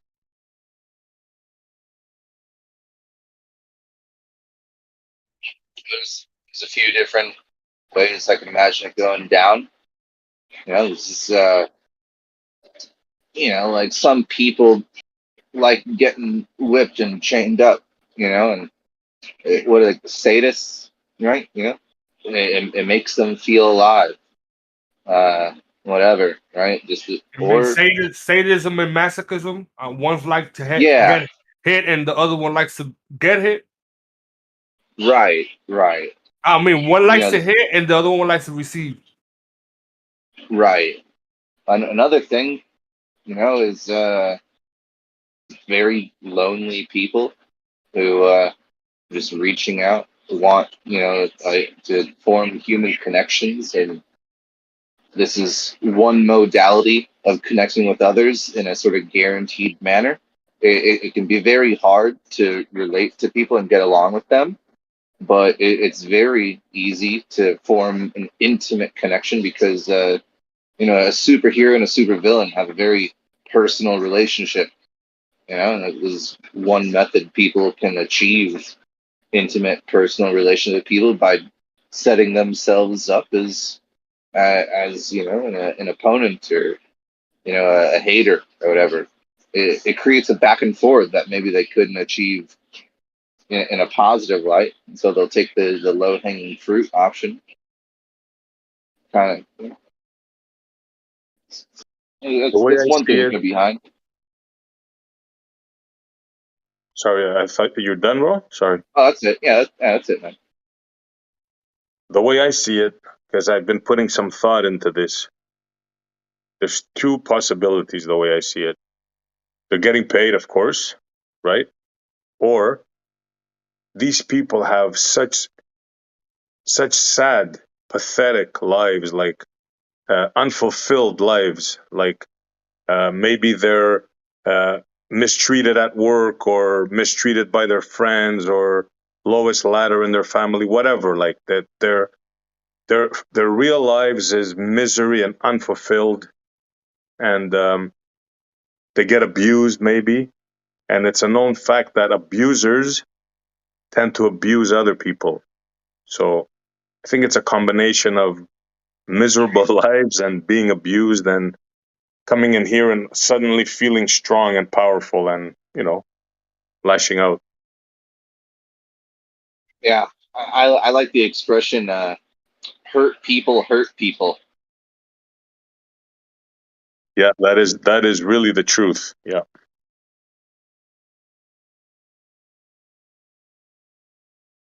So in a way you kind of like feel sorry for them.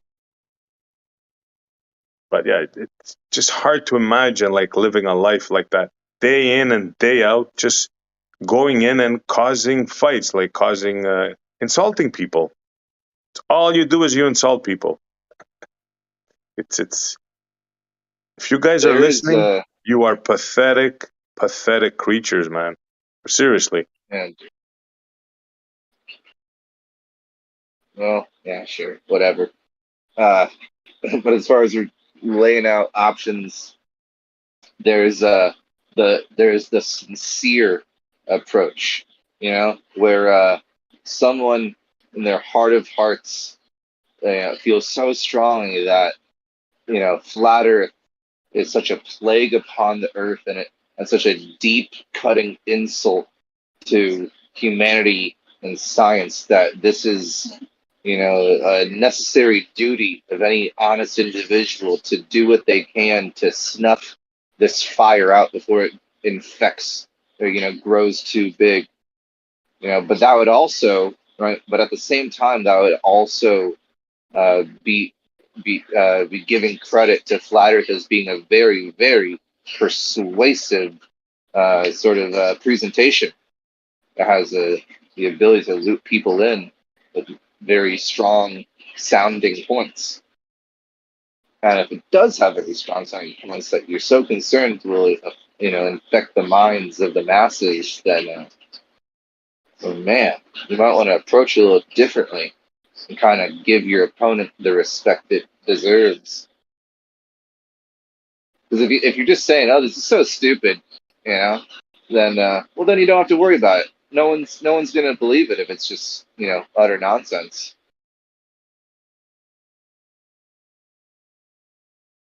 Yeah, it's I don't know. We have a unique group of people. Like the reason why I'm here is like you won't find an equivalent people to talk to in real life. Whether we realize it or not, we know just a hell of a lot more stuff than the average Joe does on these topics, And you talk to a normal person, they'll think you're crazy, like for real. Yeah, that kind of shit actually makes me think about actual crazy people. Is there such a thing as crazy, or is it that the information that they seem to be receiving and conveying is inconvenient for those in power? Well, definitely, yeah. The majority of the people are Stockholmed, right? They believe in their government. They believe in paying taxes and all that stuff.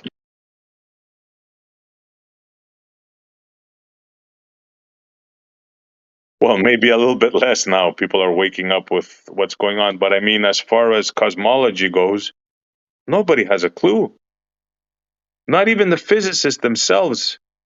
Like we said many times, you bring a physicist in here and you start asking him certain things, and they're gonna be lost, man. They're seriously, they won't know what to say.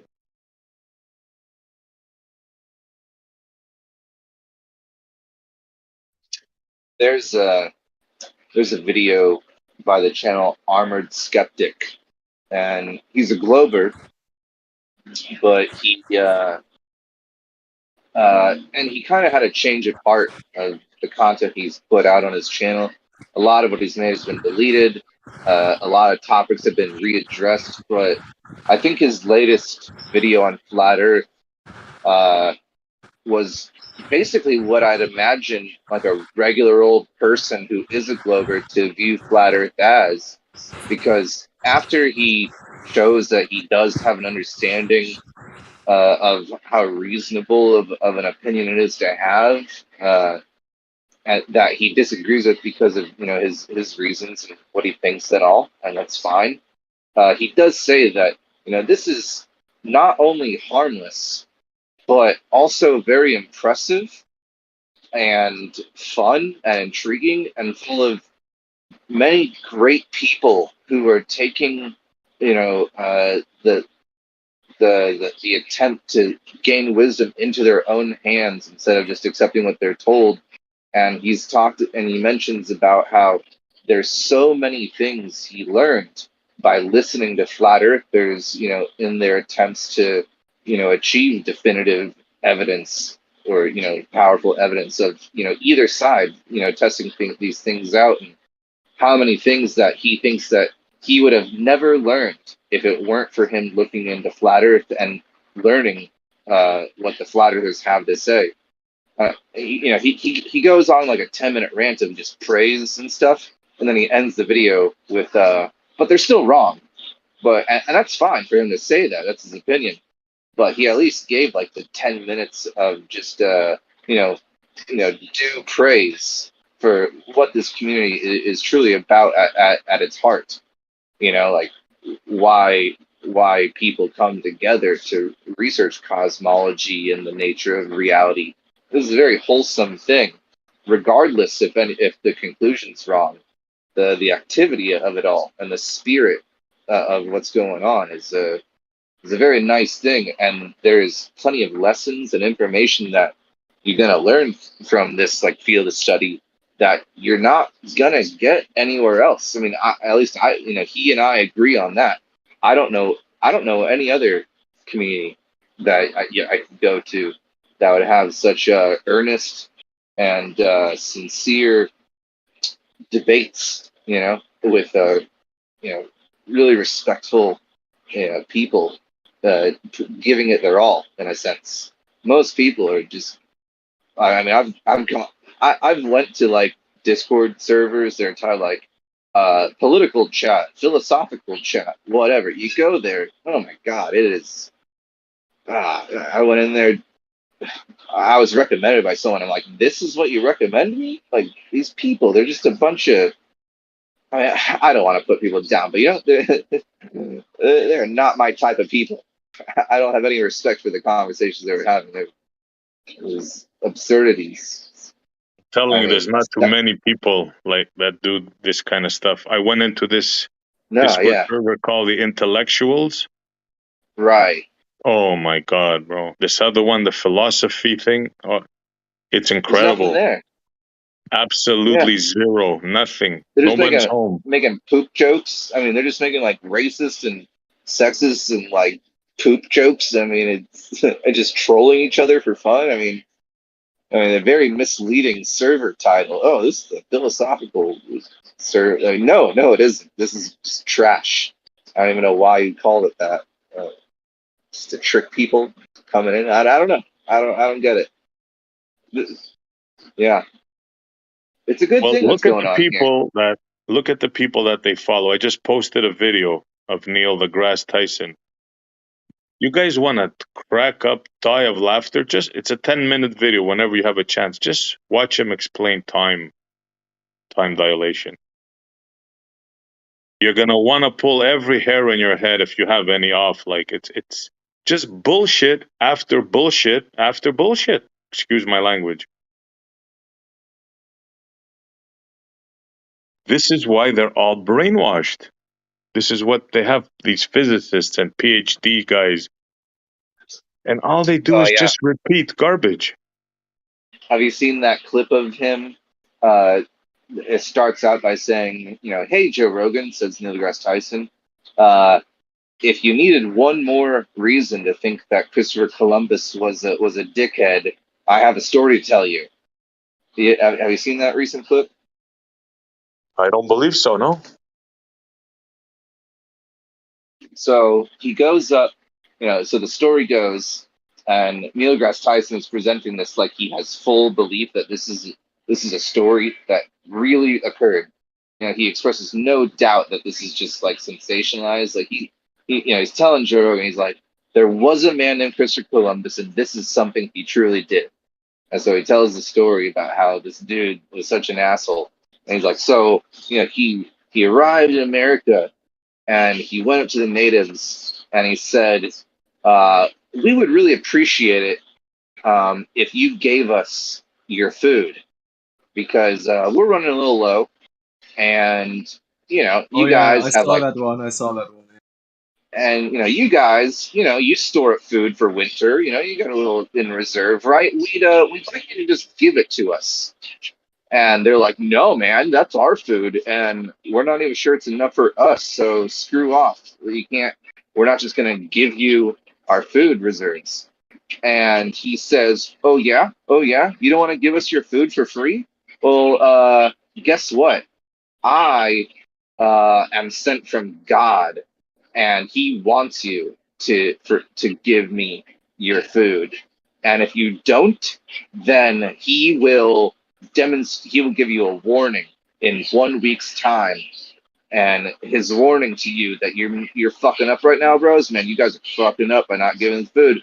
You better be scared, because watch this. He's gonna blacken out the moon and then turn it blood red. And The eclipse story, no. Yeah. And then, of course, Neil says, and then, because Christopher Columbus was, a globe-believing person who understood astronomy and proper science, like I do, like me as an astrophysicist, I understand the exact same things that Christopher Columbus did. He knew that an eclipse was coming, and when the Native Americans saw that the moon blackened out and then turned red, they said, oh boy, we messed up. This dude's God is for real, and he's way more powerful than our God. And they started handing over all their food and bowing down on their knees, and they gave all their food over to him because he proved his God was real through a trickery of predicting an eclipse. And this is to say, right? This is to say, what a ridiculous story. Because this is to say that in their culture, they have no record contained within the minds of any of the elders or the children, the adults, that this happens from time to time. In fact, like 3 times a year or whatever, right? Or every once. What a ridiculous story it is to insist that they had no idea that occasionally there's what we call a lunar eclipse. What a fake ass story that he just wants to sell us on. What an idiot. That's not a real story, there's no way it could be. And he's presenting it like it's so real. That is an official historic story, though. You do know that, right?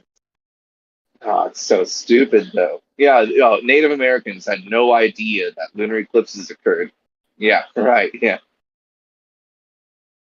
Yeah, especially since they had calendars and stuff that we found. Yeah. Mm-hmm. Did you guys know that? First time. Did you guys know that? Sorry, I was just going to say. Did you guys know that pre-Newton, nobody knew that solid objects fell down? That too. That there's no way they could have known that. No one thought of dropping anything before Newton. Yeah, it's crazy. Yeah.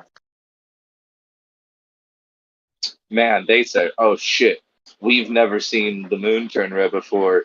This dude's for real. He's got a magical connection to God. We better listen to everything he says. And he got him. Oh, he got him with his astronomical wisdom. He tricked them all. What, man? History, boy, oh boy. History as well as science and everything. It's been changed. Philosophy, they changed words. They messed around with the trivium, quadrivium. They messed around with Euclid. They changed the fifth postulate. They did a lot of stuff. A lot of stuff that a lot of us are not aware of.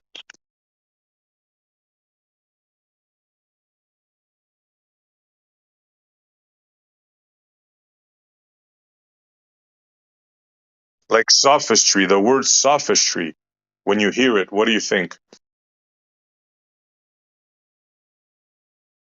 Somebody that's bullshitting you, right? But that's not the real meaning of sophistry. You know, it's the third part of the trivium, which is the part that you explain, which you've learned in the other two parts. You know, it's not necessarily your bullshitting, but that word has been turned around to mean, you know, a sophist. He's bullshitting.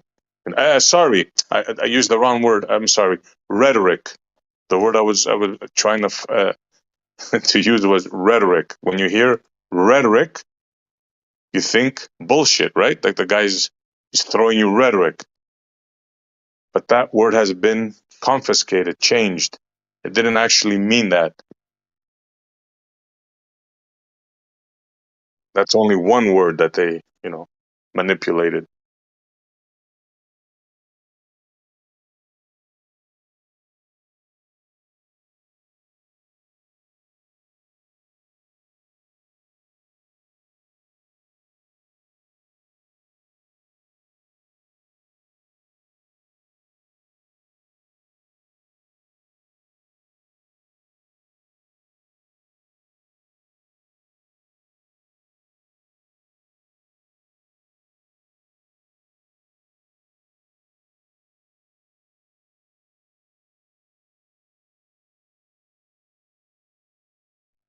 Another word they massacred. Level. What do you guys think when you hear level? What does it mean, level?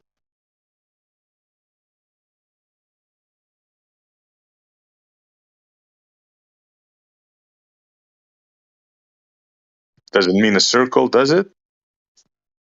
Well, to them it means a circle.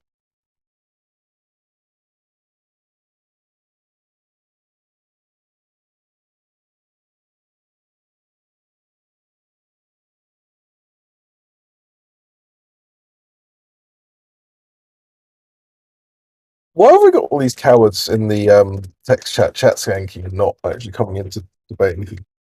You read my mind, bro. I didn't want to say it again. Look, they're writing chapters down, but they won't come in. You know why? Because they're embarrassed to show their stupidity. That's what I think. Well, shit, I'll come in here and say what's up to everybody at least. Hey man, how you doing? What's up? This is like it's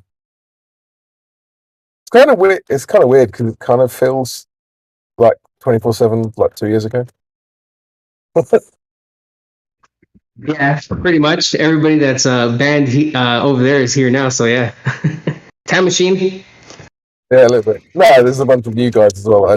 It's kind of weird coming in here because 50% of the people I was very familiar with, and 50% of the people I'd never met.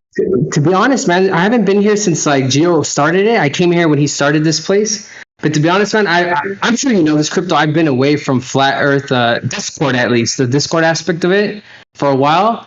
But every time I go on our server, which I still support and everything, but it's never about Flat Earth anymore. It's always like, did you smoke weed? Did you drink beer? You know, that type of discussion. I'm fucking over it, dude. So I'm like, I came in here, I saw a lot of people in here. I'm like, what are they talking about? It's just nice to have people talk about the subject. You know, that's all I care about at the end of the day. Yeah, what happened to that place, man? I got banned a few months back. Who's speaking? Sorry? Who's speaking? I can't see your name when I scroll down. Sorry. This is SC Montreal. See Montreal. Oh, I remember you. Yeah, I remember you. I don't know, man. To be honest, man, I honestly haven't been on there active. Like, I've tried to get active in the last couple months. I've went like at least once or twice a week for like an hour. But I'm telling you, every time I go in there, it's like there's no discussion. I mean, I know what's going on with the place. I'm just not going to air dirty laundry here. But you know, every time I do try to go in there and try to have a conversation about the subject, it's just not happening. And when they're and like the one thing I will point out, because it's blatantly obvious, is when there is people having a discussion, they usually don't last very long, and it's kind of annoying, you know. Like, to be honest, I'm over the debate. Like, I was talking to the Gambino. I've known this fool for years. He acts like he doesn't fucking know me, but we've known each other for years through Discord. I'm just over the debate. Like, I'm not trying to debate Globers. I'm just trying to talk to people that are interested in the subject, because I'm so over the debate. Like, it's just a whole back and forth, and then there's like videos of people fucking hating each other, and I just don't like that shit. Like, I don't like that vibe. I like more of the vibe where people are like, hey, what do you think about this? And I'm like, this is what I think about that. You know, and then we go into why we believe or we know certain things, even if we come to different conclusions. Right. So that's why I'm good combos in here, bro. You found a good place. Well, I've been here for a while. I just haven't been active. That's what I'm saying. And I'm just trying to like have a discussion, you know? Like, we hear you, man. We hear you, man. So what's on your mind? Well, to be honest, nothing at the moment. I'm just starting from scratch right now. I'm telling you, I've been absent for a while. I'm just trying to hear some discussion. So, like, I honestly just came on here just to say what's up to you guys. I don't want to be a keyboard warrior, so I'll definitely hop on and say what's up to everyone. And, you know, I'm waiting for a discussion. If anything, I actually don't have anything to initiate. Perfect. I have one for you. I have a question for you. Yeah, sure, shoot it. You have a plane. It's in autopilot. And it's at 20,000 feet. Now, the wisdom out there is, by all the ballers and some flat earthers, is that the plane will continue flying and go around the ball. If you have it on autopilot, constant speed, constant level, trim it. One theory is that gravity equal gravitational potential keeps it around the ball, the sphere, mythical sphere. And the other guys say that it's the pressure, the equal pressure, that makes it go around the sphere. Isn't that a false dichotomy though? Can't there be a third option? Well, yeah, of course. Yeah. I'm not saying I have one. I'm not saying I have one. I'm just saying that sounds like a false dichotomy. Like the flat. You're saying some flat earthers agree that the pressure, right? Some Globers agree that it's gravity that's causing the plane to stay level and go around. I'll just say globe for even though I don't believe in that shit. But what if there's a third issue? That's what I'm saying. Like, how do you differentiate what's causing it? How do you know? I agree. Yeah. What are you gonna say? That at the end of the day, that's what it comes down to. Like, we can all speculate on what it's causing, and we can all read what we've been told what's causing it. But at the end of the day, it's like, what really is causing it? How can we prove it, right? Like, that's where my mindset is at with most of the globe Earth discussion. It's not so much like these people claim they've done this or these people claim they've done that. It's like, at the end of the day, what can we do to like actually know this? Which is kind of hard. It's really hard. It's really hard in a position when for example, me, dude, like I'm a stay-at-home dad. I just recently got a job. Like, it's not like I go out and do these tests anymore. I did it a couple years ago. I was into this. I used to have a lot of free time. I used to be able to go to these meetups, do these laser tests and all that shit. But I'm at this point in my life now where it's just like all I can really do is like read on what people claim to do.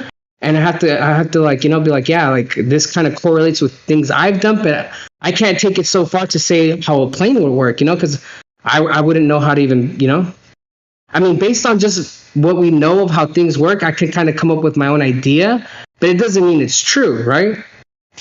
So that's where I'm at. I like your answer, bro. That's an honest to God answer. I like that. Yeah. Are you saying stupid shit you're gonna say? Well, that's the point, man. I think you have to tackle that discussion with that mindset, because if you tackle the discussion with what everything is, then you can't learn anything. You can't like you can't progress. Like, you have to go in with an open mind and be like, you know what, I like. There's certain things that I could test for myself and be like, yeah, I know it's this. I can say that for a fact. But there's certain things like you were talking about this airplane, right? Like, I can't even. There's no way for me to validate it. I would have literally have to have faith in whoever says they did that or didn't do that or how it works. And when it comes to those type of observations or tests or proofs, I kind of just be like, that's something I can't really discuss so much, because I would just have to. It's just my faith in what I believe in. And at the end of the day, a lot of these, contradicting claims of globe Earth, flat Earth, some of them do become that. Like they do have to be somewhat faith based. The only ones that you can fully say, I know this is for a fact, is the ones that you've actually went out and tested for yourself, which for me has been like, I've done some laser tests, I've done some long distance observations, not that long, but just long enough to where you can, where you should be able to measure like a building at a certain distance to be a certain position, etc. Those are the things I've done, but I haven't went out on an airplane. I wouldn't even know where to begin, to be honest. You're in luck. Ruhif is here. There he is. Hello. There's still faith involved in things that you've done yourself, in the ways that you're drawing the right conclusion. Your interpretation is true. You're kind of believing that you're drawing the right conclusion, and also that you're operating whatever the tools you're using properly to like the degree of margin of error that you want to stay between to use. They can seem like you're performing the test properly, but there might be some sort of oversight always. So you gotta have faith in your own accuracy and your own interpretation. I don't mean to cut you off, but I 100% agree with you. Like, I can go out and do, like, let's say, for example, I've seen a laser test done in real life. I can go out and be like, this proves it's a flat Earth. That someone that doesn't believe in a flat Earth can come up with an interpretation would be like, oh, well, refraction, they couldn't give you a billion examples why it's not a flat Earth. And it's like, how do you determine which one it is? Well, at the end of the day, it's like you say, you take that observation and that measure, and you take into consideration as much as possible into both models, into both ideas, flat Earth, globe Earth, and then whichever one it's deviating to closer is most likely the most correct in my eyes. That's the way I see it, and that's how I think I come to my conclusions. Like what I'm trying to say is, like, when I go do these things, like, I'm not trying to prove flat Earth. Like, to be honest, I wouldn't even care if it's a globe at the end of the day. I wouldn't care if it was concave or hollow, or I don't really care, dude. I'm just looking for whatever is like the truth. At the end of the day, that's all I care about. Yeah, that's cool. But you have to understand both models to, make the correct predictions. Oh, absolutely. You have to understand how the globe works, how it deviates, here's the crazy thing. When it comes to the globe Earth, you have to go in even deeper because they have models of how, like, different models of how refraction works. So it's like you can try different models of refraction and get different outcomes of the same observation, So, yeah, it does take a lot. It's very tedious, but yeah, you have to be very particular when you're discussing the globe Earth, It goes into a crazy rabbit hole, in my opinion, when it comes to, like, refraction. Like, you can use different models. You can use, like, a turbulence model. You can use the 7/6R refraction model, and all different models will give you a little bit of difference. But at the end of the day, if you know most of them and you can test with all of them, you still use that rule of thumb, in my opinion, where, like, whatever it's closest to is most likely true. At the end of the day. I agree.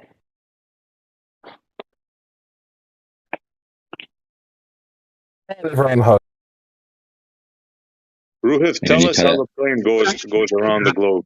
I haven't seen Ruhif in like fucking years. How you been, man? I know you probably don't remember me, but I'm sure you see me on your, YouTube or Discord somewhere. I don't remember the username. I go under Jose Mesa on YouTube. Jose, what's there? Jose Mesa on YouTube.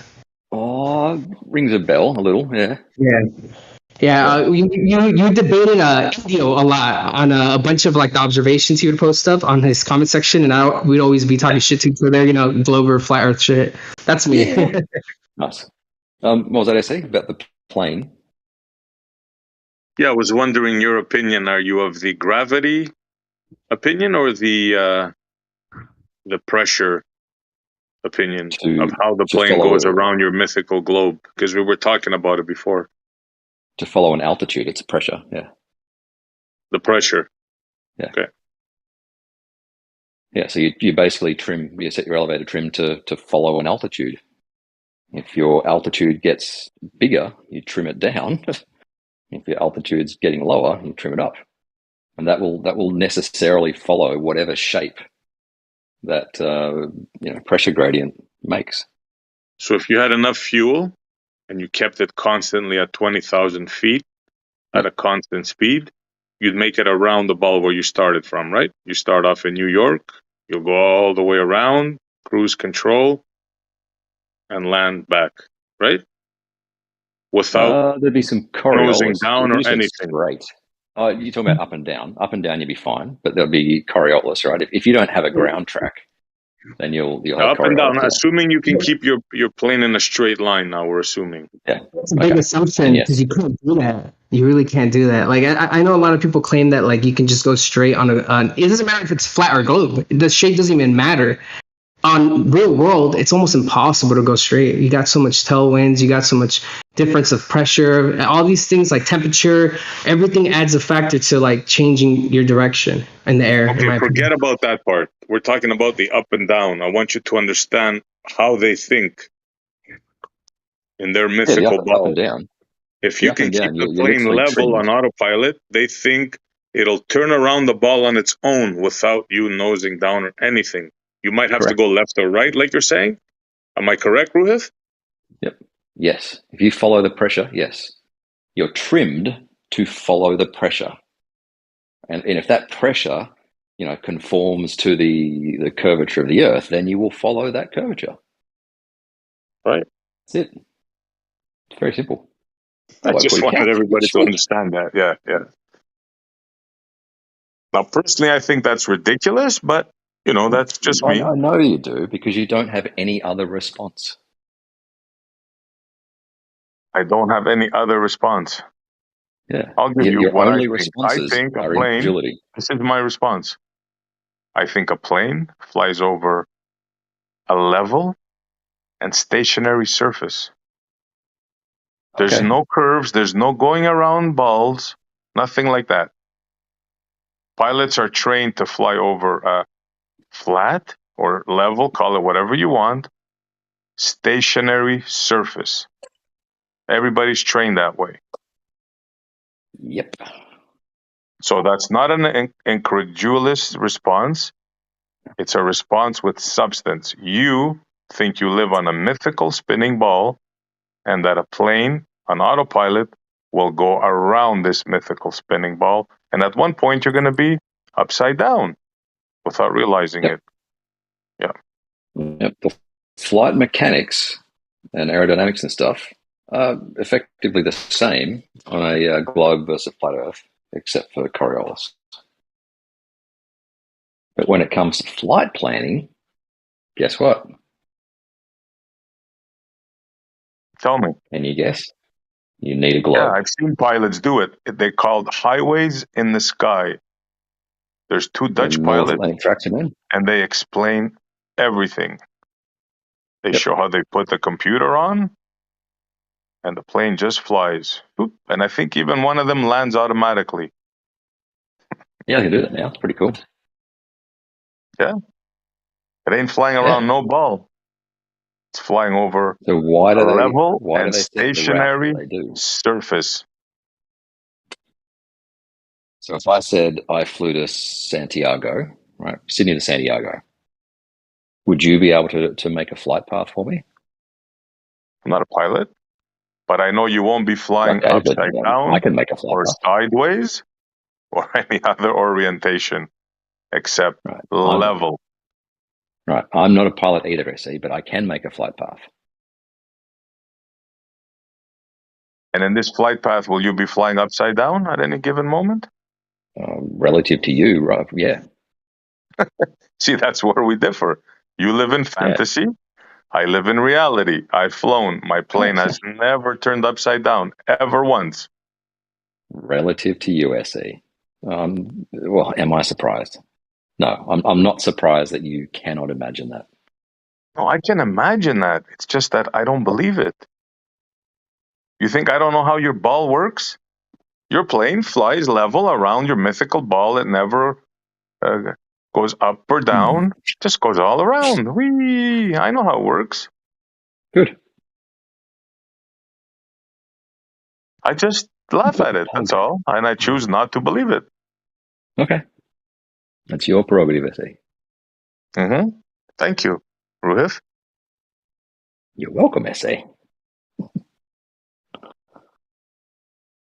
Okay, what's wrong? Why are you being so nice, Ruhif? What happened today? So Ruhif, I got a retail or question for you, something. man. Yeah. What's your take on the claim that gyroscopes, that somehow keep on spinning, have a rigidity in space? Do you think that's like bullshit? No, they do. That's what they do. But So they also have friction in them. let me ask you about a specific example then. If you got a gyroscope level to the surface of Earth, uh, you know, 30 miles above the North Pole, and then you send it into orbit, is it gonna remain level, or is it gonna lose its level orientation to the surface and until it circles back around to the North Pole where it becomes level again? Is the plane of the rotation like in the same sort of direction as the rotation of the Earth? Like, why aren't you putting it at the equator or something? Why the North Pole? Like, which way is the orientation of the gyro? Let's forget any sort of like other orbits of or rotations of the Earth. You just got a free floating stationary globe, because it's all relative in this way. So you just got a stationary floating Earth in outer space. You got a gyroscope that's rotating above the North Pole, and the plane of rotation is level to the surface of Earth, so that the axis of the gyro is pointing towards the center of the globe. And then you send it into orbit. Is that axis throughout its entire orbit going to remain pointing towards the center of the Earth? Or is it only going to point towards the center when it's at the North Pole and the South Pole? Saying we're now moving it to a latitude that when it's at the North Pole, it'll keep pointing down to the North Pole or up to the South Pole or whatever. Yeah. The gyroscope. I'm asking, is the axis of the gyro parallel at the equator as it is at the North Pole when it's sent into orbit? Or is the axis of the gyro now perpendicular to its original orientation? I'm trying to visualize what you're saying. All I'll say is that it will maintain its its inertial alignment. This is very. Oh, come on, man! This is really simple. Well, you said it was at the North Pole, and then you're talking about the equator and stuff. So yeah, it's sent into orbit. You get that, right? Is it moving in orbit, or is it just sort of hovering above the North Pole? It's not hovering above the North Pole. It starts at the North Pole, and its axis is pointing towards the center of the globe. It's sent into orbit.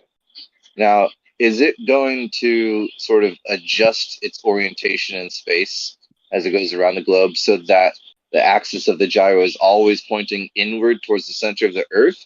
Or is the axis of the gyro going to be parallel to the axis of the gyro at the equator as it was originally at the North Pole?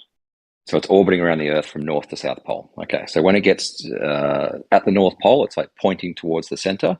When it gets to the equator, it will be perpendicular. Like it'll be, according to an observer at the equator, it'll be sideways rather than vertical.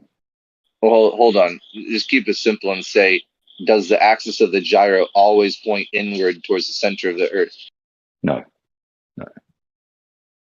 So the axis of the gyro is going to be parallel to the axis of the gyro, whether it's at the equator or the poles. Yes, that's my understanding. Yes. Okay, so then you think that maybe you could take a gyro on like a long drive if it was hooked up to the right sort of like gimbal, and watch as the gyro like turns 1 degree per 60 miles you drive? Yeah, if you've got a good enough gyro. Do you think gyros like that exist? Yeah, definitely fiber optic ones, yeah. I Well, don't what know about about like a what about mechanical like one. mechanically spinning ones? I don't know. Like it's not my area at all. So, just based on like what you're saying, it's not as if you can just point me towards something that you're really familiar with of like, oh yeah, this dude took a gyro on a really, really fast long drive and showed that gyros will appear to rotate the longer you drive in one direction. This isn't No, I something that haven't got exists that. as far as you're aware of? No, it's not my it's not one of my pet topics. Okay. That would be pretty good globe proof that for some reason this gyro that's supposed to stay rigid is appearing to not stay and its rigid orientation, but it truly is. It's only an illusion that it's you and the car and the gimbal that's rotating while the gyro stays locked in place. Yeah, but I'm not sure the traveling in the car sort of adds anything to the experiment. Like it sounds like you could do this at home. No, I mean the important factor in is travel around the globe.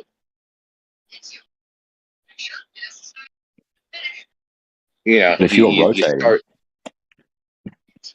if you're rotating and you Go see ahead. precession, if you're rotating without going anywhere and see it precess, yeah, I don't see what the traveling adds much to it at all. Well, I mean that leaves room for a geocentric globe. So let's not waste our time and I mean, you can do it. Happy for you to do it. Yeah, someone should do it. Yeah. I mean that would be, in my opinion, that'd be pretty definitive proof of, the longer you drive, this gyro just tilts more and more and more, 1 degree per 60 miles of drive. I mean, that'd be pretty incredible. I'd have no way to rebut that. Be like, what the heck? Have a talk to Jesse Gordon. Like I know that he actually plays with mechanical gyros, so he would be a bit more knowledgeable on I don't know how difficult it is to get an extremely precise mechanical one that doesn't sort of have too much friction to fuck it up. Mm-hmm. Yeah, friction would be your only enemy in this, really. Yeah, I think so. Man, funny that this is just something that's been done already. Because I'd imagine it, right? That I'd imagine how this is going. Would you take it in your car, you drive, and the gyro would always just seem level. But who knows? Maybe I'll be proven wrong. Yeah, someone will do it. Someone should like set up a super fucking big one in the back of their car, and just drive a few hundred k's. Yeah, the bigger the bigger and faster, the better it will be, right? It should, yeah. You can power it with your car as well. Oh, speaking of power, I finally read up on the mechanism that makes a Foucault pendulum keep going, and I'm trying to get my head around it. But it sounds pretty awesome. It's basically an electromagnet, like a circular electromagnet that it attracts the metal ball. So it's in the base, like it's in the floor of the pendulum enclosure, right? So the pendulum's swinging towards the center, and it's being attracted by a circular electromagnet, which is like symmetrical. What can you say? That's a problem, rotationally though, symmetrical. What's the problem? It's that like magnetic fields are similar to those lines of force you see of like a bathtub drain. Like water never goes into a drain just evenly from all sides. You always get the sort of ninja shuriken blade, like a saw blade with those like curved, jagged edges, right? Like that's one of the things I've got to look up. Magnetic fields are like that. What do they call it? The hypertrochoid pattern, right? It's like interlaced curved lines, and so passing something through like a curved attractor is not at all what you want to do to keep this thing, honest and pure. Can you reverse that though? Like if you reverse the polarity of the magnet, wouldn't it apply the opposite torque? So, I mean, what are you talking about? Like every other swing, you like flip the direction of electrical flow with a magnet? Yeah, it'll reverse the magnetism. Anyway, I thought it was amazing. It attracts the attractive force of the magnet, and then there's this really cool relay switch thing that once the pendulum passes the attractive force and hits the center, it switches it off so that the repulsive force of the electromagnet doesn't do anything, turns it off. It's really cool. And in its if I purest actually form, get to a point, in its purest form, it should just be an extremely heavy weight, right? That has like as long of a string or rope that it's suspended by as possible. Yeah, I mean that's how you would be most honest with it, and then however you would secure that rope to the ceiling would also be a factor, where you don't want to give it any sort of rotational bias or anything like that. yeah, no, of course. But you also don't want to be restarting it every couple of hours. Right, which is where the length and the weight comes in. Yeah, you're gonna need a still not going to swing giant forever. cathedral. Yeah. But yeah, if I actually get to a point of understanding the whole mechanism properly, then I might make a video about it.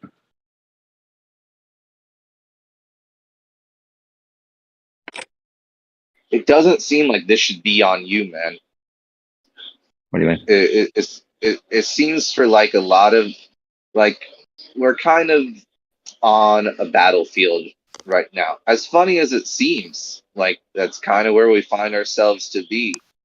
Where it's like, all right, there's globe versus flat Earth versus whatever what anyone else wants to bring.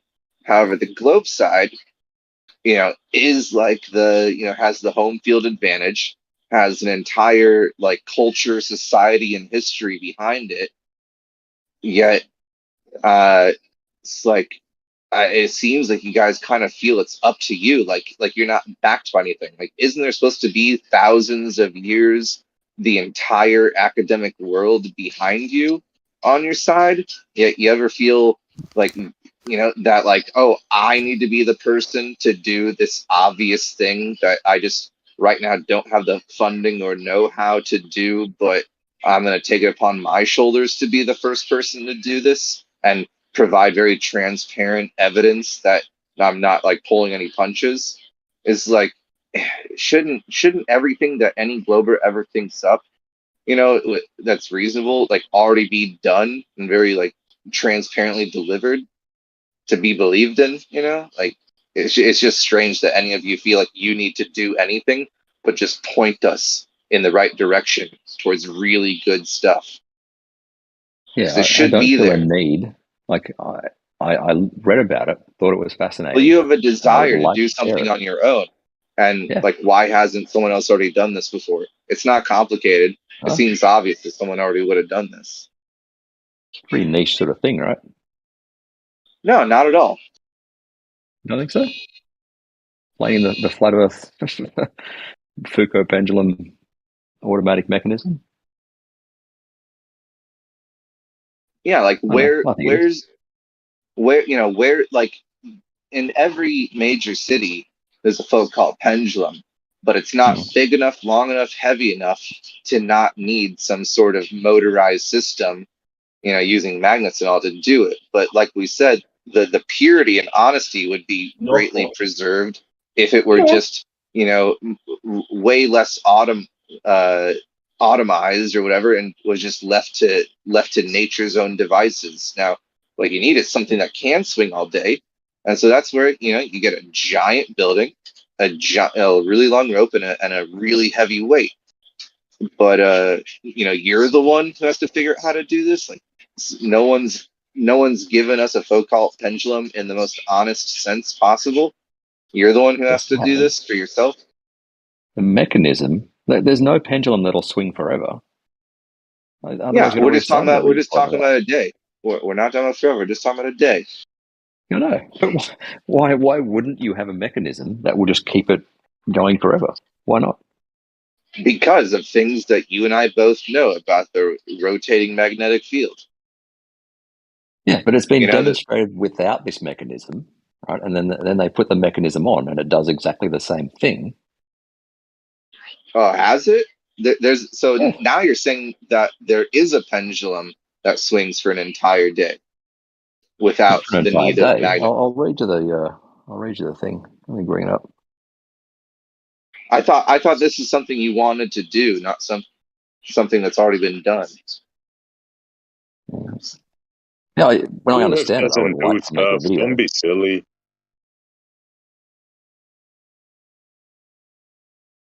In the Scientific American of February 8th, 1908, was described Foucault's pendulum experiment demonstrating the Earth's axial rotation. The experiment was arranged and performed by Dr. Forbes, blah, blah, blah. On the account of the gradual dying out of the pendulum vibrations, which they mean oscillations, the demonstration lasted for only about 1 hour. More recently, he has devised an electrical device by which the pendulum may be kept vibrating or oscillating any desired length of time. Blah, blah, blah, blah. Yeah. Uh-huh. Yeah, using Right, what? Continue? By which means? Magnetism, So it hasn't been motor. An electromagnet, yeah. There you go. Yeah, so it hasn't been done. I just what? He told you unaided. He said unaided, without any outside forces. Yeah, on Yeah, account of it the only lasted gradual an dying hour. out.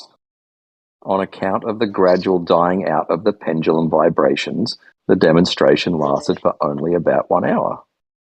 Right. I'd like a pendulum unassisted by an electromagnetic motor that swings for an entire day. Okay, that would, Or at like least- you said, would require a huge fucking pendulum. Yeah, but with it, I mean, you know, give humanity some credit. We can accomplish anything we set our minds to, especially just building a big pendulum. It's not as big of a deal as you might think it is. You know, Running all day. well, I've done the math behind it, but more than an hour. You know, something something a little better. What? Just for the laughs, how big would you think this would be, Ruhiv? Me? To go all day? I don't know. I can give you the specs of this one, and they ran it over an hour. It was... the wire was 70 feet. The ball was 80 pounds. 70 feet's pretty large, right? 70 feet's pretty pathetic, you know? Really? Yeah, like compared to what we can build. Like no one's come along since a 70-foot pendulum and made one that's 300 feet. That's huge. Yeah, well, all in the name of science. We're fucking sending cars into space at the cost of a fucking, $500 million. We can't spend literally just $500,000. We can't spend $500,000 of making a steel frame structure to swing a pendulum from. I mean, we build all sorts of nonsense. We can definitely do something for the name of science to do, something a little better than someone did it, over 100 years ago. For the sole purpose of proving something to flat earthers? No, not proving to flat earthers, just doing the thing that they wish they could do. The guy who built the 70-foot pendulum probably said to himself, and everyone in that room with him, man, this sucks. This doesn't do what we want it to do. If only we could build it bigger, it would do what we wanted to do. And that has nothing to do with flat earthers. It's just that they didn't have the money or the know-how to do what they wanted to do for their own sake, for the globe. Moving the goalposts. It's like, here's the demonstration. Oh, it's not good enough for me. Here's what I want. The goalpost is 1 hour of beginning swing and then it coming to a standstill.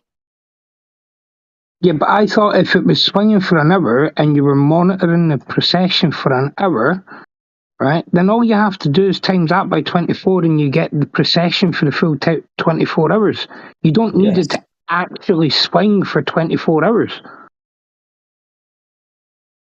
Well, that's a calculation, not a measurement. And Whatever if I'm driving at 60 miles per hour, right? If I'm driving at 60 miles per hour, but I only drive for 1 minute at that speed, right? Can you not calculate, right, that if I drove at that speed for 60 minutes, how far I would actually go within that 60 minutes? Or do you actually need me to drive for 60 minutes at that speed? Well, who's to say that the pendulum wouldn't rotate the same direction for 6 hours or 12 hours and then start going the opposite direction and change its course? Come on, buddy. Come on, buddy. You're going to break one day. You're going to break character.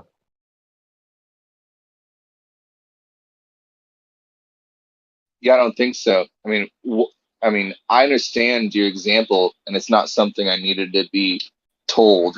That what you're talking about is just simple math, but I'm talking about how appropriate it is to extend, something that only actually swung for 40 minutes of, once it comes down to the end of it, is it really even swinging the way you want it to anymore? They're saying it completely ceased swinging by the end of that hour. I mean, it's only knocking down the dominoes at the surrounding ring or whatever, however they measure it, right, for less than that amount of time. And so if you want to extrapolate the behavior of something from 45 minutes into 24 hours, I get where you're coming from. You're just applying simple math to it. But that isn't like a clear demonstration of how it would really go. There's no reason to think it would. I mean, I can see where you're coming from, but there's no reason to discount the idea that something unexpected might happen. But you'll never know until you do it.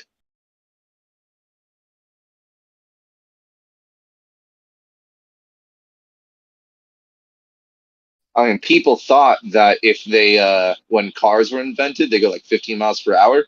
People thought that if they drove past like 40 miles per hour, that they'd no longer be able to breathe because they measured the force at which someone exhales, and they, calculated the force at which air would be entering someone's mouth without a windshield, driving at 40 miles per hour. Like, wow, that's a lot more force coming into the mouth cavity than humans have to push out. So we kind of get backed up, by pressure and not be able to exhale. So that's kind of what you're doing. You're just people saying, oh, I've calculated that people traveling 45 miles per hour without a windshield blocking the air won't be able to exhale. Like, well, it turns out you're not taking into consideration some things that you're unaware of, because humans actually have no difficulty doing that. Simple math, simple calculations. It's taking something at 15 miles per hour and applying it to 45 miles per hour.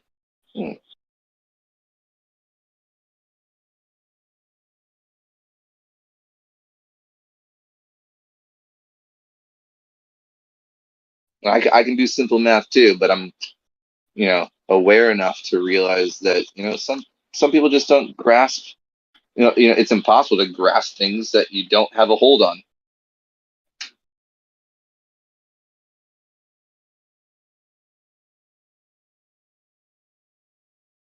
What I'd like to see is a Foucault pendulum intentionally set to swing in the opposite direction of what the Coriolis or whatever would cause it, and to see it slow down due to like the resistance and be turned around in its trajectory. So first slow down at the proper rate and then starts rotating in its swing the opposite direction that it was originally set into. The one that the Earth is wanting it to rotate as.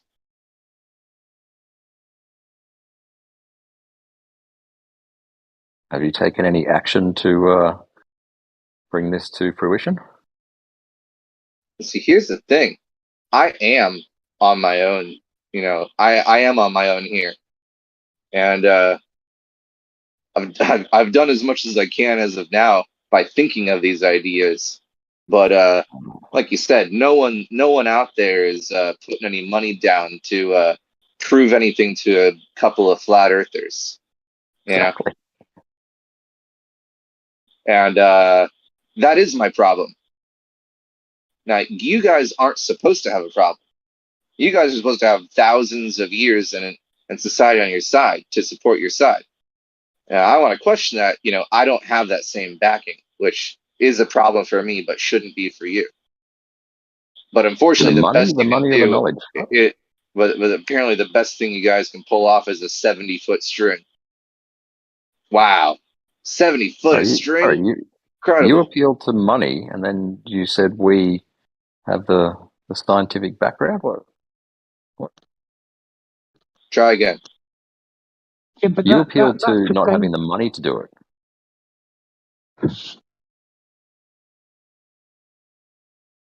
Yeah, you appealed to not having the money to do it, but then you said to us, "Why haven't you guys done it? Given that you've got the scientific backing." No, why would not we you. waste money on it? No, not you. Okay, but again, why would the collective we waste have money on already that? Why? done? It would have already had been done. It should have been. Why? Why? Because they built a 70-foot one, right? Right. And they said this is inadequate. Did they? Yeah. I don't think they said that. I think they said it didn't spin all the time. No, they said it's inadequate. It's inadequate. It only lasts an hour.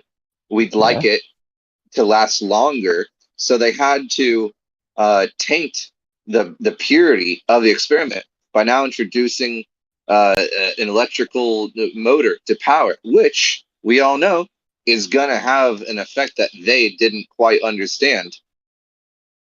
They demonstrated it without the motor over an hour. For an hour. Right. And that's not good enough for you, so it's on you then. Yeah, and it goes back to what I understand. I'm on my own here. I don't have that backing. So this is your prerogative. It's your your project. Yeah, I'm on it, bro. As soon as I get the first opportunity to do something about it, I'm not in that position right now, but you better believe it's going to be on my mind. And as soon as I have that opportunity, I'll take advantage of it. Right, let's say, for example, right, it cost $10,000, right, to build that 70-foot pendulum and have it swing for an hour, right? So that's cost them $10,000, right? And you're saying, well, why haven't they made one at, like, say, 300 foot long, right? So let's say they've calculated that if they make one at 300 foot long, that's going to cost them, 1.5 million. Why would they waste 1.5 million building a 300 foot long pendulum to tell them the exact same thing as the mathematics does with a 70-foot pendulum? Yeah, and just to have the flat earthers go, no, like fuck. Yeah, it's not about flat earthers. Don't get it wrong here. Exactly. The people nailed it. The people who said, "Oh man, our pendulum only swings for an hour. We really wish it would swing for longer." They're the ones, just like me, who also desire a bigger and larger pendulum. I actually suspect that the bigger the pendulum and the longer the pendulum is, the quicker it'll actually slow down. Because the force of gravity will have an even bigger effect on it. Gravity's not considered to be a force, my guy. Oh. Right, that's up to you whether you believe it's a force or not.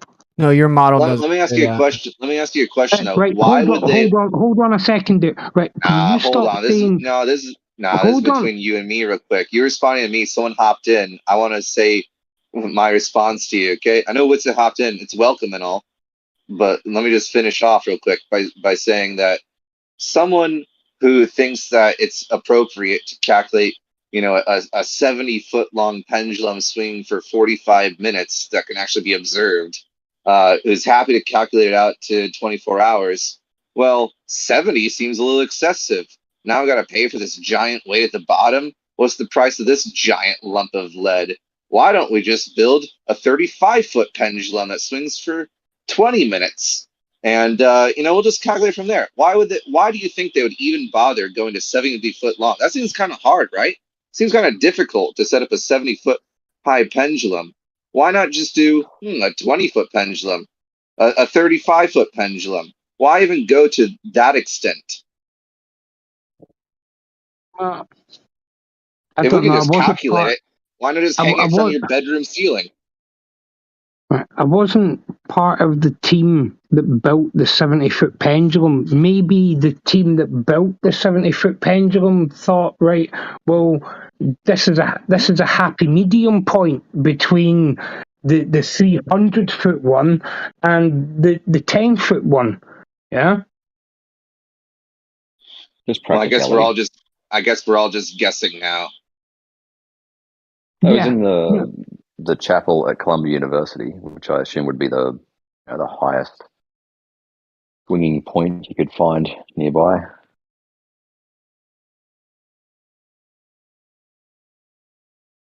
Anyways, take it away, guys.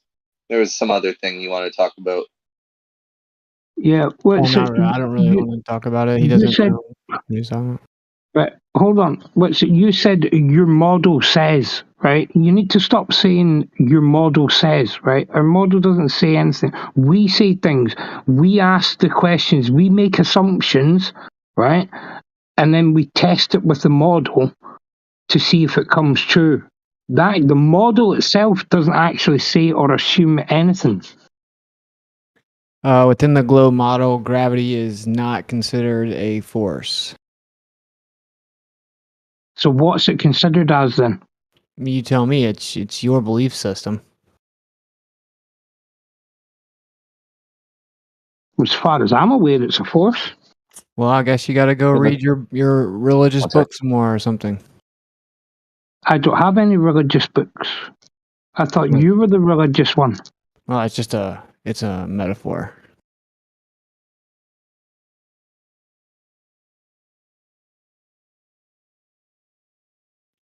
Maybe go listen to some sermons, like your priesthood of quote unquote scientists, Maybe you need to go to a sermon.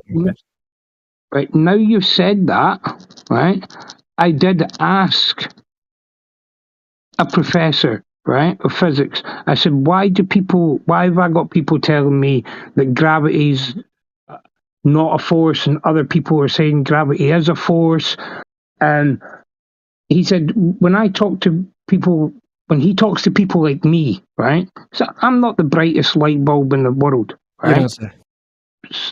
So when he talks to people like me, right? When he talks about gravity, it's easier for him just to say gravity is a force. Yeah. So then that way people like me can comprehend what he's saying, but I can wrap my head around that. Yeah.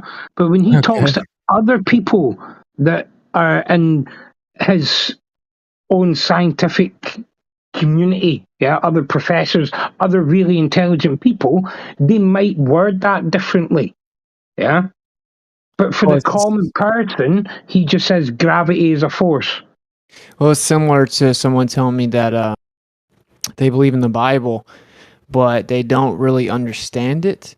So they went to the children's Sunday school class, and their preacher just told them like a little knockoff version that was simpler so they could believe it. And they are like, yeah, I don't really understand it or know exactly what it is, but I think it's for sure true. That's basically what you just said to me, so, okay. No, that's not what I said at all. Yeah, it is. No, it's not. You just said you don't actually understand what it is claimed to be.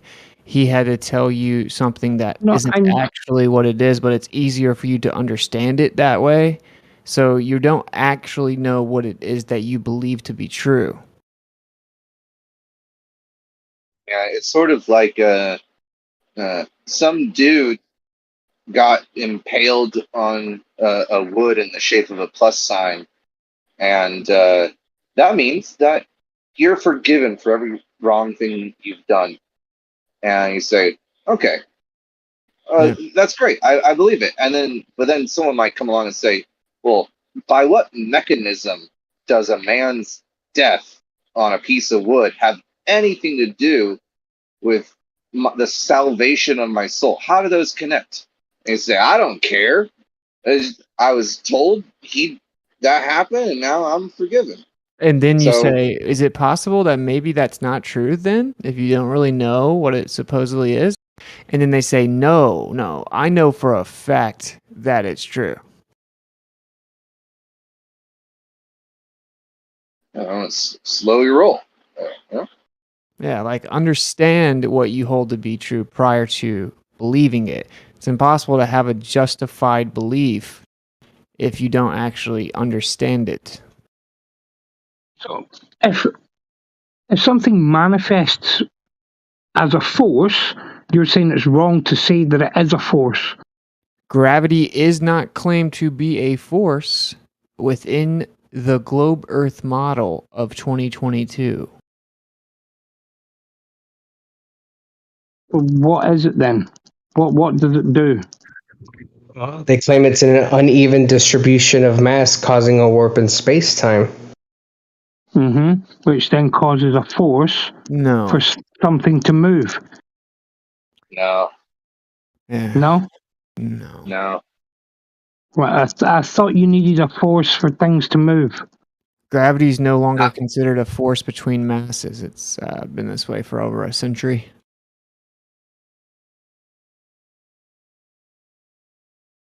It's amazing you don't know that. Let me ask you something. What, amazing. let me ask Highlander something, if I may. What, in your mind, can you pick out one thing in the model that you believe in that you actually don't believe, that you question? Is there anything? No. Nothing. So you believe in the model wholeheartedly. There is things in the model that I have no experience with and that I don't understand, and but that doesn't make it not true. Just because I don't know about these things and my knowledge isn't vast enough that I know everything about everything within the model doesn't make it not true. Okay, let me give you one example. Like, let's say I was to tell you dark matter. On a scale of 1 to 10, how certain of it are you? Well, as far as I'm aware, right, they have evidence that dark matter is there. They have evidence of the effects of dark matter, but they call it dark matter because they don't know what it is. So you heard what you said, right? And I agree with you. You said they call it, there's something there, they don't know what it is, but they call it dark matter. Yes. Fair enough. And you believe it, right? You believe this, like out of 1 to 10, what percentage would you give it? Well, I'll tell you mine first, okay? Right, hold on. Mine is right? 5. For me, mine is 5. Hold on. If I ask you to show me the wind, right? You can't actually show me the wind. You can only show me the effects of the wind.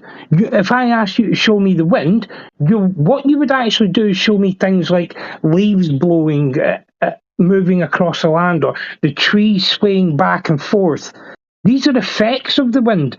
You're not actually showing me the wind. So you're telling me that the wind isn't real because you can't show me the wind? Yeah, but you can feel the wind, can you not? I don't think that's a fair analogy. Do you? Right, so now we're moving from we have, not only do we have results of the effects, but if we can't see it or show it, then we need to be able to feel it. Seeing the effects of it, it just isn't good enough. No, but you're not getting the gist of it. I don't. First of all, do you know why they came up with dark matter? Let's start there. Probably because they made some observations and seen some effects. Close enough. It's actually to patch the model, in my opinion. Like, if I'm correct me if I'm wrong, but isn't dark matter what they came up with because the galaxies were spinning too fast to account for, so they had to come up with something so that to kind of, quantify why these galaxies were spinning too fast at the outer rims. That's my understanding as well. Yeah. So now that you know, Highlander, right? It's not because they said, "Oh, look, there's dark matter." No, they had their theory of gravity predicted that these arms were supposed to move at a certain rate, and they found out that they weren't. So instead of saying, "Oh, damn, we got gravity wrong. What are we gonna do?" No, they came up with dark matter. It's called a Band-Aid. It's a Band-Aid. Sorry? I said it's called the Band-Aid. Yeah. So let me just say one more thing, and then I'll give the mic to somebody else.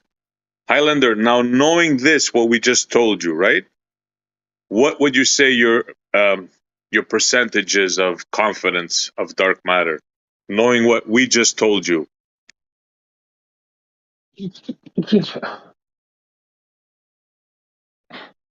You're asking me, do I still believe dark matter is real based on the fact that what you believe how they discovered it?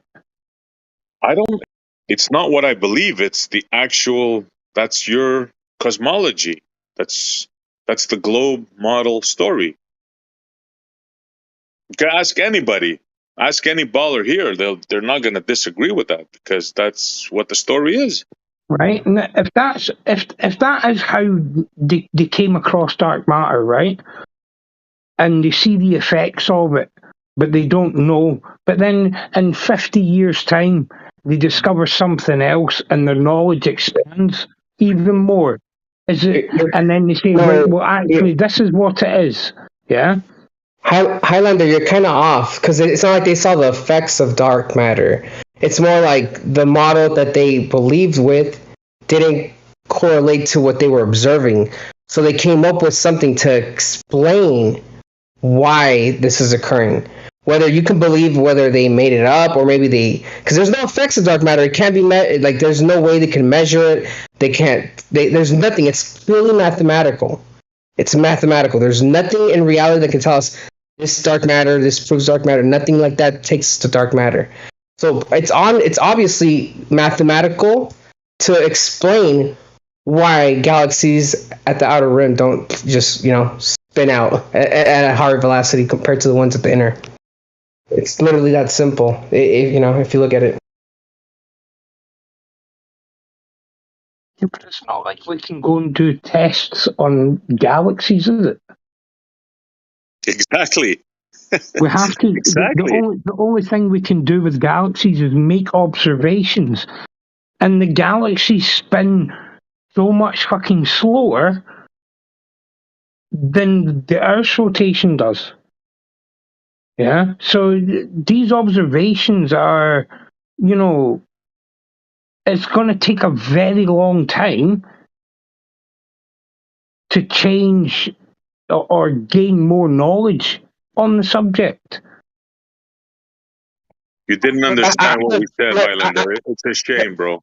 Look, I agree with you. I agree that certain things can take time to observe and come to a conclusion, but you can't start with an assumption for a conclusion and then build off of it. And that's what dark matter is. That's where it fails because it's based on the assumption that it exists because therefore gravity wouldn't work. Like it doesn't work. It doesn't explain it. I thought all scientific experiments start with an assumption. I never Yes, said no, maybe. science doesn't. I never said science doesn't start with an assumption or does start with an assumption. I'm saying you Right. can't So what's build wrong? off So the. what's wrong with starting with an Everything. Hold on. assumption Let me then? finish, Alan. Let me finish. Of course, all science starts with an assumption, right? But what do? You try to disprove or prove your assumption, right? And then you build off of it. You can't make an assumption and build off the assumption that you haven't proven. That's not how science works. Okay? And what you're saying is like, of course, science starts with an assumption, but the whole point of science is to get to the point whether was this assumption true or false. Was I able to prove this or not prove that? Was I able to determine this or determine that? No, you're skipping a very vital point. You're going straight from mathematically. This has to happen in order for this to work, and then you build off that assumption, and that's what dark matter is. It's building off the assumption that it even is there to begin with, but there's no basis to it at all.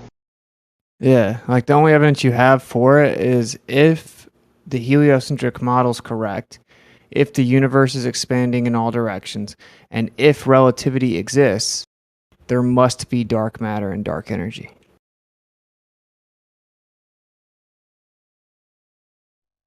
I call it circular logic, in my opinion.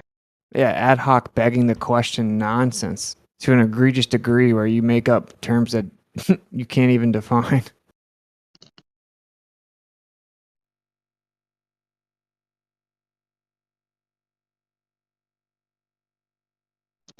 Austin, what's gonna happen tomorrow? What's tomorrow? Flatzoids. Oh, I'm not going on that show. The fact that he just put that in the title confirms that I'm not going on there. But yeah, like he was asking me to go on a show and talk about it, and I was like, I don't know. I see you kind of amping up the toxicity. And he just kept asking, and I was like, okay, well, whatever, what time? And he said the time, and I'm like, I guess he's 6 hours ahead or something. I'm like, I can't go at that time. I have to stream tomorrow night. And then he went and just posted the video. And now he's already telling people that I'm like chickening out or something. So I think it's just really gay. I mean, like really like lame drama type things. What's it? I know you already know this, bro, but you gotta avoid all that shit, man. Like, look, I love John. QE knows that we're good buddies. I've known him for years. But he knows, like, me and him had a back and forth between messages. He asked me one time, I'm not going to go into detail what we discussed, but he did ask me, he's like, are you on the Ether team? And I told him straight up, I'm like, I honestly can't say I am or I'm not. I'm open for it. And as of now, it's not to have a debate with you, because I don't know enough about it or enough to argue against it. I'm open to it, but I'm with the idea that like I haven't believing in either to me, and don't take this personal with it. It's to me, it's like kind of like taking space time at face value, and I understand that it's not the same methods. You can't come to that same understanding. With that argument, all I have to say is like I'm open to it still. It doesn't mean I don't believe in it. I don't believe it could be true. I just don't think with the methods that are in place, we could come to that conclusion. That doesn't mean I don't believe in it, or it doesn't mean it could be true or not true. I'm in that boat, okay? I'm in a boat where it's like, dude, like I'm not against it, but I definitely I'm not for it either. I'm like in the middle. I'm like, hey, I haven't came up with enough information for me to be like, yeah, this is where we need to go. This is the route. I'm not there yet. And to be honest, I've really avoided it because of honestly, before you and Q even started, this was already happening. This was already happening before you were even on the scene on Discord. I remember the first day you joined Discord, dude. This was already a thing. Ether people versus not ether people. It's always been around. And so I've always avoided it just because I'm like, dude, it doesn't even matter to me. At this point, I'm like, it doesn't matter to me whether there's ether or not. Like, well, I know the Earth is flat just based off the geometry of the Earth. Like, that was enough for me, But I talked to John about it. I'm like, you know what? I'm like, you guys are having your back and forth. Like, I respect it. I know that you have your style. He has his style. But at the end of the day, it's like, you're both my brothers. I fucking love you guys. And he knows that. Like, I have nothing but respect for both of you. So, like, I don't know, man. I just think, like, I think you're wasting your time, I think you're like entertaining even like his live streams or Like, dude, he's gonna. John goes after everybody 110%, and that's always gonna happen. You know, and I understand we want to defend yourself and shit, but at the same time, bro, I'm telling you, like, it goes nowhere. Like that like, and it's not just with John; it's with Globers too. I'm sure you're kind of getting to where like, my mindset is, because I'm just over the debate. I'm more of the discussion type right now. Like, let's fucking learn. Tell me what you know best. I'll tell you what I know best. Let's see where it goes. That's where I'm at right now. Like, I'm trying to grow in this discussion. I'm fucking sick and tired of like the same arguments, the debates, the fucking people back and forth. I'm just sick of it, bro. I'm so sick of it. Like I just want to progress in like with people that are trying to figure this shit out. At the end of the day, I think that's the most important thing. It's like I don't care how many Globers think I'm the dumbest motherfucker here for thinking the Earth is flat. But at the end of the day, it's like, dude, I'm trying to progress. Whether you think I'm stupid or not, like, I'm still trying to figure out what's going on. We might come to different ideas. Like, I actually respect Globers, dude. I respect them because they can believe what they want to believe. But they should allow me to, you know, be able to fucking come up with my own conclusions. That's the respect I ask for. Like, let's have a mutual respect. I know it's very hard in this kind of discussion. That's where I'm at, bro. Like, I'm just, like, over the fucking, like, hate and the debate. I'm over it. You know what's funny, Jose? What? Quantum mechanics is the branch of science that actually proves the ether. And it's funny how the dude that's named Quantum Eraser doesn't bring that up. And he hides it. Or I don't know if he knows about it or not. But they use the fucking ether all the time in quantum mechanics. It's called the quantum field. And the quantum torque. It's like, I don't know what the fuck he's talking about, but whatever. No, he didn't know, bro. He gets to pick and choose which parts of quantum is valid, and whatever he says is valid. Everyone has to only talk about that because he's the arbiter of truth. It's a cult. Yeah, you didn't know you're a cult, and he was the unelected leader, and he dictates what's true and what's not. For me, Jose, this is the thing. The fact that the Earth's flat has nothing to do. You don't need the ether to know that the Earth is flat. You can prove that with geometric measurements alone. And that's cool. And so this is just a different conversation. It's relevant to where we live, though, for sure, and it's relevant to the history of the life of the Earth. Right. No, let me branch off of that for a little bit. Like, I'm not saying it's not important. I know I did make it sound like it's not important. What I meant to say is it's not important to prove the Earth. That's what I meant. I'm not saying it's not important at all. Like, it's something we shouldn't touch. To be honest, man, I've looked into the Michelson-Morley. I've looked into like the Sagnac effect. I've looked into that like in 2015, dude, when I first woke up to flat Earth. And to be honest, that was the first time I looked into it, and I kind of I didn't brush it off, but I was like, this just doesn't seem like something I can. I know my capabilities. All right, I'm very strong in things that I can actually comprehend in my mind first, and then put it like on the thought. And the ether, I could kind of do that, and I can't at the same time. And I'm restricted by like I'm saying, I'm restricted by like what we're taught and how to look at things. And to me, it's like I don't want to contradict myself, because like here's the thing, dude. Like, I'm not saying I'm right or wrong, or this is right or wrong, but like the way I look at space-time, I kind of put the ether not in the same boat, because space-time is purely mathematical, but ether is also a thing that's like, it's to me, it's like I wouldn't be like, I can't even fathom how to prove it in my mind. So that's why I stay away from it. Not saying that it's true or not. I'm just saying in my mind, I cannot fathom how to even come to a comprehension of it. Yeah, you know? well, okay. So I just avoid it. Yeah, I avoid the topic. Doesn't mean it's not important. Because you know what? Like, I'm not gonna lie. Like I know the controllers of this world are trying to stay away from us, you know, being able to take care of ourselves. You know, there's a lot of ideas of ether being free energy. I'm also with that, you know, like that could be another big reason why people are going against it. Like I see it, bro. Trust me. I see all the ins and outs of every discussion, but I just don't have the capability to come to a conclusion on that one. At least I haven't looked into it enough, and I've actually avoided it just because I'm just like, I see so much fucking people arguing about it. I'm like, I don't even want to deal with it right now. I don't want to join on the club. I'm just staying away from that shit. I'm like, my goal right now in my mind is just like get people to question. I don't even try to prove flat Earth, bro. When I go in a public setting, I don't even talk about flat Earth. I just talk about ways where it gets people to think. Like, I think the goal in life isn't so much like, oh, you have to teach people that Earth's flat right at the get go. I went away from that, bro. I'm more in the idea that, like, if you learn how to think, you come to your own conclusions, and eventually they're gonna find flat Earth. I'm with that mindset, man. Because, dude, every time I went out of my way and be like, dude, look, the Earth's flat, and I debated with my cousins, and dude, I correct all my cousins, and honestly, I correct most of my cousins because most of them don't even know half shit of the globe. And obviously, we've been on here, we discuss it, we debate it. I could debate the globe Earth pretty decently, not the best, you know, not at your level, not at John's level, not at Indio's level, but I definitely understand enough about the arguments to debate the common person to just burn them. And that's weak, because even I could be wrong about it, and just because I know more about the subject, I could destroy them. And that doesn't mean I'm right. So I come to a conclusion. I'm like, you know what? It's not so much about the shape of the Earth or what's real, what's not real. It's just getting the mind, getting it out of that way that people are trained to think in school, and getting them more of a mindset of like, oh shit, like, okay, I've been taught this, but how do we check this? How do we know this? Like that mindset. That's what I'm about right now, Like that mindset. Yeah. I can look, I see, like, I don't feel any like urge to convince you or like anyone about the ether, like I don't care. Like I don't really care about what people think about the ether. This all started because people were trying to like gatekeep the conversation. But it comes down to this. I don't know how much you've heard.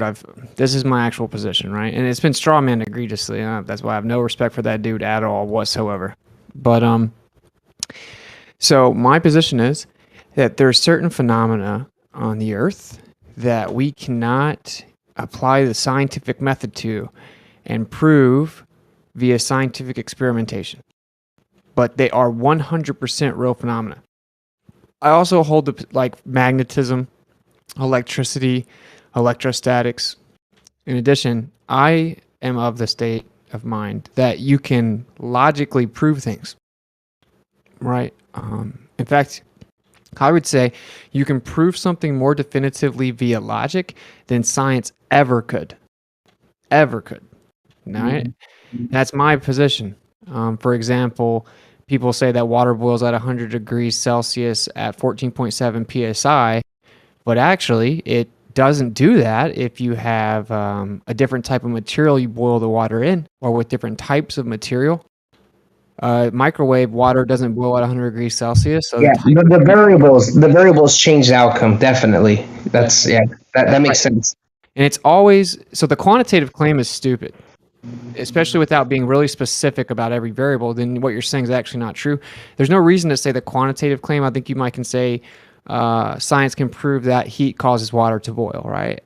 Yeah, you can prove that cause and effect relationship, but it's always limited to what we know, or like what we currently understand. Like if someone back in the day, and QE was strawmanning this, but Jaron made a good point. He's just not as tactical with it as I am when I phrase it, because I preemptively avoid any bullshit strawman. At least I try to. Jaron was trying to make an example about, say, hundreds of years ago, people were like, man, when I go out in the sun, I get burnt, right? And so they're like, I'm going to do a scientific experiment and figure out what's going on here. So it's like, we're going to control the variable of the sun. Now, we can't actually manipulate the sun itself, but we can remove the sun from the equation, right? Like we can stay inside, I don't get burnt. I go out in the sun, I get burnt. So people back then thought that light was what you see. They thought it was just what you see. So they're like, okay, well, the sunlight that we see burns my skin, right? Now, what we've since discovered is actually the visible sunlight, the visible spectrum of the sunlight doesn't burn your skin at all. It's actually the UV light, which is not visible. It's a non-visible spectrum. Right. It's an infrared spectrum. Right. Exactly. Yeah. So if someone a few hundred years ago said, we scientifically proved definitively that the sunlight that we see causes sunburn, they would have been wrong, even though they did a quote-unquote scientific experiment. It's because they didn't know about additional variables. And that's just an example, right? It's always limited to what we currently understand. You also would have, like, example, can you define heat? What exactly is heat, etc.? You can't define that shit. Yeah, and so, and I'm not I like to use the word prove. I don't care, but Jaron just made that point. My point is, I think you can logically prove stuff much more definitively than that. Like, I think that you can prove that this place was created via logic, like the necessary antecedent to creation is a creator, the fact that we have order, like the cyclical nature of the sky, the natural order from the micro all the way up, proves that there had to be intelligent design. Now, like when you go into personifying it or saying who it was or whatever, that's religion and that's different. But you can logically prove antecedent relationship if you can propose a true dichotomy, blah, blah, blah. So anyway, I think that it can be argued there would at one point be a way you could prove the ether via logic. But anyway, I don't even go that far right now. My whole point is if you claim to believe in atoms and you believe in photons and you believe in electrons and protons and neutrons and bosons and all these nonsense subatomic particles. Yeah, quarks, all that shit. Yeah. Yeah. That's all fake. I mean, okay, so like we have real phenomena, we look at it and stuff, but this whole model, this atomic model, that's all just a conceptual abstraction. It's just a convention that people believe. It's not real, right? It's not scientifically verifiable. People will say, oh, well, what is? Questions aren't science. Yeah, but you never verified that the electron is a physical particle of matter. It's not like you saw it. It's not like you could prove that, right? It's just a model. So my point is it's hypocritical to try to tell people what they can and cannot say when you're simultaneously claiming the same type of thing, which is a concept. See, the ether as of now is a concept. This is the actual argument. It was never addressed, and for obvious reasons, because anyone that's listening to me being honest right now, they're like, damn, Austin pretty much ironed this out. And we all know that I did, right? I ironed it out where really there's no rebuttal. Not trying to be arrogant or anything, but I thought about it for years. And so the thing is, particle physics, atomism and particle physics and quantum mechanics, that's the main thing everyone thinks is true, right? And really it's the only thing we were ever taught. There's not really many other options. The only other one is basically ether. Now you could come up with a different one or something, but I've never seen it. So the point is, if we look at particle physics and we try to explain magnetism or electricity or electrostatics, it doesn't work. Like the predictions of the electrons and the photons, it doesn't work. It literally doesn't work. Like it was falsified. Like as in it can't be true because it was wrong. Its predictions are wrong. It can't be true. So that's why in quantum mechanics, they define magnetism as the exchange of virtual photons because it has way too much energy for the particle physics prediction. So they're like something else must exist or we can't explain it. So they came up with virtual photons. They also say electrostatics is virtual photons. Okay, now virtual photons aren't real. It's just a concept to fix the mathematical equation because particle physics is wrong. Quantum mechanics is wrong, like the particle claim. So for me, being intellectually honest, I'm like, okay, well, it was falsified. It's just like holding onto the globe once you falsify the radius. That's disingenuous and dishonest, right? I mean, I'm not going to do that. So I look at it like, well, the ether has not been falsified like that, meaning it's still viable. Its prediction is that you don't have any physical material confinement of little particles that have to match predicted values of equations or anything. It's nothing like that. It's an endless amount of potential energy, right? So it can explain magnetism. Now, it doesn't matter how specifically it's defined at all. Like the fact that there's a background medium can explain magnetism. It can explain electrostatics, and it can explain electricity. So to me, it's the only logically viable framework. And I'm not in any position to want to convince someone. Like, I don't like to convince people of anything. Like, not even the earth, really. Like, I just want to show people the info. It's just information. All about information. I gotcha. Can I tell you something, though? Like, this is what I get from the whole discussion. Like, okay, so here's the thing. Like, scientific method. Someone, I can't even tell you who. Someone came up with that method. And I think it's very valid. But like you're saying, there's things that can't be proven with it, right? There has to be other methods to prove the things that can't fall into that category. You know, like things where like that was specifically made for like a certain scenario. And like you said, like you brought the UV light and all that, right? Like it like we like later on like even though their cause and effect could prove within that cause and effect of why like sunlight causes, you know, you to get burned, whether it's the UVs or whatever. Like at the end of the day, like how do you like this is what trips me out, dude. Like the scientific method at the end of the day, like yeah, I think it's a good method, but it keeps changing, right? It's not like what we decided today is the arbiter of truth. Like something could come along later on and change it. That's why I agree, and I even disagree with Globers at a time. I disagreed, and then I started agreeing with them at some point. They would say science is always changing. It's never the same. And I'll tell you what, because that's true and it could be false. It's both. Because guess what? Like, let's say we went through all the variables of like why the UV light causes the burn. Like we're at that point right now where we're saying the UV light. Can that change in the future? Can we figure out something else? Like, who knows? Who fucking knows, right? Like, here's the thing. Who knows, right? We're with the idea now that we weren't with the idea 100 years ago. Like, it's changed already. So it's like, we're in this state of mind right now where it's like, this is what it is. And we're all sure of it, but who fucking knows, right? Like you said, like that's where I'm at. Like I think the scientific method is definitely a great thing to put us closest to where we're at, but let's not be dogmatic about it either. You know, let's not be like, this is what it fucking is. We did these tests, therefore that's what it is. It's like, no, like dudes in 100 years come up with a fucking better test that we did, and it comes to a different conclusion. Like, dude, it's kind of scary, dude, because like then you start to like, this is what scares me, dude, is that the fact that like shit that we think is concrete isn't concrete. Like that's what scares me, and I think that's what scares a lot of people to like be like, no, we got to stick to this law because we have to be concrete about it. We have to stick to what this is and that is, and that kind of limits things. It kind of slows things down. It's very similar, like government, the way I see it. Like any law, any method is very similar to the way government works. Like it limits things. It makes you want to stay in a fucking box.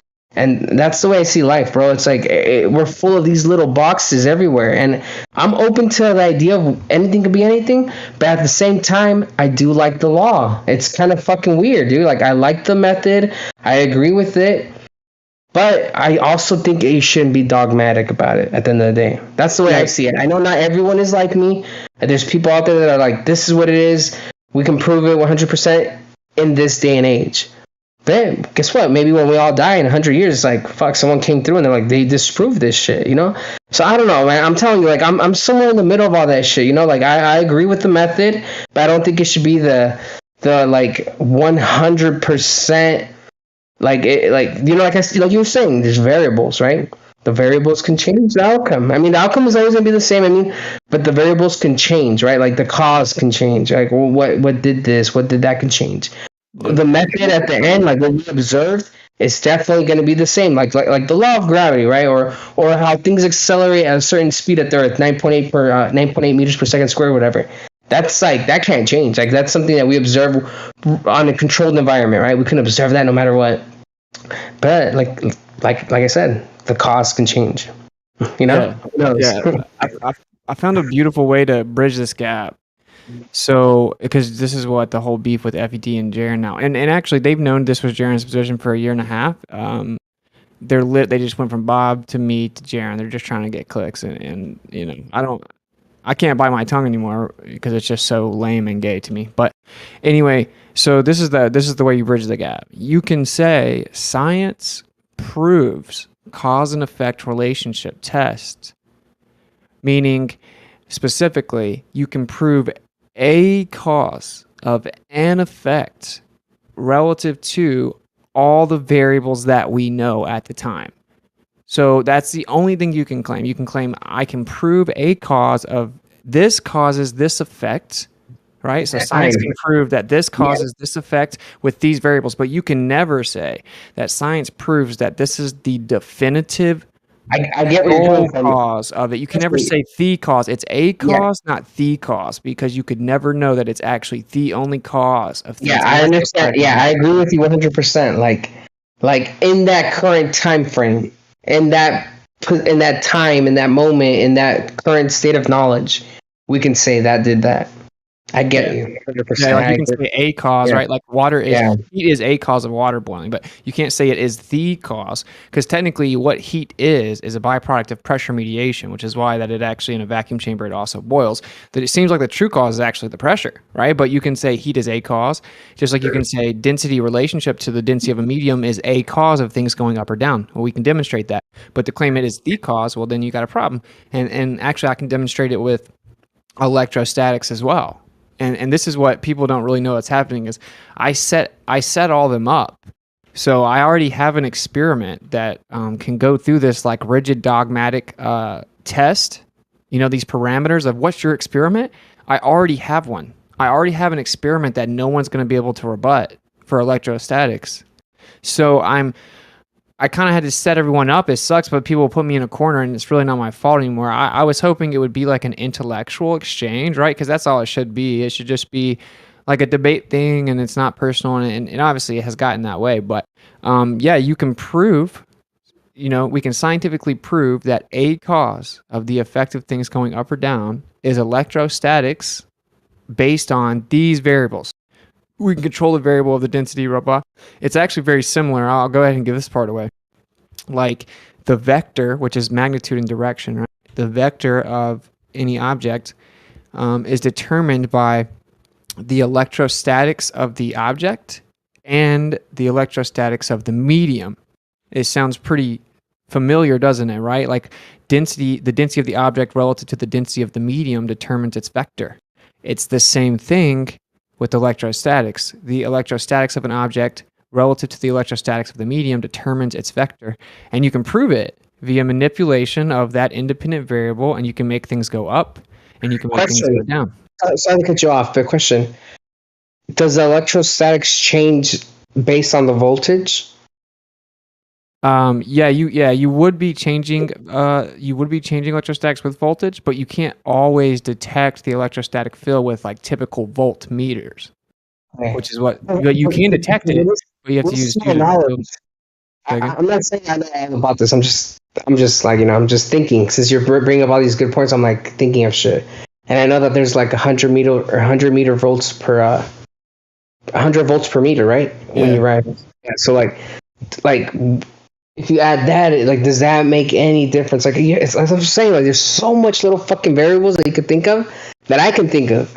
That's electrostatics, bro. That's actually the electrostatic field. So we have atmospheric electricity, and it goes up. We have potential electricity going up 100 volts per meter, and that's where we live in an electrostatic field, and it creates a downward electric pressure. And you can replicate it, and it's just obvious, right? So it's actually like a home run for flat Earth. I don't know why I'm having to fight so hard for it, but I believe in the creator, dude. Actually, I think that this is supposed to be like this, so everyone pays attention. You know how you kind of said that you ignored the whole ether, and most people have done the same thing with electrostatics. Well, now it seems like flat earthers have kind of not had a choice but to at least kind of hear about it recently because of this. And I look at it like that, like it's supposed to be like that. But yeah, so we can manipulate. Okay, so we have 100 volts per meter, so it's equipotential. So it's even increase, right?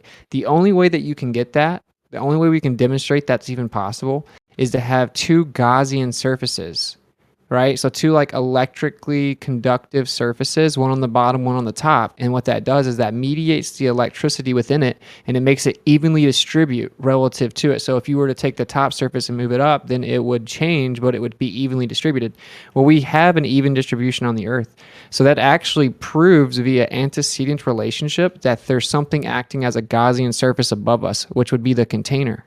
Right? It's just like we say, well, you know, in all observable phenomena, in order to have gas pressure, you need a container. Well, in all observable phenomena, in order to have equipotential electric gradient, you have to have two Gaussian surfaces. And that's what we have. So now that's why when we use the Van de Graaff generator, or we can replicate it in many ways, all it does is create a controlled environment with electrostatics. Well, that's what the Earth is. You can prove that. And then you manipulate it and make things go up. Like, I'm not going to give the exact experiment away, but it's bulletproof, and I actually have more than one. Would you say that I mean, you call it the firmament dome, whatever the fuck you want to call it, container? Would you say, like, let's put it more into like the anode and the cathode? Would you say one's the anode and one's the cathode? Is that kind of where you're is that where you're going at? I mean, I guess you can say it that way. You can say it that way, I suppose. Yeah, because that's kind of how I see it. Like, I mean, what was his name? The guy was talking about fucking the globe Earth earlier. He was saying how, like, they teach you the simple version. I'm being the simple version. Like, I'm kind of seeing one like the anode and the cathode, like the way you're describing it. That's not a terrible way. Yeah, it's not a terrible way to put it. It's well, okay. Like, so we have there's positive charge that increases above the Earth, right? So I mean, in that sense, sure, right? Like. We have negative charge on the surface and beneath our feet, and then we have positive charge increasing up above us. And really, there's no such thing as positive or negative charge. These are just mathematical constructs we use to try to quantify and describe charge. There's only charge. There's charge and there's discharge, and then there's like equilibrium state of charge, which is what people call neutral. There are no negative anythings running around. There's not like something has a negative amount of charge, right? It's just a mathematical construct. But so what negative charge actually is just a lack of charge, meaning everything has this resting resonance, right? That is in its state of equilibrium. There's a resting resonance that everything has that makes it be in equilibrium. If something has less charge than that, then we call it negative. It has like a deficiency or lack of charge. And so we call that negative charge. And then when something has more than that, then that's what we call positive charge. It has an excess. Yeah. And so like we say positive and negative attract to each other. Well, what really happens is it acts just like heat and cold or gas pressure, high pressure and low pressure. It's the same thing. The higher charge, the excess charge, it migrates to the system that has less charge to equalize out. And that's what it really is. Now, if they had taught us this, though, our world would be a lot different. We would understand energy a lot better, right? Instead of like being in chemistry and being like, what the hell is negative atom? You know, what does this mean? It's really interesting that we're talking about this because you know what came to my mind right now with Sid is Coulomb's law. Are you familiar with Coulomb's law? Oh, yeah. Isn't that crazy how it just matches what they claim gravity is? Like like it's literally the same mathematical. You just change like the little g or whatever, the big G to charge. Yes. Like it's literally the same mathematical concept. But it's like, think about it. Coulomb's law has to do with attraction, right? So it's like, it's kind of in this realm that we're discussing right now. I always thought that was interesting how like that matched up with what they claim gravity is doing. I'm not saying it proves or disproves. I'm just saying I always thought that shit was kind of interesting. Like, okay, how does like the mathematical equations seem to be exactly the same? Just this one's for, Coulomb's law and this one's the gravity law. Like, how does that work? Yeah, that's what's so funny, bro, is they hijacked it because if it's just electrostatics, which is what Coulomb's law is about, then it can't make the Earth a ball. Electrostatics is too weak, so it would never make the Earth a ball, and it would never allow like giant planets to revolve around each other or anything like that. It's way too weak. So that's why they had to hijack the phenomena and then claim something else that gets stronger as mass increases, right? Like scalar, so that once you get out to the big giant fairy tale space scale, all of a sudden you would have something strong enough to move gigantic planets around each other in a vacuum with great distances. So that's what it like. I can cite like Walter Lewin from MIT, who is like a very famous MIT professor for like 4 decades.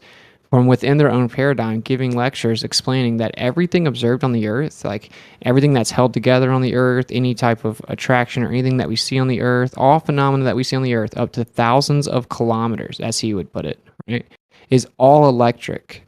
And gravity doesn't come into play as what it causes what we see until you get out into space. So this is the big trick, and you'll get it when you talk to Globers. You'll see it, right? They conflate big G and little g, right?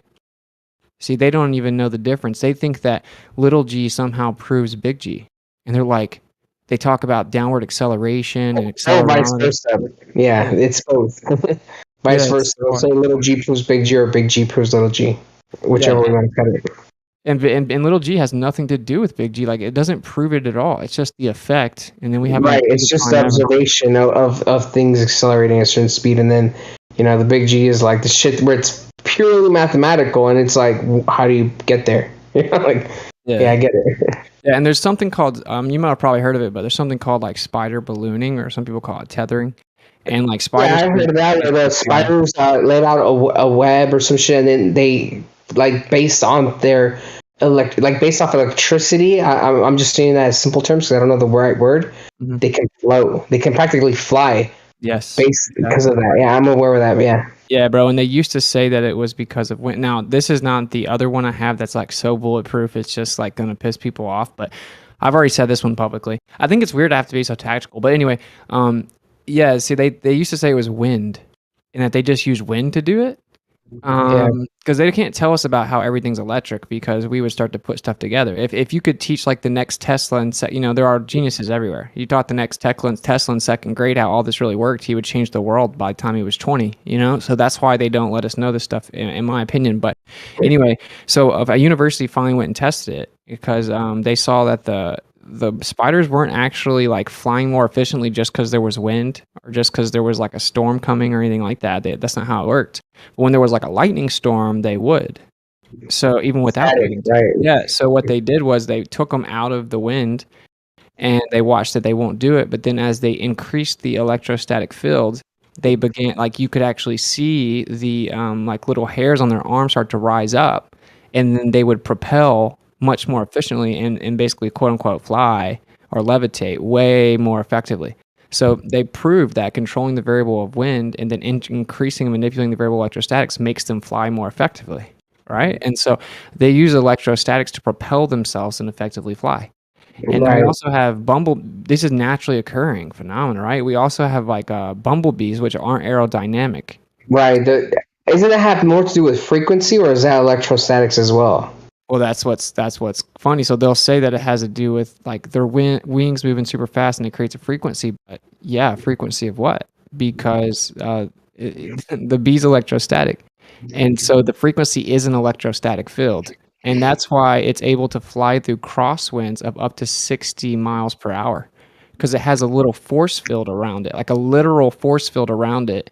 Right. So frequency is not going to explain how, like frequency alone, just the idea of something vibrating, that doesn't explain how it can fly through 60 mile per hour crosswind. Right. The force field does, though. And that's what it is. It's a frequency or resonance of electrostatic field, and they're not aerodynamic. So that's a second one. We also have like beetles. They do that. Dude is taking beetle wings and proving that they're electrostatic, and that's how they fly and stuff.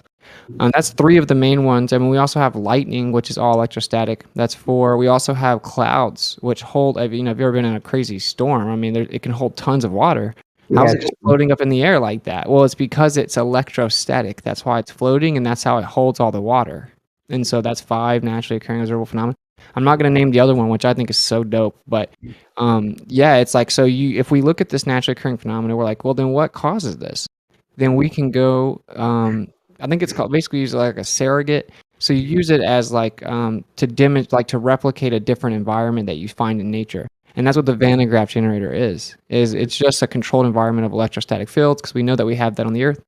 And like, for example, QE tonight was saying you'd have to see stuff levitating outside in nature, and we don't. We literally do, though. We literally do. And so according to his own parameters, he's wrong. And it's whatever. But I just think people should open their mind, man. If we see things levitating with electrostatics, like, why wouldn't we want to look into that? Why would we not want to learn about how everything's electrostatic, and maybe that's what causes things to go up and down, and maybe that's what gives us our electric gradient, which probably has something to do with the gas pressure gradient, because flat earthers never answered that question really. Now it's true, it doesn't matter, because the fact that there is gas pressure gradient requires gas pressure, and we're talking about how you have to have a container to have that. That's cool and all, but we do have a pressure gradient. And we have gases introduced to the surface, we have temperature, blah, blah, blah. But what's up with the even distribution of the gradient? Well, we can prove there's something that also naturally occurs called ionic winds. And that you can repel air with electrostatics. Electrostatics can actually repel gas and keep it somewhere, like keep it pushed down based on the interaction it has with electrostatics. So then it gets real crazy. So there's a downward electric pressure on the Earth, and I know a lot of flat earthers kind of get triggered because they've argued against gas being pushed down on at all or whatever. But I'm not going to sit here and just say the same thing for 8 years and never admit that maybe I need to learn new things. That for me, that's the major disconnect, I think. I have a question for you, Whitsit, since you're on all this discussion about electrostatics and all that stuff. Okay, so we know that the current idea of like I'm sure you've seen the volcano lightning. Do you think that's changes anything with what you're looking into? Like, how they say that there's a positive and negative charges of like the gases merging with the atmosphere, and they create a negative positive charge and they start to collide, and then boom, you get like thunder from a volcano, right? From just the stuff coming out of the volcano, you get this lightning. What do you think about that? I don't know a ton about volcanic lighting, actually.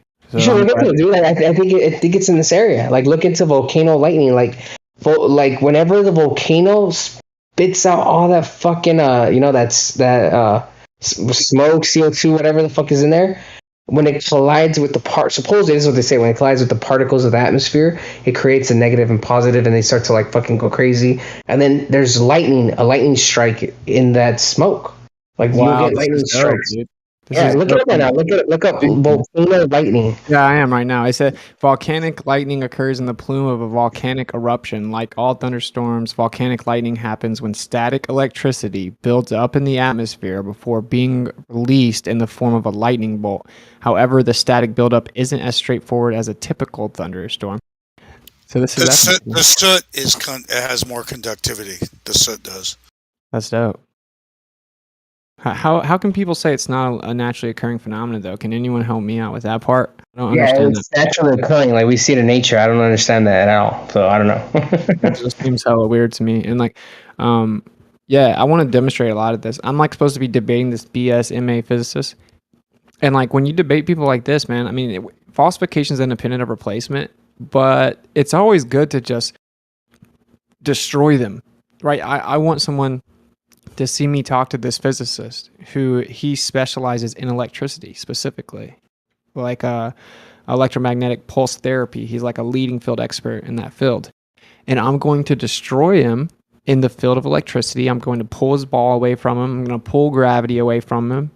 And if when someone else goes and watches that, they're like, wow, this flat earther just schooled this physicist in his own field, right? And now he has an answer for all these questions that he's asking about why do things go down and blah, blah, blah, blah, blah, which most flat earthers don't.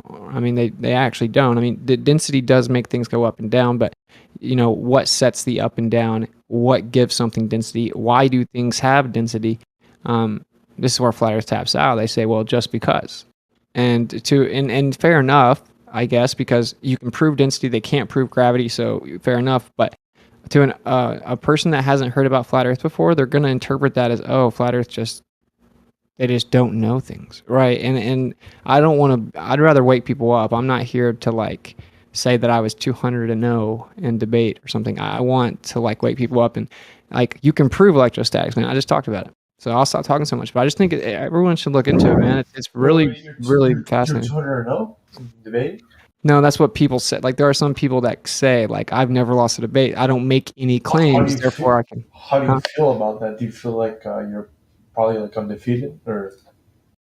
Oh, I've lost exchanges before, dude. I mean, not like in any official. I wouldn't say I've ever lost a flat Earth, globe Earth debate. You always win those, like on YouTube or anything like that. But I don't know. I mean, I'm sure I've definitely been wrong about things. Yeah, like even in this room with Globers. Austin, I'm begging you to look at the first 20 minutes of that 11-hour video that I've been sending around. It's just amazing how they analyze and how they try and stay biased, picking apart both arguments. It's really a piece of work. It's really good. Oh, that's cool. The guy that's been counting fallacies in debates. No, nothing of the sort. No, he's just merely talking about how you can't be in a debate because it brings bias in. It's not going to be scientific, and how often they rely upon, what do you call it, where you rely upon authority? And it's not it's not a scientific argument to go, but NASA. It's not appeal to authority, yeah. Yeah. It's like there's another official. And poor comparisons, like the, the planet's around, therefore we're round. There's nothing scientific about it, and it talks about how we get them on the run so often that it's almost too easy, but it's because of their cognitive dissonance. And if you can prey upon it, you'll take them down a path where they bury themselves, and that's what's fun about it. Oh yeah, debating Globers is the easiest thing I think anyone can do if they actually understand to the flat Earth position. It's like light work. I think it's interesting you guys are talking about debates because if you think about it, like you guys remember how like Eric Dubay was supposed to debate Neil deGrasse Tyson on Joe Rogan's podcast and it never happened, whatever. I'm sure you guys all know that. Well, the point is, Neil actually confronted that statement why he didn't debate a flat earther, and he said because at the end of the day, if the debater is more charismatic than me, he'll win. Doesn't matter if I'm right or I'm wrong. So if you think about it, like I mean, that's his excuse. We all know that's an excuse to just not like have the discussion even beyond like, think about it. Neil deGrasse Tyson debated a flat earther. It doesn't matter if it was the worst flat earth in the world. Like, the information will get out. Like, doesn't matter if he's like a dumbass and he lost the debate. The point is, if you make if you make decent arguments, even if he has an explanation, there's going to be a majority of the people that look at that discussion and be like, damn, this actually makes a little bit of sense, you know, because there's a lot of people like us that came to this conclusion through little arguments like that. So I think the reason they're avoiding the whole debate is just to not make that like capsize, you know, that would have just capsized on them at some point. It would eventually ruin him if he actually accepts the debate. I think he might be one of those people that pay attention closely to these movements. For long enough to know that if he does debate any one of us, he will probably miss his career. Hey, Jose, the Mickelson Morley never disproved the ether, by the way. I'll give $1,000 to anyone who can quote me from Mickelson's paper that it disproved the ether.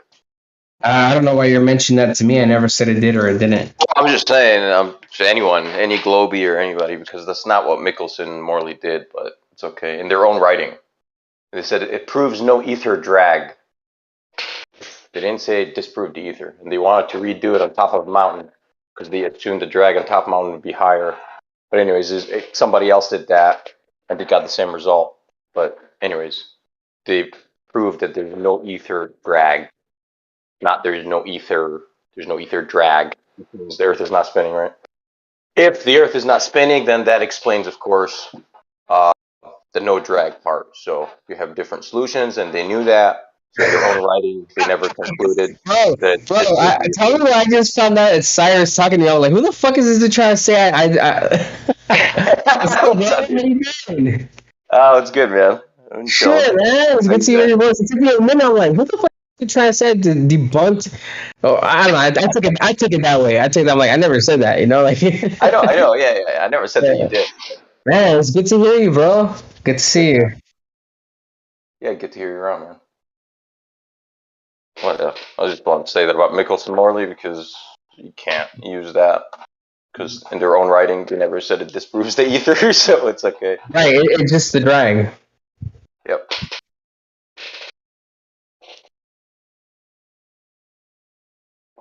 And then with the quantum world BS, whatever, it's not BS. Photons, speed of light, I don't care. Photon wave, don't matter. The speed of light is governed, well known, discovered by Maxwell. That was Maxwell's biggest discovery. The speed of light in the medium is governed by something called the permeability and the permissivity of space, and that's what determines the speed of light. That's why I like to say, in a room, the light is traveling at C, hits a piece of glass, it slows down. Why does it slow down when it hits a piece of glass?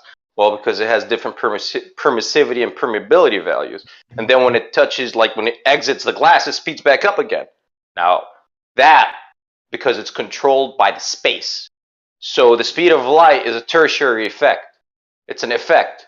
The cause of it is the values of the permeability and permissivity. It's like it's resistance for alternating currents.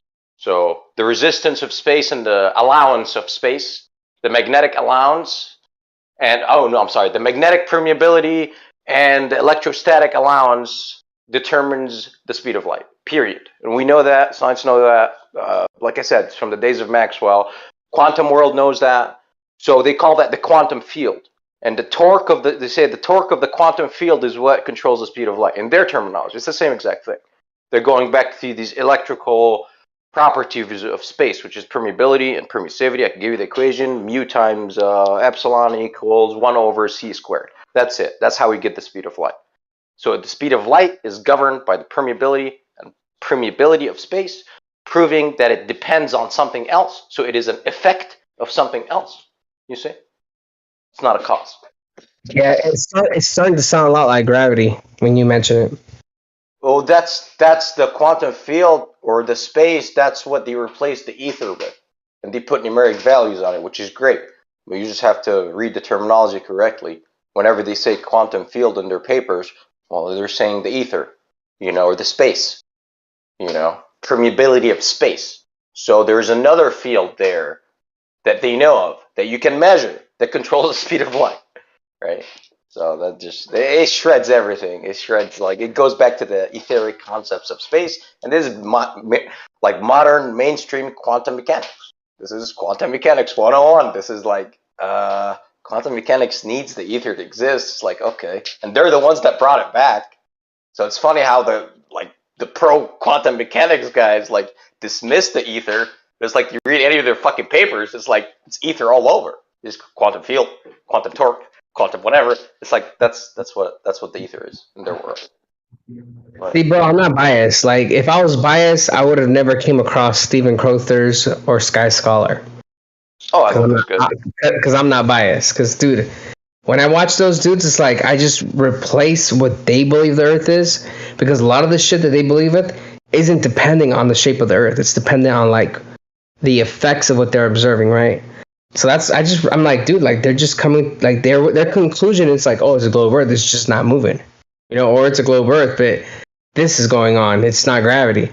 Dude, that's why I'm telling you, I love the information. You can take information from people that don't have the same beliefs as you, and come up with something a lot better, yourself.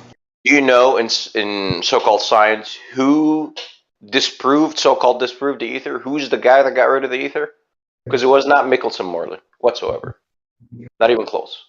Well, I want to blame it on Einstein, but I don't think it was. It was Einstein. I have to say it's Einstein, right? The one who and it's because he, ever since he came up in 1915 when he came up with his general theory of relativity, it just threw every concept that was in place out the window, because everything had to go to his version. So everything was revised almost. Everything that everyone was looking into, everything that everyone believed or whatever, it was revised to fit his model.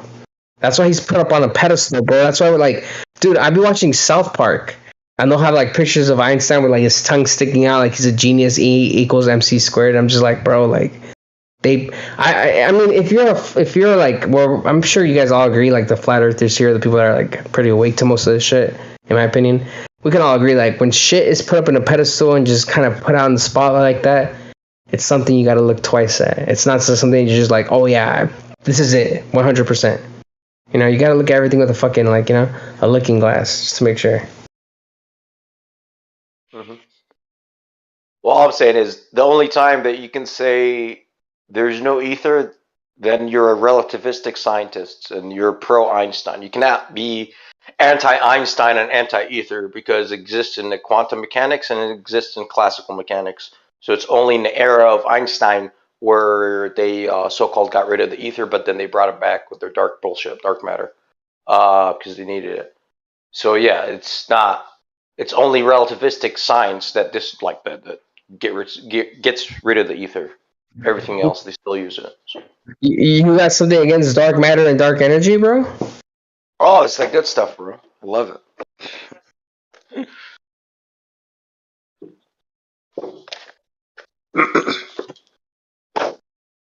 But yeah, quantum mechanics proves ether, period.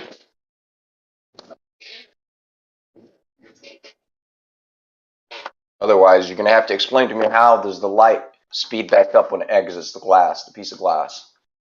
If it's not controlled by the environment, then how does it speed back up? What? Sentient? It's controlled by the medium. Correct, which is the environment, which is the permeability and permissivity of space. Discovered by Maxwell. Here's the crazy thing. What is space? That's to me, that's what always goes back to, dude. It's easy. What the fuck is space? It's defined. No, space in the current model is defined as a certain thing, but what is space? That's my question to not people that believe in what they think space is, but what is actual space? That's what I'm trying to ask. Because that changes everything, bro. As soon as we find out what the fuck is what they call space is actually space, changes every fucking thing. Well, it's not empty. They never say it's empty. Well, no, they say actually it's fucking teeming with shit, right? It has to be. If you pull a vacuum, if you have a vacuum chamber, you pull the strongest vacuum you can ever pull on Earth, and you can still see light through it. which means it still has the electric field in it and the magnetic field, which controls the speed of light. Because remember, it's the permeability and permissivity of space that controls the speed of light. So by you vacuuming out all the molecules of stuff, you know, there's still more stuff in there that you cannot see that controls the speed of light. And like, you can measure this. So it's like, it's I don't know, man. I don't know where the argument is in the ether. Like, there's no argument. Ether is solid. Like, unless you can disprove the permeability and permissivity of space, then you're a champ. You get a Nobel Prize for it. Good luck, because the Nobel Prize guys got it for the discovery of that shit. So it's like, it's not gonna happen. What's really interesting to me about this whole discussion is that you can debate the topic through their model and still sometimes win. Most of the time, yeah, through their own model. You can, like, I'll give you an example. Like, obviously in the globe model, you know, there's gas that reaches all the way to the moon now. So guess what? That means there's drag in space. Absolutely.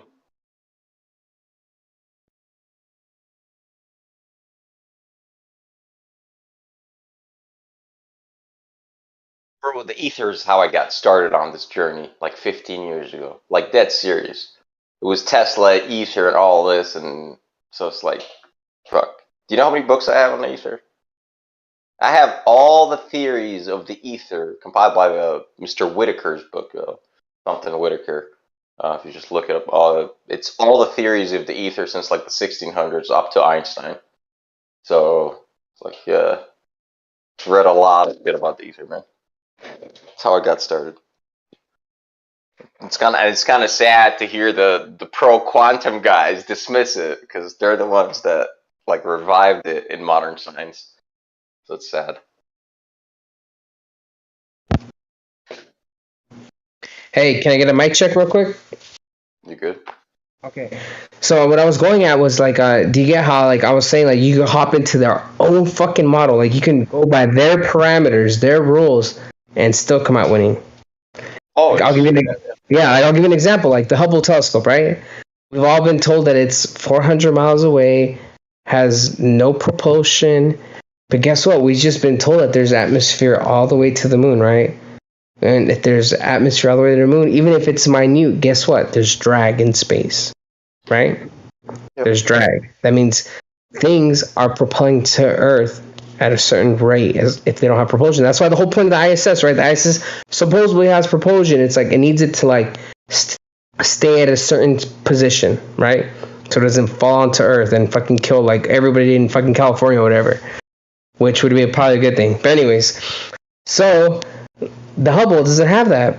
It hasn't been serviced in over 18 years. Yet it's still in the same place it was. Actually, it's going so far away. It's even progressing. How the fuck is that possible when you have an environment that is causing drag and causing things to like slowly accelerate back to the Earth? I don't know. We need a Globie. That's just what I'm saying. Like, even if you go into their own model, their own beliefs, like, you can bring up questions that's like, if you're not fucking thinking about it, dude, like, I don't know what to tell you, you know, like, it's just fuck, like, I'd rather watch paint dry, you know? Mm-hmm.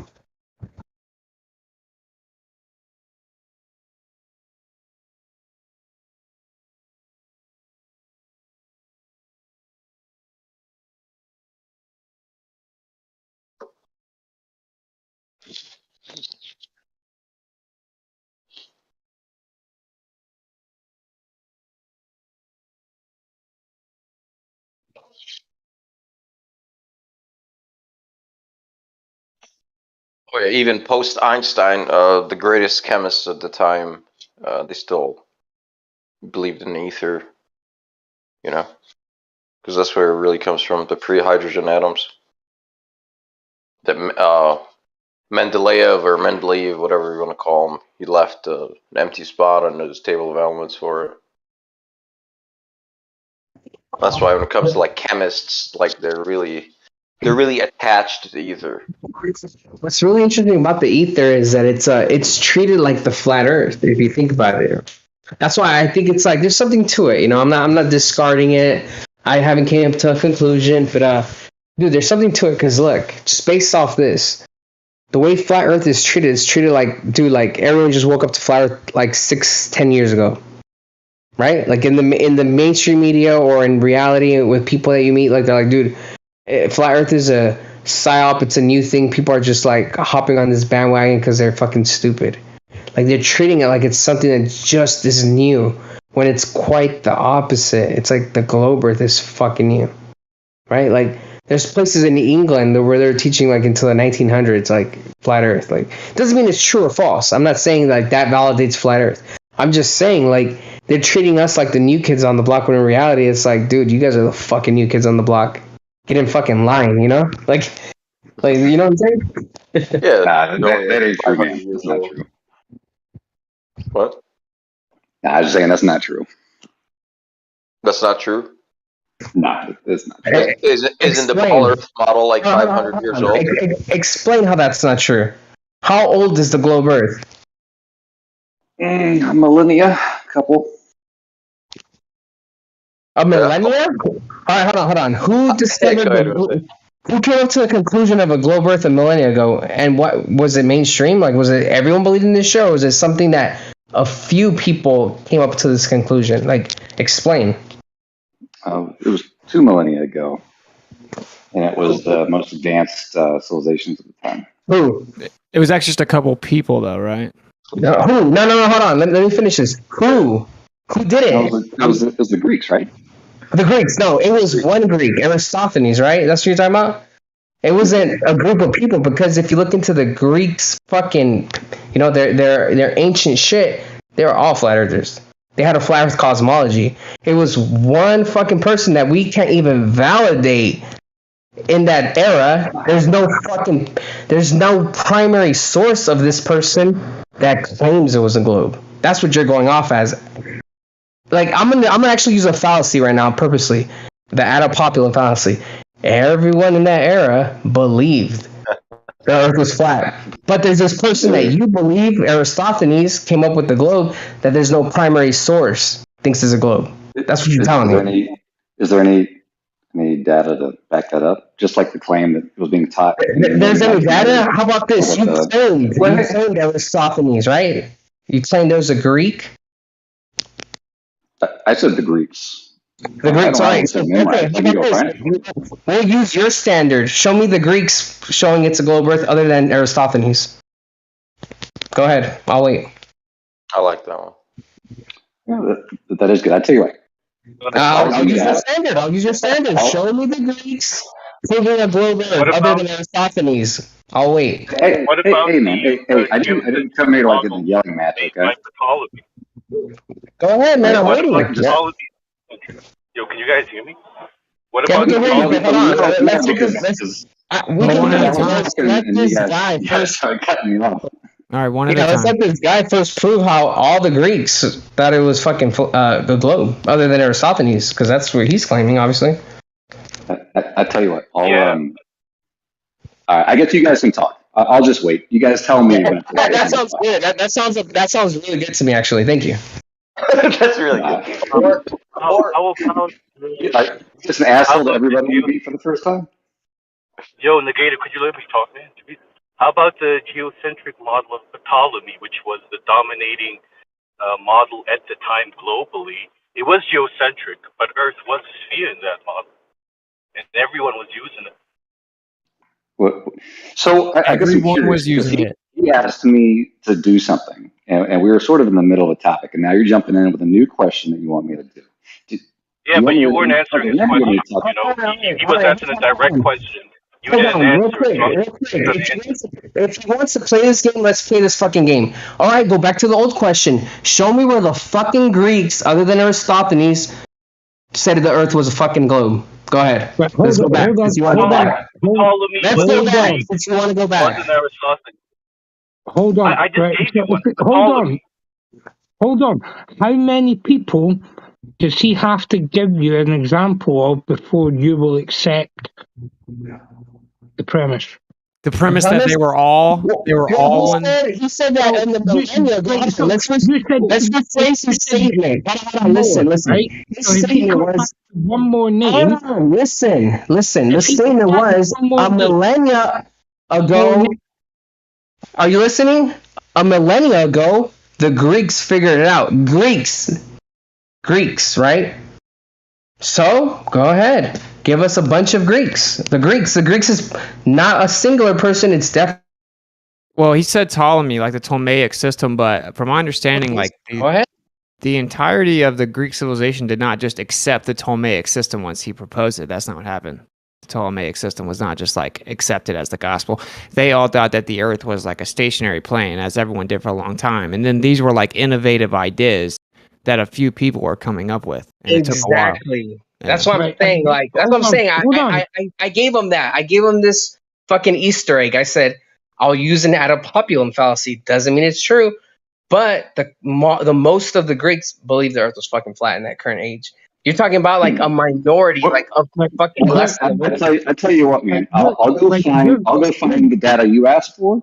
You go find the data showing the majority of them believe it was flat, and that it was still taught to be flat in 1900. Deal? Hold on. Hold on. Because at first you asked for another name, right? Now you're asking for a bunch of Greeks. So how many? Hold on. How many is a bunch? Highlander, you don't seem to have heard the conversation, but what happened? No, he wants more why are you names. interrupting, man? I'm just gonna basically moderate at this point. Like, what happened was he claimed that the Greeks, as in all the Greeks, the civilization of Greece, that they all thought that the Earth was a ball thousands of years ago, and then he said, "Well, no, just like a couple people, like just like." One person proposed it, and actually there's someone else who told me, which is a few years later, he supposedly proposed it too, but it was just a few people proposing new ideas. It wasn't the entire Greek population. That's what the argument was about. Exactly. And I even went so far to say, right? Listen. He made a comment. We get to come back, all right? Y'all being super disrespectful right now. What? I was moderating, buddy. Look, listen. You weren't listening. They've been cutting over me the entire time I've been here, and you didn't moderate once. What's it?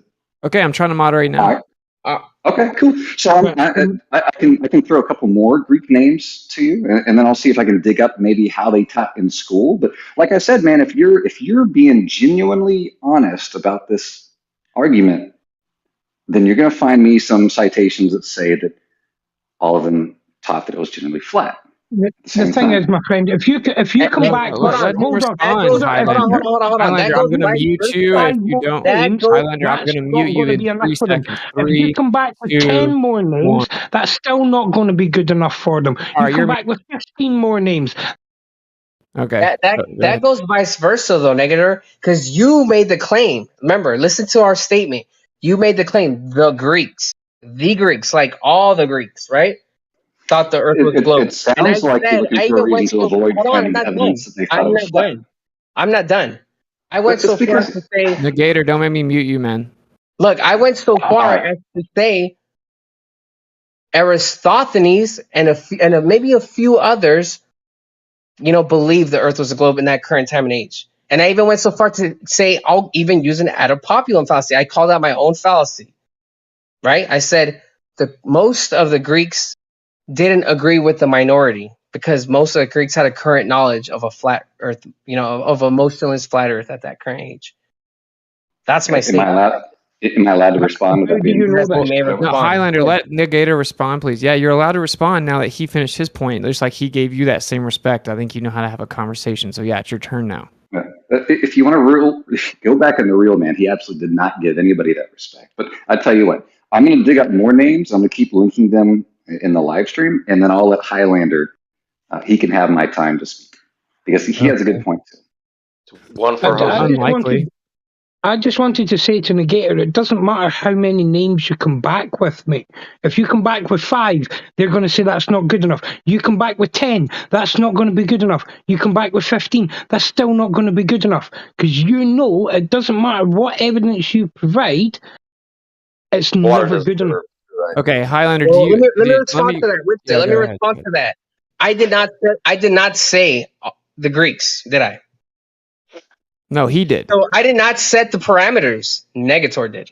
Exactly. Highlander, he claimed that the Greeks, like the Greeks as in the Greek civilization, as a whole thought the earth was a ball thousands of years ago. And then he challenged him on that. So if he just brings a few names, that doesn't actually answer the question. He needs to provide evidence that the entirety of the Greek civilization got the theory. Look, let's just be honest, man. Negator, you can give me 15 names. I'm gonna tell you right now, it's not enough because obviously it's not the Greeks. Period. It's a few number, like a really handful of Greeks thought the Earth was a globe at that current time and age. Whether you believe in that your current state of mind that's the truth doesn't mean that's what the Greeks believed. That's the whole argument. Well, So, the whole argument is that the folks, hold on. the Greeks. That's the same. But that's the same as saying that all the Nazis believed what Hitler was spewing out, when that's not actually true. Yeah? I never said that statement made it true, but based on the look. I don't know why this guy's even fucking talking. He's like, dude, Highlander, man, please just chill, dude. Okay, I'm about to drop, dude. God, just be respectful, man. To be honest, Highlander, you're not listening to the I was in the middle of a sentence and he fucking No, jumped he in was in and the cut middle me of a off. sentence. You're telling me to be fucking respectful. Highlander, he was in the middle of a sentence, man. And dude, I have to mute you again. Okay, look, man. I never mute people. I'm real chill. Okay, he was talking. Yeah, go on, mute me again, dickhead. Oh my God. Okay, you need to chill, man. So he was talking, and then you started talking through him, man. Okay, so everyone just needs to let people No talk. name calling. And gentlemen, seriously, please stop over talking. Witz is trying to moderate you guys. Like, just it's really hard to listen to. But Highland, stop name calling. Yeah, and I'd like Baba Yaga to stop cutting over people. Okay, everyone go needs next? to not No, interrupt. it doesn't. It's only when fucking I'm talking, somebody cuts in over me, that I'm the one that's over talking other people. Because Wits, it's a fucking wankstein. Oh man, Can at I least go come up next? with like creative names. Yeah, go ahead, Nate. Yeah, so yeah, maybe definitely during the time of Aristarchus and Aristophanes and them, the idea of Earth being a globe wasn't that popular. The main reason being because these people kept a lot of their writings and their quote unquote secrets to themselves. But if you go 1,000 years after that, right, the 2nd century after the death of Jesus, when Ptolemy came about with his model became the standardized model of the known world during that time. So all of Europe and all of the Middle East, right? So all of the Arabs, all of the Persians, they were all using Ptolemy's model where Earth was stationary. Yeah. It was geocentric, but it was a ball. It was the dominant model, and you can find this in all of their writings, all throughout all of Europe, Eastern, Western Roman Europe, Southern Europe, North Africa, the Middle East, all the way to the Far East. I don't know about Asia, but those, parts that I mentioned, they all used a geocentric model. So I just dropped a PDF that shows that the early Greeks thought the Earth was flat. The P is silent, of course, but yeah, the Ptolemaic model was not widely accepted like right when he proposed it. But yeah, it did end up being one of the most popular models for many, many years, all the way up to Copernicus, right? That's the story, at least. So yeah, it did end up, spreading, but it wasn't like Ptolemy proposed it and then everyone was like, oh, wow, look at this is real, and everyone believed it overnight. Like, it was nothing like that. Like, he didn't get his flowers while he was alive, if you will, right? So I agree with you. Yeah, it did take time for his idea to become accepted, but once it became accepted, it was the dominant idea for over almost 1,400 years. So that's a long time. But I do agree, during the time of the early Greeks, it wasn't the dominant idea. Even when the Romans came about, most of them still thought the Earth was flat. And that was my whole argument. That was like my whole argument. The fact that Negator was saying how like the Greeks figured it out, like if they all fucking agreed with it. That's my whole argument. Is that the fact that they didn't? It was just a few.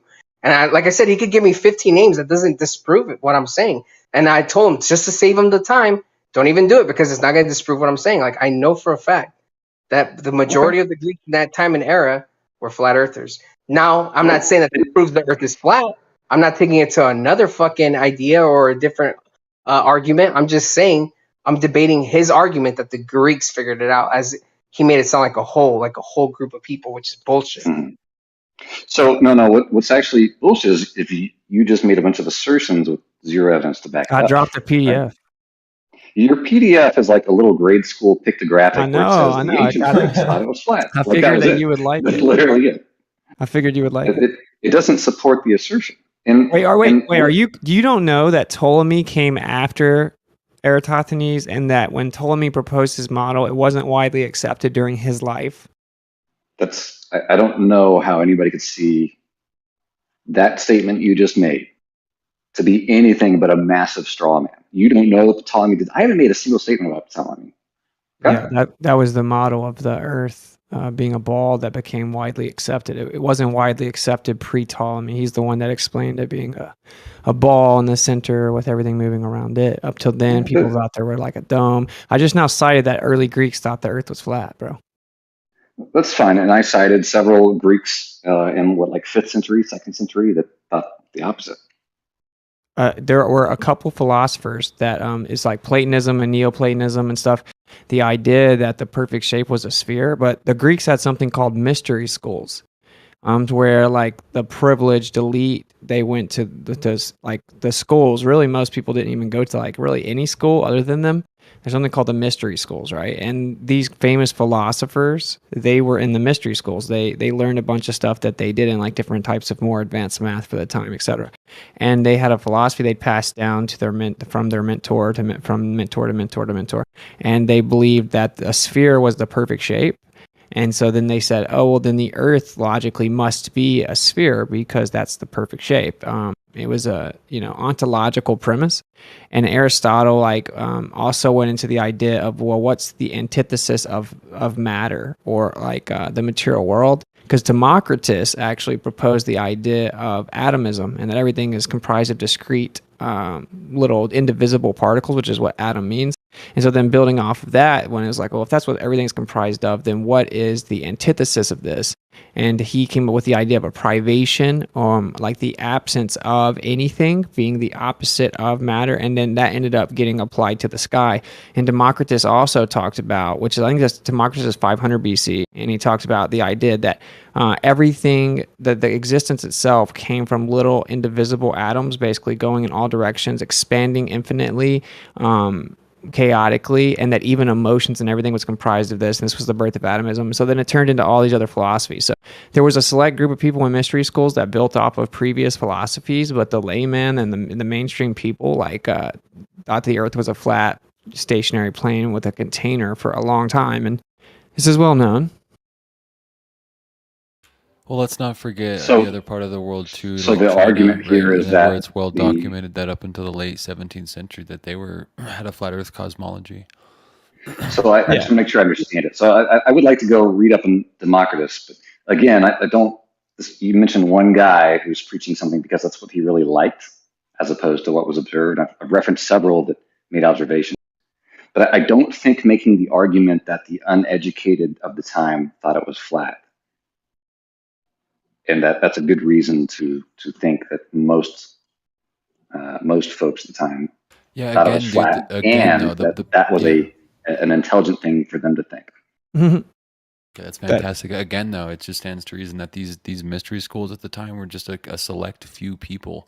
Word didn't travel around overnight. So the thoughts and ideas of these like mystery schools, wasn't the popular opinion at the time. Let's not forget that it does not represent the entirety of the world's opinion at that time. You're literally talking about such a small group of people. It's just a ridiculous point to even argue this. It's like the silliest thing ever, dude.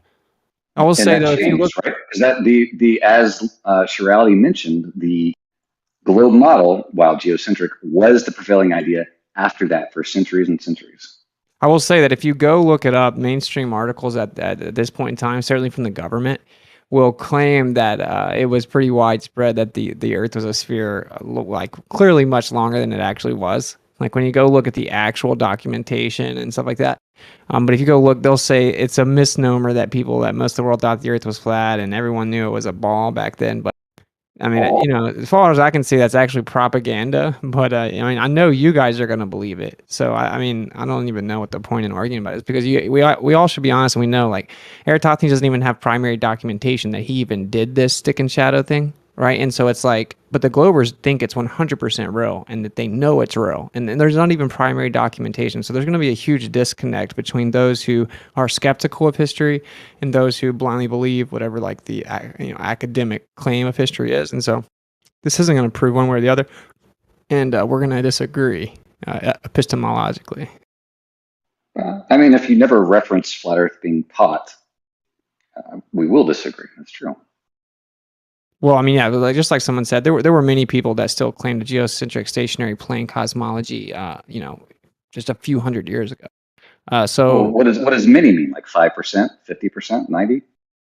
Well, we don't actually have. It's well documented that China held a flat Earth cosmology up until the 17th century. Think of all the dynasties and all of the things that they were able to conquer as a civilization as a whole. That all the things that they did were under a flat Earth cosmology. So it's like so silly when you guys think about like, China's one that people often skim over. It's like they've, yeah, it's not even. Okay. It's well known Well, that they had that cosmology China, for a long time. I don't know. I came from Europeans, and they came from Mediterraneans, and all of that. That's most of the civilized world. If you want to argue that China thought it was flat up until 1700s, that's fine. But that wasn't the argument. It was that it was still being taught in England up until the 1900s. And if you want to argue that it's prevailing, you're going to need a lot bigger chunk of the world than just China. Well, no one's claiming that it was necessarily prevailing across the whole world in the 19th century. I didn't hear anyone say that. And so it's whatever. The Copernican principle started getting pushed pretty hard. The Romans had the Catholic Church had huge control. And then once it adopted it, it started to spread this belief system pretty wide, right? So that's what happened. Was actually a religious institution pushed your religion that you think is real on people. I think the fundamental part to take away from it is that it started You don't need to speak rhetorically, okay? You don't need to spread that sort of bullshit. It started, a belief system void of empirical evidence built upon the doctrine. It's not void of empirical evidence. You don't need to say that's that bullshit, okay? Void of exclusive empirical evidence. I mean, you can interpret the evidence however you want, but it is though. But anyway, the point is, it started as a philosophical premise. It was ontological, right? Like the idea. No, it didn't. Okay, it did. That line. Well, I don't know if you ever taken philosophy, okay, but I actually read these people. So I read Plato and Aristotle and Democritus and Socrates. I don't know. I would assume you've read some of them, but maybe you haven't. Okay, but they I have, and it was based on observation, not philosophical. No. So the fundamental reason was they thought the perfect shape was a sphere. Like Democritus is. That's just wrong. No, it's not. And Democritus is where it all started. Democritus thought that everything must be comprised of little indivisible particles, basically, of matter. I mean, he didn't say it that elegantly, but that's what atom means. Indivisible. That's where we get the word atom, is like from the Greek postulation that it comes down to these little indivisible discrete particles, basically. And then he postulated that even emotion was comprised of these, and that the beginning of existence didn't have any true aim or purpose. It was random, and it went in all directions, and was infinite. And it was just comprised of little bombarding like balls and spheres. And so this was 5th century BC. So, and this is Harvard University. I covered it in my presentation. And so so how did this guy influence the thinking of people like the folks I just cited? Empedocles or Annex or any of the other groups who actually made actual arguments for the shape of the Earth based on observation. Right, I'm about to explain it to you. And why does it matter? I'm going to explain it to you. So, and this was the idea that it was all comprised of little indivisible spheres, and this progressed into this idea, and then you get Platonism and Neoplatonism. And it progressed that, the fundamental building blocks of everything is spheres. Like we see things that are circles in the sky, so it could be interpreted that maybe they're spheres. And so with the celestial spherical assumption and then the microscopic spherical assumption, they just thought it was logical to place in there that, the Earth must also be a sphere. And so what they did was they then went to look at different things to see if they could explain it with the Earth being a sphere. And so the story goes that Aristotle saw a boat, and he's like, the boat disappears, must be a sphere. And then Eratosthenes assumed a distant sun with parallel rays, accounted for no refraction, assumed the Earth was a sphere, and then did some geometry and was like, the Earth's a sphere, right? So this is objectively what happened. They went out to try to substantiate their philosophical ontological premise that everything's comprised of spheres. They write about this very point blank. All the philosophers do. So I don't know why this would ever be argued against. So they made observations of our world and then drew conclusions, right? They didn't just go see the boat disappear and say, wow, I wonder why that happens. The Earth must be a sphere. They came up with the idea that the Earth must be a sphere and then went and looked for things to see if they could find something that they thought that would work with that idea. Number one, I don't think that's true. Number two, these are, I mean, if you want to provide information back on your position, okay, for free. Sure. However, the bottom line here is that these guys went out and made observations of the world around them. They had sounds like they had a hypothesis and then started with that and then drew conclusions based off the observation, which is what I would think they should do. Well, if you think start that with the hypothesis, gather the data, draw a conclusion. If you think a boat disappearing in the distance proves that the Earth's a ball, I mean, you can go for that if you want, right? Like, it's not like they went out there and they were like, look, the boat disappears. And then they pulled out a telescope and they're like, oh, never mind. It doesn't disappear. Well, number one, you can't pull out a telescope and see a boat after it disappears. Number two, what you asserted was that they just went out there and like, this works. I'll go with that. No, these people are drawing logical conclusions and then spreading that information. Hey, it's probably a sphere because what we observe happens on a sphere. All right. They logically were able to deduce that a ship isn't going to get obstructed by anything on a flat surface. They were smart enough to realize that. All right, man. I don't want to argue with you about what you believe about. What I did was just now I'm dropping information. I'll just drop it. If anyone wants to read it, it'll primarily be Stanford and Harvard, who excel in the philosophy departments. And it's very simple. Like, it's Platonism, Neoplatonism. It started with Democritus, the idea everything was comprised of discrete, indivisible spheres.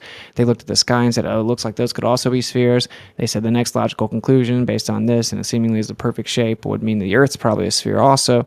Then they went through, the next few hundred years trying to compile information that would work with that prediction. So that's what objectively happened. It was hundreds and hundreds of years in the working of philosophical, ontological basis. So you can deny it if you want to. I mean, it's not a problem. Because the thing about it, everything they even say doesn't actually prove the Earth's a sphere, like the official story, even if we take it on face value. According to what Eratosthenes did, he just used 2 sticks, right? And so, like, even Neil deGrasse Tyson will tell you that, well, that works fine on a flat Earth. So when people say they proved the Earth was a sphere, but then they say the story was he only used 2 sticks, that doesn't even make sense, right? I mean, it doesn't work fine on a flat Earth. You couldn't have 2 sticks with the same observation on a flat Earth? You would have not at that distance, no. You're wrong. If it were... I'd have to map it out. Yeah, you're wrong. But no, sun angles and shadows don't work on a flat Earth. You're wrong. You're wrong. If you only have 2 sticks, it does work. Well, your side's claim is that when you add more than 2, it gets less and less accurate the more you go. That's what you're claiming. No, what Eratosthenes did was, and I know your position. Included the angle of the Earth below it. Okay, can Son of Glober help him and explain to him that if there's only 2 sticks? If you have 2 sticks, you can triangulate the sun height, right? Flat earthers don't want to do that. If you have 3 sticks, the whole thing falls apart in the flat earth. Okay, so then you agree that that's a bullshit narrative. But before we address that, no, it's the one you've never answered. It's not bullshit. Wait, come out, buddy. Narrative. Glober just said you were wrong, man. So it looks like you got an infighting to do here. But the point I was making was he said you can triangulate. He didn't say I was wrong. Calm down, my guy. So, No. Well, don't make up things about what people are saying. You're triggered, man. So, Eratosthenes allegedly. I mean, you can roll it back. Oh, that's the fourth. That's the fourth interruption. So, well, brother, don't fucking lie. Don't make things up. He literally did not say that. Okay. That's the fifth interruption.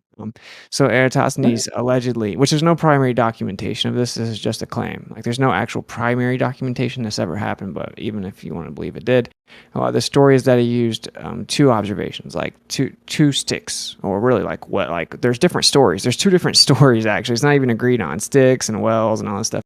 But anyway, it was only 2 in the story, which is not primarily demonstrated. But so in that scenario, if you only use 2 positions, then that wouldn't prove either way. And so, he wouldn't, that just goes to support my point, which is why I brought it up, right? Which is they just went into observations assuming that, are trying to fulfill the idea that the earth was a sphere, like trying to support that idea. And it was a philosophical foundation. And you can read ancient Greek philosophy over the course of hundreds of years, and they explain it. By the way, you said Eratosthenes didn't take refraction into account? No. Are you saying he did? He didn't have to. You're talking You about guys, I laughed on the muted because I've never heard that Aristophanes took refraction into account. Like I never heard that in my life. Yeah. Being a And flat what was earth the temperature? What was the temperature and the barometric pressure? No, seriously, I've never heard that rule hit. No, Like, he said need to. He said he didn't need to. Okay, I've never heard that though. That just made me laugh. Yeah, I think you're referring to Alberuni, right? No, I was just saying in general. Like he just said, "Oh well, we'll assume an infinitely distant sun." I want to say, what was the distance that he assumed was like 3 million? Is that right? Does anyone know? 3 million miles or something. And when he guessed the distance, but he said he just chose like infinite, meaning far enough out that it would be parallel.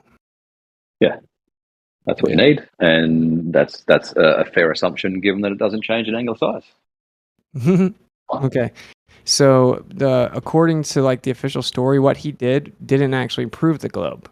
And that's what's so ironic about it, is that everyone goes and repeats the narrative, but like according to the official story, which again, there's no primary documentation for it at all. And of course, it doesn't matter if the whole world thought the earth was a sphere from the very beginning of time. That doesn't prove it is. And if everyone thought the earth was flat until yesterday, it doesn't prove it is either. But the point is that according to the official story that you guys just regurgitate, he didn't even do the observation efficiently enough to demonstrate that it was a sphere, according to your own talking points. So I don't know why. Why wouldn't you just absorb? I think it makes them uncomfortable to understand that the truth is that the foundation, the origin of the globe Earth, it was philosophy. It was an ontological premise, like objectively. Right. So maybe read some Karl Popper as well and philosophy of science. Okay, I actually agree that philosophy and science should be joined at the hip, and this is only like in recent times basically devolved, because science can only give you information without the ability to interpret it or apply a logical framework. Then it has no value. It's invaluable. I think that without logic, you have nothing. So I don't think you can completely separate science and philosophy. But my point is actually that it was a philosophy. It was a belief system. It was a worldview. It was ontological. It was an idea. It was abstract. It was just people using philosophy. It's not that big of a deal. They thought the perfect shape was a sphere. Just absorb your position for what it is, and that's where you got the vacuum of space as well. Aristotle thought about. So I'm looking through this Democritus thing you linked. Now, granted, I'm just scanning through it because it's big. Where does it mention the jump from atomization to Earth as a sphere? Yeah, see, Democritus just talked about atomism, my guy. You didn't listen to me, so I'll drop. No. What you said was that because he wanted everything to be a sphere, the Earth must also be a sphere, and then that trickled down into other people. So that's not what I said. That's a straw man. What I said was he proposed that the Earth and everything was comprised of indivisible little spheres. And this idea was absorbed in the mystery schools, so it was passed down to each philosopher afterwards. They accepted that to be true. And so there's no evidence where they took that and made Earth as a sphere from that. Again, they absorbed it to be true, the idea that everything was comprised of little spherical atoms that were indivisible. And that... Again, the shape of the Earth. Okay, you don't got to tell me for the fifth time. Well, because you repeat yourself a lot with it, and then you strawman me anyway. Imagine how painfully exhaustive this is. It's not a strawman. Actually, honest. I'm just trying to find out what Democritus has to do with Earth being a sphere, because you were conveying the idea that he had something to do with it. Now you're telling me everything comprised of itty bitty spheres doesn't mean we make the logical jump to that. Also means Earth is a sphere. Okay, once again, so he came up with that idea, and then it was absorbed within the mystery schools, the philosophical mystery schools of the Greek civilization. Then it was continuously passed down, okay? And then they started... So where's the evidence of this? Oh my God, bro.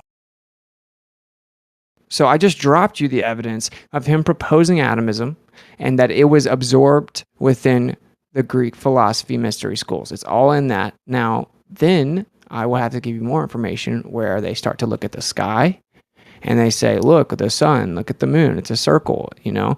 And if we have this idea that everything's comprised of little spheres, wouldn't it make sense that everything on the big scale is also made of spheres? Because look, it looks like a circle in the sky. It looks like it could be a sphere. And they even look, the stars look like they could be little small spheres maybe, right? So that was the second step.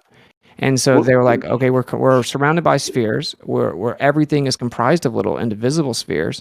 So it's only logical that also the Earth might be a sphere, and it's called Platonism and Neoplatonism. That would be the relevant information I'd be interested in looking at. Okay, well, I'll be happy to keep. I just gave you the first step, and now you just desperately strawman me that I said that Democritus claimed that because of atoms, Earth's a sphere, and that's not what I said. No.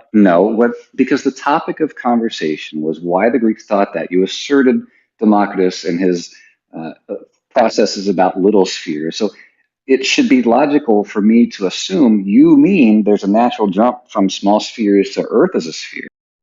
And that if you made that statement, or rather that's the statement we're talking around, that you would back that up with something. Yeah, I said I will. I have been talking with my push to talk since I dropped that. Now I'm going to go over here and get you some more documents. But to me, this is stupid because it's just what the reoccurring theme. I know more about your belief than you do. And it's weird. I don't believe anything about Democritus. No, but you believe the Earth is a ball and you don't know where the idea came from. But then you invoked the Greeks. You invoked them, but I know more about them than you do. Well, knowing more about them and me being wrong aren't, well, we don't. It's not mutually exclusive. Did I say it was? You can very well know more about them, but that doesn't mean I was wrong when I said the idea came from the Greeks. Did you know that like one of the most dishonest fallacies are straw man fallacies? That's like arguably the most dishonest fallacy that exists. Sure, but I didn't straw man you.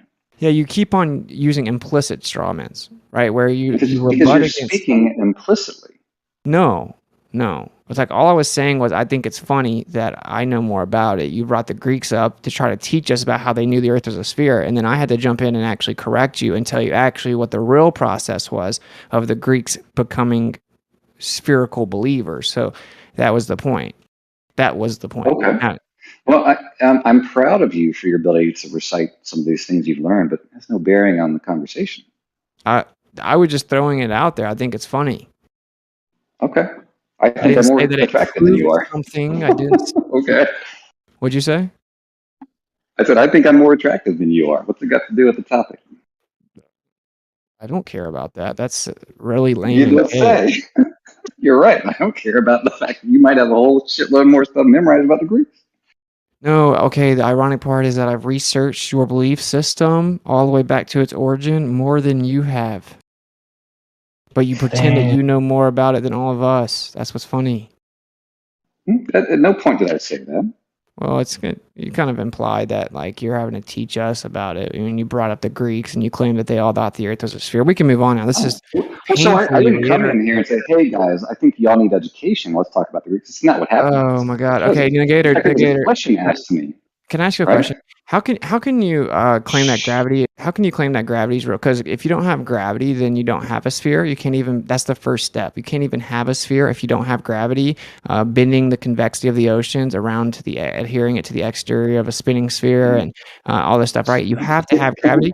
So no, I'm changing the subject. Without rattling on for like 2 minutes of a shot. So painfully reiterative and exhaustive. I want to make a point real fast. So you need gravity. Like it's the fundamental glue of your belief system. So the evidence for gravity is that, well, the gravity has to exist if the Earth's a sphere. That's the first piece of evidence, is presupposing that the Earth's a sphere. And I'm curious, how can you actually claim to be able to prove gravity on the Earth if everything that we observe is electric? And even Walter Lewin from MIT, very prominent person within your paradigm, very credentialed guy, obviously, he explains, as do many other people, that everything we observe on the Earth, anything that we see held together, any thing that we see accelerate, anything like that on the Earth, it's all due to electric nature of the Earth because it's so much stronger, right? 10 to the 36 power stronger than gravity claims to be. And that gravity doesn't actually come into play and start being the cause or explanation for the things that we observe until you get to space. Can we look, man? You don't got to preach to me. I realize you got these things memorized. I asked you a question. All right. No, actually, what happened was I asked you to provide the logical next step in your assertion that Democritus was the beginning of the idea of the sphere Earth, and then you accused me of strawmanning, then turned around and strawman me by claiming that I came in here acting like I was smarter than you all about all this, and I knew all You just about want it. to keep talking about the same thing. And now you're bringing up a new point. So yeah, because the whole room is probably like, I oh would my still god, like to this sucks. see what the logical step is from Democritus to globe Earth. Okay, I got you, man. So I'm gonna drop a bunch of for you. You know, you can go along with it or not, whatever. Like, you don't know what Pythagoras said? I mean, do you not know anything about this? I mean, do you want to communicate with me, or do you want to keep Not about this anymore. No, I think the whole room would agree that us talking and arguing about Greek philosophers for over 20 minutes is really tedious and lame. That's what I think it'd be interesting to hear the information, but you guys seem to be kind of like going at each other a little bit more. How about just like lay out the information so we can hear what you got? Okay. I think you did an excellent job, Austin. I think Neg's reaching. I'm just saying instead of being about like who's smarter, and you guys were just getting into what's your IQ? Well, it is very interesting, the whole history of this model, and it's kind of shrouded in mystery to a degree. What really has gone on? What really were people thinking? First of all, even of so many of those historical periods, how many of those are even accurate? You get into a whole like Tartaria, Great Reset kind of stream as well, meaning that a lot of that history is not even real. But I think a lot about that 1776 date. You know, they claim that's like the independence, but like, is that when we actually got taken over? Is that when we got hijacked? They claim it was the American Revolution and all that, but what really was that about? Because it seems like right into the 1800s, and we don't have very much like history before 1776 that's like documented. It's like because of the generational gap and then the world wars, everything that led up to now. So honestly, I mean, I would go as far as to say that that's really when they've been pushing the globe since then. Yeah, this stuff is actually really interesting. They love to pretend that they love to always I have to find it in depth. Like Stanford and Harvard do a really good job of being honest about it. The government sources suck, so I'm trying not to like rush it, but it does explain right here, for example, like Aristotle's cosmology is that each of these four elements, earth, water, fire, and air, which is funny because they leave out ether. But the Greeks thought that ether was like the quote unquote air of the gods, and that it was the fifth element. So it's just sad. It's sad that so much information is like messed with and misrepresented now. But that's why I'm trying to find the actual good stuff that tells the whole story. But that's some of it right there. So is there a logical link from Democritus' position on the world to the Earth as a sphere in there? Yeah, I'm going to show you the writings of them explaining the whole idea that it's so beautiful and profound that everything from the small to the big is comprised of spheres. Right, but that's not what I asked for. Okay, see, Gio, you see why I don't want to talk to him? Like, can you see why I don't want to? Because, like, he's not interested in, like, admittedly, he doesn't know this stuff, but he knows I'm wrong. And, like, I have to go look all this stuff up. And it's for what reason, actually? Like, in the grand scheme of things, like, what's the actual reason? Like, he doesn't care. Well, I do. I genuinely want to know. Negative You cares made a the lot, assertion. bro. I think it's very interesting. No, Witsit, trust me, Negator cares a lot. I've known Negator since like Discord, the first one, 1.0 started. He's been there. Whether he agrees or disagrees, motherfucker's been there. So that's all I gotta say about him, man. He's been here's around. here's one of the things I long told time. you. Here's one of the things I told you, right? That they thought the perfect shape was a sphere. So I'll drop the link. It's I think this is Ohio State University. The ancient Greeks were intoxicated by geometry, form, and symmetry. A sphere is the most perfect geometric solid. Okay, so they thought the perfect shape was a sphere. This is basic stuff, man. This is like... Okay, so number one, I appreciate the comment that was just made about me. I really do. But number two, adding something like, man, this is basic stuff, doesn't add validity to your position. Okay, it's just kind of a snarky thing that can make the other person you're talking to get prickly. There's no reason to do that. I'm just saying this is just basic stuff, and it's just kind of tedious for me to do it. Like I'm trying to be nice and still go find it when you could easily go use the same resource I have access to, right? And so it seems like as opposed to being appreciative, you pretend that you preemptively know that I'm wrong when you also admitted a second ago you actually don't know. So it just seems really lame to me, but whatever. Well, no, I mean, you made an assertion. I would like to know, because I really do want to know the leap from Democritus to your claims about the Earth. I explained it was a process of hundreds of years and different things. Yes, and the document you just linked, it actually just says Aristotle proposed Earth as a sphere based on eclipses. Well, he goes on something. Let me hear it one more time. Yeah. Mm-hmm. But it explains that I dropped that to explain to you why they were so obsessed with spheres, because it was the perfect shape. So I have to find the writings. Like you have to put yourself in my shoes, right? So I was real obsessed with this, like maybe 6 years ago now. I was like real obsessed with like why were they so infatuated with the idea that Earth was a sphere so long ago?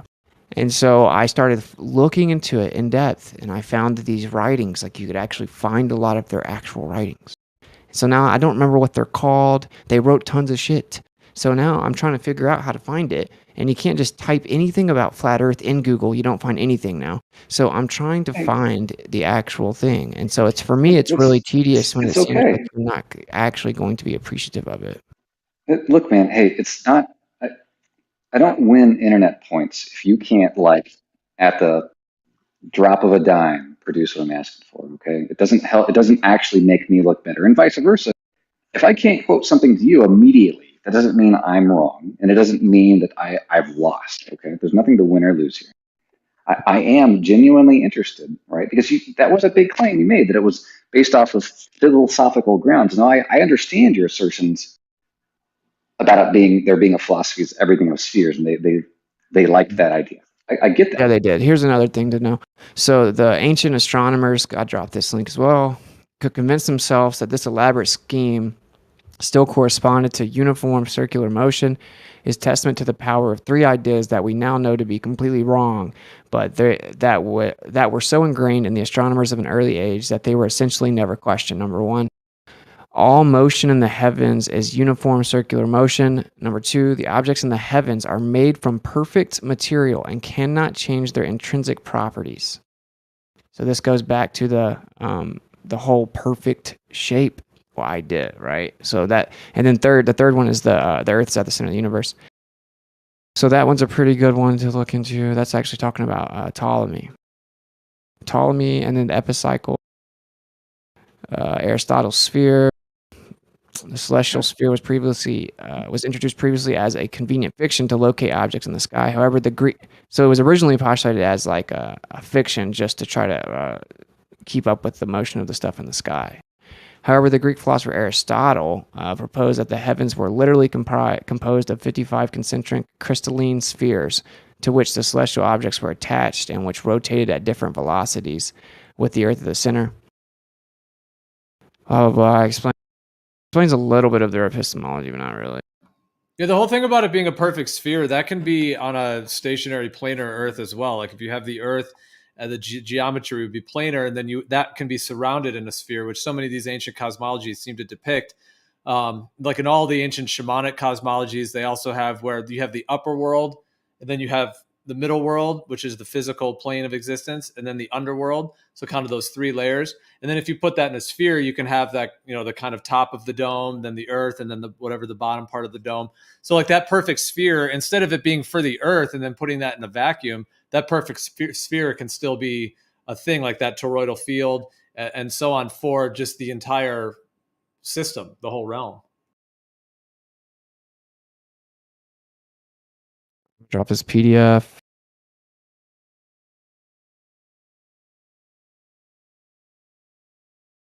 So I don't see why they're saying that a perfect sphere had to mean the Earth had to be one. Plus, the Earth isn't even a perfect sphere. It's an oblate paroid. Yeah, I mean, it's pretty close. Yeah, they claim we're like just 17 kilometers off at the equator or something. And I don't know off the top of my head. Yeah.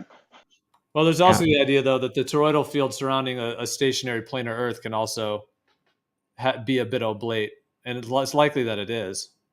If you go to page 8 of this PDF, early natural philosophers soon arrived at the idea of the spherical Earth. It was around the 6th century BC when the spherical Earth became quote-unquote self-evident in the Western world. The spherical Earth was often thought to be floating on water. However, Greek philosophers also concluded that the Earth could only be of a spherical shape because that, in their opinion, was the most perfect shape. And which Greek philosophers, or just the ones that didn't draw that conclusion based off observation? It's the ones that like balls. Thales, I don't know how to say his name. Thales made one of the first attempts to explain the nature of the universe in philosophical terms. He proposed that the Earth is shaped like a ball floating on water, based at the bottom of a big bubble in which the world exists. Outside the big bubble is the universe, a gigantic ball of water in which the heavenly bodies float. Most significant about his thoughts is the belief in the spherical shape of the Earth and the use of navigators' narratives, which reported the variation of the positions of stars and constellations going from one region to another in the world. Then Pythagoras of Samos also recognized the sphericity of the Earth, most probably as a result of his belief that the sphere was the perfect shape rather than any scientific reasoning, which is obviously a very famous, initial proponent of this sphere we're taught. Right. Right, but the rest of that says that it's eclipses that convinced him. The PDF and the guy above it says, yes, that's from the PDF. And the guy above it, Thales, is referring to navigator stories of things being obstructed in the distance. And the initial paragraph that references only because it's the perfect shape. The sentence prior to that says, became self-evident to the Western world. Just read that out loud. I don't think I think self-evident means a bit more than they just liked the idea, but rather it was immediately evident to them. Dude, do you think I care about the opinion of the person that wrote it? It said that it became self-evident. I don't care. We're talking about the actual claims of the philosophers, which is why I actually went and read them. I read Right, but the opinion of the person that wrote that document is based off the research that he did. And he then goes to qualify that opinion with Thales and Pythagoras and the physical observations they made of the world. It actually says that Pythagoras' reasoning was because he thought the perfect shape was a sphere rather than any scientific reasoning. That's literally what it says. And then confirmed by? Well, yeah, he claims that he confirmed it by presupposing it's a sphere and then looking at the eclipse. That doesn't mean shit. I'm just saying that their actual reasoning. I explained earlier. Let me just recollect for the room, right? I explained to Negator earlier that what they actually did was they had a philosophical ontological premise that the perfect shape was a sphere. They then went and looked at the Earth trying to fulfill that presupposition, trying to find things that they could say, oh, well, see, this shows that it could be a sphere, because they went into it with the philosophical preference that the Earth's a sphere because that's the perfect shape. You said, no, that's not what they did. They just went and found things and then figured out it was a sphere. I said, no, they literally didn't. They thought the perfect shape was a sphere. Then they started looking for stuff that would work within that assumption. Now, I have literally quoted a university saying that very thing, right? So that was the whole reason that this whole conversation went on so long. That was the overarching argument. And it's obvious that I didn't make it up. To be fair, Negator, it's not because he's a flat earther or you're a globe earther, but let's be honest, if you're debating a certain point, you got to stick to that point, and you tend to open up these branches of different points to try to fill in the globe, and you don't need to do that. You need to argue exactly what he said, not what you want or what you believe in. And that's what happened with our debate with the whole Greek shit. The same thing happened. You try to argue above of what I've said, and you try to go into another realm when you need to argue exactly what came out of my mouth. You seem to do that a lot. Yeah, I think a lot of people I've noticed do that at times. If they don't have an answer for it, or it might be questioning their position, then yeah, they just would perhaps go about just not even responding at all and just blasting off into something else and just hoping they can get you distracted on something else. I mean, when I first jumped in here, the very first question posed to me was why. referenced the Greeks, and then we started talking about the Greeks. I referenced a few of the Greeks, and then we started talking about why that wasn't true. And we stuck to one very specific point, which was that Whitsitt said that it started on philosophical grounds and moved on from there.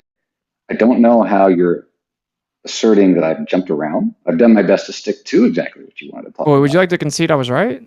Like here, I'll read some more for you. Like Plato, I explained to you like the Platonic and Neoplatonic ideas, right? Like the ancient Greeks developed over time, over a period of centuries, an elaborate cosmology. By cosmology is meant the structure of the origin of the universe. The earliest views, going back to the time of Homer and Hesiod, I don't know how to say his name, 8th century BC, postulated a flat or cylindrical Earth located in a hemispherical cosmos that surrounded or enveloped it.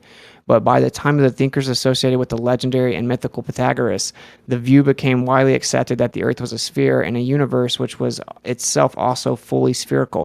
This claim was based on theoretical grounds, the belief that the circle or sphere was the most perfect of geometric shapes and therefore appropriate for the Earth and the cosmos, which were the most important of objects. I mean, that's fine, right? But all of these people all went out and made observations, right? Okay, but I explained to you that what they did was had a philosophical premise that the Earth was a sphere because that was the perfect shape. And if you want to find the first time that was really like proposed in that idea was when Democritus really drove it home with the idea of atoms. Right? It was around like 5th century BC when this really became an idea, the idea of a sphere. Now, I just now quoted to you the first time, this is another university, of course, saying that really it was like Pythagoras, the first one proposing the idea as a sphere right here in the 5th century BC.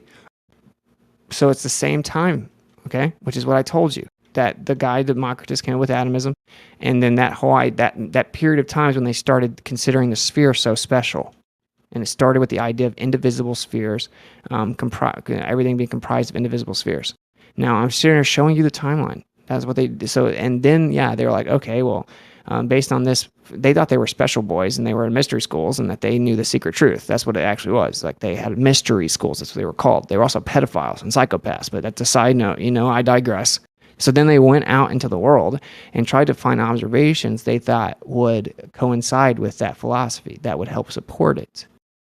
Okay, so if you go out into the world with a presupposition and confirmation bias, and you try to find things that you think you can explain with the sphere, that doesn't prove it's a sphere. It was just some weirdo philosophical special boy syndrome. But either way, that's what I explained, was that they went and looked for stuff to support their philosophical foundation. It was ontological in its origin. So they started with a hypothesis and then gathered evidence? Yeah, if that's how you want to say it, their hypothesis was that everything, including emotions, was comprised of little spheres, and that the perfect shape's a sphere. So therefore, Earth must be a sphere. Really logical hypothesis there. But they did find evidence to support that idea.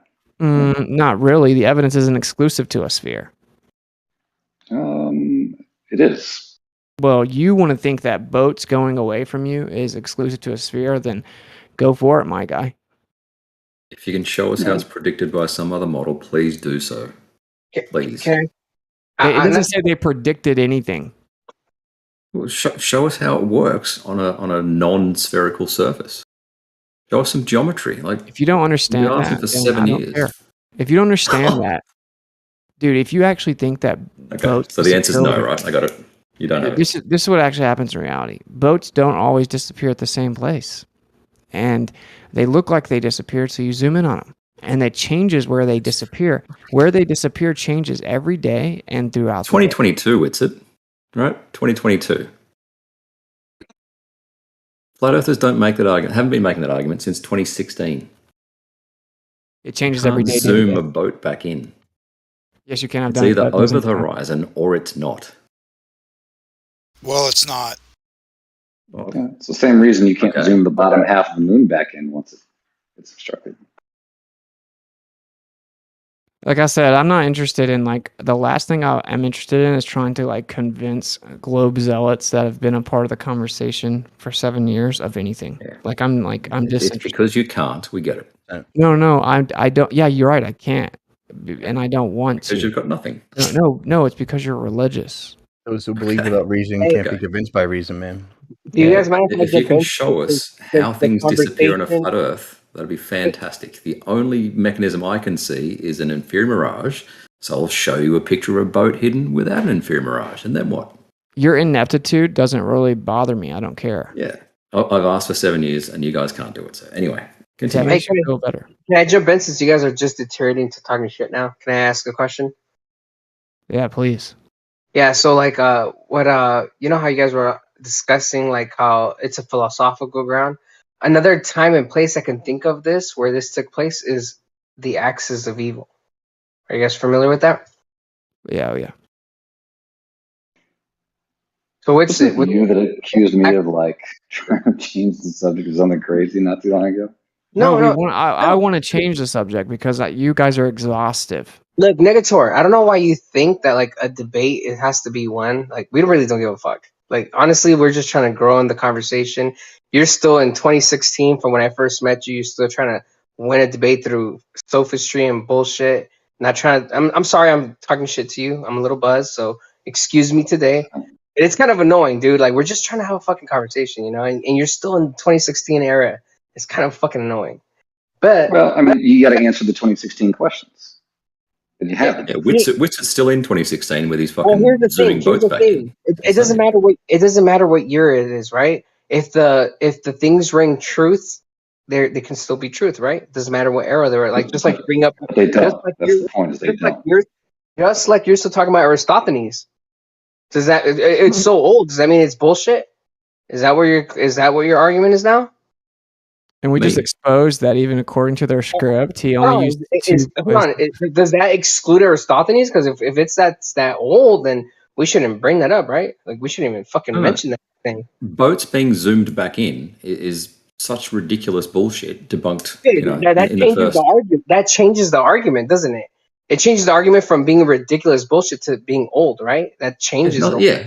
But something debunked so long ago so that changes the argument. Look, that's fair. That's fair, right. But you can't fucking make a claim and then switch the argument when it doesn't fit you. It looks like you're bullshit. All right, you said it's so old, so 2016. So when you say something is so old in 2016, it makes it sound like all your arguments are bullshit because they're all from debunked in the first 5 minutes of any conversation. I don't care. I don't think anyone cares. I can almost speak for all of us. We don't want you on the flat earth side.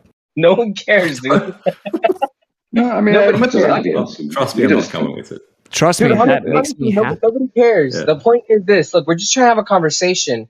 It's okay if we have a back and forth and we disagree with shit. But when it starts getting personal, it's kind of fucking annoying. You know, like, dude, like, we get it. Like, you don't like us believing in this. We don't like you believing in that, whatever. It's not a big deal, dude. Like, get over it, you know? Rue salty that I made him leave the room the other day because I brought up that you couldn't have super rotation with the atmosphere going faster than the spin of the Earth without a mechanism that introduced an external additional source of energy. Or it violates the law of conservation of energy and momentum. And you would also need a separate mechanism introducing a proportional increase of energy proportionate to the increase of altitude.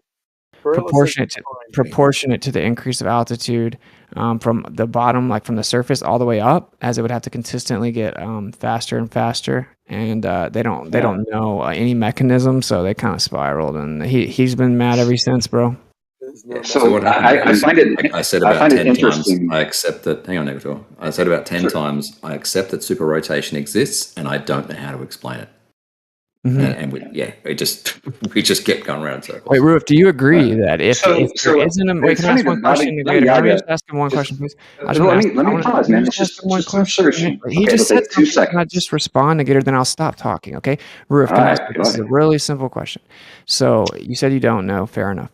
But do you agree that if there isn't a mechanism that introduces additional energy into the system to allow it to go up to 30% faster than the spin of the Earth, if there isn't a mechanism introducing additional energy, then that would violate the law of conservation of energy and momentum?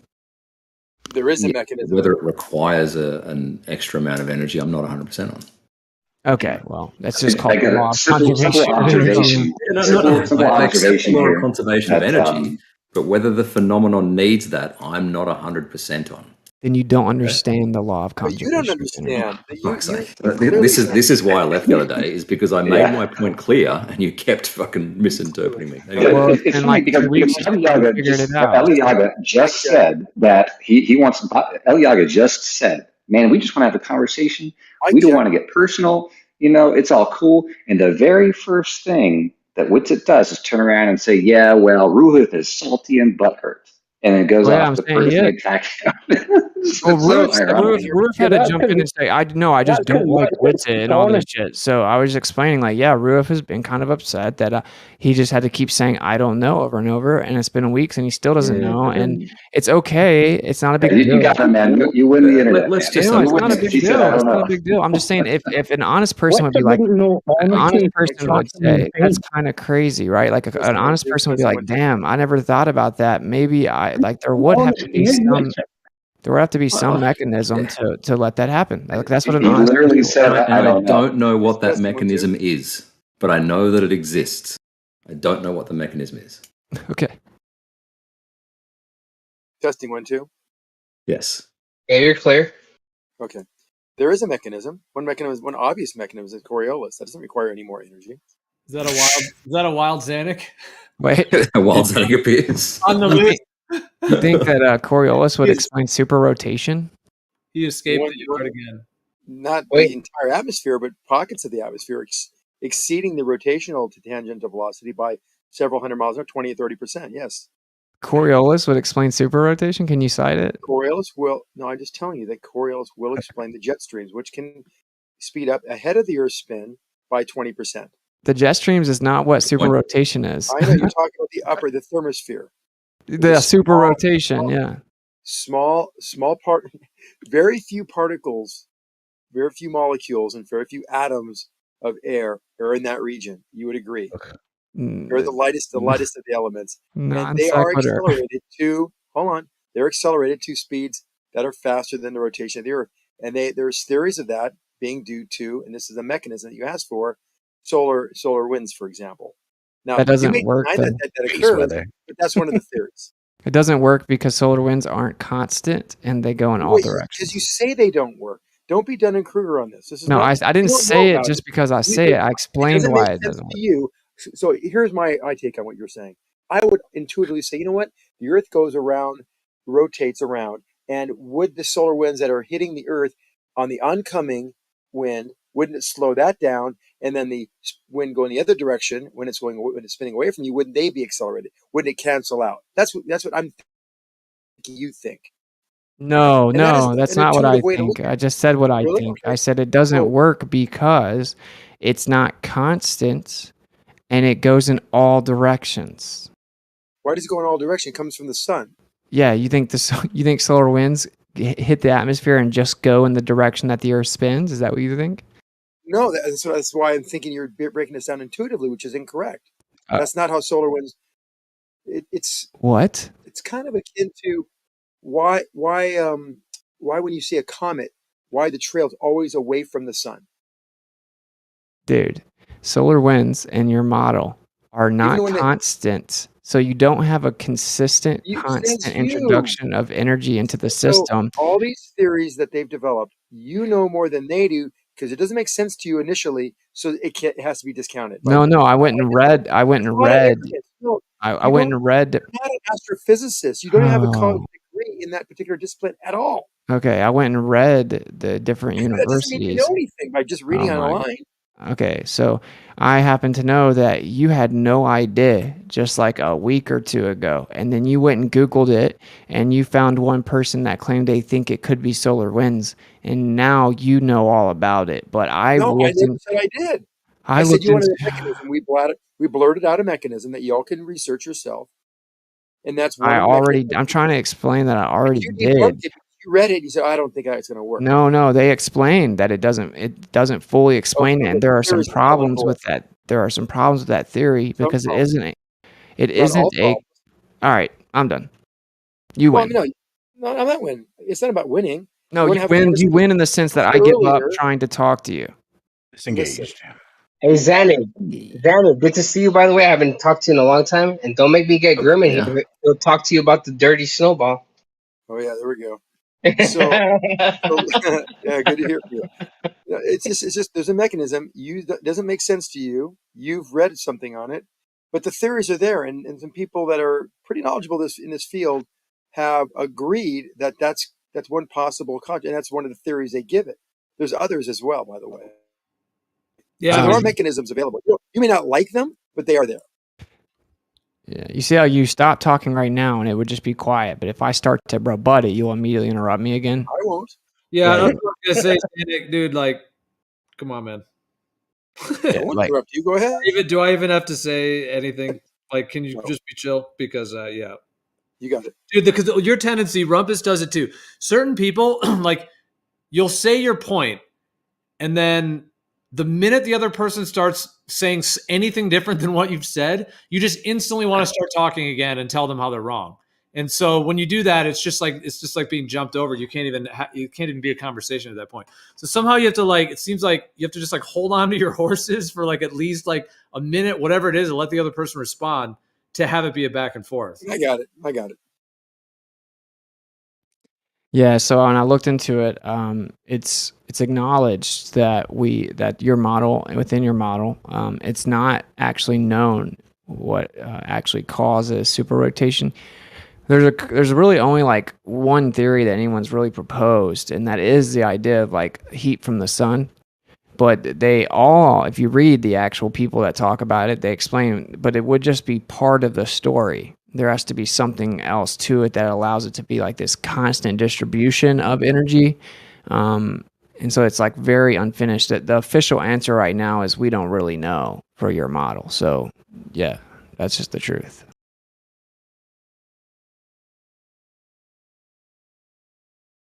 You see how that's why you can't let me talk? Yeah, I let you talk. I'm waiting. But I mean, you see, that's why you can't let me talk, because when you do, then it's like, oh, okay, well, we can move on. No, it's not. I'm the same mode and thinking that I was before I even got here.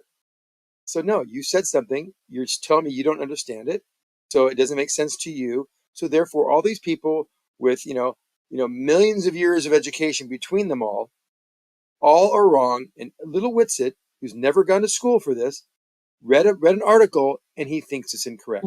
That's a little arrogant. Is that what I said? Did anyone else hear me say that? That I said that they said I don't understand it, so I think they're wrong. Is that what? Yeah, honestly, like at this point, dude, I don't even know if it's worth entertaining Xanax. No, it's not. We were having a way better conversation before he started coming. Doesn't make a lot of sense to say millions of years or thousands of years of education between them all, considering that they're all being educated by one another in the same thing. It's this generational education. So it's not like this is thousands of years of experimentation. It's just thousands of years of repeating the same thing to the next person and to the next person. It's called indoctrination, practically. Like, no, 100%. It's not about it. He asked for a mechanism. There is a mechanism. We see superrotation on Venus. We see superrotation on Mars. I didn't really understand how it all worked. I know there's Coriolis effect, which does exactly what he's talking about, but at the lower atmosphere, or the upper atmosphere, actually not in the thermosphere, but in our upper atmosphere at 30, 40, 50, 60,000 feet, we have Coriolis that accelerates the atmosphere to 20% faster than the speed of the Earth. We actually have speeds far greater than 20, 30%. I think 3 times, like 300% faster. And this happens on Titan and Jupiter's, moons, Venus, Saturn. I mean, there's a lot of these. Mars as well. They have. I'm like Don Pettit right now. Hey, Gio, you know what's interesting? You want to know why they claim that, bro? Is because, they claim that all these things are spheres that spin in the sky. And so they make spectroscopy claims of the composition of elements within the atmosphere and stuff like that. And when they look at the out in the sky at these alleged planets and stuff and them spinning with the atmosphere, it doesn't move correctly. Meaning like the elemental composition doesn't all move with the planet. You know what I'm saying? Like they're assuming it's a planet, and then what they call rotation is that the way it looks changes, but it doesn't change in the claimed rate with the claimed rate. Does that make sense? Like they're looking at, they just took up pictures, right, with spectroscopy and stuff like that, and then they're like, okay, look, this is it's spinning around. Then we see the other side of it. But the cycle of what we actually see, because it's like a luminary that just like basically seems to have a cycle that maybe kind of pulsates in a way. So they just say, oh, well, it's actually just spinning really fast around it, faster than the ball itself is spinning, because the observations didn't match the claimed rate of rotation. Isn't that pretty wild? Really? That's how it actually happened. Okay, so when you look at like Titan, and that's super rotation of its atmosphere, and I said Mars. Oh, I was talking to Gio, someone that's open-minded and intelligent. So when you have yeah, and I'm trying to fully like also kind of understand what you were saying there. So yeah, well, okay, so in like if you have a luminary, yeah, I'm sorry, Xander, I wasn't able to hear what you were saying because I had a quick I had a response. So I was going to respond. I'll jump in afterward. All right. Well, I was just gonna say maybe like I think of like phasing, like it's almost like a phasing process. Like let's say the circle of Mars, that circle. There's like a phase process. It does look static and electrical, and it would make sense that it has like some kind of a cyclical phase pattern to it. And so so it does seem to have like different features on it, if you want to call it that, or like different kind of like a different skin kind of. Yeah. So that thing phases. Now you're saying that doesn't phase at the same speed that they claim Mars is spinning in its orbit in their heliocentric model? Correct. Right. So they have Mars doesn't have a super rotation. So they didn't even sync that up. Why didn't they? I guess maybe they. Well, they can't, right? Because it's like all the other claims kind of constrict them. So they have like, the size of Venus. It has a certain mass and it has a certain distance, right? And so it has a certain revolutionary speed, and therefore it also has a certain rotation speed relative to its place in the gravity well and its revolution and its size, and then its tilt and all these other things, right? So all these other claims, which those are all relative to the other planets, that that's how you determine them all. They all have this like relative relationship. So that was already determined. And so then when they look at the next thing, which is like what maybe is like what you're saying, like the phases of what we perceive, the cycle of them, they have to make that cycle fit into the other numbers. The other numbers are not negotiable, like the mass and the speed of how fast it spins and all that. So then they're like, oh, well, that means the atmosphere must be moving much faster than it's spinning, because we know it's rotating this fast, and we know it has an atmosphere made of this and this and this due to spectroscopy, right? So they had to say, oh, well, it's actually super rotation. It's moving super, super fast, to explain away the discrepancy. Bunch of presuppositions, huh? So it sounds like dark. It sounds like dark matter on a different level. No, he's misrepresenting what the scientists and astrophysicists have actually concluded or what they have hypothesized completely. You don't even know anything about it. Really. I can read also, and there's plenty. In fact, I'm reading an article right now as we speak. You can a lot read of good information about everything that you're talking about and answers to things that you don't know about or have questions about or have made false assumptions about. So okay, just so I hold on, let me finish.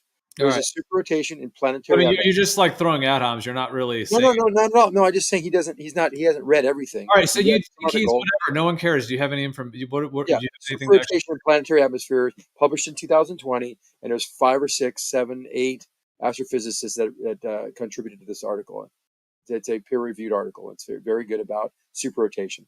I doubt Austin's even looked at it. So I'll do? I'll just point the link. If you're interested in looking at it, Austin, you become more educated about the topic as a result. But if you don't, that's fine. You can read whatever you read, draw your conclusions based on this simple. Yeah, so I already have read into it. I'm not saying I won't look at it. I happily will, but I happily will. But the leading theory is that heat from the sun and thermal tides in the atmosphere of Venus cause it to rotate significantly faster than Venus does. So, I mean, I don't know why you're pretending you're now going to teach me about it. Venus twice. Okay, I'm still trying to understand, just so if you wouldn't mind going back for a second. So, so the phasing thing of Mars that we actually see, that's happening. You're saying that that's not happening at the same spin that they claim Mars is spinning, which is already a problem. But I guess I haven't related those two before. And of course, you'd have to get real footage, not CGI stuff, to really verify that as well. And then how does the super rotation? You're saying that they use this idea that the atmosphere like clung to Mars has a super rotation, therefore that's why we get the visual discrepancy? Or maybe I'm not understanding what you're saying. Yeah, so not Mars, right? Venus and a couple other planets, I think. But so it's like when they look at it, the idea that the atmosphere moves with the planet when it rotates, right? And so they know how fast it supposedly rotates. And then when they go look at it, the cycle that we observe that they call rotation, like how they look at Jupiter, like, look, it's rotating, you know what I'm saying? Because it has a cycle, and they look, the storm's coming back around and all this shit, right? They do the same thing with like Venus. They look at it and then they say, well, due to spectroscopy, it has an atmosphere that's made of this and this and this and this, and it goes way fast. The cycle is way faster than they claim that it's rotating. The cycle that we actually the information that they get, which is really like spectral lines and stuff like that, if you really get into it, and it's like a lot of radio waves and stuff. But the what they observe, the cycle that they observe, is way faster than they claim that Venus rotates. So they've now come up with a new theory, and it's just, there's a popular theory, which is like that thermal tides in the atmosphere of Venus make the atmosphere spin faster than Venus itself does due to the heat from the sun. That's like the most popular theory. Admittedly, they don't know for sure, but that's what they think. And so, yeah, it was an ad hoc, like, save the model type thing, right? Because the cycle is much faster than they claim the rotation of Venus is. But even if the atmosphere was doing that, how would that fit with Venus having different features, or Mars or something like that having different features? You know what I'm saying? Like, I feel like if the atmosphere is whizzing by, it might look like a blur of whiz, but would that really like make the features of the quote unquote planet? Like, would you be able to? Oh, well, it's a cycle. It does seem to have a cycle from my understanding. Like, it's hard to dig through with all their presuppositions, but like, it has some type of cycle. It seems like the stuff in the sky actually does have cycles. Yeah, they're like timed flashes, basically. Like, Yeah, they're something. twinkling in like some kind of cymatic frequency. I mean, their movement is all frequencies as well, and in terms of the actual path that they take and the speed that they're going and the time it takes them to do it. But yeah, even the lights themselves seem to have like a characteristic frequency that seems to almost have like a sound pulse within it.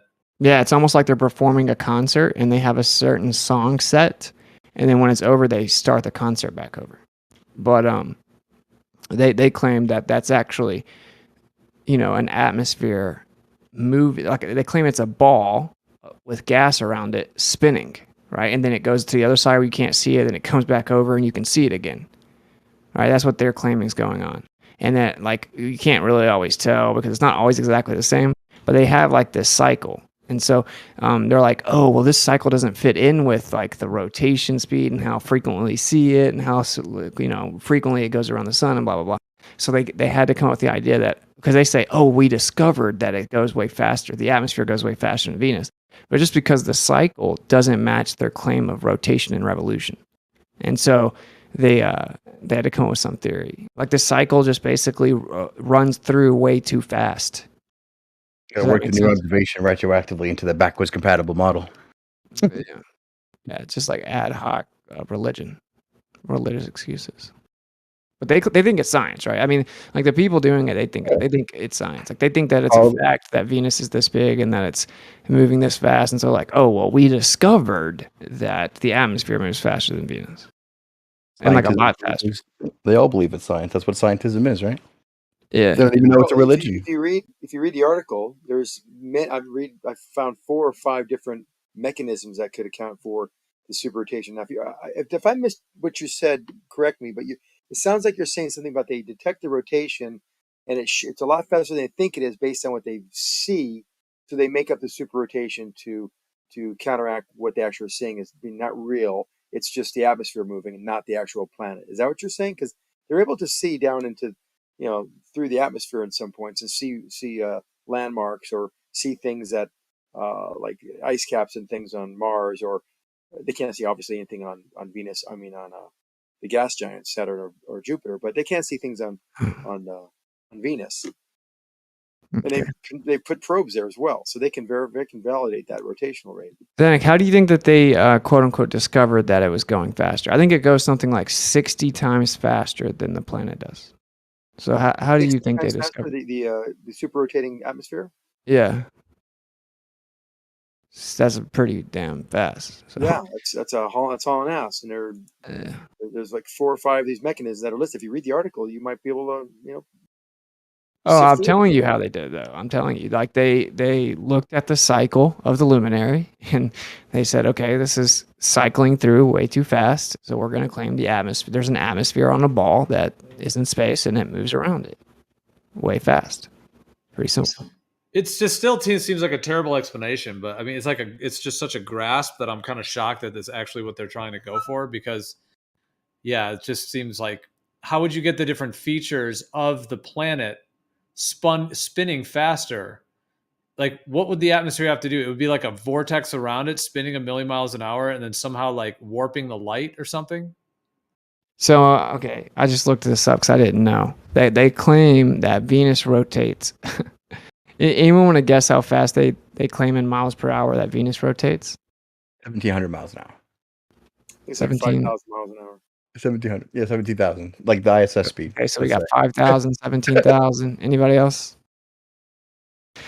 Okay, they say 78,000. Holy shit, bro! And then the atmosphere of Venus goes 60 times faster than that. That's 6 times faster than a speeding bullet. No. Wait, how fast do they say it's spinning?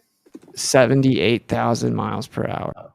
Because the ISS goes right as fast as a speeding bullet, right? 17,000. 5 miles. So, Yeah, 5 miles a second.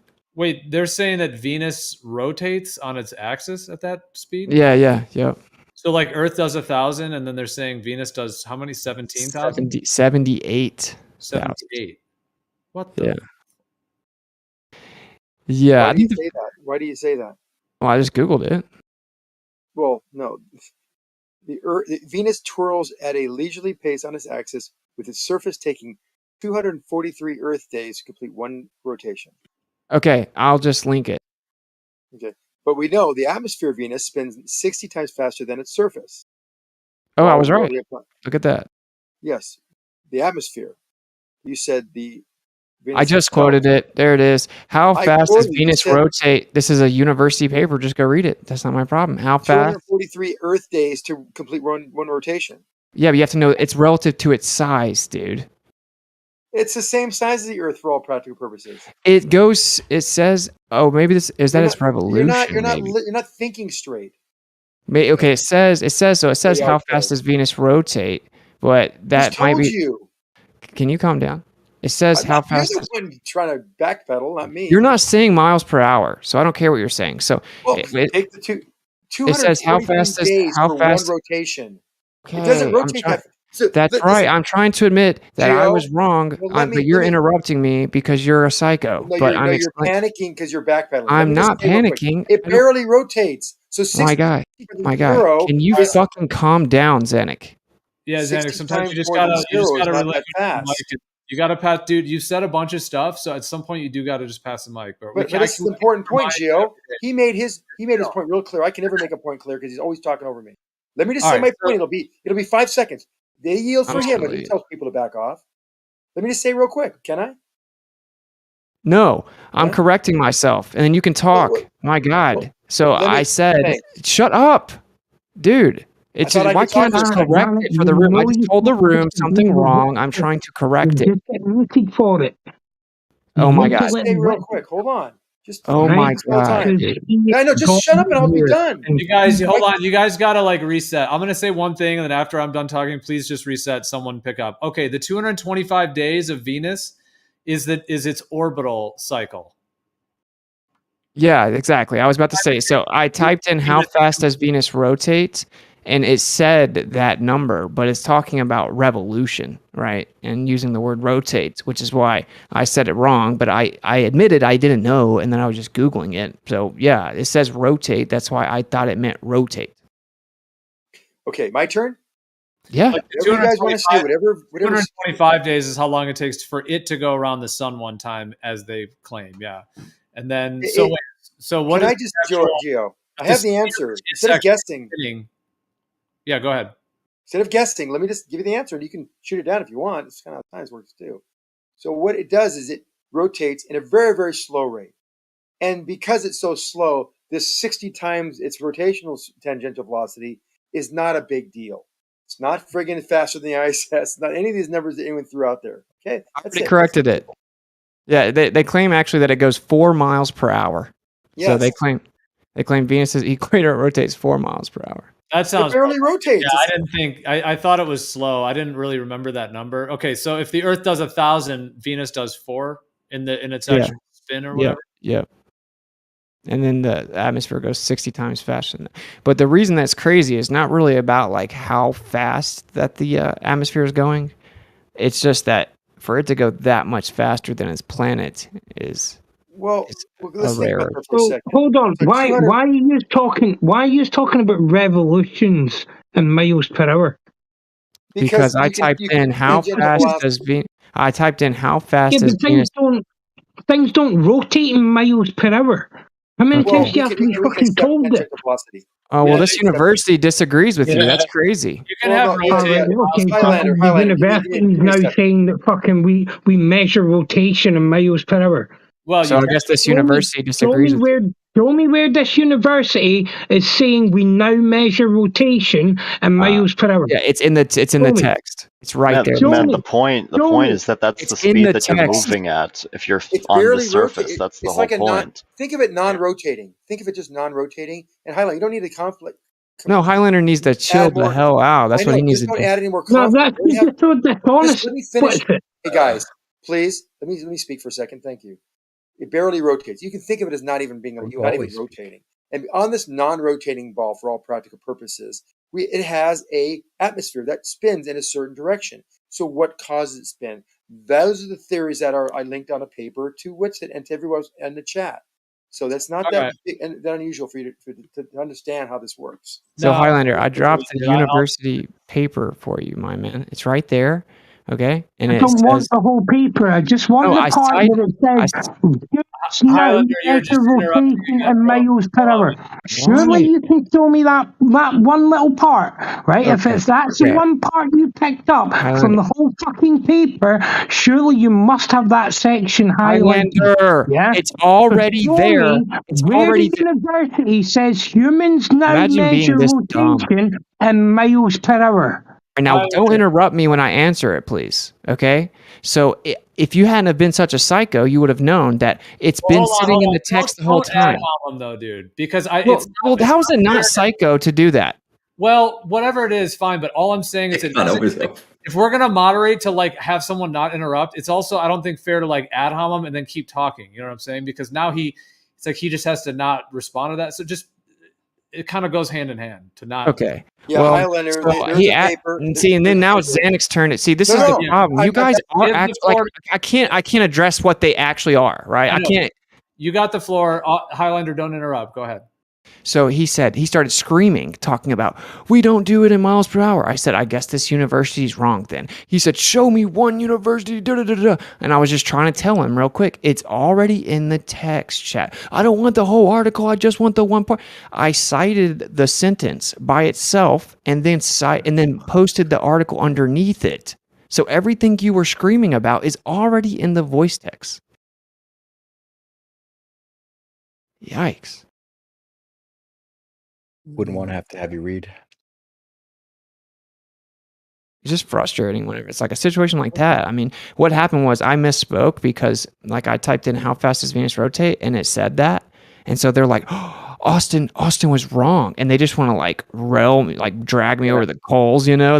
That's why they didn't want to let me talk because they wanted to get their shots in that I was wrong before I could correct it. Well, so what is the 78,000 miles per hour number?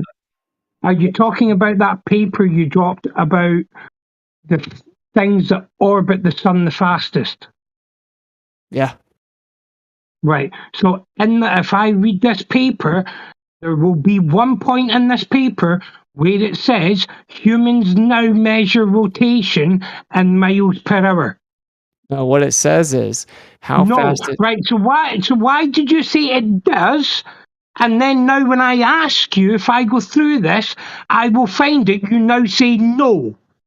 What it says is... Oh, dishonest much? Highlander, you're just interrupting repeatedly again, man. If you're going to say something, it's fine, but you got to let him respond.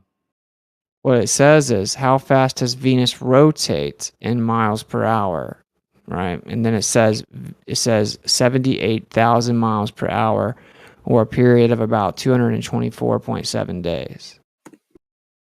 That's the rotation around the sun, not the rotation. We just covered that. Yeah. And I was trying to back you up, but I wasn't interrupting to hurt you or to interrupt you. I was trying to back you up because Highlander, yes, there are people that talk about the angular velocity in terms of linear velocity, tangential velocity. So I just posted a paper by Lisa Grossman, talks about the simulates the planet like Venus rotating at 224 miles per hour, 100 meters per second, that kind of thing. Anyway, each day is 243 times longer than one on Earth. It barely rotates. Thank you. Anyone talk about something else? Yeah, this is I do have a slightly different topic change. I wanted to see what Austin or anyone else thinks of this, but Austin wondered as well, like electrically, what you think could be causing this. So my understanding of it, you've got like the sun, the moon, Mercury, Venus, Mars, Jupiter, etc. All those quote unquote planets. They're all moving between the tropics, from the Tropic of Cancer to the equator, the Tropic of Capricorn. They're all doing it at a different time frequency, and then they're all moving in relation to the fixed stars at a different rate as well. But Mercury and Venus only get a certain distance from the sun, so they don't make an entire rotation. They basically go like in. Okay, someone was jumping in, but sorry. I was just gonna say it's like two cars that are on a highway together, let's say, and they're going the same speed. They're both going 55 miles an hour. Well, that's like, let's say the sun and Venus. So the sun is one car, Venus is the other. They're both going 55 miles an hour. Venus will go a little faster than the sun, but only about 45 degrees. And then it goes retrograde and it comes the other way. And then it would be slowing down and it goes slower than the sun. So it goes behind the sun. But again, it only goes 45 degrees behind. Then it picks up speed again and goes in front of the other one. And so it keeps doing that back and forth. Like it keeps phasing back and forth, like almost like electrically. Mercury does the same, but it only does about 21 degrees instead of 40. Like, so Mercury stays much tighter to the sun. Now, this is why they had to put Mercury and Venus on the interior, the third rock from the sun, the Earth or whatever. They had to put Mercury and Venus inside of their heliocentric system because of this, because in real life, Venus and Mercury stay close to the sun. Now, you could say it's orbiting the sun, but really what we see is that the light goes in front of the sun, behind the sun, just like two cars on a highway that are changing speed. Can I stop you there? Is that consistent with the heliocentric model? Yes, I just said they had to put Mercury and Venus inside of the orbit between the sun and the Earth in order to account for this. But my larger question to Whitsitt or anyone else as well is why, like electrically, like Austin, do you think that's happening? Like, why do you think Mercury and Venus? Wait, when you say what's happening, what do you mean by that? Do you mean, are you talking about what's happening in the Earth's rotation or the movement, or what are you asking here? Well, okay, so imagine like race cars above like the AE map. So let's say the sun and Mars, they will make a whole 360 degree cycle with each other.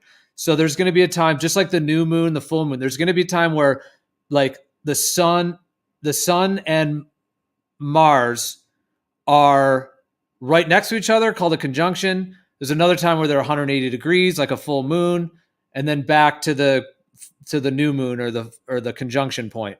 So they all do a whole cycle. But what I'm saying is that with Mercury and Venus, they don't do a whole 360 degree cycle like that. They go a little bit in front of the sun, a little bit behind the sun, a little bit in front of the sun, and they stay within a certain degree range, which you could really even say like the moons of Jupiter, quote unquote, are kind of doing the same thing. The little moon luminaries, they go in front of Jupiter, and then they go behind it, and then in front of it. Just meaning like left and right, in front of it and behind it. So anyways, but Mercury and Venus, they stay close to the sun, basically. They kind of cycle back and forth. So it's just a larger question of like why that's the case, like electrically or just energetically, like why the system has that component to it. Why it's close to the sun? That's the... Never mind. Yeah, why Venus and Mercury stay Geo. in a close cycle to the sun. Now, it does fit the heliocentric model, but they just reverse engineered it from what it actually does. So somebody might say, oh, well, that proves it's a heliocentric. No, because they just reverse engineered that. Geo. I don't know if this relates or not, but like I was doing some like research into like this whole heliocentric shit, and like there was these like Jewish / like Greek like secret societies that believed in like heliocentrism, 1000 AD or something. Sorry, did someone cough or say my name? They have that tree of life thing. And you know what's interesting is it has like layers. So like the first layer is like the moon. And, like the second layer is like Venus and Mercury. And the third layer is the sun. And then after the sun is like Mars, Jupiter, and Saturn and stuff. But it's like interesting because it's in those like sections, and then you have the sun in the middle, and the Earth at the bottom. And it's weird because it's like sectioned off, right? Because the first level is the moon, right? The moon does its own shit. Then they have like Mercury and Venus, which both do the same shit. They're supposed to be like the interior planets, and they're in their own tier. Then they have the sun in the middle, and then above the sun, Jupiter, Mars, and so I don't know. I don't know if it relates or not, but I was just like looking into that shit. It's very interesting, and it like they already had what they thought was in the interior, what they thought the exterior already like planned out and stuff before they like officially brought it to the Medici court and shit. Dude, what's it? You know the moon map, the top right thing? Isn't that the Mercury-Venus orbits? Or am I misreading this in German? I don't know what you're talking about. Sorry, I'm like typing something. No, that's interesting, Noah. Yeah, man. I mean, if you have like a link to that, that definitely. Yo, I'm gonna show you a diagram. It's like a really simple diagram that you can find online on Google. I'll get it right now. I mean, in a lot of ways, like I think of the wandering stars as like those like spirographs. It's like they have like it's like each one has a slightly different spirograph. You know how you can have like the number of gears and then where you set like where you put the pencil and the gear system creates the actual. I've seen those before. Yeah. But it does seem like Mercury and Venus are tied in to the sun in a way. Like they definitely stay in their cycles, like close to the sun, whereas all the other ones are kind of moving free from the sun. I mean, it does fit like in like astrologically, it does fit that Mercury and Venus are considered like the personal planets, meaning I found it, Gio. They're the parts that are connected to like the individual personal parts of the human psyche. So like you can see in this like diagram, this is a very old diagram. Like this fucking been doing this shit for a while. But you see how the sun is in the direct middle? It's heliocentric before heliocentrism. And you can see that Mercury and Venus and the moon are like underneath the sun, whereas Saturn, Mars, and Jupiter are like above. And it's kind of interesting because Mercury and Venus behave differently than Jupiter, Mars, and Saturn do. You know what I'm saying? But that was like, you know, like they just considered it a mystery or whatever, that like they would hide a lot of secrets in like different layers and shit into things.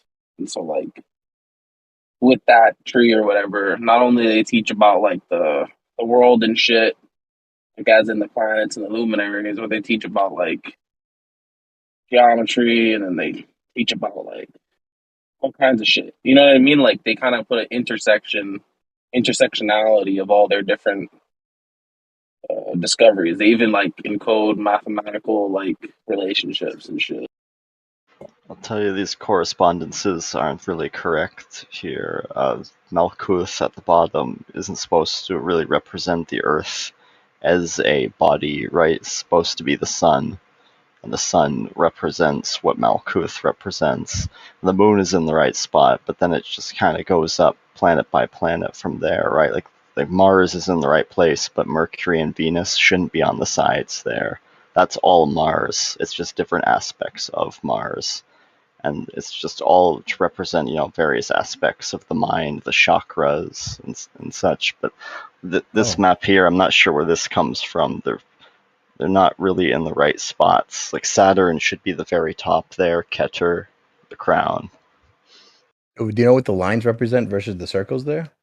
These are all. This is a very common map. This is a very common one. So I don't know why you're saying it's not one. It's the most common one. Yeah, I mean, it's definitely not correct. It's related to the what luminary. the correspondence is, but yeah, it's like the intention of it is definitely correct. Well, there's different. No, There's I was definitely regarding the luminaries and their spots in the fucking suffers and shit.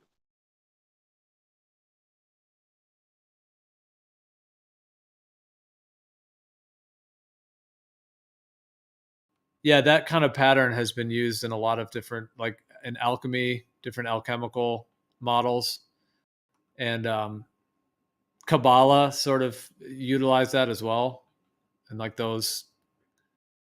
And look, it's heliocentric, bro. Look at it. The sun is literally in the middle.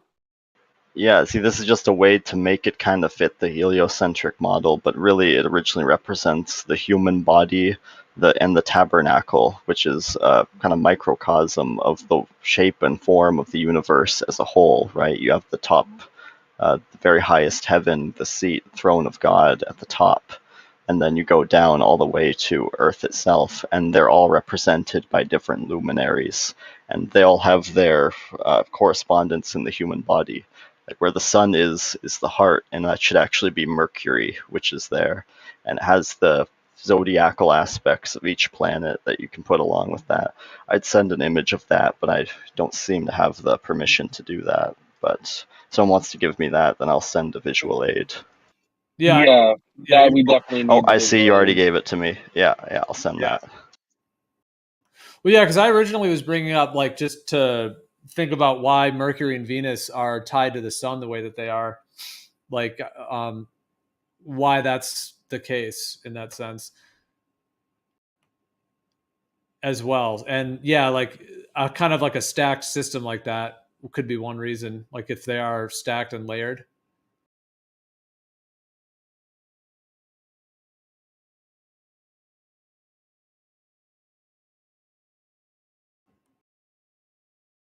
But like astrologically, Mercury and Venus are connected to like the core aspects of the self. Like basically the way that map has it with the sun, Mercury, Venus, moon, those are all like astrologically, those are the most personal parts of ourselves. Like the sun is like the identity, it's like your core vitality. Mercury is the mind, so everything related to thinking, talking, writing, communication. There's also transportation linked to the mind. And then Venus is Go ahead. Isn't it also linked to transportation, Mercury? It is, yeah. Yep. Yeah, Mercury is the heart. The winged messenger of the gods. Yeah, but you could also say Venus is at the heart too. You could say the sun is. No, Venus is the third eye, the brain. That's why it's Lucifer. It's enlightenment essentially, right? But Lucifer is referred to it. The sun is referred to as Lucifer. The moon is referred to as Lucifer. I mean, but that is referred to as Lucifer. That is the reason why classically knowledge you and Venus, Prometheus is referred to as Lucifer. Because in these correspondences, you'd put Lucifer there. That's why traditionally you would call Venus that. Sure, you can call anything that has luminescence coming from it Lucifer, but classically you wouldn't call. Not necessarily. I'm going by these correspondences we're speaking of here. Yeah, but people don't refer to Jupiter as Lucifer, but they definitely refer to the rising sun as Lucifer. They definitely refer to the moon as Lucifer. They definitely refer to Mercury and Venus as well. There's different. You're coming in here and saying it's one definite thing, even though there's like a lot I'm of saying other when it things comes to reported building to that. correspondences, it's one thing, right? Because if you try to just mess it around and say it can be any different thing, when it comes to making these correspondences, like as in what this map originally represents, how it corresponds to the human body, and how you can relate that to the luminaries and what they traditionally represent, then it does have definite meanings. Like for example, the moon can't go in the spot that Venus goes, even though they might seem kind of similar just at face value, the concepts of Venus and the Have moon. you ever done a fucking 12-way fucking zodiac? What you're talking about? The planets show up in two places on either side multiple times, right? So I'm talking about just a course.